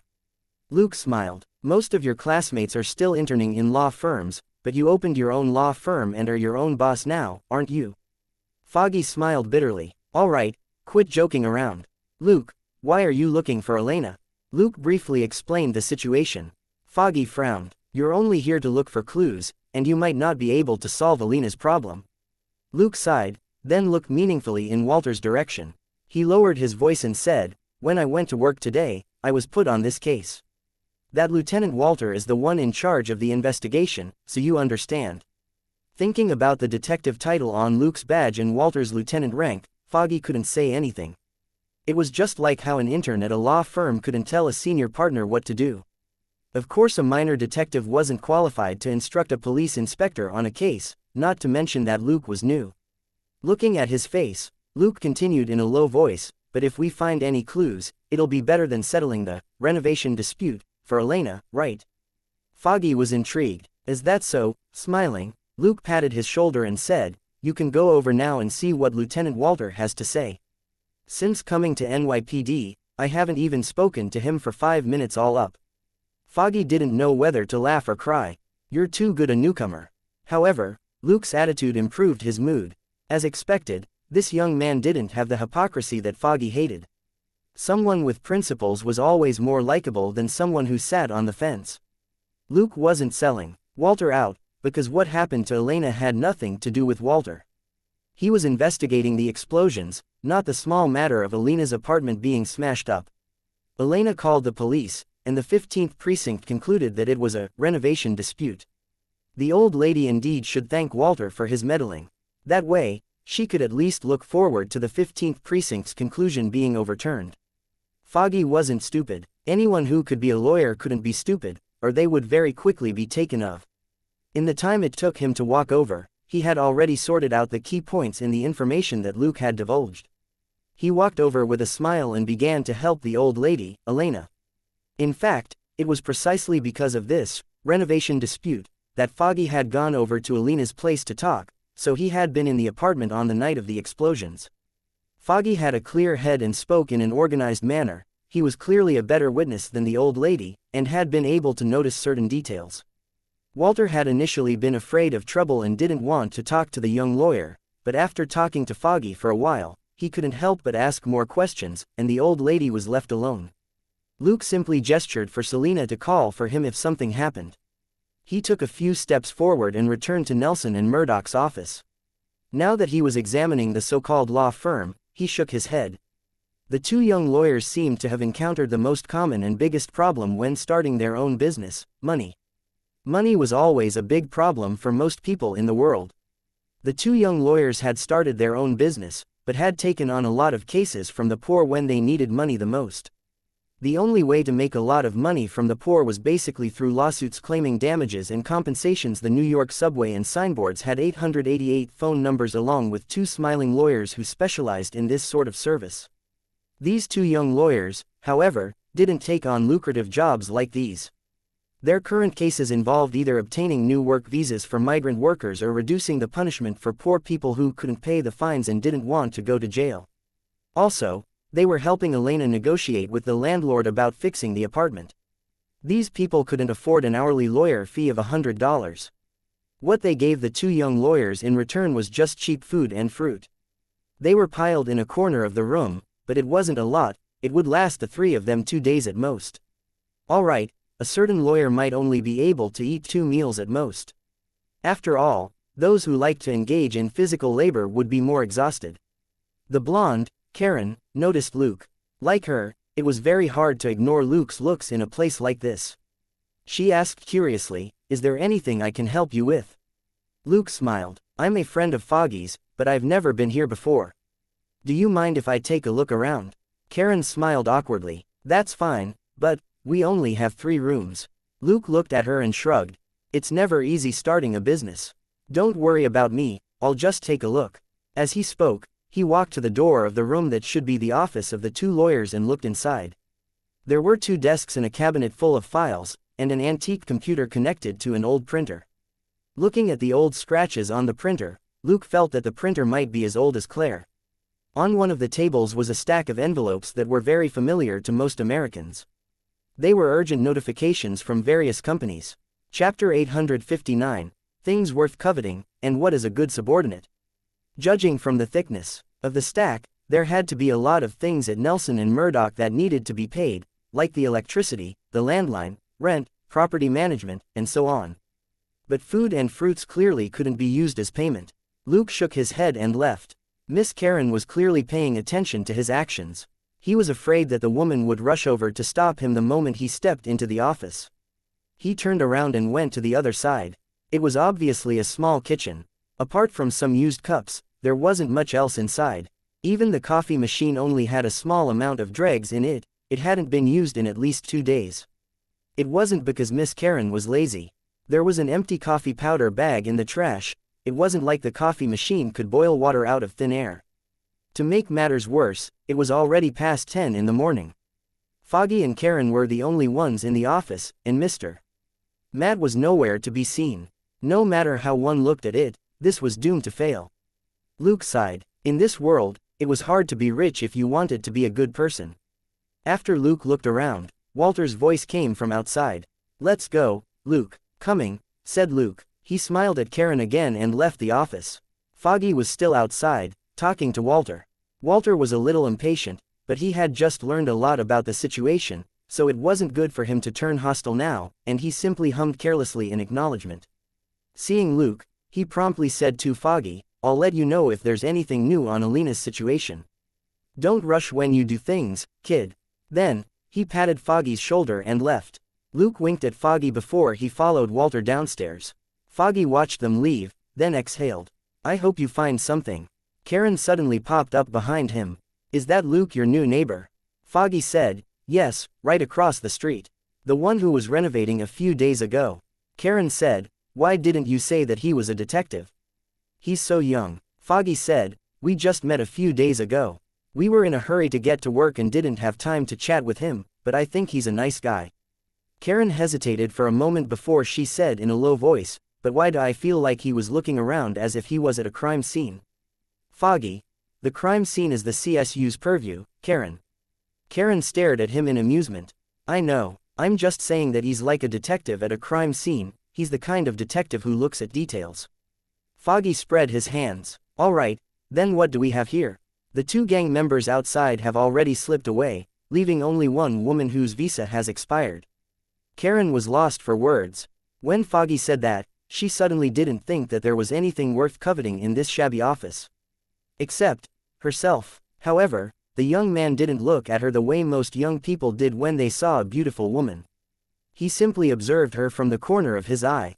How did Karen know? Because she had been secretly watching the young detective. At that thought, she sighed. "I was overthinking it. He said that he's your friend, but he's never been to the office, so he wanted to take a look around." Foggy slapped his forehead. "Jesus, he didn't come into my office, did he? My desk is full of payment notices we received in the last few days." Karen said, "He didn't go in. He was just looking from the door. He shouldn't know about our embarrassing dire situation." After a brief silence, Foggy shook his head. "I need to find a big client, at least enough to pay the bills for the next 2 months, which will give us more time." Karen nodded with a bitter smile and returned to her desk in the lounge. Looking at the clients in the room, she wondered if it was possible to find a big client here. Downstairs, Walter just said, "Selena will explain the situation to you later. You can visit the 2 victims of the explosions and see if they have any information." Luke said, "Inspector Cobb, this is a little rude, but I have to ask, where are you going?" Walter didn't look happy. "Do you want to be my boss?" Luke wasn't flustered at all. He simply said, "I'm just making sure that you're not on your own in Clinton. After all, my biggest responsibility is to ensure your safety here." Walter got even more upset. "Do I need you to guarantee my safety?"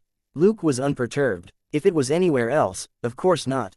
However, if even the chief wanders around here alone, we wouldn't be able to guarantee his safety. Walter's mouth moved, but he was unable to retort. This was Clinton, known as Hell's Kitchen. Listening to Luke, Walter suddenly realized that Dustin might not have asked Luke to follow him to steal his credit, but to ensure his safety. The man in front of him could fight dozens of monsters. After a brief silence, he nodded and said, "Ricky and I are going back to the police station to do research, okay?" Luke said, "Then that's fine. If you need to come here again, you can call me anytime, Inspector Cobb." Walter snorted and got into the car. Nosy. Ricky gave Luke a helpless look. He had quite a good impression of Luke.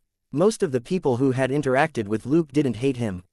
Walter's attitude toward Luke was clearly because of Dustin, and had little to do with Luke himself. The car started, and Walter suddenly rolled down the window and said, "Don't be so stiff-necked when you're out doing things. Use my name in the future, understand?" Luke smiled. "All right, Walter." Walter looked away and waved, and Ricky drove off. After a moment, Ricky suddenly smiled and said, "Boss, this newbie is very conscientious." Looking at Luke's car in the rearview mirror, Walter snorted. "Just drive." Ricky laughed even louder. "Boss, don't be stubborn. This guy is quite likable. He puts me in a much better mood compared with that piece of sh*t John." Walter couldn't help but rub his forehead. A person's true value could only be determined through a comparison. Compared with Luke, his subordinate, John, was a tough nut to crack. After figuring out Dustin's intent earlier, Walter was surprised, but he was also jealous of Dustin. A subordinate who could fight as well as carry out orders was simply perfect. Chapter 860.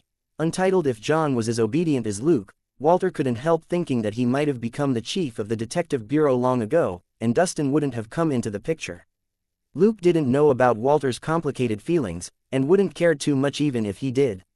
It was unlikely that Walter would actually fight Dustin. If this senior inspector couldn't accept the situation, he would be transferred to another department. At the very least, he and Luke would be colleagues for a few months. Luke could tell that Walter wasn't a mean guy. He was only competing with Dustin for a promotion, and certainly wouldn't make the captain suffer. After Walter and Ricky left Clinton, Luke and Selena turned around and looked for the two families based on the addresses which Walter had given to them. The questioning didn't go smoothly, and there was almost a gunfight at the second address. The man at the second address grew nervous when he opened the door and saw Luke's badge. Sensing that something was wrong, Luke took out his gun behind his back. He kicked the door open. The edge of the wooden door slammed into the man's face, and he passed out. Looking at the gun on the floor, Luke sighed. Why can't you talk nicely? Instead of going in, he simply said to Selena, call over the patrol officers from the 15th precinct. Then, he leaned against the door and took out a chocolate lollipop. He wasn't interested in wasting time interrogating such a nobody. It was better to leave it to the police of the 15th precinct. But half an hour later, the man who had been knocked out by the door was awake, and the patrol officers still hadn't arrived. Luke wasn't in a hurry. He had anticipated this of the 15th precinct. If the 15th precinct dared to say that they were second last in professionalism among all the police stations in New York, nobody would dare claim they were last. Looking at the man who had woken up, Luke smiled. You're awake, then be good and answer my questions. The man only felt that his head was hurting, and he didn't pay any attention to Luke's words. Luke said, if I'm satisfied with your answer, then you weren't holding a gun when you attacked the police. If I'm not satisfied, the gun was fired, understand? The middle-aged man was confused, and it took him a while to figure out the difference. Shooting a cop was different from hitting a cop. He didn't want to be set up by the police, and wanted to face a judge even less. In less than 10 minutes, he told them about the night of the explosions. Also, this man had some useful information. He had seen something that night, but didn't mention it because he didn't want to cause trouble. However, Luke had sensed with his telepathy that he was hiding something. After being interrogated a few more times, the man could only come clean. Are you saying that the car which delivered the goods to the Russians exploded a few minutes later? Luke confirmed. The man nodded. That car always comes between 7 and 8 p.m. I've seen it a few times. Luke understood. The leader of the Irish gang, Owen, was probably right. The explosions were most likely caused by Kingpin. Because Kingpin was the largest drug dealer in New York, he was the one who supplied the Russians with the goods. If his own assets were blown up, Kingpin wouldn't just sit back and watch. He would definitely send someone to find out who had moved his goods. A rumor that the Black Mask was the perpetrator wouldn't fool Kingpin, so it could only be a rumor spread by Kingpin himself. Luke and Selena were sucking on their lollipops as they asked the questions, and it was another 15 minutes before the patrol officers from the 15th precinct arrived. The two officers spoke to Luke and Selena in a businesslike manner, and were about to lead the man down. Raising an eyebrow, Luke stopped them. Officers, you should check his place. The patrol officers glanced at him. One of them, who was almost 40 years old, nodded carelessly. We have to escort him back first. Just cordon the place off. Luke was amused. As expected of New York's most rotten branch, they didn't even bother to conceal the fact that they were just going through the motions in front of their HQ colleagues. As the saying went, be a monk for one day, strike the bell once a day one. If these two patrol officers became monks, they would probably be lazy pigs who ate and slept every day without touching the bell at all. Officers, do you need me to remind you that someone else is in the apartment? Asked Luke. The two officers were stunned. Someone else? Then why didn't you go and take a look? Luke said, isn't this your territory? But it seems that you're too busy, so forget it. Then, he gestured at Selena and they walked into the apartment. After opening the bedroom door, they quickly helped a young woman out. Looking at the woman's expensive clothes, the two officers knew that something was wrong. The woman didn't look like she was from around here, and it was impossible for her to live in this shabby apartment with the hooligan. So, was this a kidnapping? Luke hadn't paid attention to the woman before because he sensed that she seemed to be sleeping. But it was a little strange that she didn't wake up even with the commotion outside.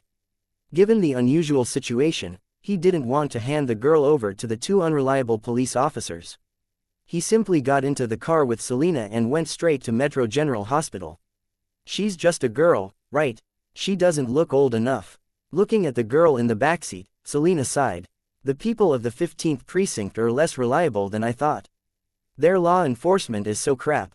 Luke said casually, once you become used to deceiving yourself and the outside world, you become a garbage existence. In comparison, even in a big city like Los Angeles with huge gang numbers, most of the police officers at least acted professional on the surface. It was only 11:30 a.m. The two patrol officers hadn't been at work even 3 hours, but seemed to be in a hurry to have lunch. As expected of the 15th precinct is the worst police station in New York. Luke and Selena often skipped work, but that was because they had already done more than required, and they never dilly-dallied or shirked work. After that, Luke and Selena weren't interested in discussing the lousy 15th precinct. When they arrived at Metro General Hospital, they sent the young woman to the ER.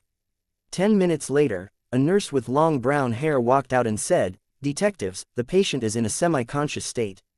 We're not sure what her condition is like, and she can't be questioned for now."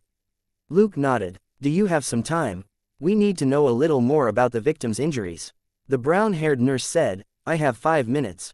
One annotation text missing chapter 861. A small gift for the Lolita." Without wasting any time, Luke asked, "Does she show any signs of drug abuse?" The nurse shook her head. "It doesn't look like it. She doesn't have any old needle marks on her arms, and there are no drugs in her blood." Luke asked, "Any external injuries? Scratches, beatings, knife wounds, and so on?" The nurse said, "Basically none." "Are there any signs of assault?" asked Luke. The nurse's expression turned dark. "Her clothes are still intact, but..." Luke and Selena waited patiently. "But, her clothes don't look like what a minor would wear," the nurse said. "Also, ID. Sarieri isn't cheap. A lingerie set costs at least $500. Luke glanced at Selena, his expression asking if she had heard of the brand. Selena nodded to indicate that the brand was indeed expensive. Only then did Luke nod. "I'll call people from the SVU over. A forensics team will come by later to collect evidence. Please tell the doctor not to clean her up for now." The nurse said, "Okay." Luke said, "We'll be following up on this case, too. We might need to ask you about it. How should we address you?" "Christine Palmer, ER nurse." The nurse went back to work. The two of them called the Special Victims Unit and handed the case over to them. They then prompted the forensics department to come and gather evidence, before finally leaving the hospital at 2 p.m. The girl might have had an unfortunate encounter, but in New York, which had a population of 8 million, there were many similar encounters. She was already very lucky to be rescued in one piece. There were thousands of similar cases in the SVU, and Luke and Selena couldn't handle all of them. Looking at the gloomy weather, Selena stretched. "It feels like it's going to rain. I'm sleepy." Luke said, "You can stay at home with Gold Nugget this afternoon, and look at the files while you're at it." "I need to do something." Selena asked, "What is it?" Luke said, "Arrange things for 3 problem girls, and visit an old friend." Hearing the emphasis on old friend, Selena stopped asking. Luke didn't have many old friends here. More likely, it was some professional he was acquainted with, or an enemy. This wasn't something that should be discussed. The sky in New York was gloomy at 5 p.m. Luke arrived in New Jersey in a second-hand Ford. He walked to a 2-story building and took out a key. After checking the facilities, he nodded in satisfaction. This was a house which he had gotten a renovation company to fix up through an intermediary. It was some distance from the Hudson River and there weren't that many people around here, which made it a suitable location. Most of the facilities in the house had already been installed by the company's workers last night. He simply took out various equipment and materials from his storage space and quickly installed the necessary facilities. It only took him an hour to do everything. Looking at the gloomy sky and the drizzle that had already started outside the window, he keyed Butterfly's basic programming into the house, and sent it a message to inform Stacy and the twin sisters to come to this new base in New Jersey. The 3 girls had entered a second month of basic training, but they didn't complain. It was time for them to start a new life.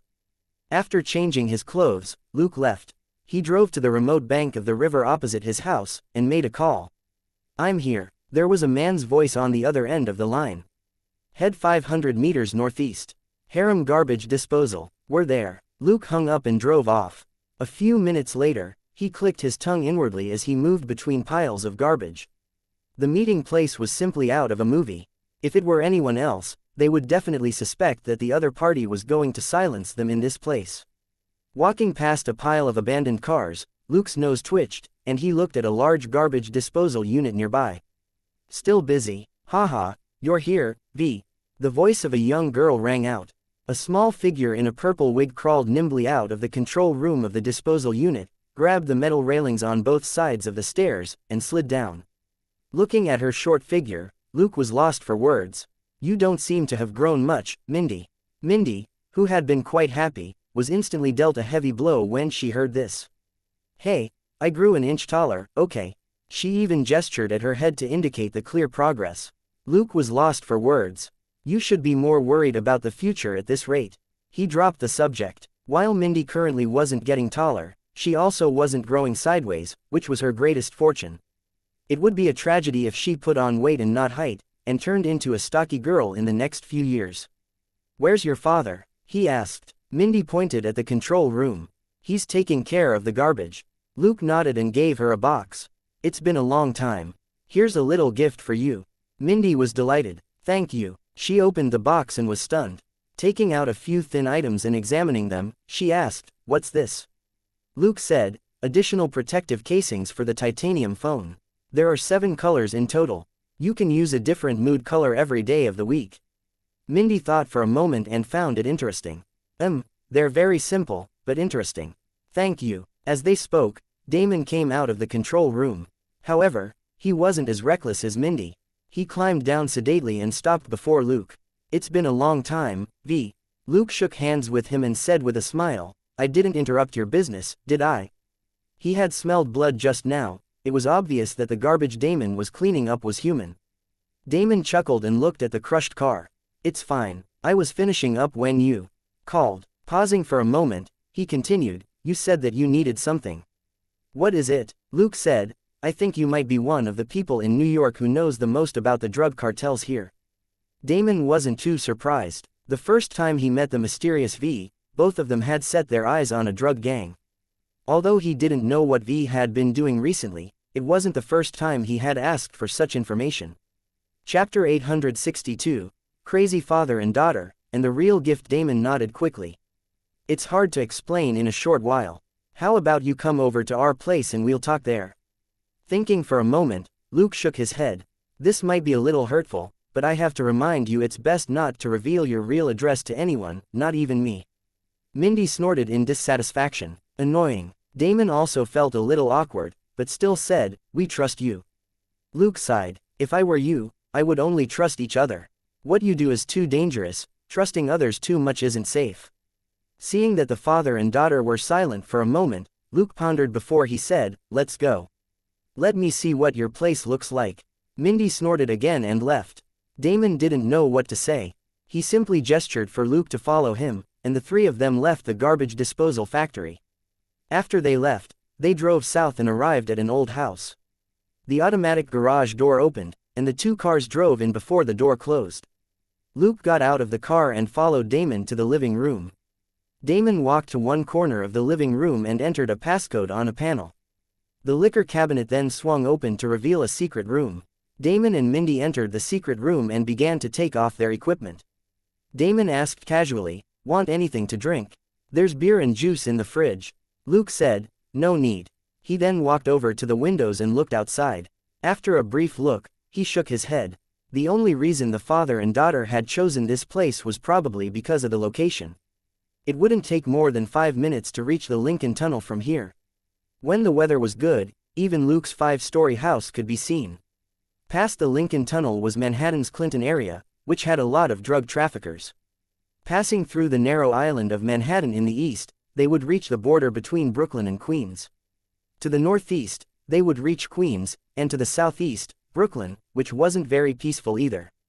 Also, Manhattan was surrounded by the Hudson River and the Harlem River, and they could get to these 3 most chaotic areas of New York by water. Unfortunately, apart from that, there was no other advantage of this place. The neighbors were too close. The closest house was just 20 meters away. There were quite a few residents here, and it was a well-maintained neighborhood. Many people were familiar with each other. Going out and about here, you would run into a familiar face. Of course, Damon and Mindy probably usually changed their clothes outside before coming back here, but they had brought him back with them today. But overall, this wasn't a suitable base for Damon and Mindy. Damon and Mindy took off their gear swiftly. In less than 5 minutes, the father and daughter came out in skin-tight clothes. Mindy was also wearing the bulletproof vest which Luke had given her. "How is it here?" Damon asked with a smile. Luke said, I have some ideas. I'll tell you later." Without wasting any time, Damon asked, "Let's deal with your matter first. What do you want to know?" Mindy also opened the laptop which she had brought out of the secret room, ready to search for more information. Luke started asking questions. There were some things that Damon and Mindy wouldn't record down on the laptop. For example, it was difficult to quantify their subtle understandings of the different forces, and there was no ready answer. These were basically Damon and Mindy's speculations based on their own experiences after hearing his questions. The three of them talked for almost an hour before they were done. Damon even asked Mindy to copy a bunch of information for Luke. Taking the USB drive, Luke stood up. "Sorry to bother you today." Damon said, "It's fine. You can come over when you're free. Let me thank you for your information." Luke raised his hand. "This place isn't suitable. You should find a new place for your base." Mindy's face fell. "You're at it again." Looking at her, Luke said calmly, "What you're doing is very dangerous. You can't be too careful when it comes to your own safety. There's no need to entrust your security to someone else's carelessness." Then, he looked at Damon and said, "I'll give you the blueprint for a secret base and a batch of professional equipment to safeguard the security of this new base." Stunned, Damon and Mindy asked subconsciously, "How much?" Luke smiled. "Like I said, this is my gratitude for providing me with information." "Really?" Mindy found that hard to believe. "Really?" Luke said, "I'm not telling you to give up this place, but most of the stuff in your secret room can be put in the new base." He had seen a box of grenades just now. Who the hell knew what was wrong with the father and daughter? Weren't they terrified, sleeping on a bunch of dangerous items every day? For example, Luke himself only had a few registered guns in the house, and he wasn't worried if anyone investigated him. Furthermore, the amount of firearms they had could start a local war. What was the meaning of stacking them up in this suburban home? Even if their enemies found this place, the father and daughter would only be able to use 2 or 3 firearms and 10 clips at most. There was no need to place these firearms here. In addition to increasing the risk of exposure and the difficulty of safekeeping them, there really weren't many advantages. There wasn't even a shooting range here, and they would have to take so many guns out with them when they trained. What if, like that second-generation Air Alex, one of them was stopped by the police because of a broken car light, and the car was searched? How would the father and daughter explain the firearms in the car? Presumably, there were a lot of records about the bullets fired by these guns in NYPD's database since Damon would have killed a lot of gangsters with them. Seeing that the father and daughter were considering his suggestion, Luke gave them the biggest surprise of the day. "Actually, you only need to have one thing, and it won't be a problem for you to move safely in an emergency situation." The father and daughter asked, "What is it?" Luke said, "Wait here." "Yes, that means you, Mindy. Don't follow me." Mindy's foot paused just as she had raised it. Watching Luke leave, she muttered, "How did he know I was going to follow him out?" Damon said, "Maybe because it would be strange if you didn't." "Mindy." Luke returned with a flat black box. He walked over to the table and opened the small box, in which lay a set of black armor. He picked it up and beckoned Mindy over. When she was standing in front of him, he put the armor on her. Mindy hurriedly said, Wait, I'm still wearing the other set." Chapter 863. Father and daughter on the verge of bankruptcy. After the black armor was put on her, it suddenly expanded and covered her body. But Damon frowned. Why did it look like a nightgown? The armor on Mindy hung loosely, like pajamas on a baby. Sensing that something was wrong, Mindy said, regretfully, "Is it too long? Did you give me my father's?" Luke patted her head with a smile and the loose armor was suddenly put away. "It has an instruction manual. You can read it later.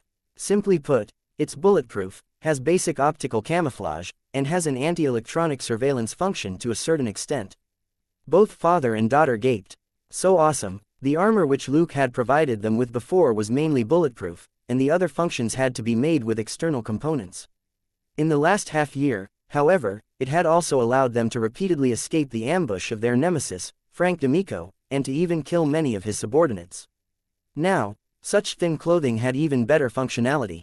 It's best to dress quickly in an emergency. There's a separate bulletproof tablet in the box, and you need to carry it with you when you're gearing up. If you don't bring it with you, the armor will only stop small caliber bullets, large caliber bullets will still hurt. Also, the optical camouflage and anti-surveillance functions are rather ordinary, and can only prevent you from being detected by ordinary equipment in an emergency. You'll still need to bring your professional equipment with you when you're on an official operation.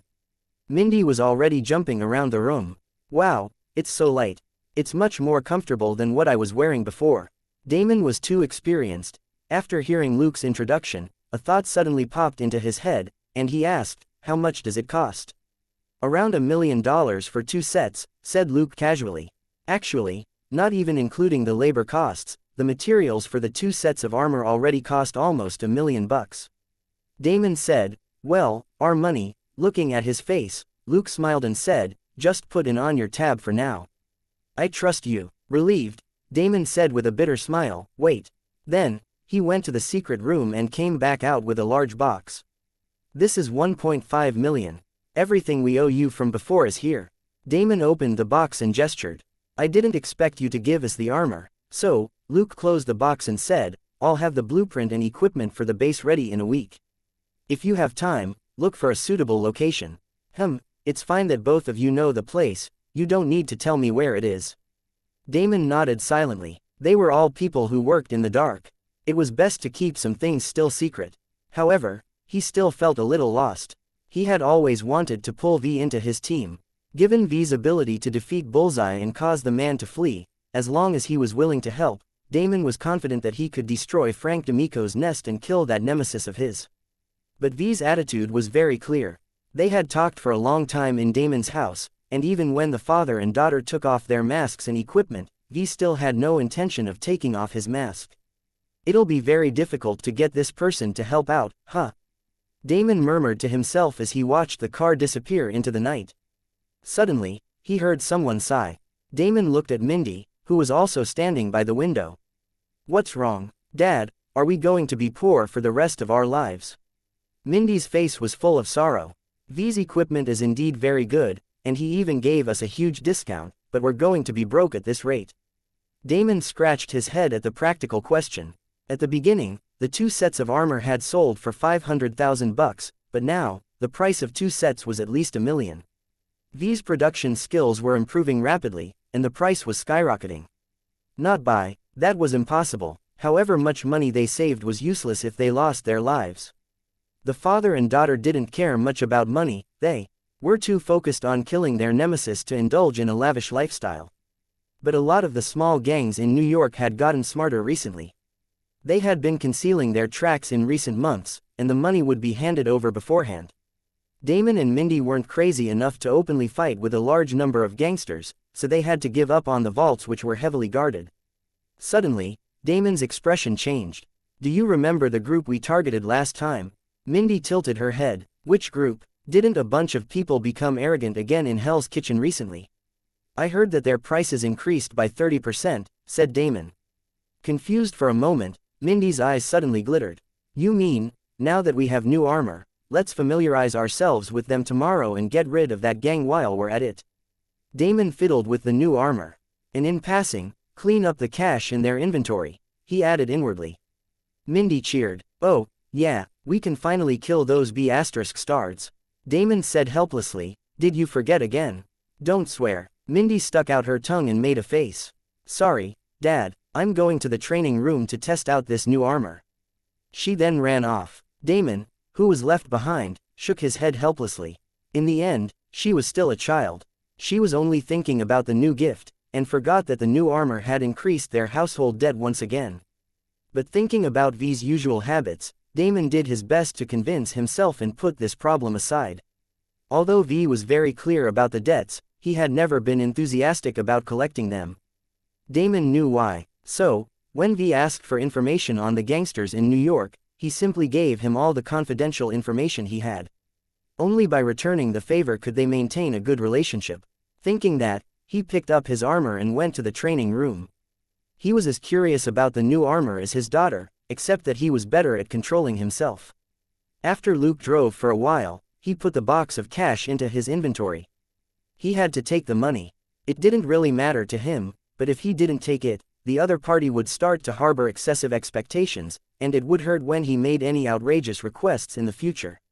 Habits were terrifying. It could subconsciously change a person's understanding. Luke didn't want the father and daughter to misunderstand him.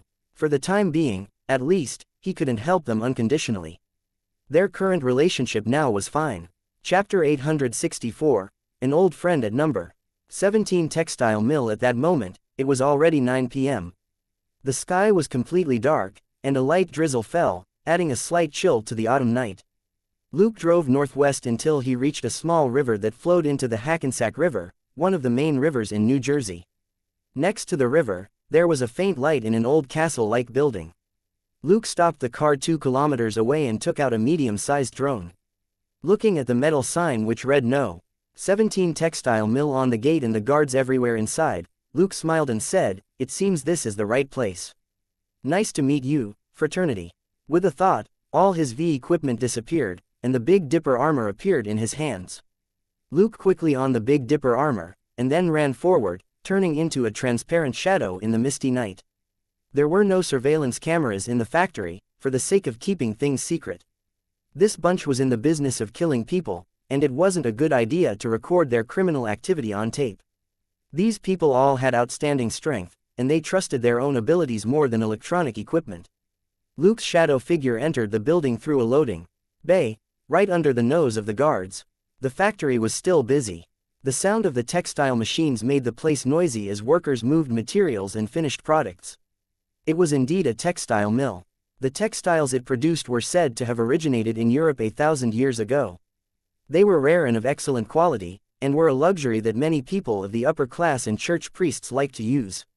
Wasn't it good to do this sort of honest business with good prospects? Why was there a need to go out and kill people? As Luke criticized the fraternity inwardly, he carefully avoided the busy workers. They seemed to have better physiques and movements than ordinary people. These people were at the bottom of the fraternity's ladder. They did the odd jobs for the middle and high levels, and were a necessary existence in order to maintain the textile mill's facade. Before they were promoted as famous hitmen, most of them had to undergo training here as their restless minds were tempered by the dry and onerous physical labor. Rebecca and Bloodmint had once worked as spinners or weavers here for a long time. Standing in a corner for a moment, Luke shook the water off his armor and jumped up, grabbed the edge of the second floor, and headed for his destination. None of the workers on the bottom floor noticed him moving quietly above their heads. Making his way through the factory, Luke chose a dark corner. Standing in the shadows, he scanned the second floor and activated Sharp Nose to search for his target. Soon, he moved again and entered a hallway not far away.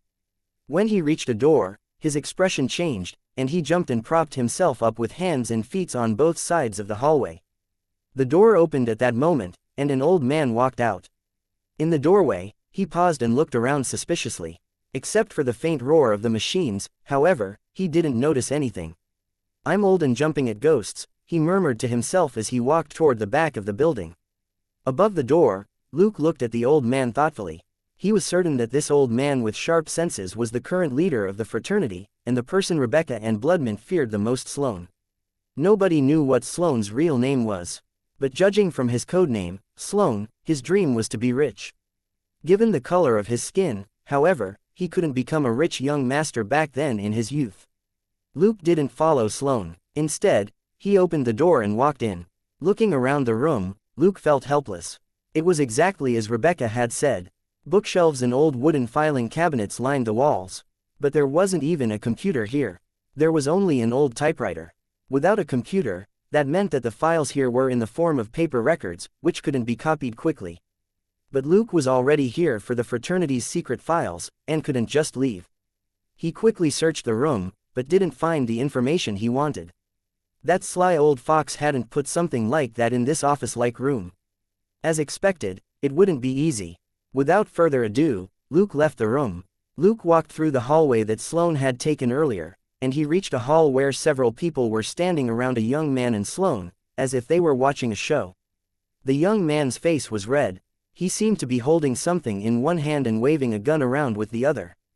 "Get out of the way. Don't come over. I have a gun. See that? I have a gun." Some of the people watching were indifferent, some had their arms crossed, and some had mocking faces. The young man yelled and ran out of the hall in a panic. The people below watched the young man run away without any intention of stopping him. After the young man ran out of the factory, a brown-haired woman with big eyes asked Sloane, "Are we just going to wait for him like this?" After a brief silence, Sloane nodded. "He'll come back. At least the money's real." He then turned around and returned to his office. Everybody looked at each other before they left. Watching everything, Luke didn't move as he used the armor's support system to record the appearances of these people. Actually, from the moment he entered the factory, every person he saw was recorded by the support system. In case he couldn't find a detailed list of fraternity members, he would use this record as a substitute. It was easy for Luke to kill Sloane. He could even wipe out the mid and high-level members of the fraternity who had gathered together earlier. But that wasn't the best choice. According to Rebecca and Bloodmint, the fraternity claimed to be an ancient organization that had existed for thousands of years. Luke didn't know how much of it was hot air. He felt that it was probably like the 1982 law fight that was actually produced in 2018, a fake wrapped up in pretty packaging. However, a search of the fraternity's history revealed that it was still at least more than 50 years old. An organization that had been operating diligently and hiding their strength for 50 years, and which had at least 200 people, wouldn't be simple. Chapter 865. If you're in a good mood, listen to bad news. If Luke chose at that moment to kill the upper echelon of the fraternity, and even everybody in the factory, that would shock the smaller branches of the organizations. Without Sloane and the other senior executives, these branches would most likely disappear before ultimately reappearing again elsewhere. If Luke wanted to clean up the branches later, he would have to waste more time searching for them, which would be too inefficient. So, he couldn't kill Sloane and the others for now. Thinking that, Luke snuck out. After making a few turns in the dark hallway, he arrived at a large, brightly lit room. He didn't go in, but looked through the window and took in everything in the spacious room at a glance. An enormous but old loom, which looked like an ancient cultural relic, was at work. After watching for a moment, Luke left. He was very interested in it, but could only leave it until last. Given the size of this thing, it wouldn't be easy for the fraternity to secretly move it away. He wasn't too worried. After personally confirming that the loom was a sacred item that formed the spiritual pillar of the fraternity, Luke snuck into another spacious room.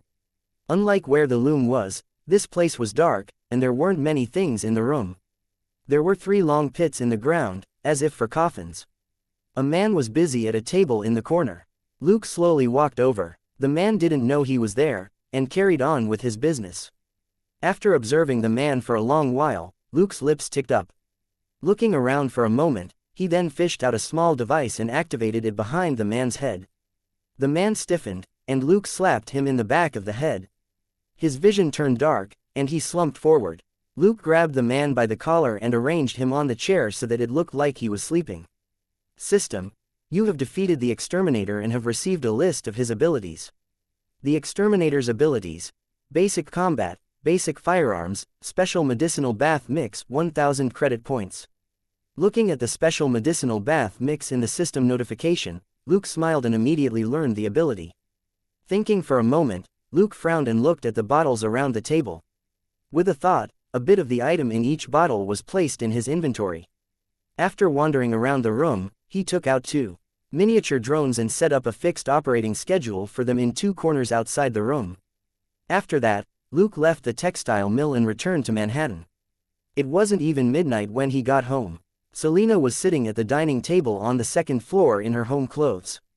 Gold Nugget was also sitting in its special seat. It was now qualified to eat at the same table as the Fiend. In any case, they had separate plates, so Luke didn't mind. While she was going through the files on the laptop, Selena was eating a tub of strawberry ice cream. There were even more things in front of Gold Nugget. Apart from a huge tub of ice cream, there were also many empty boxes and packaging. When the Fiend wasn't home, Selena didn't bother with it, and it could find its own food. This included junk food, seafood, ice cream, pastries, and drinks. If Selena was in a slightly better mood, it could even put steak and chicken into a smart kitchen aid and make itself supper.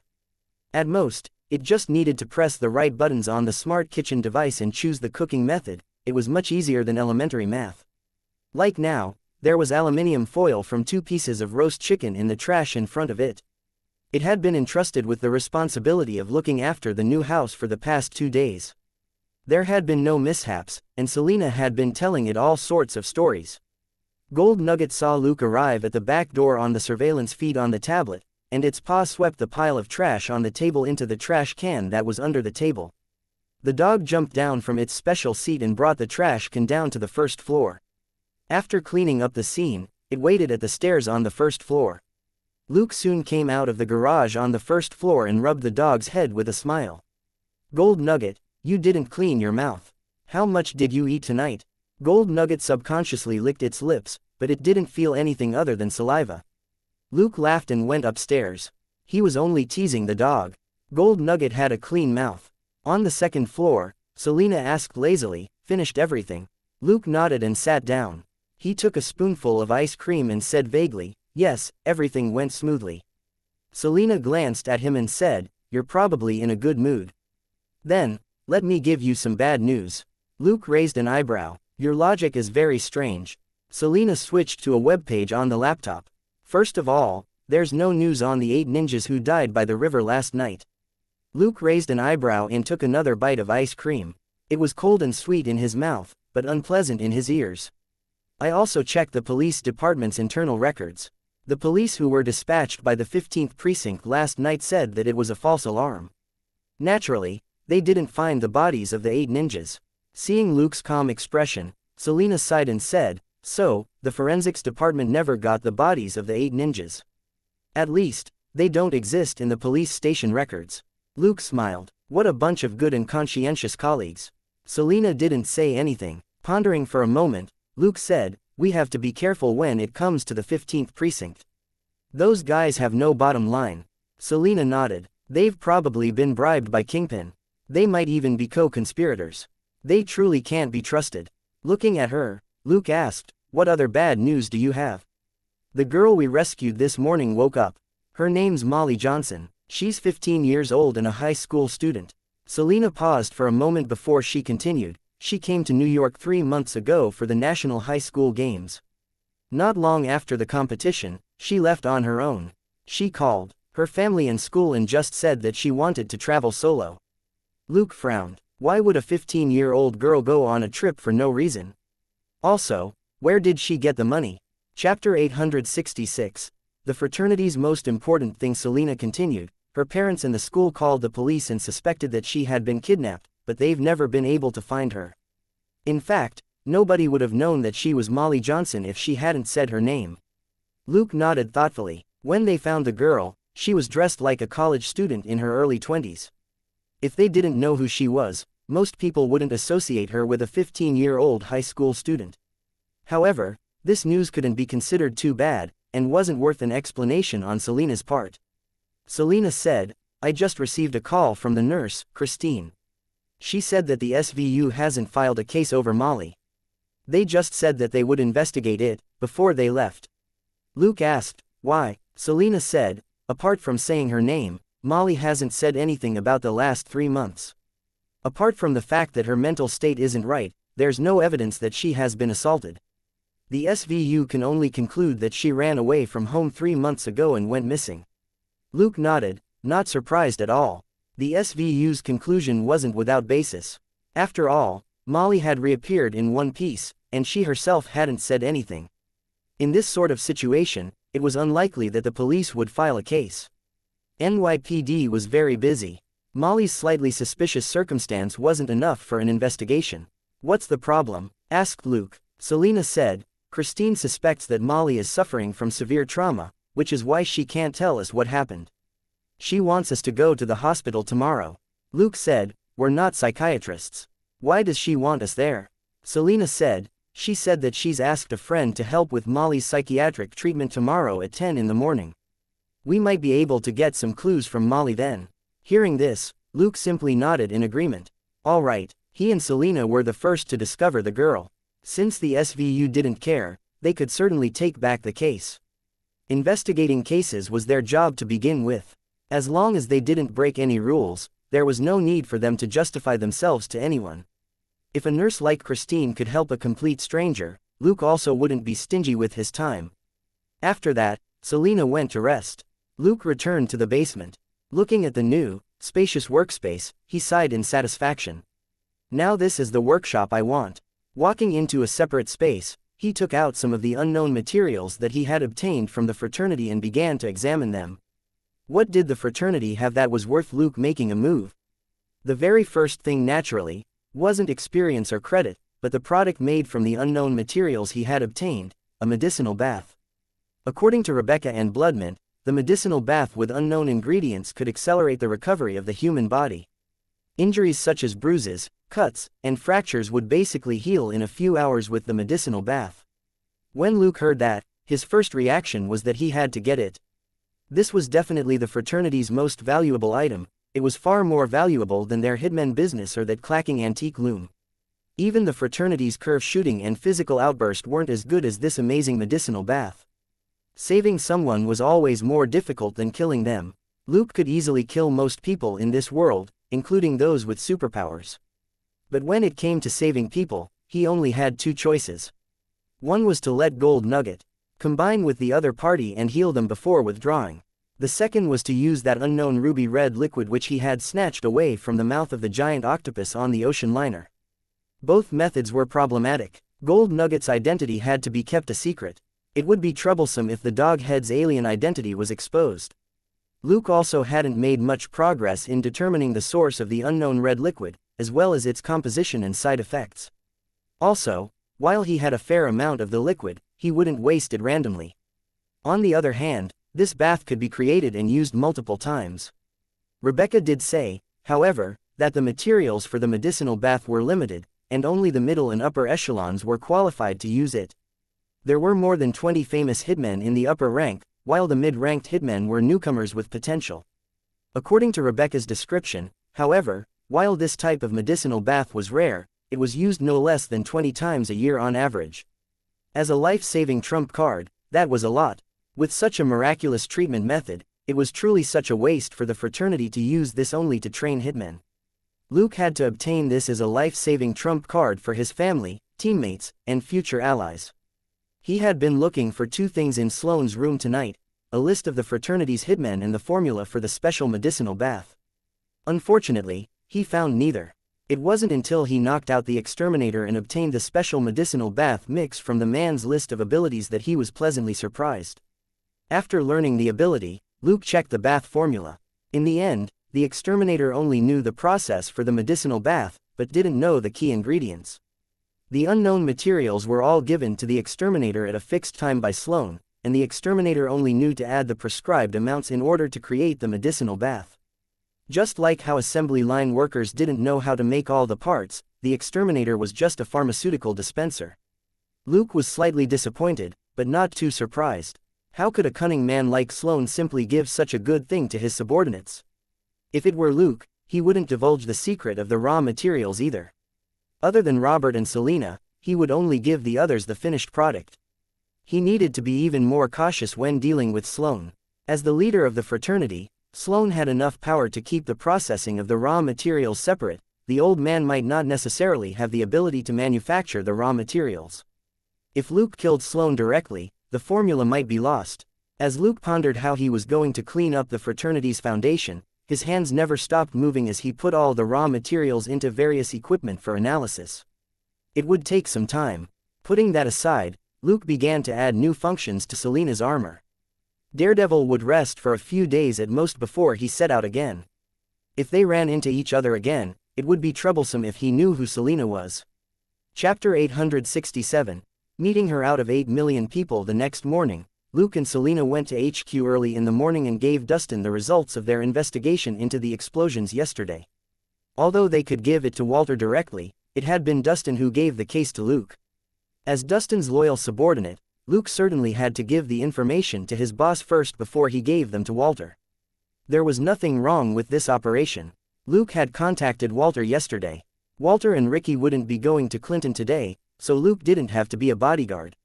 After explaining to Dustin what they had found yesterday, Luke and Selena went straight to Metro General. It was around 8:40 p.m., and the streets of New York were congested.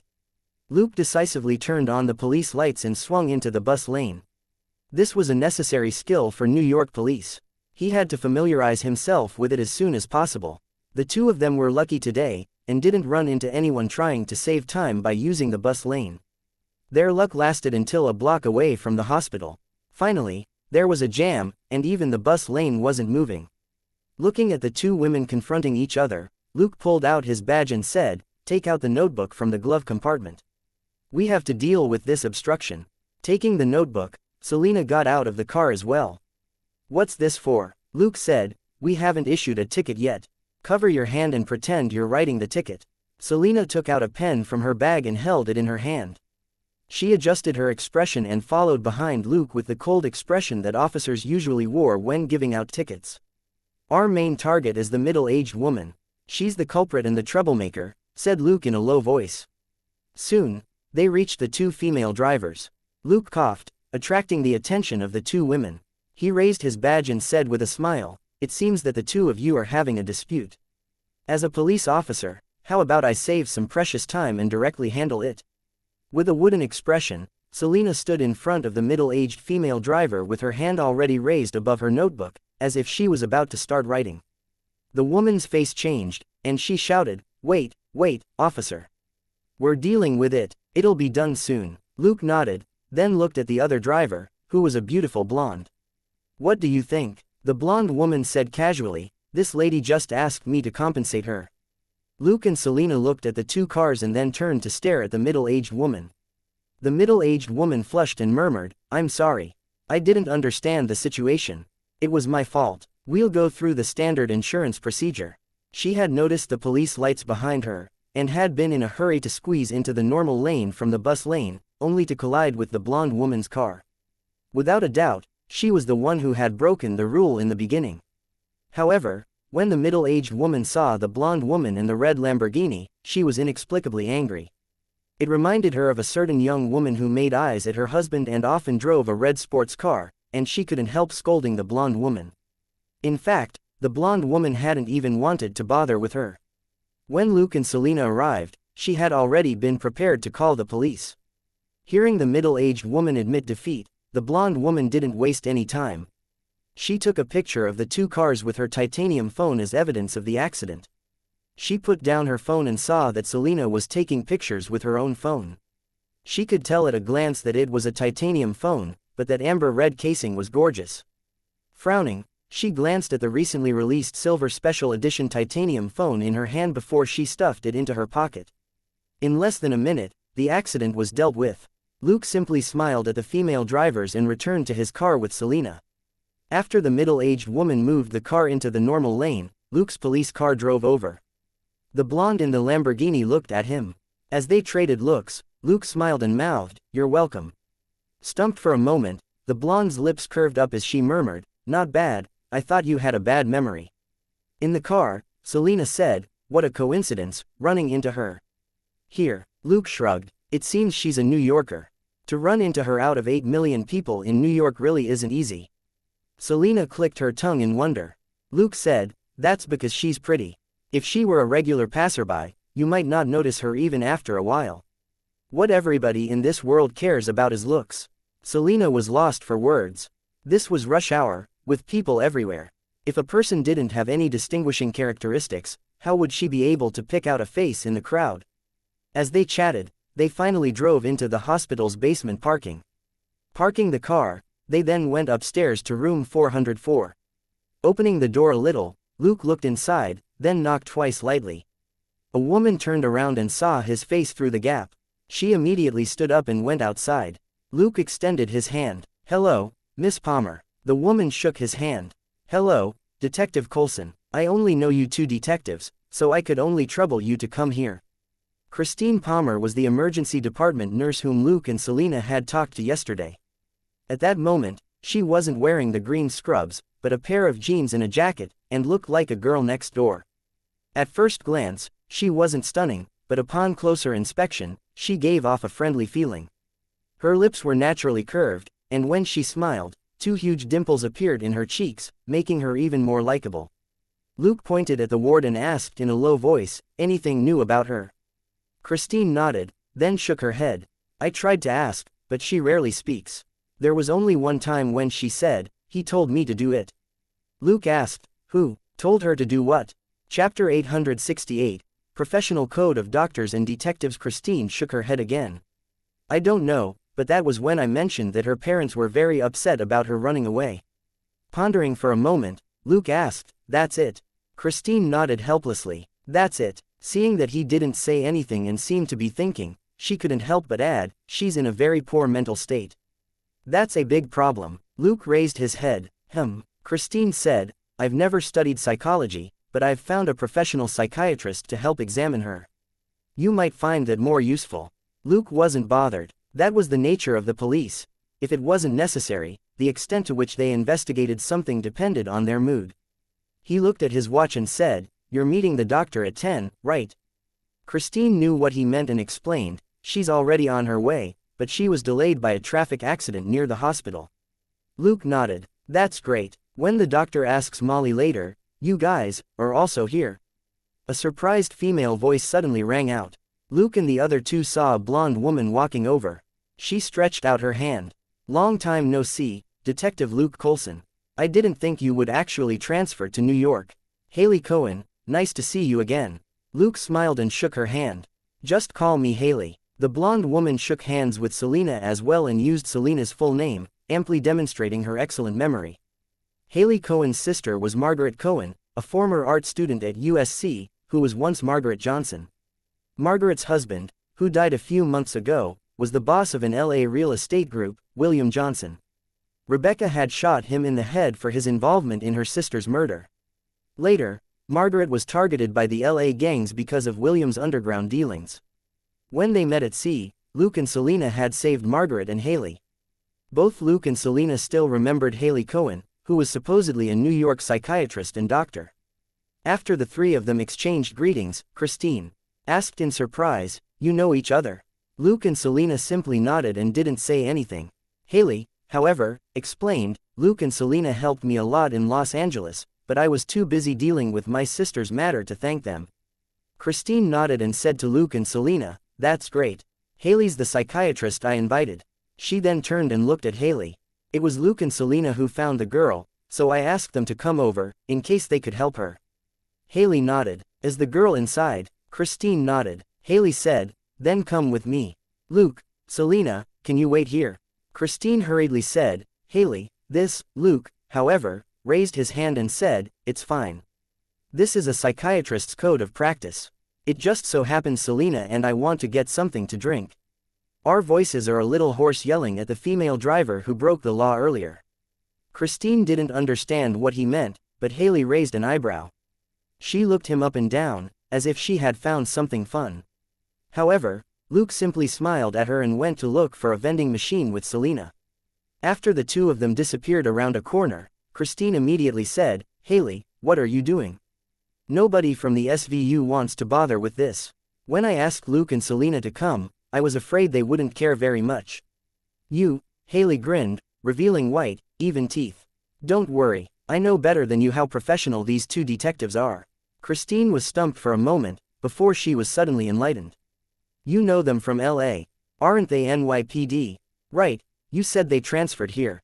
Haley said, all right, these two detectives aren't that petty. Let's figure out the girl's situation as soon as possible and not waste everybody's time. The New York detectives are busier than I am. Christine agreed. Two of them were detectives, one was a psychiatrist, and one was an emergency nurse. None of them had time to spare.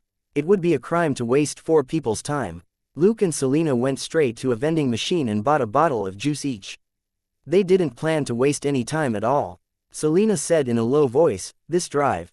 Haley isn't simple. Elsa mentioned her sister, Margaret, before in conversation. That super rich woman has disappeared from Los Angeles. Nobody knows where she went. Thinking about it, it can only be that sister of hers who arranged everything. Luke said casually, when they were being hunted by armed criminals back then, Haley even steered a yacht while they were running for their lives. She's quite bold and careful.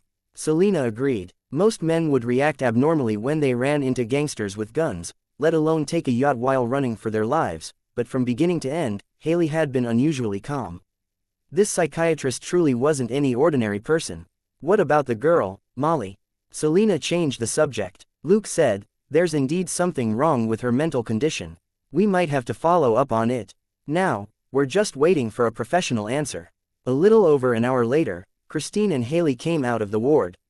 Looking at the good-looking man and woman whispering to each other with lollipops in their mouths, the two women couldn't help but look at each other, finding the scene rather ludicrous. Luke didn't want to waste time on pleasantries. He had been listening outside the door the whole time, and hadn't missed a word. However, he still wanted to hear Haley's opinion. He asked, "How is it? Any clues?" Haley nodded and shook her head. "There's indeed something wrong with Molly, and it should be related to some, he." However, she hesitated. Luke said, "Haley, you have doctor-patient confidentiality, but this is also our case. We won't be able to find a suspect if we don't know anything, right?" Haley was silent for a moment before she said, "What I'm going to say is just my speculation and may not turn out to be true. You need to investigate it, okay?" Luke said, "Okay, Molly has indeed been with a man recently, and it's possible that this man had Molly under hypnosis for a long period of time," said Haley solemnly. Chapter 869, A detective running into a police detective. Haley paused and thought for a moment, before she continued, "This man is quite daring. He actually didn't order Molly to stay silent. So, it should just be a matter of time before Molly can tell us what happened in the past few months, including whatever she knows about him." Luke nodded silently. He's either a lunatic or confident in his hypnosis skills. You better be careful if you investigate him. His hypnosis skills might be very good, and definitely have a much stronger effect than that of an ordinary psychiatrist. Luke raised an eyebrow. "Can you break the hypnosis he put on Molly?" Haley hesitated for a long moment before she nodded. "I can try and take it slow. Ultimately, time is on our side." Luke nodded. "Thank you." Everybody was about to leave. At that moment, a young woman walked over. She surveyed the people at the door, and her eyes finally stopped on Christine. "Excuse me, are you Nurse Christine Palmer?" Christine nodded. "That's me. Can I help you?" The young woman gestured at her, and they walked away. She said in a low voice, "Do you have a Molly Johnson girl here?" Christine was stunned. "You are," the young woman said. "Her parents hired me, and I've been looking for her for a while. I heard there's a Jane Doe who matches her description who was brought here yesterday, so I came to take a look." After a brief hesitation, Christine waved at Luke and the others. When Luke and the others arrived, she introduced them to the young woman. "This is Detective Coulson, Detective Hayek, and Dr. Haley. They should be able to help you." The young woman frowned and turned around uncomfortably, and her expression wasn't great when she looked at Luke and Selena. Luke stretched out his hand. "What should I call you?" "Jessica." The young woman ignored his hand and simply gave him a name before getting straight to the point. "What do you want with Molly?" Luke looked at Christine and Haley, and after exchanging glances, he said, "Miss Jessica, I need to confirm your identity and purpose first." Jessica repeated what she had said to Christine. Luke nodded. "Can you prove it?" Frowning, Jessica took out a picture from her pocket. "Her parents gave this to me." Luke looked at the picture of a happy family of 3 in front of a birthday cake. The girl in the middle was indeed Molly Johnson. Flipping the photo around, he saw a line of words on the back, "Happy 15th birthday, baby. May you always be happy." After handing the photo to Selena, he looked at Jessica and asked, "Jessica, you have Molly's parents' number, right?" Jessica hesitated, then nodded. "Can you give it to me?" asked Luke. "You found her. Her parents will probably still pay you, but I can't hand Molly over to you since you're not her guardian, can I?" Jessica glared at him for a moment. "Where's your badge? I need to confirm your identity." Smiling, Luke pulled out his badge. After making sure that Jessica had seen it clearly, he put it back. Selena did the same. "This is my badge." Jessica only glanced at her badge before she looked away. Luke's badge was fine, so it didn't matter if Selena took hers out or not. Jessica took out a business card. "This is her phone number. Her father's name is Richard Johnson, and her mother is Navina Johnson." Luke gave the name card to Selena and returned the photo to Jessica. "Molly is in the ward, but she's in bad shape. You'll have to ask for their opinion on how long you can talk to her and what you want to talk about." He gestured to Christine and Haley, who were on the side, then walked over to listen to the conversation between Selena and Molly's parents. On the other side, Jessica talked to the ladies for a while before she was brought into the ward. Relying on his keen hearing, Luke didn't hear Jessica ask too many questions. After confirming Molly's identity, she walked out and asked Christine and Haley about Molly's condition. "Is that man called Kilgrave?" Jessica suddenly asked. "Someone who likes to wear suits and has an English accent." Everybody immediately looked at Jessica. After a moment of silence, when Luke didn't say anything, Haley spoke first. "We don't know who he is yet, but it's possible that he has an English accent." When Molly mentioned him, she used certain phrases that were clearly English. Noticing the awful look on Jessica's face, Luke suddenly asked, "Miss Jessica, do you know who he is?"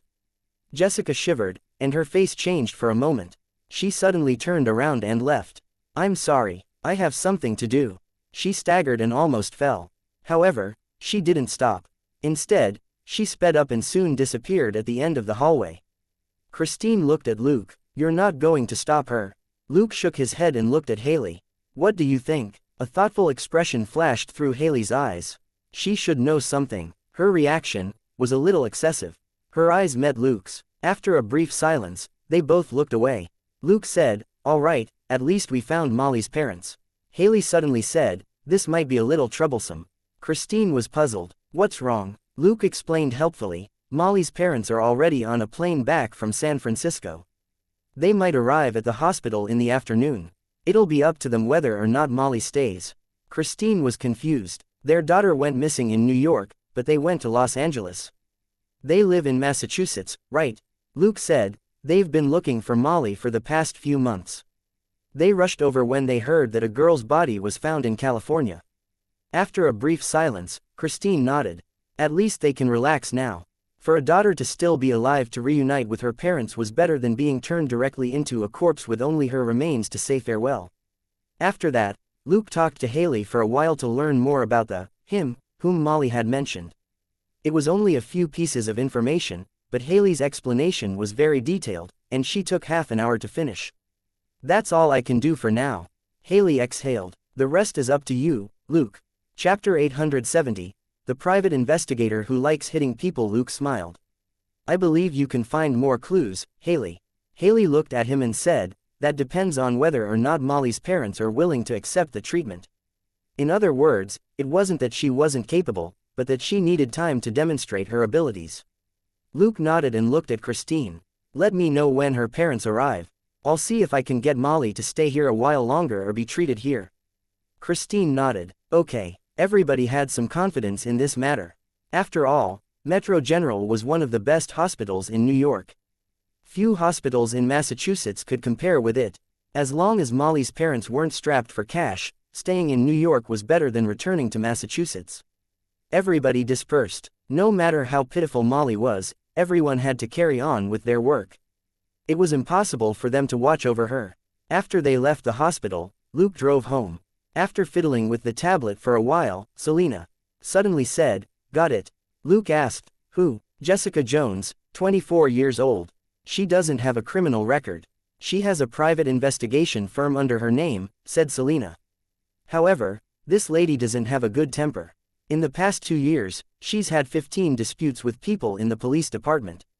Most of them accuse her of using violence and threatening other people. There are also several complaints about trespassing." Luke wasn't bothered. It's perfectly normal for a private detective to use violence or sneak into the target's house. However, she certainly doesn't have a good temper. Shouldn't a regular private detective have more complaints against them about trespassing? If she likes beating people up so much, why hasn't she been sued? "The Hogarth Benowitz law firm took care of these minor problems for her," said Selena. "They're a well-known law firm in New York." Luke thought for a moment, then said, "Check if Miss Jones was involved in beating up people in any of the firm's cases." Selena waved her hand and exclaimed, "You're too smart. According to the database, at least 3 people sued clients of this law firm." Luke shrugged. "So, Miss Jones is both a private investigator and an investigator for this firm. She's probably a top-notch investigator. After all, she's good at beating people up." Selena didn't care about that at all. She was good at beating people up, too, and was far more merciless than this Jessica lady. There was nothing to be envious about at all. She simply said, "Based on this Jessica's history, there shouldn't be any problem with her." Molly isn't someone the law firm is investigating. Luke nodded. It was better to be prepared than to be tricked by someone with ulterior motives. Molly's matter wasn't that simple. It didn't hurt to be careful. They drove home and then took Gold Nugget out with them to find a place to have lunch together. After several turns, Luke drove to a Cantonese-style roast meat shop. Looking at the shop that looked more or less the same as a year ago, he sighed. Gold Nugget didn't feel nostalgic at all. It was the first time it had been to New York, but it wasn't the first time it had eaten roast meat. It was quite fond of the greasy and sweet dish, and was already urging Luke to buy it. Luke walked into the shop and waved at the boss. "Takeaway, please." The boss no longer remembered him. He asked casually, "What do you want?" Luke said, "Give me 3 whole portions of everything, and double the amount of suckling pig and char siu. Pack a small portion of those in a separate bag." The boss was stunned. "Are you sure you want whole portions?" 3 small portions of each type wasn't unusual, but 3 whole portions meant almost half of the meat in his shop. Luke smiled. "Yes, I was here a year ago, and you gave me a roast goose head for free." The boss looked at him again and had a faint memory of their meeting. He smiled. "What's this for? Treating someone to a meal?" Luke shrugged. "More or less. No need to cut them up, just pack them for me." With so much meat, it would take the boss at least half an hour to cut it up. He and Selina had hands, and Gold Nugget didn't spit up any bones at all. It was still good not to waste time. A moment later, carrying several big bags of roast meat, they went to Central Park. The weather was still gloomy, and there were much fewer people in the park. The 3 of them went back to the same corner from before for lunch. Selina and Gold Nugget attacked the suckling pigs like crazy, while Luke enjoyed the chicken. "Where are we going this afternoon?" Selina asked through her full mouth. Luke said, "We'll head over to the 15th precinct and bring out that Louis Paul. We need to figure out how Molly appeared in his house." Louis Paul was the tenant of the apartment where Molly had been discovered.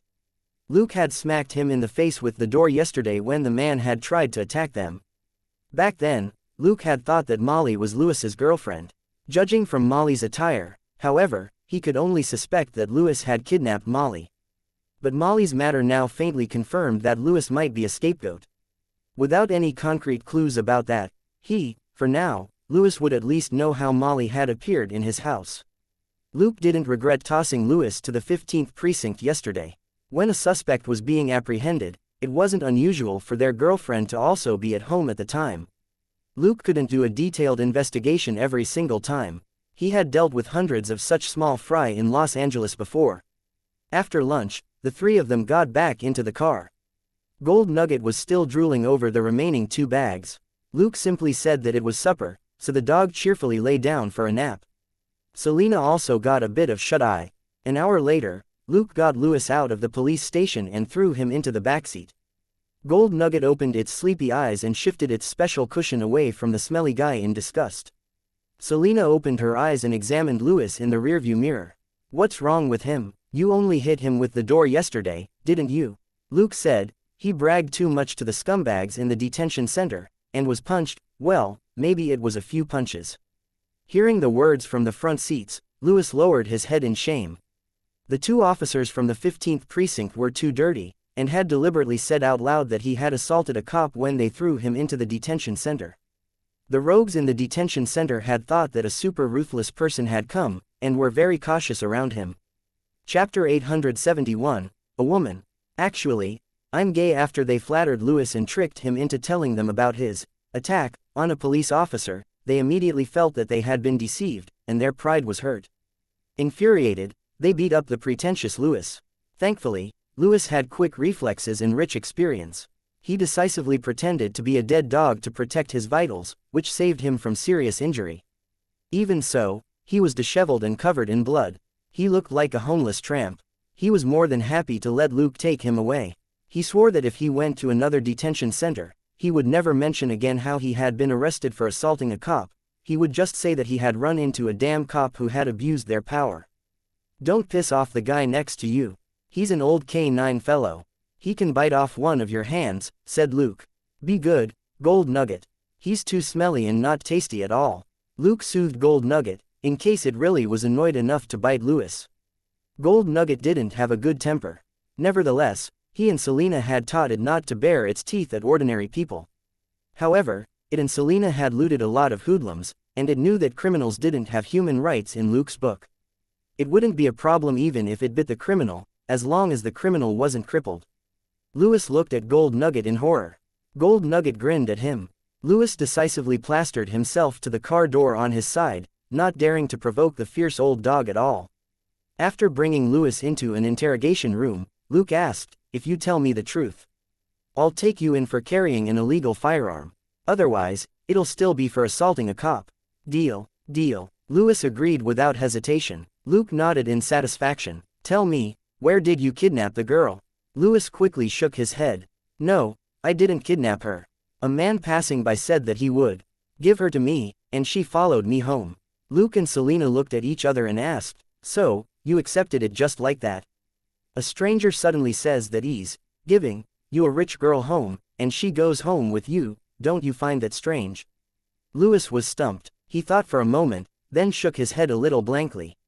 I don't know. The moment the man spoke, I did what he said. Is there a problem?" Luke and Selena looked at each other again. Luke asked, "What does the man look like? Anything special about him?" Louis looked like he was recalling something. He was a little skinny.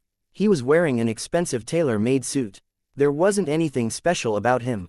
Luke said, "How about when he spoke? Did he have an accent?" Louis said, "That's right, it sounded like an English accent." Luke and Selena looked at each other for the third time. After that, Luke interrogated Louis for an hour and confirmed all the details of the he who had delivered the girl. After putting away the recorder, Luke suddenly remembered something. "You didn't touch the girl." Louis murmured, "Detective, actually, I'm gay. How can I touch her?" Luke and Selena were lost for words. No wonder Molly's tests indicated that she hadn't been assaulted recently. Molly wasn't bad looking, and she had been wearing above-average attire. For nothing to happen to her when she was in the place of a hoodlum like Louis, this reason made sense. At least, Luke didn't think that it was because Louis was soft-hearted. If it was a regular hooligan, he might even invite a bunch of his friends to share the pie that fell from the sky. From the looks of it, although Molly had suffered terribly, she hadn't ended up in the most tragic situation at the final stage. After throwing Louis, the scapegoat, into the detention center, the two returned to the office, and the phone on the table rang. After picking up the call, Selena simply said, "Let's go. It's the boss." Luke unwrapped 3 lollipops, one for each person, and had Selena bring 2 of the takeouts with them as they went to Dustin's office. It was already the afternoon, and there weren't many colleagues in the hall. They weren't afraid of people paying attention to the fact that they were going to the boss's office with takeout and lollipops. Dustin ignored the takeout box which Selena put next to the coffee machine in the corner of the office. He asked Luke to close the door, before he said, "You need to be more careful about the case Walter's on. Your responsibility is just to make sure that he isn't killed." Luke raised an eyebrow. Someone wants to silence a police inspector. Even though the door was closed and there wasn't anyone outside, Dustin subconsciously looked outside before he said in a low voice, "This case is a huge cesspit. Anyone who steps into it will be buried alive." Luke said, "I thought you wanted us to take note of Walter's progress." Dustin said mockingly, "Progress? Sure, but it's not progress on the case, but on how fast he'll die." Luke sighed. "Kingpin." Dustin nodded. "You already know him. You fought his top killer, Bullseye, before. You know how scary he can be. What's more troublesome is that the crime scene is in the 15th Precinct's jurisdiction. It's only a matter of how many moles Kingpin has in the precinct. If Walter and Ricky investigate a case there, they might disappear without a trace at any moment. It's not the first time that detectives have gone missing, but those detectives seem to have vanished into thin air. Even if HQ knows that something's wrong, they have no way of continuing the investigation." Luke nodded. Investigating a police homicide and a missing cop was different. If it was made to look like the cop had fled in order to escape being convicted, it would be even harder to investigate the matter. This also wasn't difficult to carry out. The sudden appearance of tens of thousands of dollars in the account of a police officer or his family could make the police suspect that he had been paid off. And it was impossible for the missing officer to cooperate with the investigation and clear themselves of suspicion. Hesitating for a moment, Dustin said, "Last night, Brad gave me a call and hinted that I shouldn't stick my nose into this case." Seeing that Luke was deep in thought, he continued, "Also, he specifically mentioned you and told me not to give you too much pressure." Do you understand? Luke smiled. That's a good thing. After all, I'm a newbie. Dustin got up unhappily and picked up the takeaway box that was next to the coffee machine. Opening it and seeing the roast meat inside, he swallowed before he took a bite. Luke and Selena remained silent. Chapter 872, Who Should Be the Chief? Dustin swallowed 2 pieces of char siu. After considering things for a moment, he wiped his mouth and hands with a napkin. He turned around and said, "Given my years of friendship with Brad, I'm sure that it wasn't his idea, but it was definitely a request from someone he couldn't refuse." Luke and Selena exchanged glances and realized what was going on. Brad was NYPD's first deputy commissioner, on par with NYPD's police chief. His only direct superior was the commissioner. If it was above that, the only people who could give him orders were the city councilors and the mayor. Had Kingpin's power already expanded to this extent? Luke and Selena were a little surprised. An underground power stepping into the light was truly a huge difference. It was no wonder Kingpin had remained as steady as a mountain in the face of multiple investigations by federal and local law enforcement. His circle of collaborators didn't include just gangs, but also government allies. No matter how big the LA gangs were, none of them operated on this large a scale. Kingpin was indeed a formidable leader. Dustin poured himself a cup of coffee and sat back down. Looking at Luke, he said, "It's good that you know." He sighed. This is New York. The 3 of them fell silent as they lamented inwardly. It really was hard to survive in the center of the world. Director Brad, who had been able to protect his subordinates in Los Angeles in the past, had become someone else's mouthpiece in less than a month. But thinking about how this first deputy commissioner had sworn to return to New York, Luke didn't feel sorry for him. Maybe this was the life he had always dreamed of. After a brief silence, he asked, "Walter doesn't know about this?" Dustin said, "He should have heard rumors, but he's John McClane's boss." Luke nodded. "With someone like that for a subordinate, do you think he's a slick character?" Dustin smiled. "Walter really thought that I nicked this position from him through connections. What he doesn't know is that he never had the chance. Neither his boss nor his rivals want him to be promoted, but he doesn't know that." Dustin paused for a moment before he continued, "Some people know that I don't like trouble as much as he does. That's why I'm sitting here.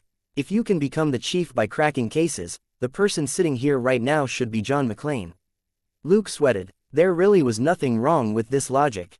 Based on cracking cases alone, John McClane would be more than qualified to be an NYPD boss, but he had only just become sergeant with much difficulty, and his first promotion had been 8 years ago. "Make sure you stay safe and do your best to protect Walter," said Dustin. "I don't want to have to give your family a medal after just arriving in New York." Luke nodded and left. On the way home, Luke's phone rang. Christine simply said, "Molly's parents just arrived. They're talking to her." Luke said, "We'll be right there." The car turned around and sped toward Metro General Hospital. 20 minutes later, they knocked on the door of the ward. A moment later, the door was opened by a short, fat middle-aged man. Seeing Luke and Selena, he looked at them in confusion. "Can I help you?" Luke and Selena showed him their badges. "Can we talk on the side?" The middle-aged man looked back into the ward before he walked out. He closed the door and followed Luke. "Detectives, are you here about Molly?"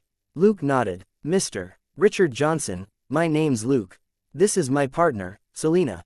We spoke on the phone this morning." Richard immediately stretched out his hand excitedly. Thank you for saving Molly." Luke didn't interrupt his expression of gratitude. Although he wanted to ask about Molly's situation at home, he understood the other man's excitement at finding his missing daughter. A moment later, he said, "Mr. Johnson, let's talk business." Richard said, "Just call me Richard, Detective Luke." Luke nodded. "It's like this. Molly's disappearance is suspicious, so I want to ask you about what happened before she went missing." Richard was agitated. "She's been active since she was little. She loves sports and is kind-hearted. She's a member of the student union and she does volunteer work during her school breaks. She's a little angel. I can't think of anyone who would hurt her." Luke nodded. "Richard, sometimes bad people catch us unaware. We can't stop what's already happened, but I want to find this man and stop him from hurting more innocent girls, all right?" Richard breathed heavily like a bull. "If I find out who the B***** is, I'll blow his head off with a gun." After a brief silence, Luke said, "Richard, you need to focus. Before Molly went missing, do you know if she met anyone strange or ran into anything unusual?" Looking at Luke's calm face, Richard finally controlled his rage and tried to remember. However, after more than 20 minutes, he couldn't give them many leads.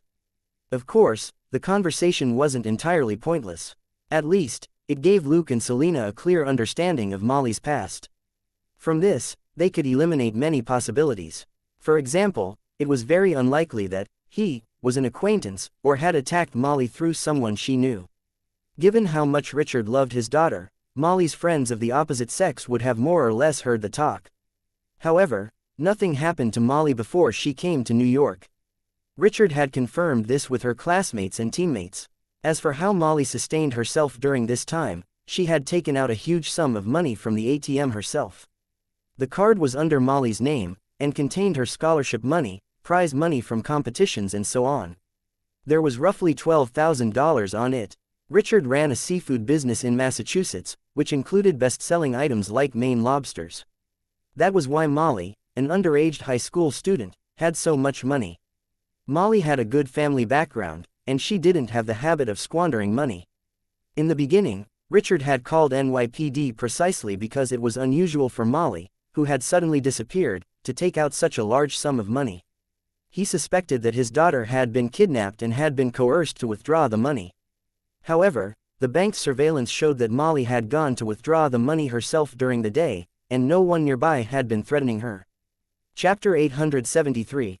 Let's talk business naturally. NYPD wouldn't file a case. It wasn't unusual for a girl to run away. After this incident, there had been no news of Molly, and the card had never been used again. Richard had gone to California because he suspected that his daughter might have been taken to San Francisco and murdered there. The couple went over, only to discover that the girl wasn't their daughter. As they rejoiced, they received a call from Luke and hurried back.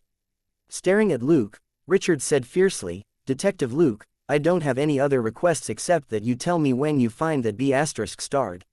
I want him in the electric chair." Luke nodded and smiled helplessly. The father was muddled by his anger.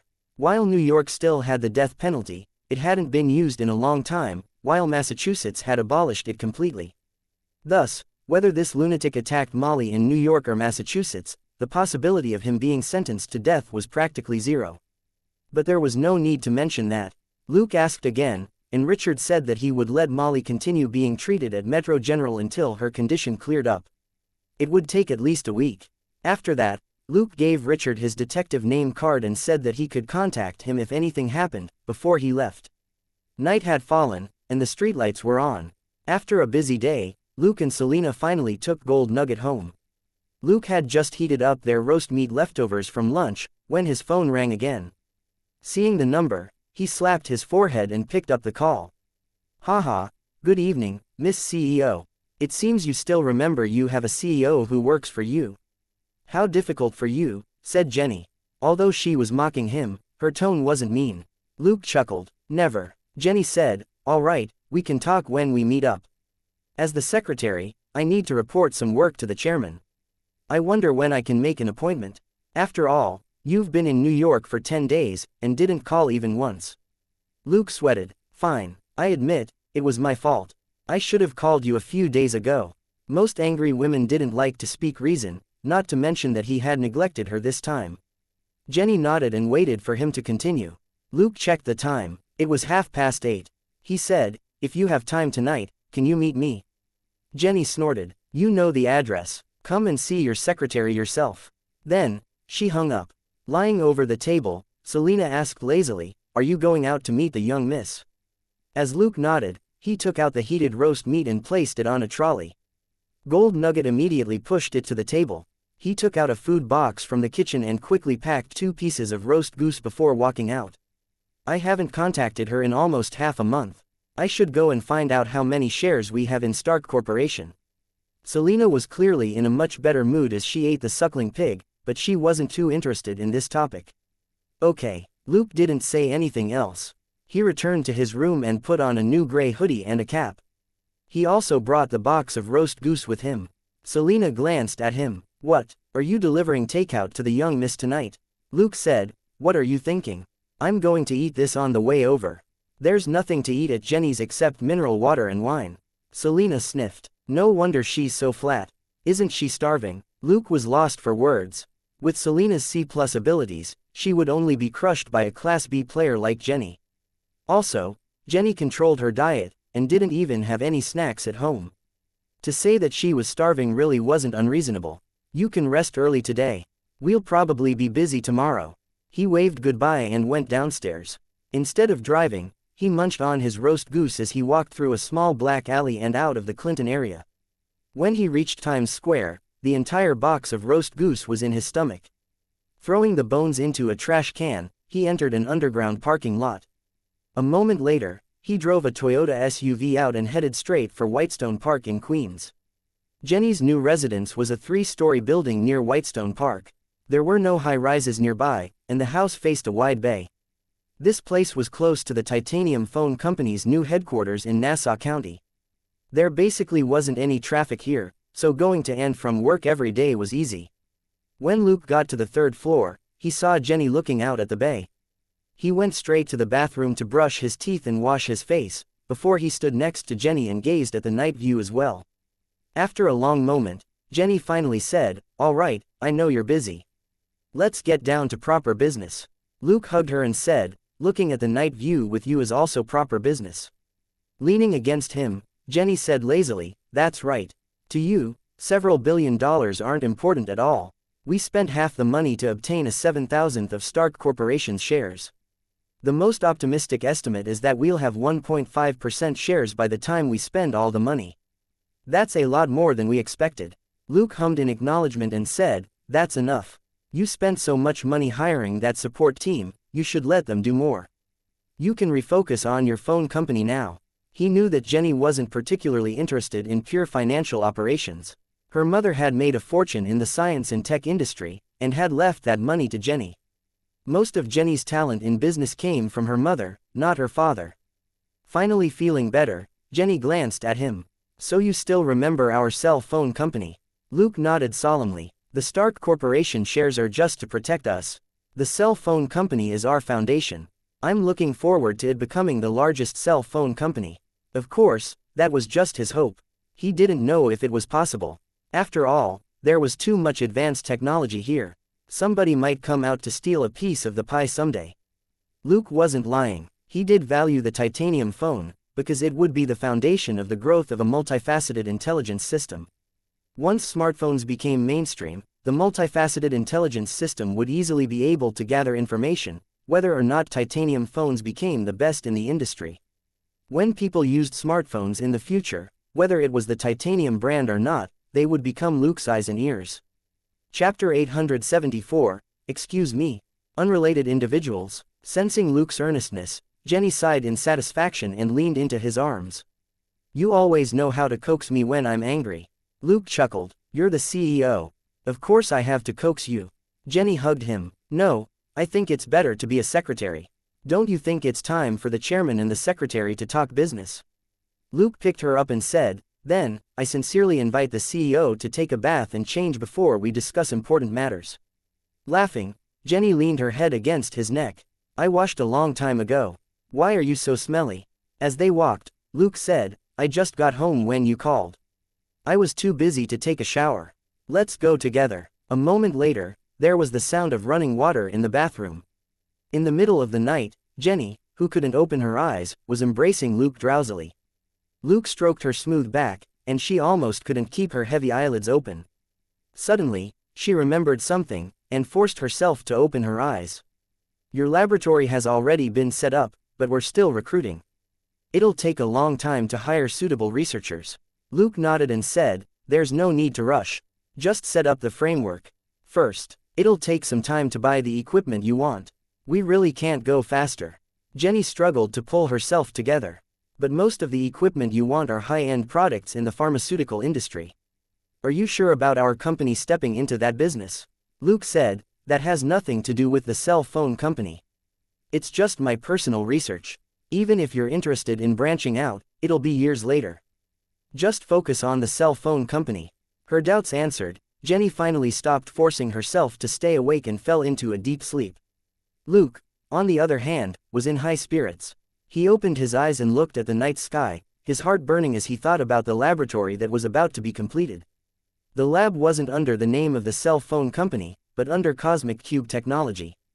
Beginning with this laboratory, Cosmic Cube Technology would become a genuine research company, and not an empty shell like before. Research companies could purchase equipment and raw materials through regular channels. It was perfectly normal for a company to buy these things.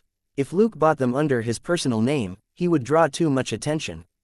Although he was still the core of the company's research, the researchers he hired could cover for him. Even Selena knew that he had long been thinking about setting up a laboratory, and only now was it becoming a reality. He had waited too long for this day. Early the next morning, after Secretary Jenny pounded him on the back in fury, Luke took a shower and left. After he disappeared from the room, the secretary spat angrily and cursed him for talking business with her so early in the morning. Soon, she fell asleep again. Talking business with Luke was too exhausting. She needed to catch up on her sleep. When Luke got home, he rubbed Gold Nugget's head with a smile and washed his hands before he made breakfast. When he was done, Selena also finished her training, and came out of the bathroom. Sitting at the dining table, she picked up a soup dumpling with her chopsticks and stuffed it into her mouth before she slowed down slightly. "What's the plan for today?"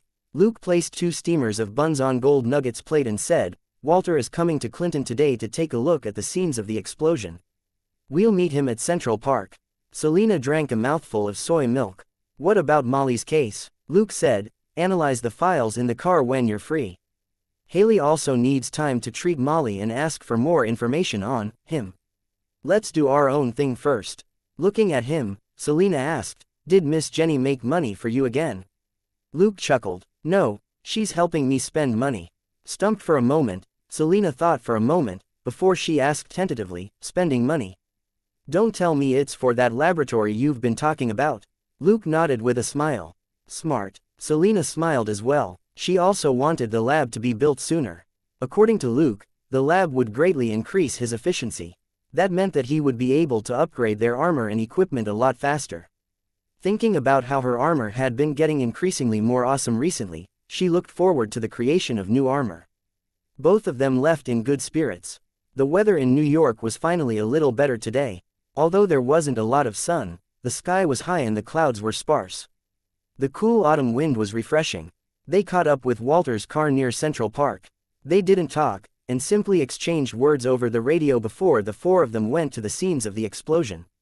It only took them half an hour to finish checking the first location, before they headed over to the second location. Luke didn't have high hopes for Walter's investigation. If Kingpin had planned the explosions in advance, there wouldn't be much valuable evidence left behind. Because this was the Clinton area, where many things didn't make sense. But Walter was a seasoned veteran, after all, who knew what he might be able to find.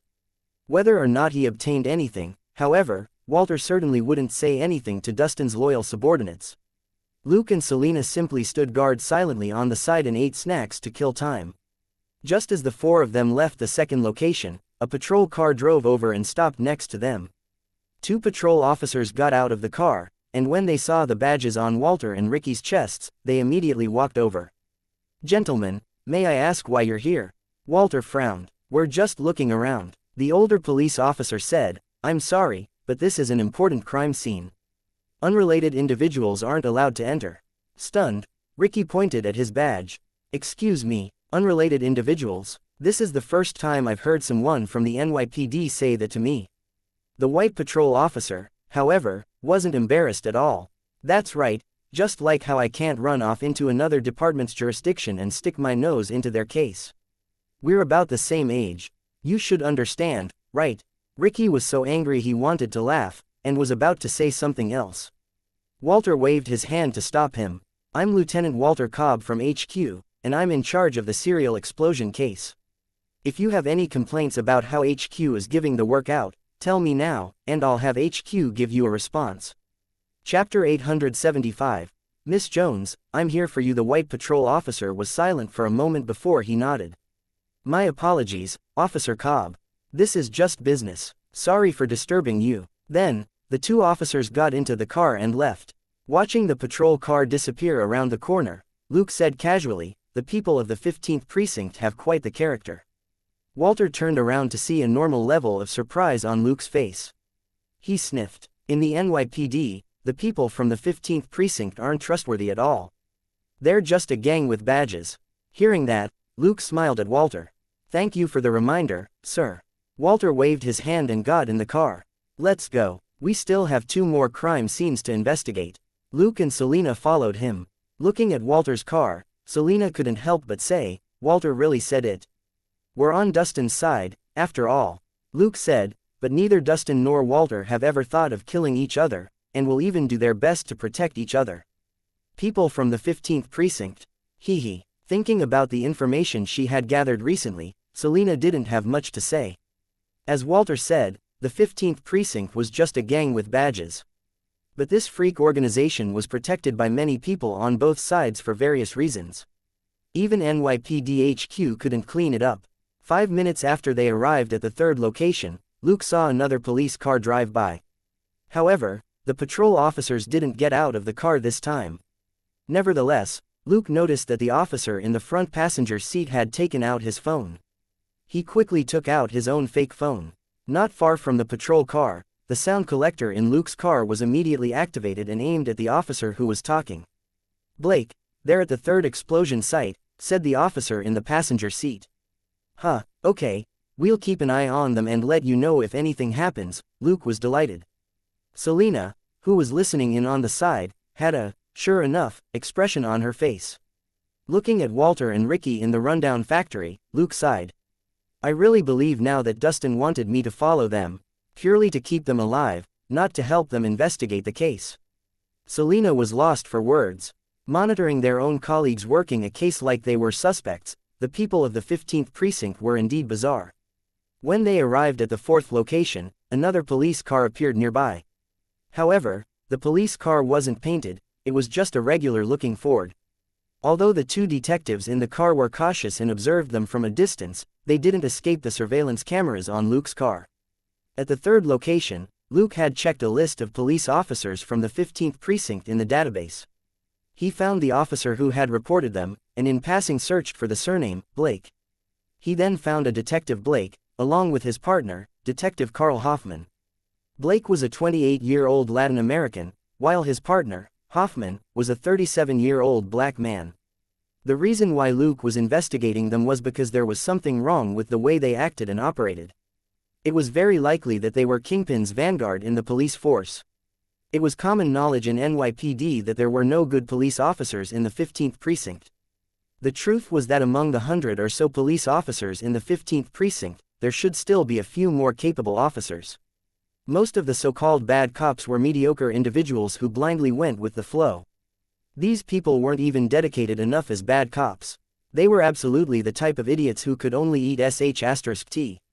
This sort of small fry who could only run errands weren't of much use to Luke. He had to lock onto the more capable police officers for a better chance at finding out more about Kingpin. Detective Blake and Detective Hoffman, who had secretly come to monitor their HQ colleagues, were obviously capable people.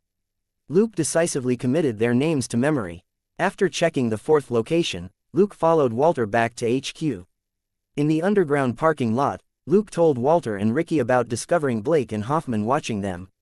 The 2 men weren't surprised at all. They simply nodded and said that they understood. Luke and Selena didn't follow them inside. After sending Walter and Ricky back to the police station, they could be considered to have finished their task. They still had a little time left over, so they had a late lunch. As they were enjoying their lunch by the river, Luke's phone rang. He picked up, and Christine's hurried and low tone rang out. That private detective called Jessica is here again. I don't know what she told Molly's family, but her parents are preparing to take her home. I thought you should know about this. Luke said, thanks, Christine. I'll be right there. 15 minutes later, when Luke and Selena arrived at the ward, Christine was talking to the private detective called Jessica. I'm not stopping Molly from leaving, but they can wait until the 2 detectives come and tell them. It's useless even if they come. They don't know what kind of danger they're facing, Jessica said impatiently. They can't protect themselves or Molly. Trust me, it's best for Molly's family to leave New York. It's best that you pretend you never saw this family, so that you won't be implicated. Luke picked up his pace. Miss Jones, we meet again. When Jessica saw him and Selena, her face darkened. Detective, Molly isn't a criminal. She has the right to go home. Luke raised his hand, indicating that Christine shouldn't argue with Jessica, before he said, "You're right. We're not here to detain her. In fact, I'm here for you." Both Jessica and Christine were stumped. "What?" Luke said, "Molly's matter is over. Naturally, her parents will decide where she should recuperate. We won't force her to stay in New York. Just because it's convenient for us, but," he paused for a moment before he continued, "Miss Jones, you've been in New York this whole time and have long been involved in this case. In order to find the criminal, you should be able to cooperate with us. After all, you seem to know something about Kilgrave." Chapter 876. Reward for being a good person. Jessica's face changed, and her eyes flickered between anxiety and fear. Luke simply waited. Jessica was silent for more than 10 seconds before she finally said, "No, I don't know anything." Luke smiled. "Miss Jones, I appreciate that you're protecting your clients and us detectives, but we'll continue investigating this case. If you really want us to avoid danger, why don't you tell us what you know about him? Molly might not be the first victim, and you don't want another one to appear, do you?" After a long silence, Jessica finally shook her head. "I don't know anything. I can't help you." The smile on Luke's face didn't change. He simply nodded and said, "All right, that's all for now." He looked at Christine and asked, "What about Richard and his family?" Christine said, "They went to handle the discharge procedure." Luke said, "You're currently working, we won't keep you. Just leave this to us." Looking at his calm face, Christine remembered what her friend Haley said. After a brief hesitation, she decided to trust Luke. The truth was that she had no choice but to trust him. Even the attending doctor couldn't reject Molly's discharge. After all, Molly wasn't a critical patient. In a situation like this, the hospital had no right or obligation to interfere with the patient's discharge. Christine just didn't want to see Molly leave with so much trauma. The thoughts flashed through her mind, but she simply said, "All right, thank you." After the nurse left, Luke and Selena stood at the door of the ward and sucked on a chocolate lollipop each. Jessica looked at them, a little baffled. "What are you doing?" Luke said, "I'm waiting for Richard." Looking at Jessica's face, he said casually, "Don't worry, Miss Jones, I'm not here to persuade them. You're right, staying in New York really won't do them any good except increase the chance of encountering that lunatic again." Jessica was suspicious. It wasn't the first time she had dealt with the police.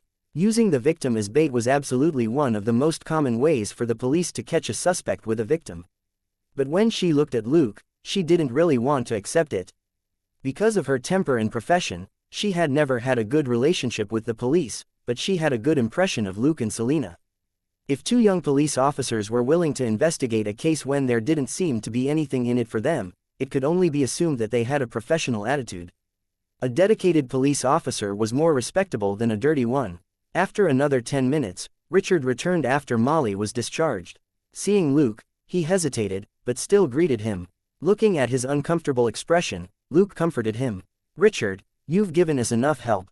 Take Molly home now. She needs to recuperate." Richard shook his hand. "I'm sorry. Thank you." He apologized because he had been so supportive of Luke before, but now he was running away. He was grateful for everything that Luke had done. Luke patted his shoulder and said, "Let's go. We'll escort you out of the city." Richard hurriedly shook his head. "No, it's fine." Luke said, "At least let me confirm that you leave New York safely, all right?" Richard smiled bitterly. "All right, thank you." A few minutes later, Molly and her mother walked out of the ward, clearly prepared to leave.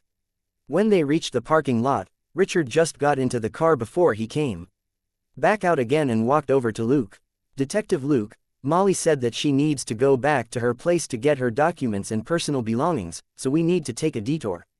Luke nodded. "No problem, I'll follow you." Watching Richard get back into the car, Selena said, "Molly never mentioned where she had been staying during this time. Maybe there are important clues there." Luke nodded. "Of course. So, good things always come to good people." Selena agreed. If Luke said later that he wanted to check Molly's place, Richard most likely wouldn't refuse such a small request. If the two of them had left just now, they might have missed this lead. After the two cars left the hospital, Selena looked in the rearview mirror and said thoughtfully, "The female detective is here too. It seems that she's worried about this family." Luke nodded. Nobody can be careless against a lunatic. 20 minutes later, 3 cars stopped outside an apartment building. Molly's family led the way, followed by Luke and Selena, and then the female private investigator, and they went to the 4th floor. After Molly opened the door and entered the apartment, Luke said to Richard in a low voice, "We need to check this place. There might be some clues. Is that okay?" After a brief hesitation, Richard nodded. "Yes, but the bedroom," Luke said. "Understood. We won't randomly touch anything here. You can ask your wife to help Molly clean up." Richard was worried that Molly's private affairs would be on display in the apartment. Molly had been taken away by a man for 3 months. It was possible that she had been living here the whole time. He was really scared that he would see something horrible, such as photos or videos. Receiving permission from Richard, Luke signaled to Selena, and they split up. Selena went to the bedroom, but didn't go in. She simply watched them pack. She had to make sure that the two of them didn't take away anything that could be evidence. Luke, on the other hand, walked around the apartment. In fact, even if he didn't move, Sharp Nose had already locked onto a rather unique man's scent. It seemed to be a heavier scent compared with an ordinary person's, but it didn't have the sort of specific scent which most people had. It was like the difference between umami and the other tastes. It was only because of Luke's keen sense of smell that he noticed the anomaly. The smell was so unique that he would definitely be able to confirm the man's identity the moment he saw him again. While analyzing the scent, his eyes didn't stop scanning the living room. There were no pictures or devices, including phones, cameras, or computers. He only paid a little more attention to some coffee and wine bottles in the living room. These weren't cheap. At the very least, only the middle class would frequently buy this. Furthermore, this was a mid to high class apartment. That Kilgrave didn't have low living standards. He probably wouldn't live in a dirty and dilapidated slum, which narrowed Luke's search range. Chapter 877. What I Can Do, You Might Not Be Able to Do. When Richard was summoned by his wife, Luke quickly checked the bathroom and the kitchen. There was nothing special in the kitchen. There were no male items in the bathroom, including a toothbrush. There were only female products and a set of lingerie on a hook. Luke had just learned a thing or two about these clothes not long ago, and immediately recognized that they were from ID. Sarieri's newest range, which was the same as what Molly had been wearing when she was discovered. What they had in common was that they were thin, transparent, and patterned. They were more stimulating, which was very suited to their purpose. The clothes themselves weren't valuable, but the information they revealed was worth investigating. That lunatic liked to make his victims wear luxurious lingerie. As Luke pondered, he left the bathroom. Molly's family had already come out of the bedroom. Richard was pulling a suitcase behind him, and his wife, Navina, was carrying a large bag that contained Molly's belongings, while Molly was only carrying a lady's handbag. "There's still a lot of stuff. We'll take these down first," Richard said to Luke. Luke asked, "Do you need my help?" Richard hurriedly shook his head. "No, Luke, you've already helped us a lot." Luke was only being polite. After all, moving things wasn't a big deal. He didn't need to be too enthusiastic. Excessive enthusiasm would conversely make them uncomfortable. As they spoke, they walked to the elevator a few meters away. At that moment, Luke was standing next to the elevator doors, and Jessica was standing next to him with her head lowered. Molly and her mother, Navina, were standing together, but Navina kept an arm around her daughter and observed her expressions. Richard wanted to press the button for the elevator. He was holding the suitcase on one hand and his own briefcase in the other, and his movements were clumsy. Molly stepped forward and took the briefcase from under his arm. "I'll hold this for you, Dad." Richard smiled at his daughter. His little angel had always been so considerate and sensible. Even after what had happened to her, she still loved him. How good. A moment later, the elevator doors opened, and the three of them entered. Richard pressed the button for the first floor, and the doors slowly closed. Jessica, who had been keeping her head down, finally raised her head to see the faces of the family of three. She suddenly realized that Molly, who was standing at the far end of the elevator, was pulling her hand out of Richard's briefcase. In her hand was a revolver. "I have to do it." Molly looked at Jessica with a smile and pointed her revolver at Richard. "Molly, no," Jessica cried out in shock. At that moment, there was only a gap in the elevator doors. "Pa!" The sound of a gunshot echoed in the building. Jessica's heart turned cold, and her face fell. It was over. It was all over. At that moment, she suddenly realized that Luke had at some point stepped forward and was holding the elevator doors open. What she didn't see was that he was currently putting the M686 back into its holster with his other hand. The elevator doors opened the last 2 centimeters to reveal the shocked couple and Molly, who was still smiling and murmuring, "I have to do this." Luke darted into the elevator and pushed the couple out. He grabbed Molly, who was bending down to pick up the revolver. He moved, and the revolver on the floor was kicked out of the elevator. At that moment, he pulled Molly out of the elevator. The elevator doors closed again as it went down to the first floor. Of the other 4 people present, Molly was still mumbling, "I have to do this," and struggling in Luke's grip to go and get the revolver that was on the floor. 2 seconds later, Selena swiftly came out of the apartment. After confirming the situation, she asked, "Clear?" Luke said, "Clear." Only then did Selena put her gun back into its holster and walk over. Luke looked at the couple and Jessica. "I think we should go back in first and talk." Without waiting for a reply, he said to Selena, "Find a bag and pick up the gun." Jessica's head was a mess. She looked at him blankly and asked, "How did you do it?" Molly had pulled out the gun too suddenly, and had only done so when the elevator doors were closing. Nobody knew that there was a revolver in the briefcase. Even if Jessica were to smash open the elevator doors, she wouldn't have been quick enough to stop Molly from pulling the trigger. But Luke had opened fire so quickly, plus his back had been to her, so Jessica hadn't seen anything at all. Looking at her, Luke smiled. "Miss Jones, we're certainly capable of investigating this case. There are times when what I can do, you might not necessarily be able to." Jessica's lips moved. She had nothing to say. Just now, Luke had stopped Molly from firing the gun. Looking at the situation in the elevator, she might have killed herself or her parents, or even both. Luke had probably saved Molly's entire family. At that time, Jessica had only cried out in alarm. She had said before that Luke wouldn't be able to help, and now found her words a joke. In fact, Luke had always known that Richard had a gun in his bag, which couldn't be hidden from sharp nose. However, Richard's daughter had been hurt, and the lunatic who had hurt his daughter hadn't been caught yet. Carrying a gun for self-defense wasn't strange. Luke didn't poke his nose into other people's business. Just now, Jessica had helped a little. Her cry of, "Molly, don't," had alerted Luke to the situation. Moving sideways in a flash, he locked onto Molly, who was pointing the gun at Richard in the elevator. In the blink of an eye, Luke used quick draw. With his current stats, his quick draw speed and precision were similar to that of ace shooters in the movies within a 1 to 2 meter range. Thus, he drew the M68 from under his arm and accurately shot at the gun in Molly's hand through the 10-centimeter gap in the elevator doors. There were times when bullets were indeed more convenient. At the very least, they could pass through a 10-centimeter gap smoothly, but Luke couldn't do the same. A moment later, everybody returned to the apartment. Everybody shivered at the sight of Molly, who was still struggling on the couch and saying, "I have to do this," like a recorder. At that moment, Selena found something suitable in the apartment to hold Molly down with. Chapter 878. Summon Haley, and a private chat soon. Molly's 4 limbs were bound together as she lay on the couch. Even so, she was still struggling hard to get to the briefcase with the revolver that was on it. Luke. Richard's heart couldn't help but ache when he looked at his daughter. Luke raised his hand and said, "I won't keep her restrained. That's the only thing I can do for now.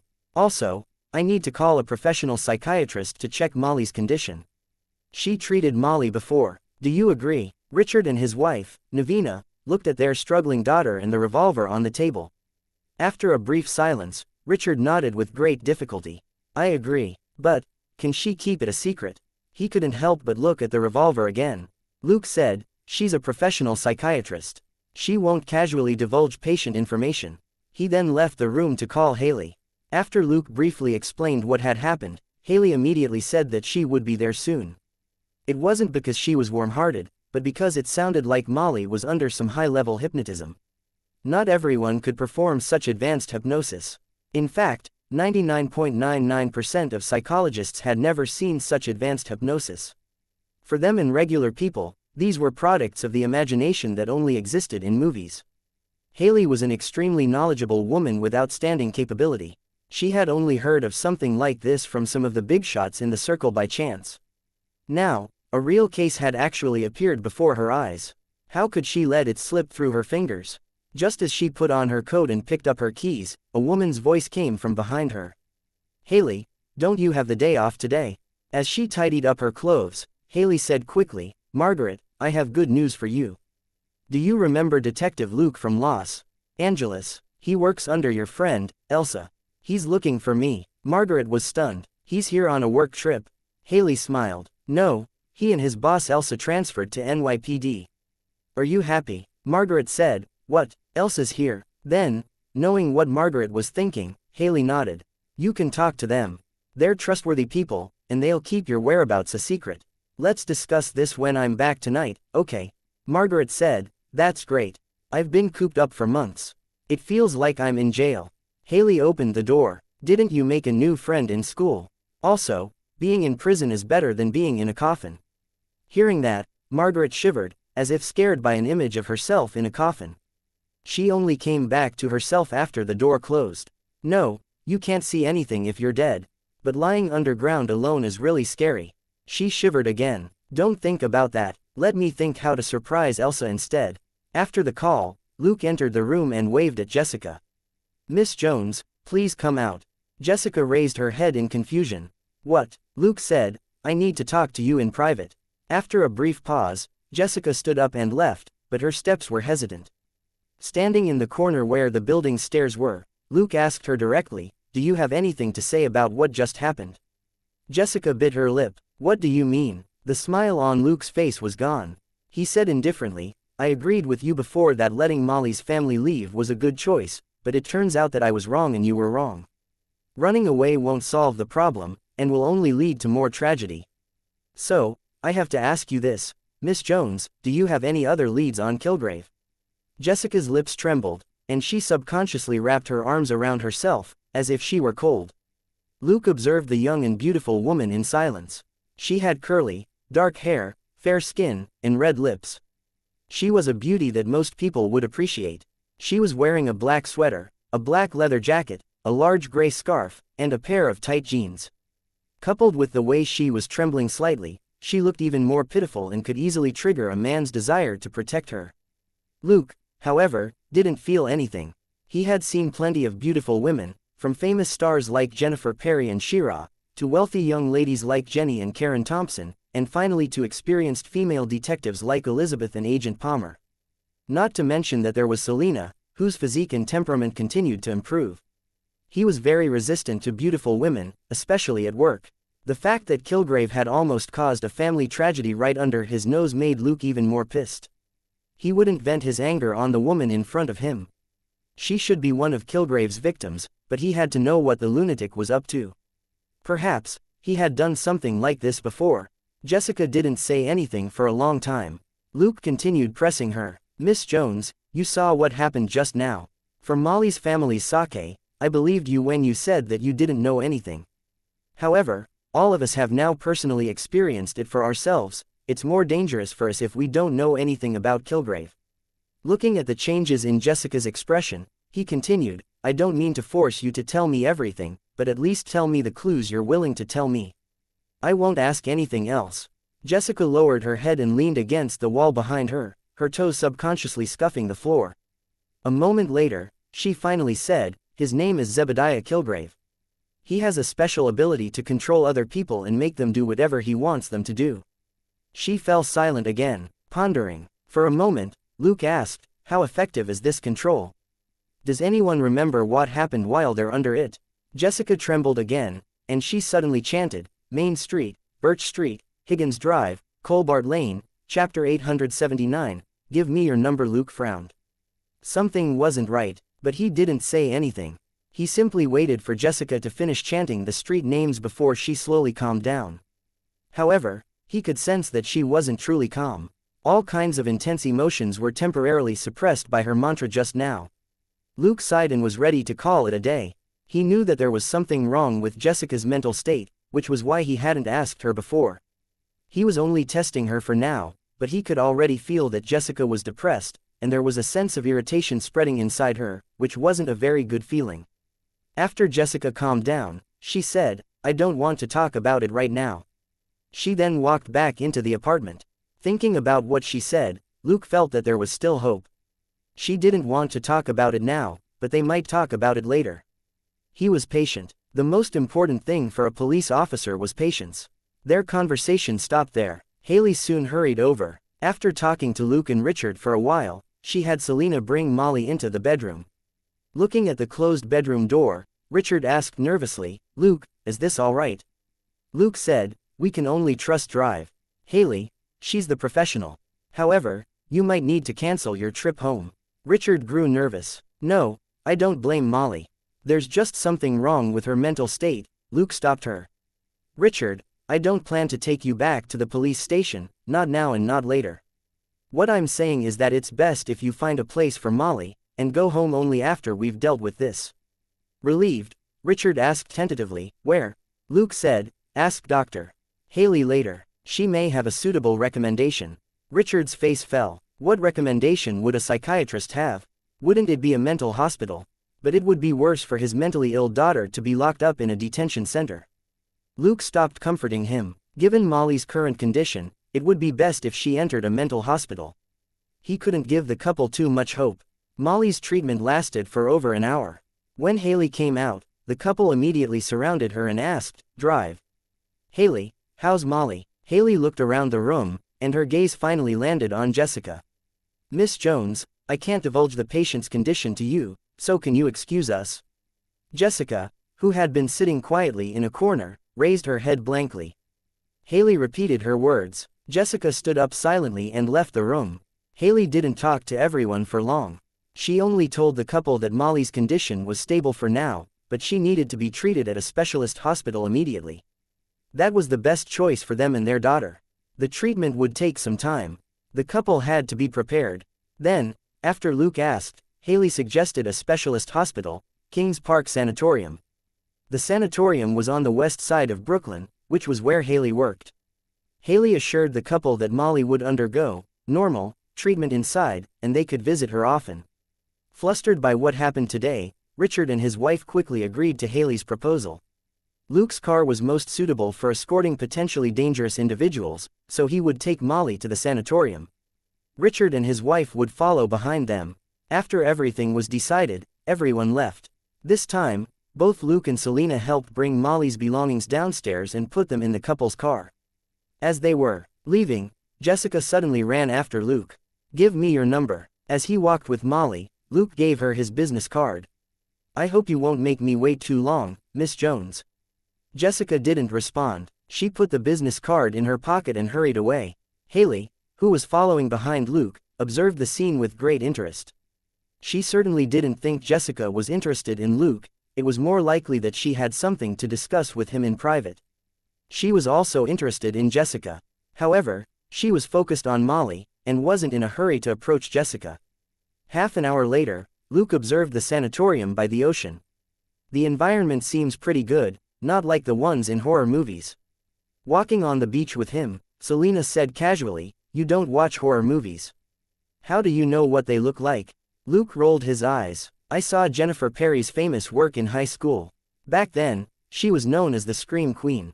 Would you dare say that wasn't a horror movie?" Selena was lost for words. That movie had contained the three classic ingredients for a horror film: nightfall, a murderer in a mask, and a hysterical, gorgeous Jennifer in wet pajamas. How could it not be a horror movie?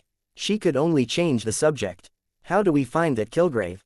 From the way he gave Molly away and implanted that, "kill others or kill yourself," suggestion, I don't think he cares about this abandoned toy anymore. Luke sighed. Haley said that he didn't order Molly to keep silent before because of his arrogance. Now, it seems that he just wanted Molly to silence herself. If he hadn't been there, it would have been hard to say if one person or three people would have died in the elevator. "Let's look for surveillance cameras around Molly's apartment later and see if we can find any clues about Kilgrave," he said. After chatting for a while, someone walked out of a side door of the sanatorium. "Thank you, Haley," said Luke. Haley pushed up her black glasses and pressed down on her golden locks, which were being messed up by the ocean breeze. "This is my case as well, right? What are you going to do?" Luke said, "Let us know if you get any more leads from Molly on Kilgrave. We'll focus on investigating Kilgrave's whereabouts, and try to solve this problem as soon as possible. Although I don't want to say it, it might not do Molly's condition any good unless she sees the man die with her own eyes." Luke chuckled. "I'm a detective. Guns are my specialty. You're a doctor. Treating patients is your specialty, right?" She was silent for a moment. "That's true. Then, I can only hope that everything goes well for you. Chapter 880. The Black Mask attacks the police again. Haley paused and suddenly asked, "You're not planning to kill Kilgrave, are you?" If it were any other policeman, she might not have such thoughts. However, when Luke and Selena saved her and her sister, Margaret, they had killed 4 armed bandits, and then enjoyed fishing and sunbathing next to the bodies. Putting it together with what Luke said about being good with a gun, Haley couldn't help what she was thinking. Luke grinned. "Do I have to detain him and send him to you? I really wish you would." Haley thought to herself. An extraordinary person like Kilgrave would be a great research subject. Haley was quite interested in him. Looking to die, in the professional field, anyone who didn't have the mentality of seeking death couldn't stand at the peak. For example, it wouldn't be easy for Luke to be promoted as a detective without risking being shot. If Luke knew what she was thinking, he would definitely categorize her as a lunatic. Of course, he would never give Kilgrave a chance to live. He was determined to obtain this guy's abilities. Even Jesus wouldn't be able to keep Kilgrave alive. After a brief conversation, the 3 of them went back. Haley was here to tell them that the paperwork had been sorted out. For now, they had completed their assignment.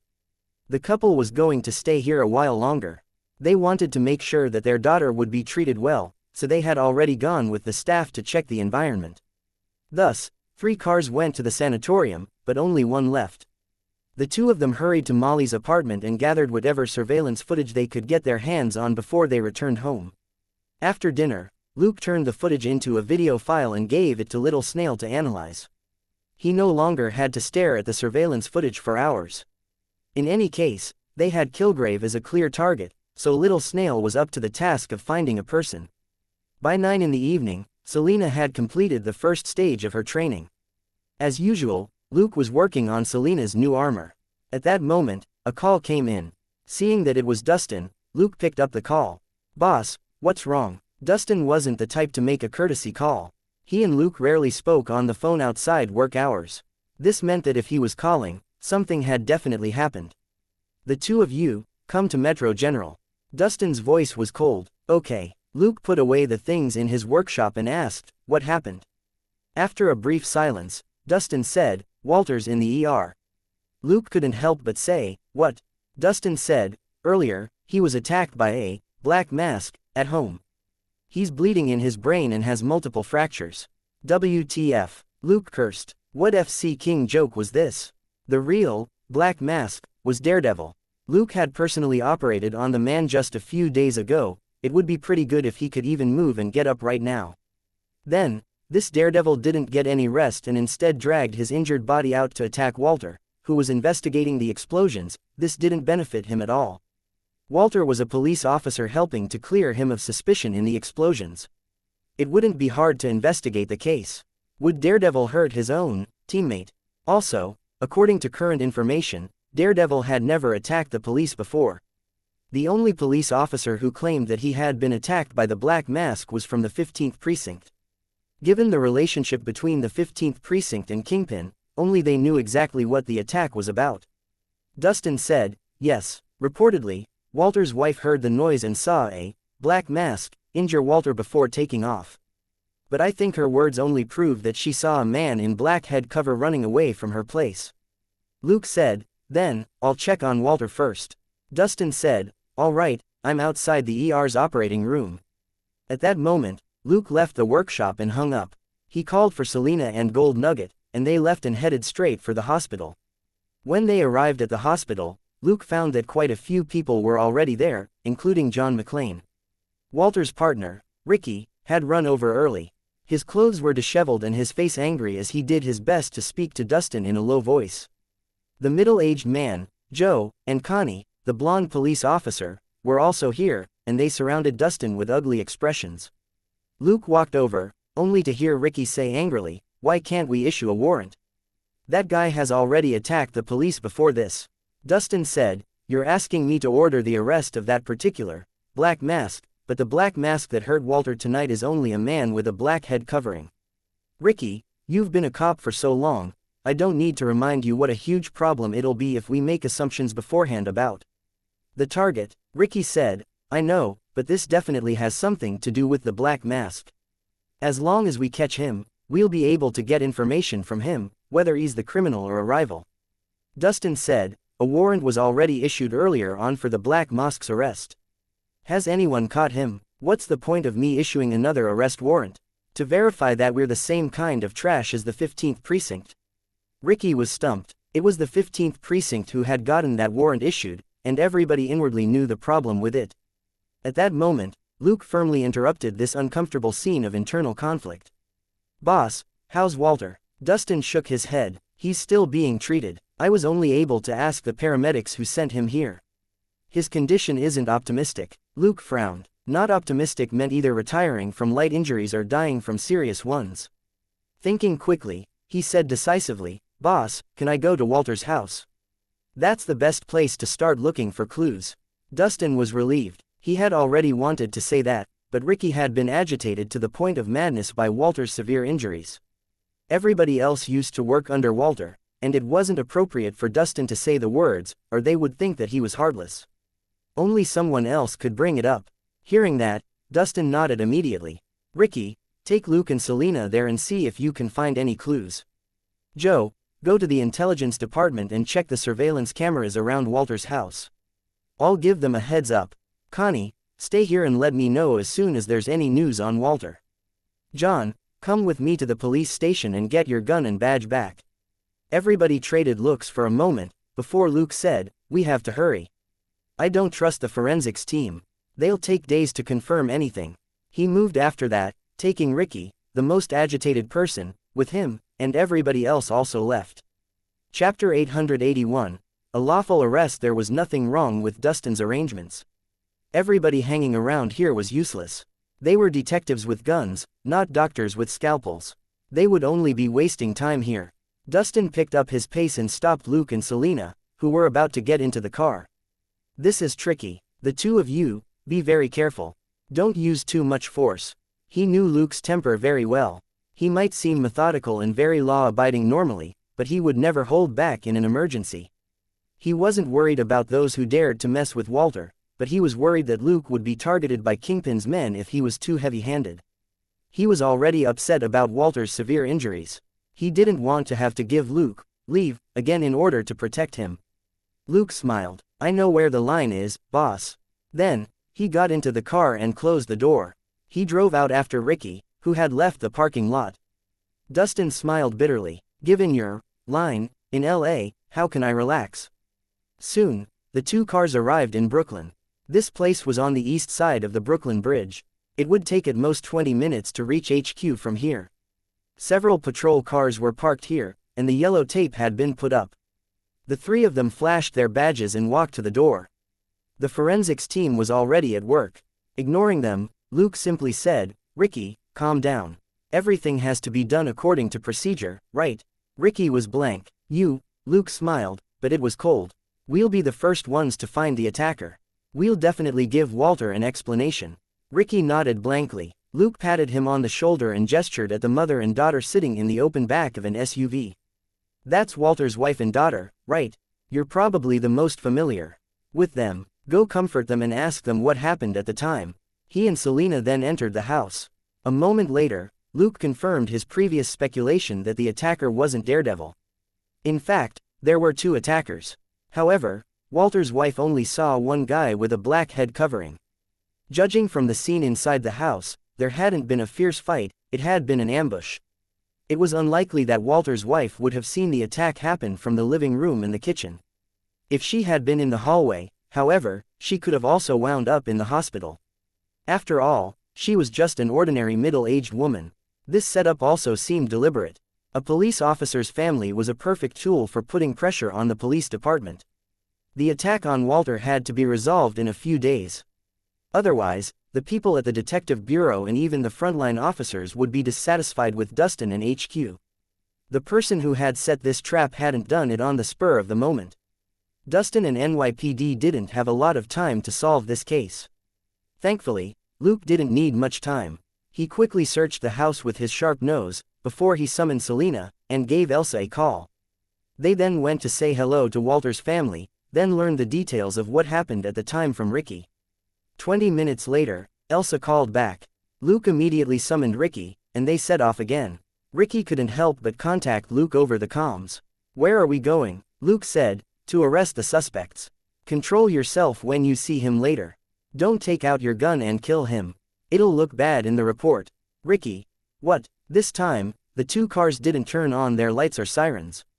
They drove for 7 or 8 minutes before they stopped in front of an old apartment building. Luke got out of the car and gestured at Selena before he walked into the building. Ricky also got out of the car and looked at Selena. "What's he doing?" Selena said. "Making an arrest, but the process might be a little intense. Let's just wait here." Ricky. "Huh." A moment later, there was a bang on the 3rd floor. It wasn't a gunshot, but the sound of a door being knocked open. There was loud yelling, which was then followed by a burst of screams. The walkie-talkie in the car buzzed. "Selena, tell Ricky to call the forensics team over to check the place." Ricky. "Huh." Luke chuckled coldly. "Don't worry, as soon as I flashed my badge, they started taking out their guns. They won't be able to escape the charge of assaulting a police officer." When Ricky and Selena reached the 3rd floor, Selena immediately stepped forward and handcuffed the person Luke was holding. Luke handcuffed another person at the same time. Throwing the unconscious criminal to one side, Luke walked over to Ricky. He said in a low voice, "There's a set of black clothes inside, including a black hood. There are bloodstains on them." Ricky's face darkened. "That's them," Luke said. "Don't be hasty. Get the forensics team here first. Keep an eye on them, or someone might tamper with the evidence. I'll let Joe handle the interrogation. He's good at dealing with criminals, right?" Ricky gritted his teeth and nodded. "Don't worry, even if Joe can't do it, John absolutely can." Luke sweated. "You just want to outright kill them, don't you?" If John lost his temper, both of these criminals would end up with minor fractures.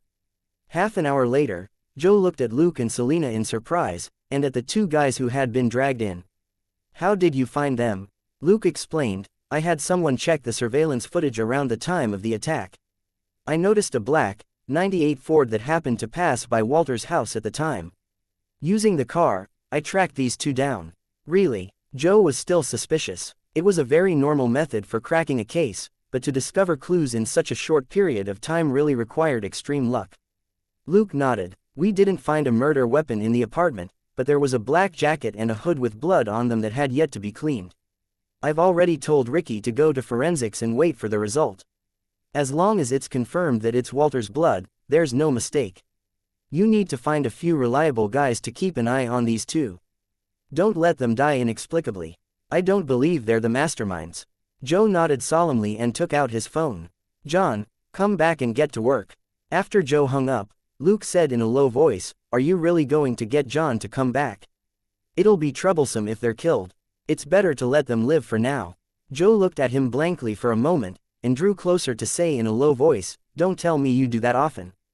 Chapter 882, A Lawful Interrogation. How could the police lawfully kill a suspect in the interrogation room? Of course, it was the same trick that Luke had once used to lure a suspect into taking the gun. This method could be simplified significantly. He could stuff the gun into the suspect's hand himself. Then, with the sound of a gunshot, the world would be at peace. The officer involved would at most be demoted after an investigation.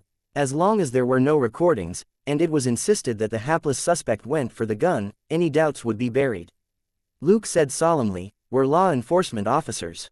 Naturally, we have to strictly abide by the department's rules. I'm just reminding you." "Joe, are UFC King bragging? Do you think we're not familiar with this business? We just don't usually use it." Leaving with a face of disdain, Joe nevertheless muttered to himself, "This guy isn't as naive as he seems." Recalling how this guy had killed more than 50 bandits along with John, Joe felt that it was only natural. If a freakish detective like this was hidebound by convention, they would have been killed by criminals long ago. John returned very quickly. He was shocked by the police station's efficiency. Most of the time, they still had to rely on him to dig out a suspect. This time, he had only beaten up a second hoodlum and had yet to get any useful information before he was told to come back to interrogate a suspect. Walking into the interrogation room, he glanced in the direction of the observation room. "Who's over there?" Joe said. "Don't worry. It's Connie, Luke, and Selena." John asked, "Where's the chief?" "He said he's reporting to the director, and won't appear next door for the next hour," said Joe. John clenched his fists and looked at the suspect. "He's underestimating us, isn't he?" Go with the old rules.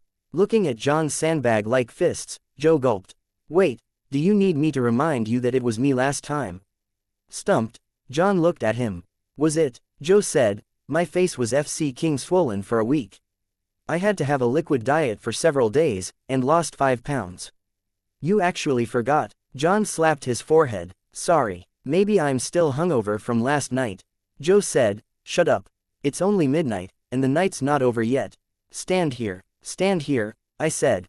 John, easy, we still have to investigate the case. Joe said, don't worry, your face will be swollen for 3 days at most. John said, okay, 3 days then. With that, he closed his eyes and stood in front of Joe. Bang, FCK. John cursed and stepped back until he hit the wall. You're definitely taking revenge. It'll definitely be swollen for more than 3 days. Joe slowly withdrew his fist. That's what you told me last time too. Rubbing his swollen cheek, John stood up and took out his gun. Okay, let's get to work. Joe took out a key from his pocket and walked over to the stupefied suspect. Aim properly. Don't hit me. John grinned. Don't worry, I'm good at this. The suspect looked at the key and suddenly realized what they were doing. He shouted in horror, Don't come here. No, don't. If it were any other time, he would have thought that they were acting. However, he had been arrested as a suspect for assaulting a police officer. Also, he had indeed knocked out a police officer with a stick, which meant that the man wasn't joking. Next door, Luke and Selena were sucking on a lollipop each, and they nodded at each other as they stood with their arms crossed in front of the mirror. Luke sighed in admiration. Look at how professional he is. Taking a punch and pinning it on the suspect, and then moving on to the next step. As expected of an experienced detective, he has solid moves. Selena, however, frowned. If we do the same, will you hit me, or will I hit you?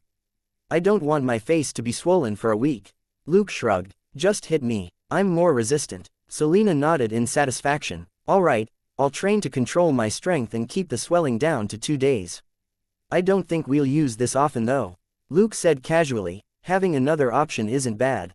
It can't be too light, or you won't see the effect. Connie said, the two of you. Luke turned around and smiled at her. We'll improve faster if we learn from our seniors. Connie was lost for words. What happened next was simple. Already pinned with an assault charge and facing the possibility of being killed at any time, the suspect broke down. In fact, he had made the right decision. John had indeed planned to kill the guy, or injure him heavily. He was gambling on the fact that this was still a suspect. After all, the suspect had no such odds. But what the interrogation revealed wasn't good. They belonged to a gang called Blood Skull, and were professional fighters. Their boss was called Billy Jordan. Attacking Walter was an assignment which their boss, Billy, had given them. Blood Skull was just a bunch of hoodlums who lived in the Brooklyn area. There were 50 core members, and more than 100 thugs scattered around. There were at least 100 of such gangs in Brooklyn, and none of them were directly related to Kingpin. There was no way to catch Kingpin with their statements. Dustin had already appeared in the observation room, and he listened to the confessions of the two Blood Skulls with a dark face. Luke leaned over and said in a low voice, the person who planned this is too careful and cleans up after himself well. Unless that Billy tells us who that person is, this will have nothing to do with him. Dustin certainly knew who Luke was referring to. After a brief silence, he said, all detectives are now recalled from leave. Report to the police station immediately. Tell John to come out. He'll lead the operation. I want Blood Skull to disappear from New York by tomorrow morning. Luke said, yes, sir. Although he was the best fighter under Dustin, John was more suited to be the commander of such a large-scale operation. After all, he was familiar with the people of the Detective Bureau and could make them do their best. Dustin was also selling the wily old foxes a favor, so that they could avenge Walter with their own hands. After a busy night, the clerks at the police station worked overtime. They had to deal with a lot of phone calls, confessions, and arrest warrants. However, nobody complained. A veteran detective from the Detective Bureau had been severely injured. If the Detective Bureau didn't respond, none of the gang members in New York would take them seriously. Chapter 883, The Mysterious Mastermind. This had to be done. The HQ director had to praise them for doing a good job, or the frontline officers would be hounding him for months. Once NYPD officers were mobilized, and had ironclad evidence, most New York gangs could only wait to be wiped out. The morning sun rose, but Dustin's face was even darker. Mobilize your connections and do your best to flush this Billy Jordan out. Joe frowned. Chief, there's no sign of him at all. I suspect that he's already been killed. Dustin said, then we have to find his body. John lit a cigarette, his expression no better than Dustin's. Chief, this guy is probably already in a cement block at the bottom of the Hudson River. Those people are very familiar with this sort of thing. Dustin ignored the man who was smoking in his office. Then dig out the man who threw Billy into the river. At this moment, Connie knocked on the door. When Dustin said, come in, she opened the door and stuck her head in. Director, Walter's out of surgery. He's now in the ICU. Dustin stood up. How is he? Connie sighed and said, he's not out of danger yet. We'll have to wait until tomorrow at least to see if his condition stabilizes. Dustin nodded. Did you send someone to look after his family? Connie nodded. Javier and Ryan are already there. They'll send the station a security signal every 10 minutes. Dustin nodded. Tell them not to be careless. With that, he looked at the people in the room. What are you still doing here? Waiting for me to give you lunch. It was still early in the morning. Even if they ate, it would be breakfast. Dustin was clearly unhappy about this bunch being in his office, especially the guy who was smoking without the least bit of self-awareness. But this guy was probably the second or third best fighter under him. He could only hold back. Luke nudged Selena with his elbow, and they quickly left. Dustin was in a bad mood. Luke didn't want to be caught in the crossfire. Everybody scattered. Walking out of the room, John stopped Luke and patted his shoulder firmly. Great work tonight. If you're doing anything else, however, remember to call me. At the very least, I'm good as backup. Luke nodded with a smile and punched John lightly in the shoulder. Don't worry, I'll call you if there's a chance. If there isn't one or it's not a good time, I can only apologize, he added silently. John said, then, thanks. Luke said, no need. Walter is my colleague, too. After saying goodbye to John, Luke and Selena went home. He and Selena had been working overtime last night, so they could take a nap. The Blood Skull members were all in HQ's detention center. There were plenty of newbies and veterans in the bureau, and all of them were waiting to collect experience and credit from this bunch of scum. These capable people didn't care about the interrogations. When they got home, Gold Nugget was watching TV in the living room. Seeing the two of them return, it began to whine. Luke said, okay, it just so happens we haven't had breakfast yet. But didn't you have a snack last night? Gold Nugget barked. Luke said, all right, you've already digested it. Gold Nugget had come back on its own last night when Luke and Selena were working overtime. When it went out with them in the past, it would basically be home by midnight. After all, it was a dog, and would get twitchy if it didn't sleep. Luke and Selena also didn't need it to stay up all night. They washed up, had breakfast, and sorted out the files which they had brought back from the station. Selena was the first to pause in the work. There's no way to tie the case to Kingpin. The crime was committed in the Brooklyn area, and the boss who hired the attackers disappeared. Even if he was the one who ordered it, he cleaned up his tracks too well. Luke nodded. For him to be able to live more and more comfortably under the pressure of the FBI, DIA, and NYPD, of course the guy has to be capable. Otherwise, Rico would have long sent him and his accomplices to prison. Even though there were no less than 1.4 million gangsters in the United States, they weren't as glamorous as the movies in Luke's previous life made them out to be. Take LAPD and NYPD, for example. Only HQ had an organized crime investigation bureau, and it had less than 100 people. The Major Crimes Division was basically under the jurisdiction of the Organized Crime Investigation Bureau. After all, gangsters often committed robbery and murder, and their most common line of business was drug trafficking, which was under the DEA's purview. Furthermore, with the FBI's national coverage, any related department could also stick its nose in. Most of the time, the Organized Criminal Investigation Bureau just supplied extra aid to other departments, or carried out an investigation into a particularly nasty gang. Thus, the gangs didn't have much influence. Even though there were tens of thousands of gangsters in Los Angeles and New York, the police didn't attach too much importance to them.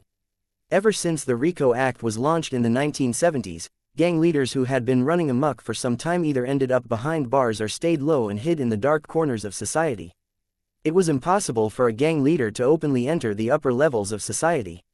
That was because under the RICO Act, A person only needed to be shown to have connections to a gang member, including funds, activities, or even just contact, and didn't have to be proven to be directly involved in a crime, in order to be charged.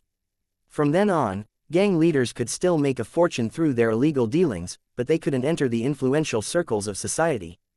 It was nothing like the mafia movies, where the mayor was the gang leader who was pulling strings behind the scenes. Most gangsters were on the bottom rung of society. It was only in exceptional circumstances, like the earthquake in California, when the police would pay attention to them in order to avoid mass riots. The rest of the time, they could only sink to the dark bottom of society, like mud in a pond, and die of rot.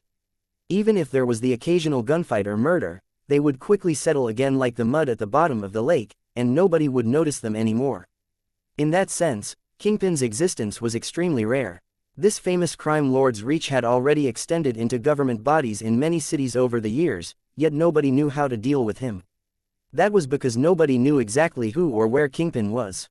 Even though many executive police officers had heard of the name Wilson Grant Fisk, a search of this or similar names throughout the United States didn't produce a match for Kingpin. Clearly, the name Wilson Grant Fisk, like the Kingpin title, wasn't what this crime lord usually used in his daily operations. Chapter 884, V's Meaning of Life, and Haley's Party Invitation. The reason why many gangsters called him Kingpin was because he was very clever. Nobody knew where this big brain was, and nobody could link his real identity to the gangs, so he was suppressed by the RICO bill. For almost a decade, the federal and local law enforcement agencies had searched for Kingpin and made multiple arrests. There were even a few instances where word spread of Kingpin's capture. But after those Kingpins were put behind bars, Kingpin's allies and forces never slowed down in their operations. This only proved that the real Kingpin was still expanding his underground empire from a safe place. It was impossible for a genius like him to be flushed out using a third-rate gang like the Blood Skull. Even the IRS, which was known as the toughest law enforcement agency in the United States, couldn't do anything about Kingpin. After all, nobody knew who he was. The law enforcement agencies could only ever cut off the branches when it came to Kingpin's operations. Soon, new gangs or core gang members would come out of prison and take over these vacant positions.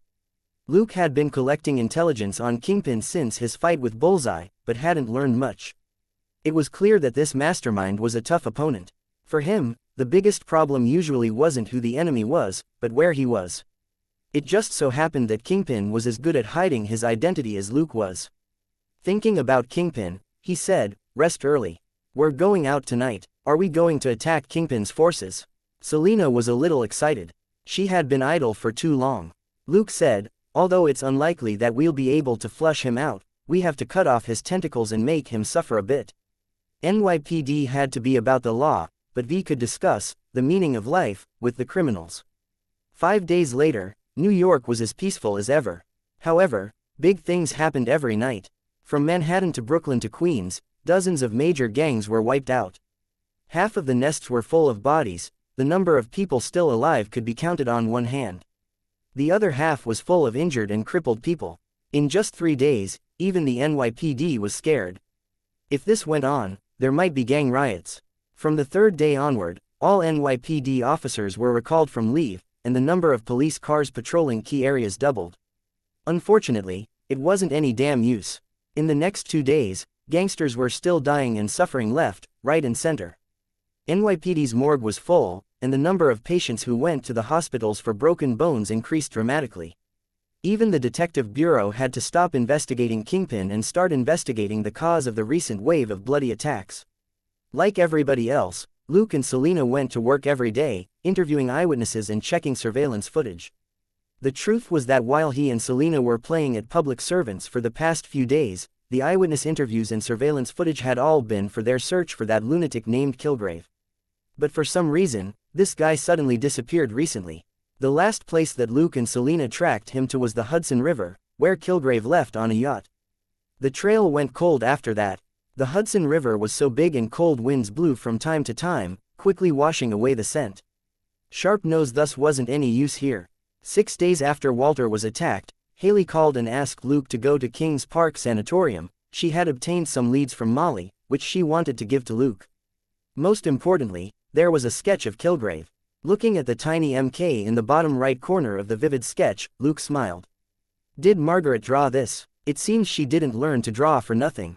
Haley looked at him with a smile. Do you need me to pass on what you think of her drawing skills to her? Luke shrugged. Doesn't matter. I don't pretend to understand art. Haley was lost for words at how frank the officer was. Shame was hard to come with people who had a clear understanding of their shortcomings, and they were usually thick-skinned. She found Luke more and more interesting. He was handsome and gentle. Anyone would think that he was a cultured man. But this man admitted that he knew nothing about art. It was the opposite of how most men tried their best to act like they knew everything. Also, Luke never showed off in front of her. His attitude toward her wasn't much different from his attitude toward Richard and his wife. If it wasn't for the appreciation in his eyes when he looked at her, she would have thought that he was gay. Alright, she had already rejected that possibility earlier on. As a psychiatrist, she could easily tell that Luke had a normal orientation. That was obvious from his interactions with his gorgeous partner, Selena. It was just that their situation was very interesting. Some might think that they had been married for years. As Haley mulled over Luke's private life, her smile remained fixed on her face. I heard that the police department has been very busy recently. Do you have time to investigate Kilgrave? Luke said, all the police in New York are busy right now, not just me. This guy has gone into hiding, however, we can only wait for him to come out on his own. Haley nodded and suddenly said, there's going to be a small party at my place the day after tomorrow. Are you free? Stunned for a moment, Luke said, what party? Let me make it clear. If it's going to be a bunch of people holding wine glasses and discussing mental patients or some abstract artwork, I'm not going.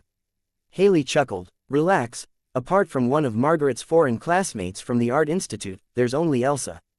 Luke thought for a moment before he asked, can I bring a date?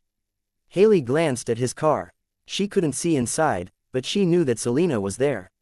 She nodded and said, if it's Selena, that's fine. You know, Margaret's been lying low in New York for several months now to avoid those crazy LA gangs who want her money.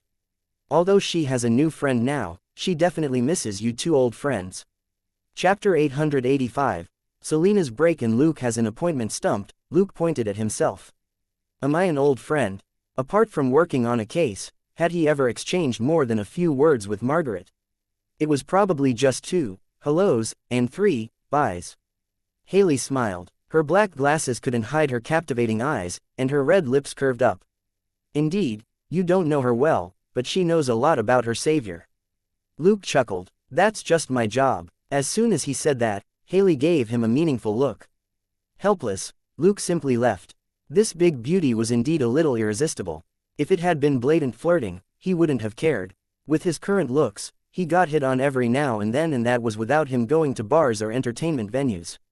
If he engaged in this nightlife more often, every now and then would become all the time.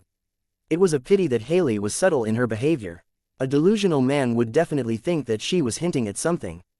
However, as a man who was highly vigilant and capable of telepathy, Luke was well aware that this was just what she was like. She was the so-called unconsciously enticing natural beauty in Chinese folklore. Coupled with her bright pink suit under the white coat, her black-rimmed glasses, and her identity as a psychiatrist, she was too lethal. If it had been the shut-in Luke in his previous life, his head would definitely be full of titles like Forbidden Ward and Special Psychiatric Treatment Records. Now, he didn't want anything to happen between them. After all, they were acquainted with each other now, and it would be awkward to make a move. At 7:30 p.m., when Luke and Selena were preparing for tonight's operation after dinner, Luke's phone rang. He picked up and saw an unfamiliar number. Who is this? This private number was for business matters, which he gave to parties involved in certain cases, witnesses, and informants. Thus, he often received calls from unknown numbers on this phone. After a brief silence, a woman said, "It's Jessica." Luke paused. "Good evening, Miss Jones. Can I help you?" Jessica said, "Don't you want to know about Kilgrave? Come to my agency now." Luke said, "Okay." Jessica hung up without saying anything else. Rubbing his chin, Luke pondered for a moment before he said to Selena, who was looking at the files on the side, "We'll suspend the operation tonight. Get a good night's rest."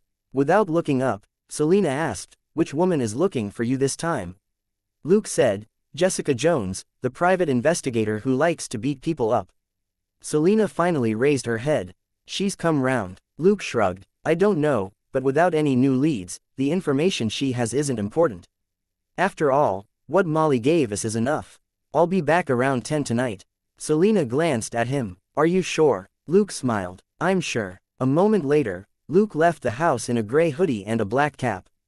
Watching him leave through the living room window on the second floor, Selena thought for a moment before she said, Gold Nugget, let's go.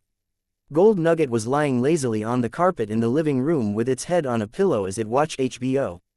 Stumped, it turned its head. Woof, Selena said. He said we could rest, but he didn't say we had to. Gold Nugget's eyes lit up and it got to its feet. Woof, Selena said. On our solo op, it's the usual 50-50 of the profits, okay. Looking at the excited dog, she couldn't help but complain. It's been 3 months since Luke taught you the multiplication table, and you're still getting some wrong. I'm the one who has to calculate the portions each time. You can't even count money properly, so why do you need so much of it? Gold Nugget lowered its head in shame and made a mournful sound. Selena chuckled and rubbed its head. All right, I'm not saying that you're stupid. I'm just telling you not to worry so much about money. Because you're really stupid. It doesn't matter if I tell you or not. She silently stabbed it in the heart. Then they went to the basement to gear up. On the other side, Luke jogged 4 blocks to the northeast and entered an old apartment building near Central Park. Having investigated xianxia, he of course knew that her alias investigations office was here. He didn't know what to say about the name of the agency. Was Miss Jones brazenly telling her clients that it was just a cover? He went up to the 4th floor and found an apartment at the end of the corridor with the door number he was looking for. Looking at the paper that had been put up in place of where the glass should have been in the door, he nodded in his heart. This was very much like Miss Jones's style. Luke knocked on the door, but nothing happened. He wasn't in a hurry. Jessica was inside, but she seemed to be in pretty, rotten condition. That was the only word to describe it. After a while, he knocked on the door again, but the person inside didn't seem to want to get up. Luke sighed and opened the door. Not only was the door broken, so was the lock. Miss Jones wasn't scared of being robbed in the middle of the night. In the living room that was used as an office, everything was in a mess. It was obvious that it hadn't been cleaned in a long time. The only good thing was that there was no leftover food, so there wasn't the most disgusting smell of rotting food. The most obvious smell in the place was of alcohol. The most garbage on the floor was empty bottles, and they were, vodka. Luke shook his head, looking at Jessica, who was sitting behind her desk and reading a notebook with a bottle of alcohol in her hand. Luke simply sat on the tabletop and said, Miss Jones, your dinner doesn't seem to be very nutritious. Of course, his actions were very impolite. With someone he wasn't familiar with, it was very rude. But Luke felt that manners could be reserved for those who needed them, not this drunkard in front of him. Jessica looked at him blankly for a few seconds before she said, Oh, you're here. Have a seat. Luke said, Thank you, I'm already seated. Let's get to the point, Miss Jones. What do you have to tell me about Kilgrave? Hearing that, Jessica stopped breathing and she froze with the bottle in her hand. Chapter 886. Good guy Luke's payment for information. Jessica took a big gulp of vodka and gasped for breath several times before she said, He's a psycho who likes to play with schoolgirls, especially those who are good at sports and have cheerful personalities. Luke simply nodded and didn't press her. She drank another mouthful of alcohol and belched. He has to explain things verbally in order to control them, and the distance can't be too far away. However, after being under his control for a long period of time, they'll become like Molly. Even if he's far away, they'll still act according to his instructions. Luke remained silent. He had already deduced this earlier from the information he got from Haley and his own understanding. At most, he just wasn't 100% certain. But given how cautious he was, he wouldn't give Kilgrave a chance to control him. Hence, Jessica's intelligence at most was just icing on the cake. Jessica gulped down another mouthful of wine. You're conscious when you're under his control. You know what you're doing, but you can't resist and you'll do things you don't want to do. Even when he asks you to kill someone, you'll do it. She lowered her head and covered her face. Luke didn't say anything. Of course, with his keen ears, he could hear her sobs, but they were blocked by her hands and became muffled. A moment later, he sighed and patted her shoulder. Jessica, look at me. Unconsciously, Jessica raised her head and met his icy blue eyes. It's all in the past. Kilgrave will disappear from your world. He's nothing more than a black mark in your life, said Luke. His voice was gentle. To Jessica's senses, those beautiful icy blue eyes seemed to be glowing. However, her fear of Kilgrave was too deep. She shook her head subconsciously. No, he's still alive. He came back for me. Molly is his message to me. He deliberately made Molly kill in front of me so that I would listen to him and return to him. Luke put his hands on her shoulders and said, but I'll catch him and send him to wherever he needs to go. No matter how strong he is, he can't dodge a bullet from several meters away. He's not as strong as you think, understand? Jessica, don't let your fear control you. You have to face it, defeat it, and step on it. Jessica gradually calmed down. Stunned for a moment, she suddenly grabbed his clothes and leaned forward. Alarmed by that swiftly approaching mouth, Luke decisively turned his head and twisted his body. His excellent close combat skills played a major role in enabling him to dodge the surprise attack. Then, he pressed down on her shoulders from behind. Jessica, rest well, you still have work tomorrow. Upset, Jessica shook her head. No, I don't want to work tomorrow. Luke was lost for words. So these are your true feelings. Then what's the point of opening this crappy agency? He could only avoid talking about work and speak in an even and gentle voice as he continued to calm Jessica down. 10 minutes later, the woman finally fell asleep from a mix of alcohol and hypnosis. After that, Luke wiped the non-existent sweat from his forehead and murmured, "Big sis, shouldn't you brush your teeth first if you want to give me a passionate kiss? Your whole mouth smells like alcohol. I really can't take it." For a normal man, no matter how pretty a woman was, a mouth which smelled of alcohol and non-stop belching was still a turn-off. How big of a turn-off depended on whether it was just some alcohol fumes or vomit. As for Luke, who was a little OCD and misophobic, he chose to give his mouth a break. No matter how beautiful Jessica was, he couldn't let his mouth go through that torture. He put the woman on the couch and pulled a thin blanket over her, before he walked to the door. When he went out, he pulled the door close, but just as he was about to leave, the door stubbornly opened a crack. After taking 2 steps, Luke couldn't help but turn his head to stare at the door. Frowning, Luke thought for a moment, then sighed. Damn OCD, forget it, just consider this the payment for your info. Saying that, he busied himself at the doorway. 20 minutes later, he looked at the new door and nodded in satisfaction. That's much safer. I'm really a good person. He hung a bunch of keys on the doorknob inside, sent a message to Jessica's phone, then turned around and left. Behind him was a brand spanking new door. Passing through a nearby alley, he soon found an old, empty building. Taking out a mat from his inventory, he stood on it as he put on his V equipment. It wasn't until he was interrupted by Jessica's call that he realized that a 5-day working week was the sanctioned law. As a law-abiding citizen, how could he deprive Selena of her days off? So, he gave Selena the night off. Luke, in his previous life, he spent years working 7 a.m. to 11 p.m., 7 days a week as a writer. It wasn't a problem to turn it into 22 hours a day, 7 days a week. After all, he was in great shape. Thinking about the expression of a certain female detective when she woke up tomorrow and saw his gift for her put him in an inexplicably good mood. He was always happy to make others happy. He looked at the time and saw that it was only 8:50 p.m. He took out a big piece of chocolate and popped it into his mouth to replenish the calories he had used up while doing a good deed earlier. He wasn't in a hurry today. He was still thinking about the female detective and the cleanup operation later. If he did something more ruthless tonight, wouldn't Kingpin react? For Kingpin, losing a few gang nests was nothing. However, the people whom Luke and Selena had been dealing with over the past few days were all key people in the drug trafficking business, in areas like management, storage and finance. These places were destroyed, and the leaders, warehouse supervisors as well as private accountants were all dead or crippled. It was impossible for a business to continue when a large-scale organization lost leaders who could allocate the work and adjust the schedule, the warehouses weren't producing the goods, and the accountants who kept track of profits were lying in the hospital. In this sort of chaotic situation, continuing with the business would only benefit internal gang members who would seize the opportunity to line their own pockets. To fix this situation, new leaders were needed to calm the people down. Chapter 887, Cheer for Justice, and Hunting Enemies in the Dark. In 5 days of purging, Luke and Selena targeted key gang members. These people were now either in the morgue or the ward.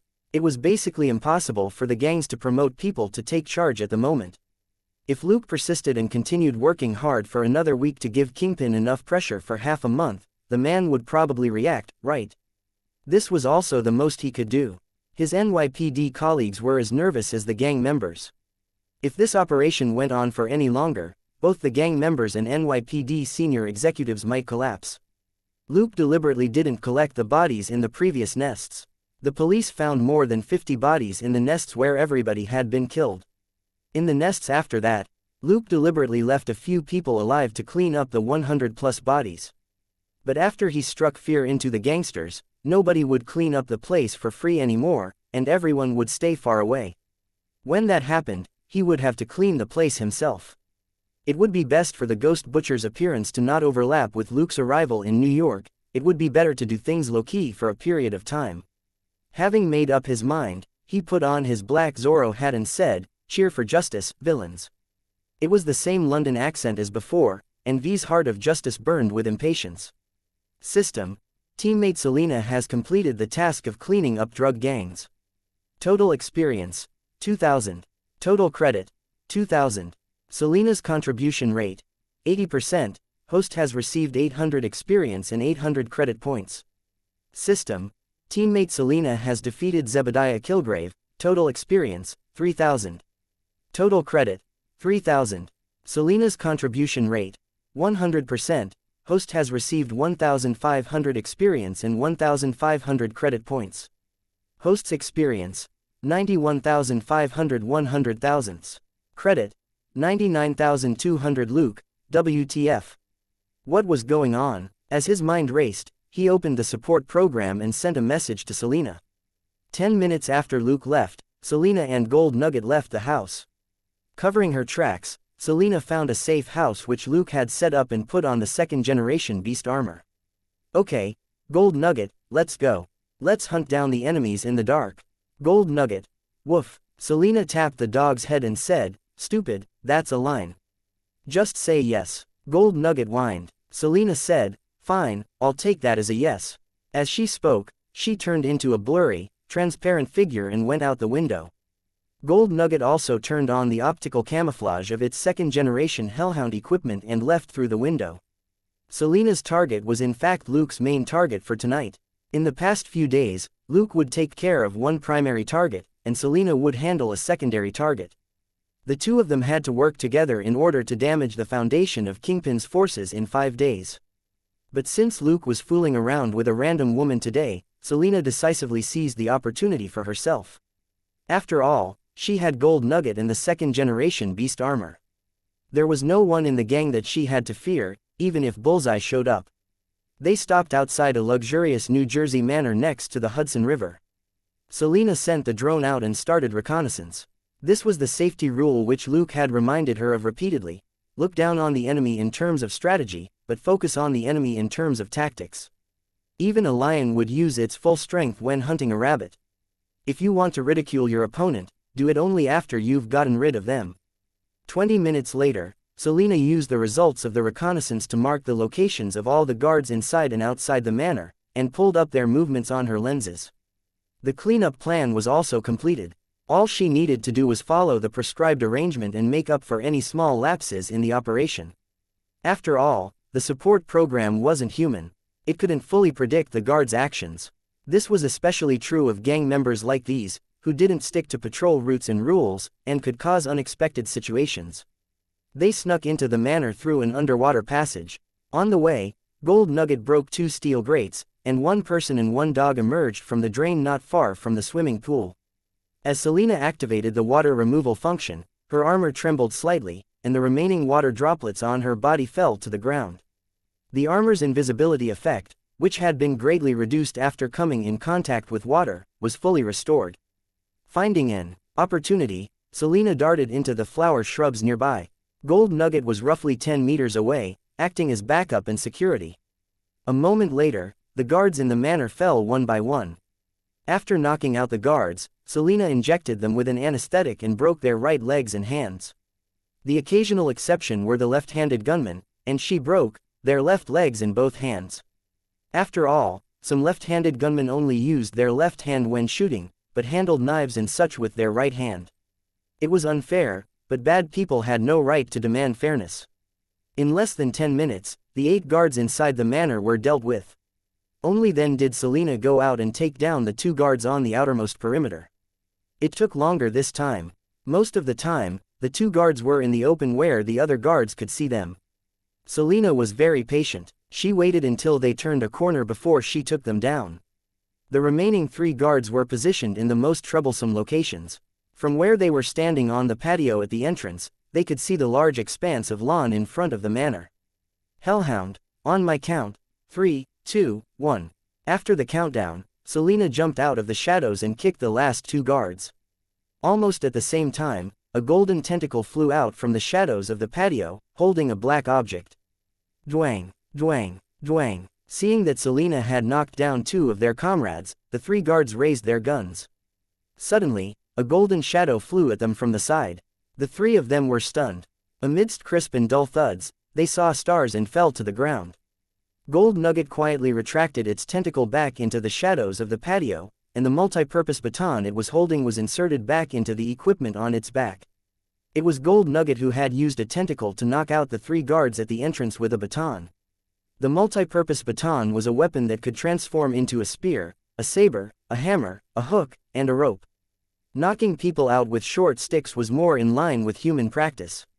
Also, Gold Nugget could wear it as a support tool, which greatly reduced the number of times it used its tentacles and reduced the risk of exposure.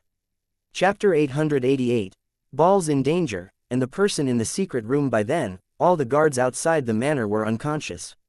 Selina walked back into the main building. The 2 drones, which had been patrolling inside for a while, also locked onto the first target, which was the gang leader's office. A door nearby opened, and a middle-aged man walked out. Seeing the man, Selina attacked without hesitation. Whoosh, dwang. The middle-aged man fell to the ground as a huge bump appeared on his forehead. If a certain dog head could have a multi-purpose collapsible baton, so could Selina. A short stick had shot out to hit the middle-aged man in the head. It was only then that Selina cancelled her optical camouflage and revealed herself. The middle-aged man was the leader of the gang, Bias. She had seen his face in the files. As for why this person had come out of the room, she wasn't too surprised. This was Bias's house. He could go wherever he wanted. Gold Nugget confirmed by smell that Bias didn't have any weapons, and Selina dragged the boss into the office. Gold Nugget remained invisible. When it and Selina were out on a mission, it was basically invisible the whole time. It would launch 1 or 2 instant attacks at most to help resolve some minor problems. Walking into the office, Selina poured a glass of ice-cold whiskey on Bias's face. The cold alcohol woke him up. He opened his eyes and moaned. "Ah, why do I have a headache?" Selina smiled and waved the baton in her hand. "If you refuse to help me clear up some of my doubts, not only will your head hurt, but so will your D*ck." Then, she stomped on his ankle. Bias screamed and rolled over the floor, roaring in his heart, "Shameless! How can you attack first? If you have questions, just ask them." This initial punishment swiftly weakened his resistance. He knew that the strange woman all in black in front of him wouldn't mind breaking his other foot, or even all his remaining limbs. After interrogating Bias for a few minutes, Selina got most of the information she wanted. For example, the location of the safe here, the relationship between Bias's gang and Kingpin, and clues on Kingpin's forces themselves. The reason why the interrogation was so fast was that Bias's gang was indeed part Kingpin's forces. There was no point denying it. Also, he really didn't know much about Kingpin. In the end, both his legs and hands were broken. Even with the last and most important part of his body remaining, he still couldn't provide more clues on Kingpin. Selina gave up. She didn't think that this tough boss would choose to not be a man for the rest of his life, so she could only believe him. Secondly, Boss Bias had a natural talent as his lips, which were as thick as sausages, spewed out his confession at 250% the speed of a normal person. As he confessed, he didn't forget to beg for mercy, hoping to save his last limb. Of course, he knew that broken bones could regrow, but broken balls couldn't. Given how cooperative Bias was, Selina finally didn't kick him between the legs. Bias's gang only sold drugs and wasn't involved in human trafficking. She kicked the leader away and walked to the wine cabinet, which had a secret door leading to the safe. She pressed a button on the wall, and the cabinet slid to the side to reveal a secret room. When Selena was about to step inside, Gold Nugget barked once over the internal comm as a warning that someone was there. The vent for this secret room was clearly far from the office, and the boss had told her that there was a surveillance camera at the entrance to the room. So, she hadn't sensed anyone inside, nor did she destroy the surveillance camera. She immediately stopped and readied her baton. Inside the secret room, a man with an English accent said, "Brilliant. Brilliant. I never thought you would actually reach this place. What should I call you? A female vigilante or a black cat?" Selena was about to attack with her baton. "Stop," the man shouted. Selena was suddenly stunned, and she actually stopped her attack. "Hee, your movements are indeed extraordinary, just like those ruffians said." "How fascinating," the man continued. The owner of the voice turned around in a chair and looked at Selena. "Take off your mask and show me how old you are." "I hope you're not too old," he said with great interest, and took a sip of wine. After he said that, Selena reached for the button to deactivate the mask on her armor. The man stared fixedly at the mask, waiting for an answer. But at that moment, he sensed that something wasn't right. The air at the feet of the woman in black seemed to shimmer, like an image distorting in hot air. Fortunately, he had a better constitution than most ordinary people, which was why he had noticed it. Unfortunately, it was too late. A few seconds ago, when he gave the order to stop, Selena felt herself lose control of her body. Shocked, she immediately said over the internal comm, "Gold Nugget, approach me stealthily and activate the complete symbiotic form right away. Don't let him notice you." Luke had told her that her top priority was to ensure her own safety first and that she shouldn't hesitate. She wasn't sure how the abnormality had happened, so the safest method was to combine with Gold Nugget. Gold Nugget could control her body during the symbiosis, it was just that it normally didn't have to.